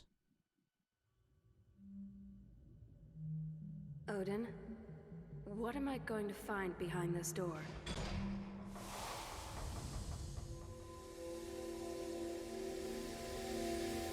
A copy of Tacoma, apparently.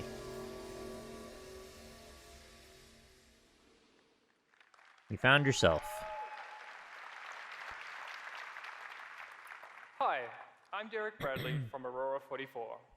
Our small team in New Zealand has set out to create a harsh, open world to explore. One where it's this game was alright, actually. I should have played more of it. Who is foe, in a place where player-to-player relationships are key to survival. But who to trust, who to fight, and who to run away from are all decisions you must make for yourself.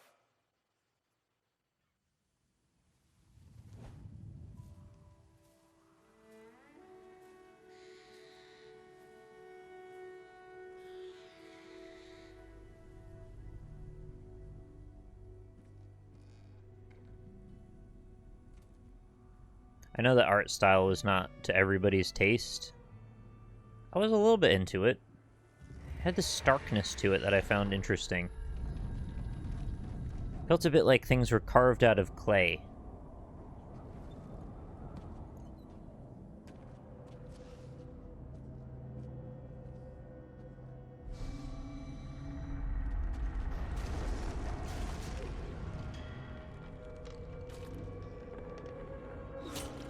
Oh, that's rough. He just got distracted by the floor breaking, and then he gets a spear through his whole body. Yeah, things aren't going well in there.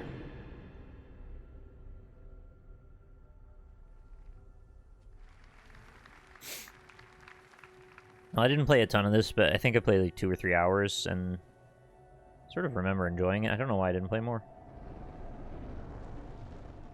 Back with the Stella bottom tile again. It really looks like Dreams a bit, like that edge quality that it has to it. Sort of behaves like the way Flex do. Hi everyone, I'm Sherida from Tiger and Squid. Beyond Eyes is the story of Ray, a young girl who, for the first time in her life, Yeah, I meant to play this too. to her childhood home and go explore the outside world. But being blind, Ray has to visualize the world through other senses, such as I hearing. think I even bought this because I wanted to play it. I just never got I around made to it. Beyond Eyes because I wanted to share with the world a story of hope. If we embrace the challenges that life throws at us, and if we open ourselves up to new experiences, it can be a beautiful world. Good message. It's got a very painterly watercolor vibe to it, like a really nicely executed watercolor.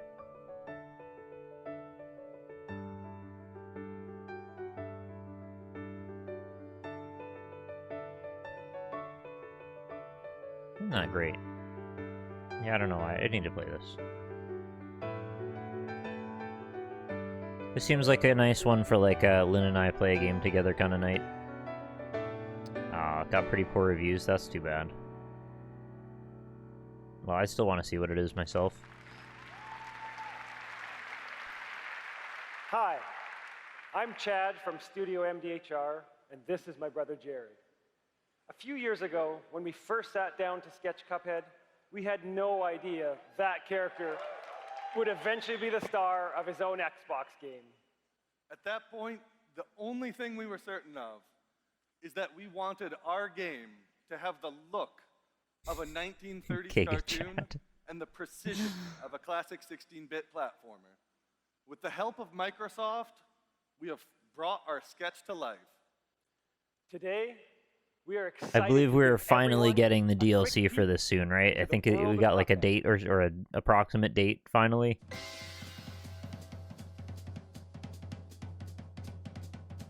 This came out in 2017 finally? Like the actual release, retail release of it? It was like a 5-year turnaround on the DLC maybe? I did sample one episode of the show. I did not enjoy it, unfortunately. Art style was fine. I just didn't really enjoy the content.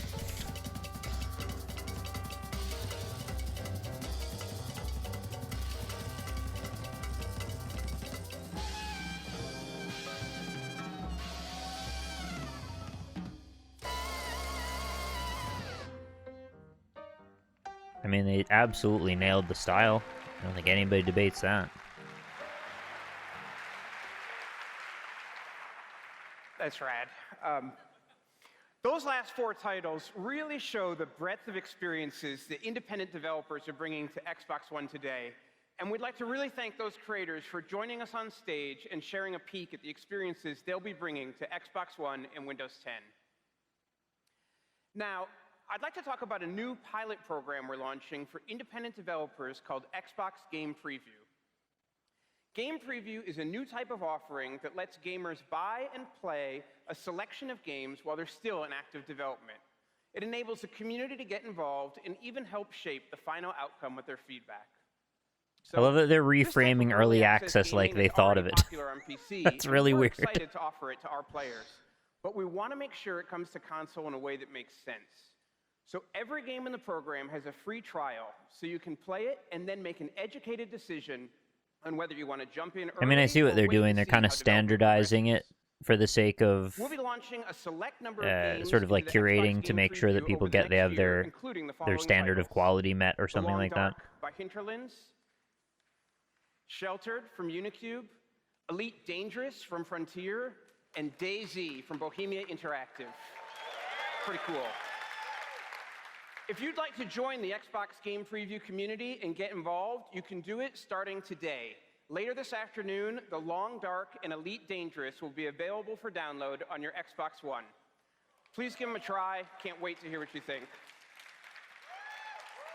Now, before I go, I'd like to welcome to the stage one of the true visionaries of early access game development to talk about his new IP, which is going to be launching exclusively on PC and Xbox One.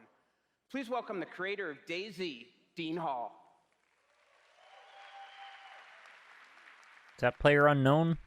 I want a game that is not a game. Or is that something, is that an entirely different person? That is a universe. A universe built not on scripts or quests, but on the laws of physics, biology, and chemistry. The hell is he talking about? That explores mankind's expansion. Oh, Brandon. Okay, yeah, I thought his name was space. Brendan. The chance to be a pioneer in a harsh universe, swamped with the risk of death, yet peppered with the havens of fortune. I still don't know what he's talking For the past year, about. I have been working with the technology company Improbable to turn my long-term prototype into a reality. Are you doing like a... It worked.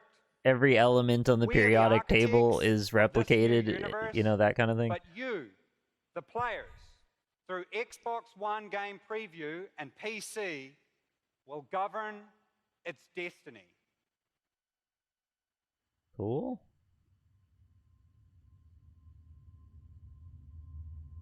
And that game, EVE Online. And then it all makes sense.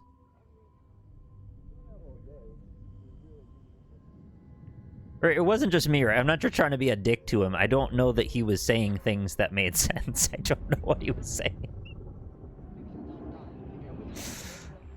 I mean, I guess what he was doing was, like, projecting a position of strength to shareholders, kind of. I mean, not, like, necessarily that specifically, but... doing that posturing political thing where, like, someone else other than the people you look like you're talking to are actually the recipients of your message. Wow. Alright.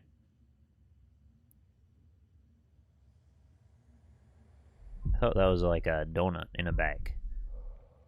Not a donut. No. You Ladies wouldn't... and gentlemen, from Crystal Dynamics, game director Hang Ryan on. What? What?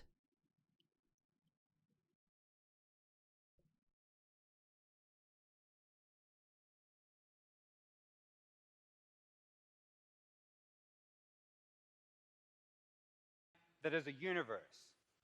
A universe built not on scripts or quests, but on the laws of physics, biology, and chemistry. The laws of physics, biology, and chemistry. Please remain calm. The biological functions of your person have expired. Your data is currently being uploaded to a new host. A simulation MMO that explores mankind's expansion into space. A simulation MMO that explores mankind's expansion to space. Okay, I understood all those words. I think last time I kind of glossed over that bit because I was still reeling from the set before that. So it's an MMO in space about mankind and their expansion. Harsh universe, swamped with the risk of death. I don't know what that means. A swamp with the risk of death. Okay, sure. That's... whatever. Peppered with the havens of fortune. Peppered with the havens of fortune. You sound like you're talking to a cult now. I don't know what the hell any of that is. For the past year, I have been working with the technology company Improbable to turn my long-term prototype into a reality. I feel like he's selling an NFT right now. But he doesn't know that yet, because they aren't real yet. I mean, they're still not real, in a way. It worked. We are the architects It worked. of this new universe, but you, the players, through Xbox One Game Preview and PC, will govern its destiny. You can help fund our grift. Sorry, I don't think he's grift. I don't know what he's doing. I'm just doing the NFT thing that they do where yeah, you get it. Man, what in the hell? Was this called Ion? Yeah, Ion. First on Xbox One and PC. Okay, where is Ion right now? That's the next question. Ion game. Not Ion Storm.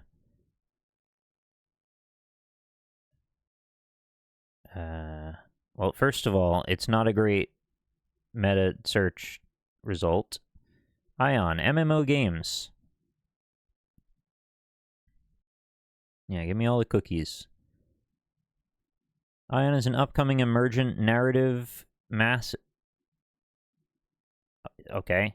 Ion is an upcoming emergent narrative massively multiplayer online sci-fi game from the creator of DayZ, Dean Hall, in which players build, live, and inevitably die in huge floating galactic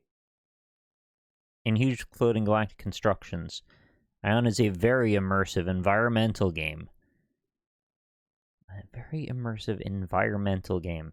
What kind of game did you make? Oh, an environmental game that follows humanity's first deadly steps toward colonizing the universe. Step into a massive interconnected universe with fully simulated real-time environments. Did he write this? Including air pressure, heat and cold, power grids, and much more, which all must be carefully balanced to keep the unending vacuum of space at bay. Michael Bay. I added that part. Can you survive in this, the harshest of environments? Ah. Alright, this part's important. Game info, Ion. Genre, sci-fi. Status, shutdown.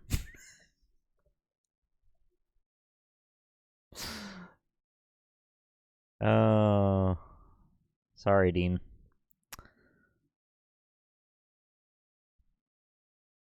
And yet Wizard 101 lives on. Alright, well, now we know. We know what happened to Ion. I can continue now.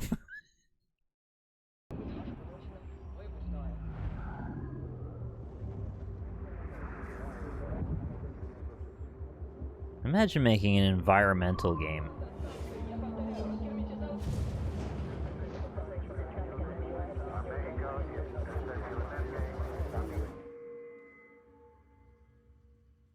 I was making a joke. I don't know if Wizard 101 is actually still going, but maybe it is. I don't know. We could find out very quickly.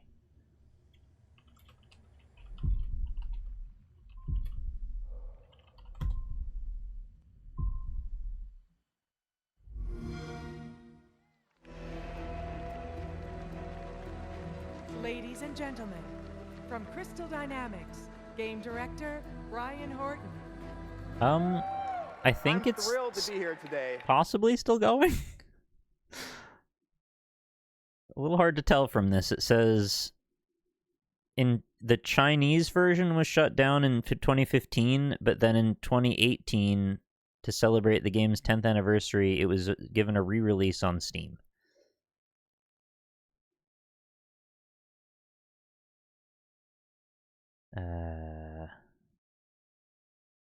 There's a current director. I don't know why I care about this. I've never played this or know anything about it.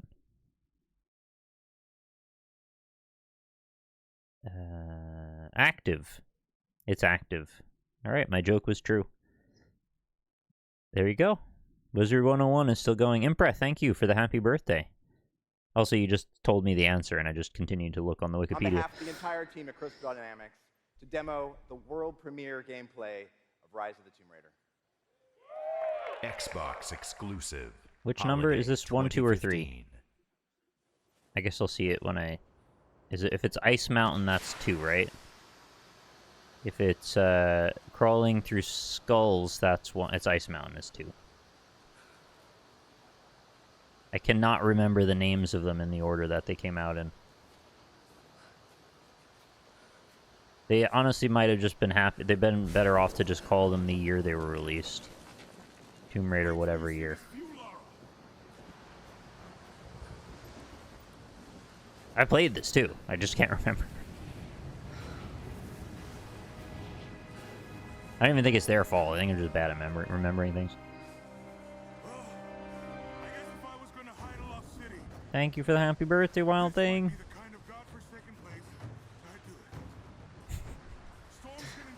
Yeah, it's Tomb Raider 1, crawling through skulls. Tomb Raider 2, Ice Mountain. Tomb Raider 3, jungle action.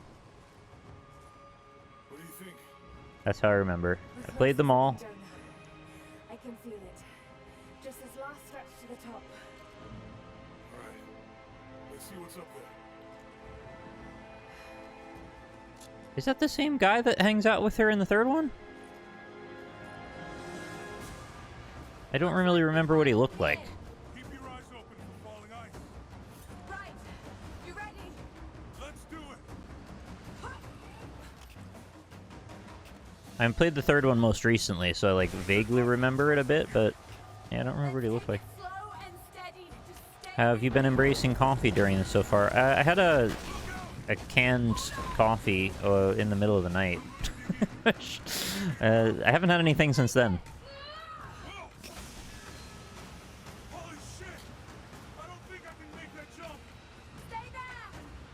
Why does the audio sound like it's getting sent out into the room and then picked up again?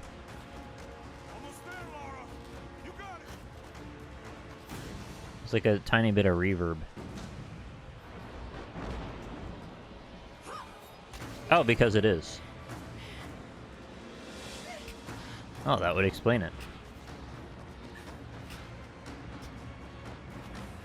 I think the ice might look quite good, doesn't it? It's kind of hard with ice on that scale, because, like, we're not really used to seeing what ice looks like when it's like that. It gets this different quality about it. Like, the opacity of it is a bit different than we're used to. God, that is just absolutely hellish. Oh my god, she would just die. Like, every single thing in these games, she would just die. Can you hear me? Yeah. I'm gonna pull you back up.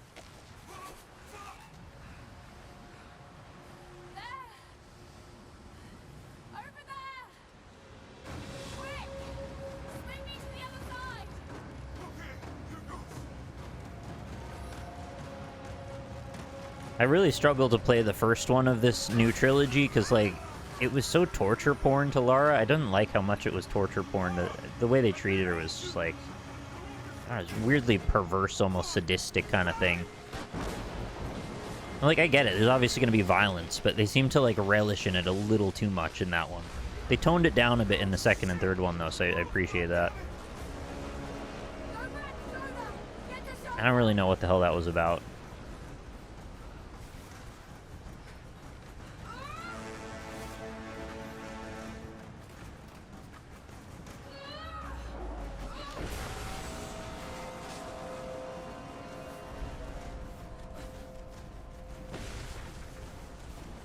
Like, I get they're trying to sell the drama of the risk of all the things that are happening, but it was too much. I mean, it's obviously nuts, all the things she's doing. Oh my god. They do kind of make me, like, lurch forward in my stomach a little bit a lot of the times. There's just all of this nuts shit happening, one after another, like a roller coaster ride. I guess they're kind of following in the Uncharted footsteps in that way. This is so ridiculous. Everything breaking, the mountain destroying in perfect sequence. As if her weight would have changed anything about that.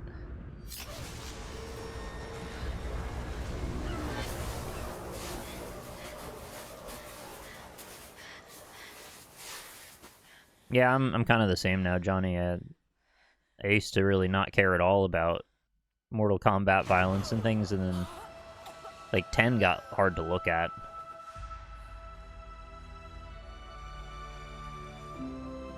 I think it's a little easier to deal with in Mortal Kombat, though, because you have, like, no connection to those characters, and it doesn't feel like there's another motive behind it. It's just, like, just violence for violence sake.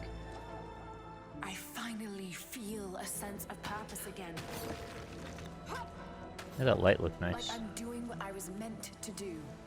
Some kind of marker. I love the discovery aspect to this. I love the exploration and all the wild construction, like secret areas they build into mountains and stuff. I love exploring that stuff. It's great.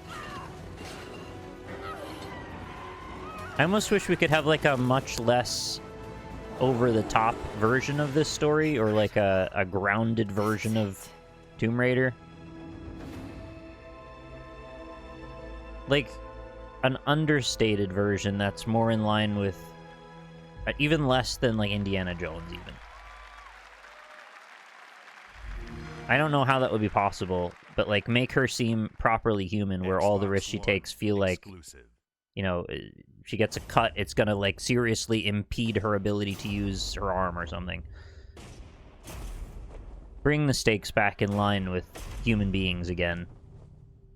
Because then I can take it a lot more seriously, and then I kind of want to get invested. You never forget your first game. And the more of them you play, the more of them you love. Every memory is a story to cherish and share. I know that's not how it would ever go, and I don't expect them to actually do that. It would just be kind of a cool, different angle on it. We were heroes. There were games that blew us apart, and games that brought us together.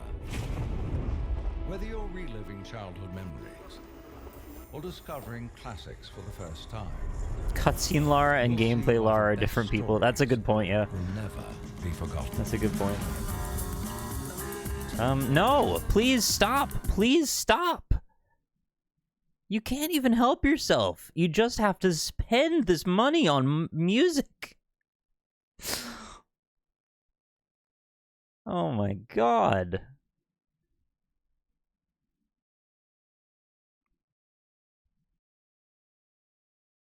Like, how did they put nuts and bolts on another DVD? Oh, it's on Xbox One, right? I don't know why I thought it was being released on the same platform Nuts and Bolts was already. Yeah, that's fine.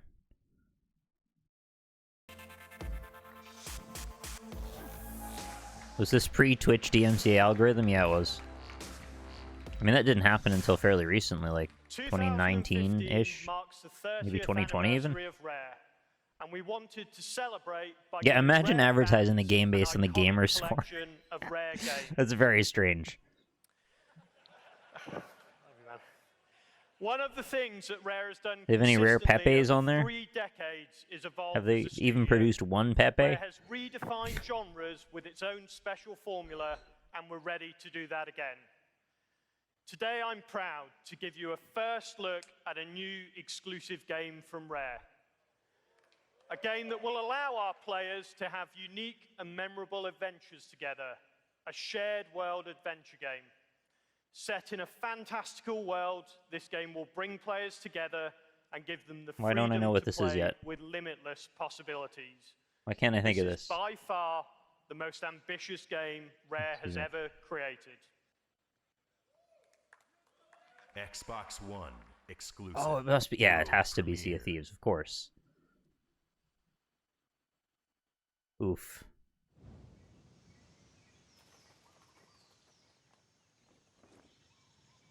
Limitless possibilities, such as running from skeletons, collecting a treasure chest, and running from skeletons. Driving ship.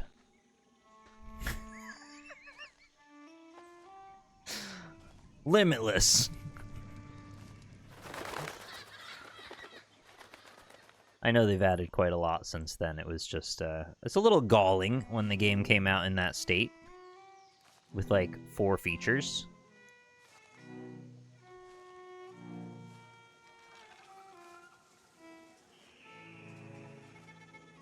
There's gotta be a really interesting backstory to this game, too.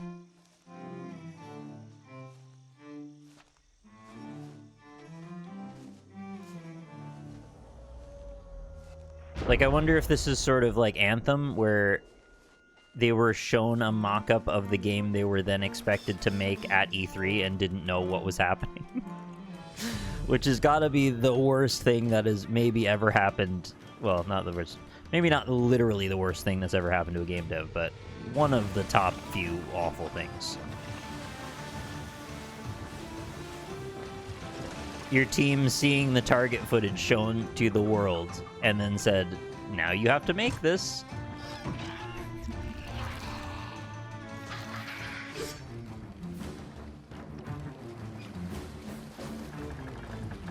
I have to say, though, despite all the shit, they really nailed the ocean water in this.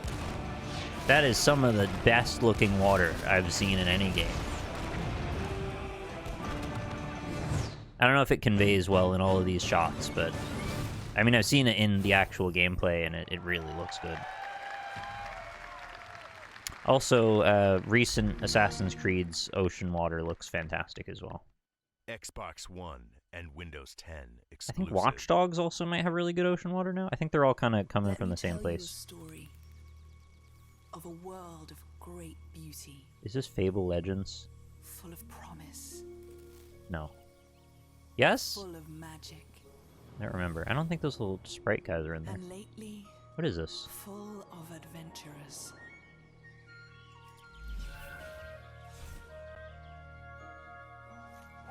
It's very strange that I can't remember this stuff anymore. It looks kind of like Fable, right? To explore, eager to tell a story of Remember when they kept going on and on and on about how that one Fable game wasn't a rail shooter or like a rail, you know, game? It wasn't on tracks, and it just was. does not want them.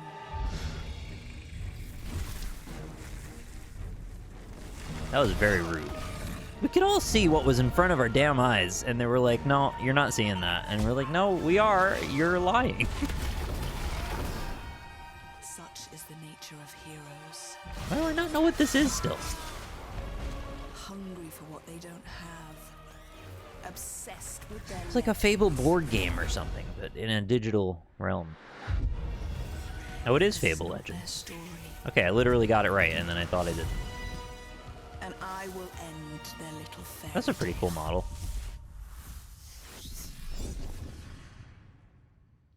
Yeah, I just don't know anything about that. Oh my god, not again. Please.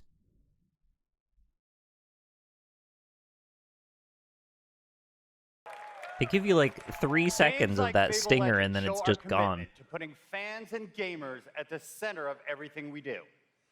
Legends is free to play on both Xbox One and Windows 10 PCs.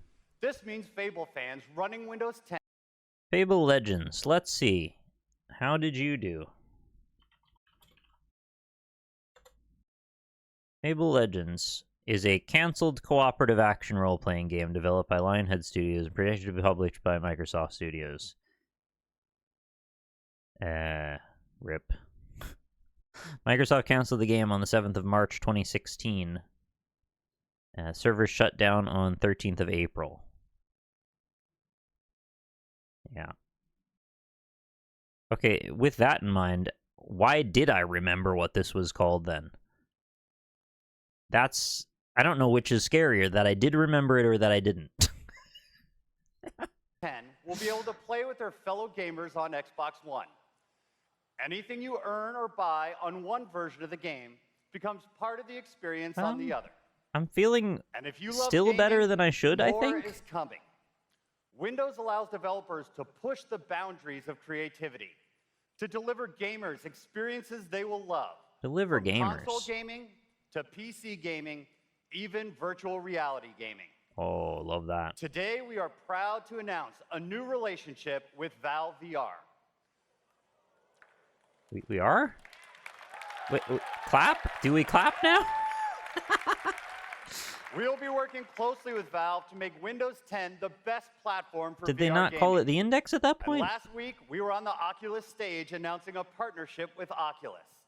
Wait, The what? Xbox One controller will be included We're working with with Valve. every We're working Oculus with Rift at Oculus. launch. Or who? What? This puts our high Pick a precision side. gaming controller at the center of VR gaming. Maybe And Valve hadn't Xbox One announced games their will be playable plans on for Oculus VR Rift. yet. By streaming Xbox One games to Rift through Windows 10, gamers can play the games they love on the newest devices. Microsoft's also pioneering a new era of holographic computing, an era of mixed reality. Yeah, what's going on with the HoloLens these days?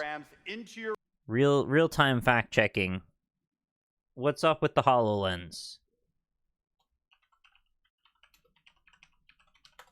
I'd like to know. Oh, we're on to the HoloLens 2. That's what. It is in what? What is it? I don't know what this website is telling me. It's giving me like analytics about stuff that I don't understand. Is the Microsoft HoloLens discontinued? The first generation is. What happened to the Microsoft HoloLens? Oh, this is too much. The HoloLens 2 price is $3,500 USD. It is available in over 29 countries. It is $3,500. You could get 1.5 graphics cards for that much.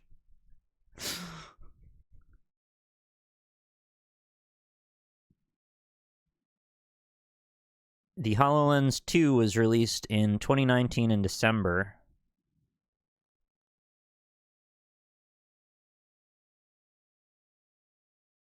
Yeah, I guess there's not that much else to say. Yeah, it exists. You can still get one. It's really expensive. real world. In January, we unveiled Microsoft HoloLens, the world's first untethered holographic computer powered by Windows 10. Holograms mixed with your real world unlocks all new experiences, freed from the boundaries of your screens. What? So Who are you far, we have shown marketing new this ways to? for people to create, to communicate, to work, and to learn. Today, we are very excited to show you how Microsoft Oh, I see. HoloLens It's $3,500 not because they expect anyone to buy it, but because they expect offices to buy it and mark it as a, work expense, like a tax write-off. So they're doing the health insurance grift with hospitals, essentially, but for work tools. I hate this all. Get out of here with this. can change the world of gaming. Sorry, I grunted quite loudly into your ears. I apologize. To show you how it works, let me introduce Brand Director at Mojang, Lydia Winters. Lydia? Thanks, Kudo. I'll tell you what, that guy knows how to say Mojang correctly. 4 I didn't. years ago I, at did, I could E3, not say I it met that the well. Mojang team for the very first time. Soon her too. after, I joined them on this unbelievable adventure. This game has changed millions Is of it a full lives, computer? They did make it including sound my like that. I didn't know if it really was. In the past 5 years, we've been blown away by the amount of people who have been playing our game. The community's incredible creativity Well, has at this taken point, they're selling it Minecraft as into if it's a places game peripheral. we never could have imagined. Every day, we see new and exciting things being made. On July 4th and 5th in London, we are going to have the biggest Minecraft celebration Isn't this in about the world Xbox? at It's Microsoft, so they're just talking about their stuff in general. I think at this point they didn't know what the hell they were doing with the HoloLens. They thought maybe it was a gaming thing. by their ideas.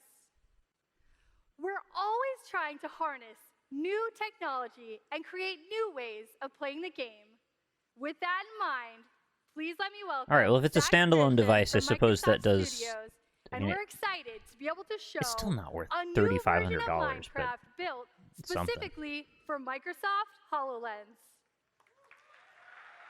$2,000 maybe, but like $3,500. What are we To talking show our about? demo today, we're using a special Whatever. camera. I don't know. I don't know why I'm so worked This up about display this. technique is like putting a HoloLens right on the camera itself, allowing the entire audience to see the holograms. Now, this is a live demo with real working code. Let's show what it can do. Oh, excuse me. Live demo. You can play the Minecraft you know today on HoloLens. Sax grabbed his Xbox controller to play through a giant holographic portal into a 3D Minecraft world right on the wall. Even though I don't have a HoloLens, I'm able to play together with Sax from my Surface. Are you going to come join my game, Lydia? I'm in now. Oh, imagine being in the Microsoft ecosystem as a result of your job and like things about HoloLens is that it talking lets about you it all the display time. Minecraft Oof. virtually anywhere. You can get different perspectives on your Minecraft world. It's awesome to play with the controller, but could we show them something new, Sax? Sure. Let's take our experience off the wall. I want to pick and up real put it on the blocks with table my over here. hand. Create world. Do it.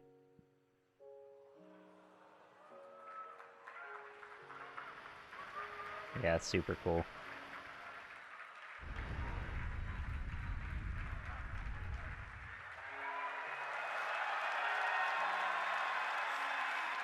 I don't really understand what the application of that is exactly, but it looks real Sax impressive. can easily navigate and manipulate the world using his voice and his hands.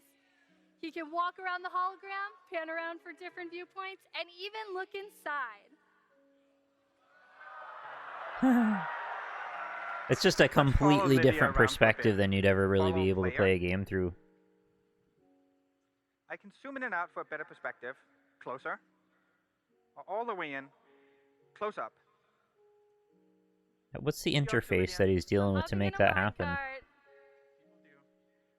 Let's take a ride down to the village. Is there some? Is he touching something, or is he doing voice commands, or like how's he initiating those things?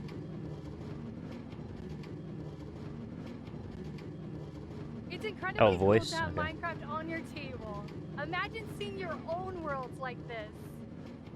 That cutaway look is like really cool to watch it going past the fold where it goes from existing to not existing. Standing at the table, but through the HoloLens, he can see a whole Minecraft universe at his Oh, he's doing a hand gesture. Cool. Oh, that's neat. It looks almost like a Lego set there when it's at that distance. Hidden way underneath the ground. Could you give us a sneak peek of what's under that village, Sax? Sure.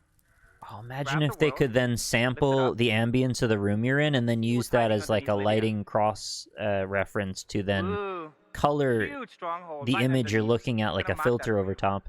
Mark that. This is so weirdly I see specific. it. I'm on my way there now. Yeah, this like Sky Daddy looking down under the ground to help you find diamonds in Minecraft is like, it's very strange. We've got thousands of dollars of technology here helping you find these I have diamonds. access to all console commands in Minecraft just using my voice, but I can just focus my gaze on the TNT and say lightning strike. Step back. Like, it's super cool, but it's so specific. I can't imagine almost anyone ever doing this. Materials down there I wouldn't have seen without you. There's one more thing I want to do with lightning. See a pig pen over here. Are you gonna bacon up those need an pigs? upgrade. The Lightning strike. pigs need an upgrade, he says. There you have it. Zombie pigmen. Oh, I see. Okay, I thought you were just gonna cook them. But that was the end note. Hey, there you have it. Zombie pigmen. Tosses mic, drops From mic, playing done. Minecraft on your wall to an entire world right on your table, Microsoft HoloLens gives the community a different way to play in the worlds they already love. We will have even more I like how Minecraft news to the share on background Minecon image in a sort of few makes weeks. their legs look like they're Minecraft characters because of this mosaic effect on them. Ladies and gentlemen, Gears of War co-creator Rod Ferguson. Time for Gears of War. 10 years ago, Gears of War debuted here at the Xbox E3 briefing. And this year, we're taking you back to where it all began. Today, I'm happy to announce Gears of War. Yeah, super cool tech, and I imagine in industrial engineering uses, it's probably amazing. August 25th. It's strange for them to use it for Minecraft because we're at a sort of gaming conference. It feels a bit like, what are we doing? Like, And you can play that obviously, this multiplayer isn't what you're early trying in to our really sell one-week us paid on. Public beta that starts today. Oh, we don't say of war anymore. It's just Gears now, right? Tune in I to think the I knew Xbox that. Daily Live from E3 this afternoon to learn more. Oh, yeah, and one more thing. One more I thing. wanted to give you a taste of something else we're working on. Whenever they say one more thing, it's always a big one. Thank you.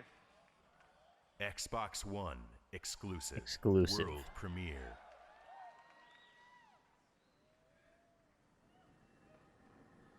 Gears of War is about pop figures now.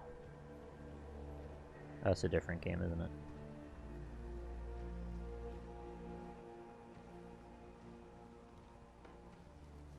Can't believe how long they've been fighting those damn locust things.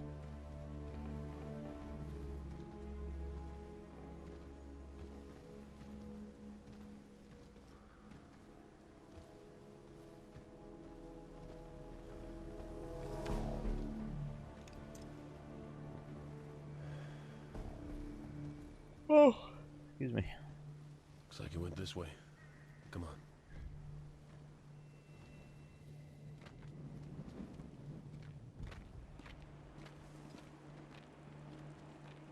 I think I vaguely remember seeing this. Hey, wind's picking up. No need to worry just yet. And watch it. So like a swarm of some bugs comes through and like rips the whole area apart or something like that. The tactical beanie.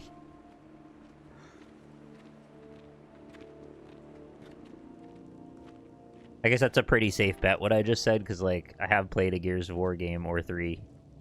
There's often a swarm of insects that rips an area apart. Just kind of happens like that. Sure that's safe? Yeah, it's just rainwater. Yeah, with stuff floating in it. Let's assume I'll live. Always a good call. Yeah, just assume the water source is safe. Survivalists always go by that methodology. Tell me you heard that. It's on the There's a saying in the survivalist community called "What's the worst that can happen?" And often when you're about to do something dangerous, you just go, what's the worst that can happen? Then you try the thing just in case. Because, like, you know, if it works, then that's amazing. You saved a bunch of time and effort. If it doesn't work, well, yeah, what's the worst that can happen?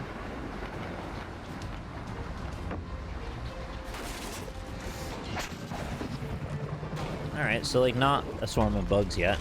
Just some wind. Surprising amount of devastation. If that's happening, wouldn't these people have launched off of this bridge? I guess they have very heavy legs. Anchor them to the ground.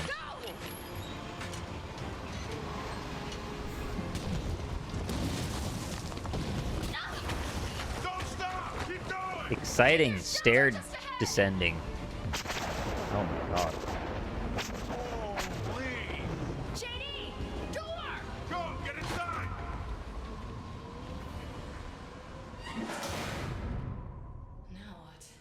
Now we find out if that thing's in here. The yawning set in.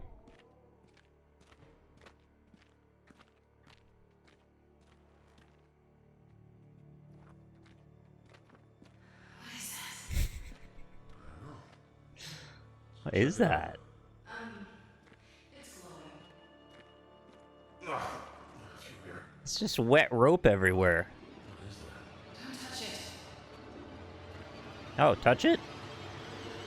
Yeah, that seems like a good call. You ever seen Prometheus? I'm okay. Are you, though? Son of a... I think it shorted out my flashlight. Great. Yeah, I think you've just been impregnated by the Borg. Let's just get the hell out of here. So nonchalant. I don't know what this wet rope is. Why did this alien juice all over me? Quick, come on.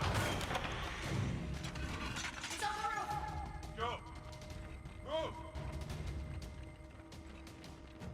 Oh, no. All right. Just don't touch the pods. Touch the pods? I mean, he said don't touch the pods last time and immediately touch them, so...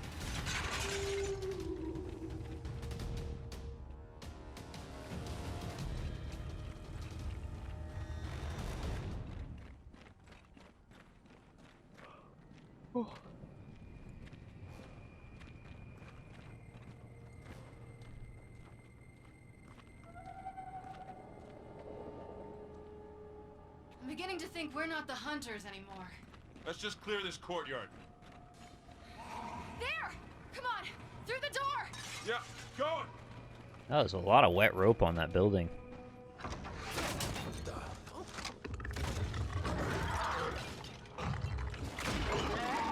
Situational awareness could use some work. That thing could have killed you without you even knowing it was there. Okay, you're a big fella. Easy now. Oh, that's not good.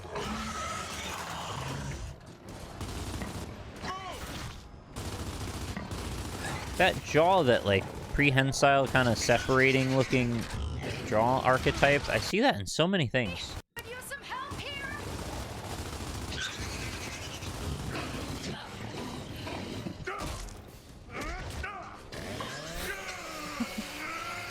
Look, I'll stop saying wet rope when they stop showing wet rope.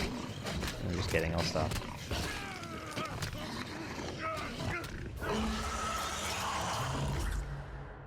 It's got freaking sardines in its throat.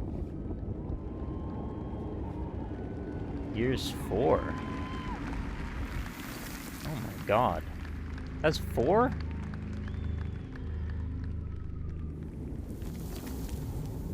I actually played 3. Wasn't there a sequel? Pre-sequel? Prequel is the word? It's great to have Gears of War back on our Xbox stage, to see Gears of War gameplay running real time on Xbox One, and to see my friend Rod Ferguson at the helm. Today, we showed you the greatest games lineup in Xbox history. New and innovative games that speak to the boundless creativity from studios around the world. Blockbuster franchises you know and love. Trailblazing independent games from a new wave of creators who are redefining game development and gameplay, all anchored by the best exclusives on any platform. Xbox is the only place where you can play Gears of War, Fable Legends, Forza Motorsport. You cannot play Fable Rise of the Legends. Tomb Get your Raider, and of work course, straight. Halo 5 Guardians all this year. I know you'd like us to, but it didn't happen. This lineup is supported by Xbox Live and our commitment to make your gaming experience better. What if my gaming experience being better means playing Fable Legends? Well, it seems we're at an New gaming impasse. hardware and accessories, access to great games first with EA Access, next generation virtual and mixed reality gaming experience, and access to games in early development with the Game Preview program. There truly has never been a better time to be an Xbox gamer. If you've been waiting to move from your Xbox 360, now is the time. 2010.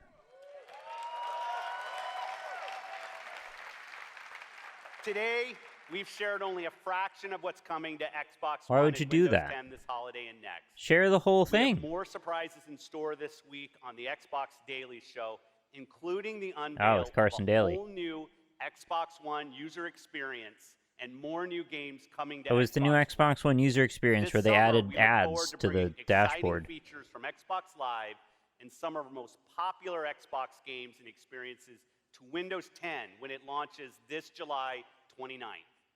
And at Gamescom in August, you'll see the latest from Quantum Break, Scalebound, Crackdown, and new first-party game reveals. Thank you for joining us this morning. It's your expectation, your dedication, Oh, I see what you did there. and your passion Expectation. for games that motivates and inspires not only me, but Yeah, I gotta every try Quantum single Break. member of Team See what that's all about. Thank I have it on Steam. I just never tried it. I think there was a time where it required like DirectX 11 or something, and I had the wrong graphics card, and I couldn't play things in that. I don't remember. I had a slightly outdated graphics card for like a year.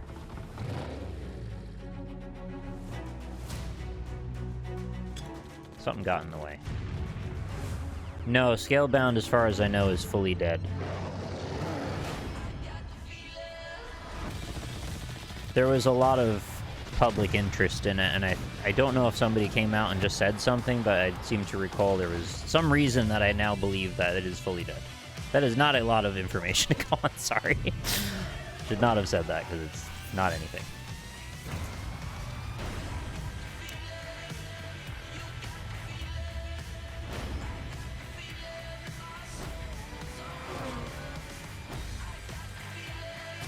Do you think that there needs to be... Oh, copyrighted music again, probably. You think there's any reason for them to do another Rocket League? Aren't they kind of where they want to be with that? It's just like a permanent platform for monetization now.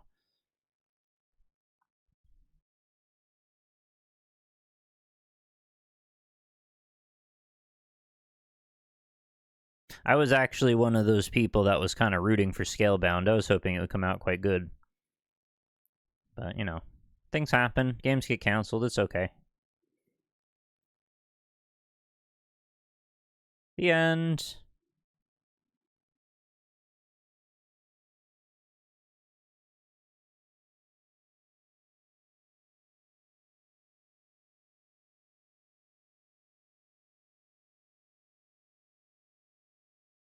Ooh.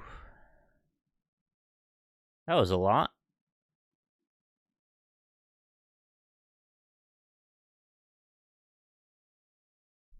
Threw in an extra Xbox presentation there, just for fun. It was fun. I think it might be time for me to take a nap. I was hoping maybe Lynn would get back, but I'm not sure if, well, I don't want to guess at when she'll be back. I don't really know what she's up to. Are the gaming companies going to do a June broadcast? I believe not.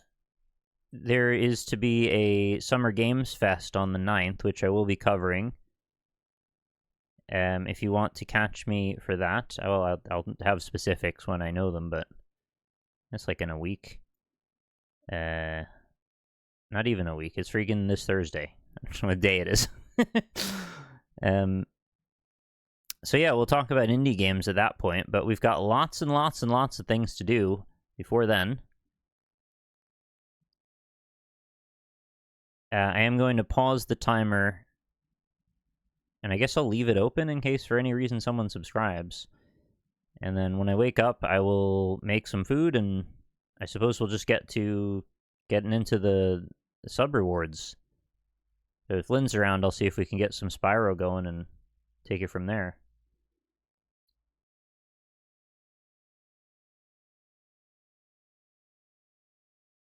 No, that seems I wouldn't let the timer run while we're offline. That seems not right.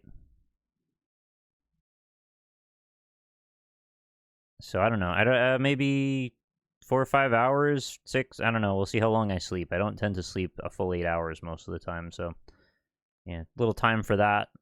Get some food in me, and reconvene at some point in a bit later this afternoon. All right, thank you so much, everybody, for all your generosity. I hope that's fair enough to, like... I was trying to go for 24 straight, but, like, it's 22 now, almost, so I think that's, like, that's good. I don't need to push it too much more than that. I think I did what I need to do. Yeah! But yeah, lots of good stuff ahead. We've got Spyro, Boredome, Time Splitters 2 PC mod, Hard Space Shipbreaker, I Love You, Colonel Sanders, which I need to be in reading mode for because it's all visual novel, Deer Simulator, Anime Game Week, I guess that'll be next week, starting Monday, so we'll say starting the 13th, and then Monday, Tuesday, Wednesday, Thursday, Friday. First try of Recore, which we just saw in that presentation. First try of Aquaria, and a playthrough of Silent Hill 4, and we even cleared the chat gets to pick a Yakuza game for me to play. And I will try that as well. That's a lot of stuff. Thank you so much, everybody. Thank you for all the love. That was a lot of fun. I'll see you soon. Have a good day. Catch you next time. Oh yeah, watch Twitter for when I'm live again, or Discord. I'll announce it on both, as I always do.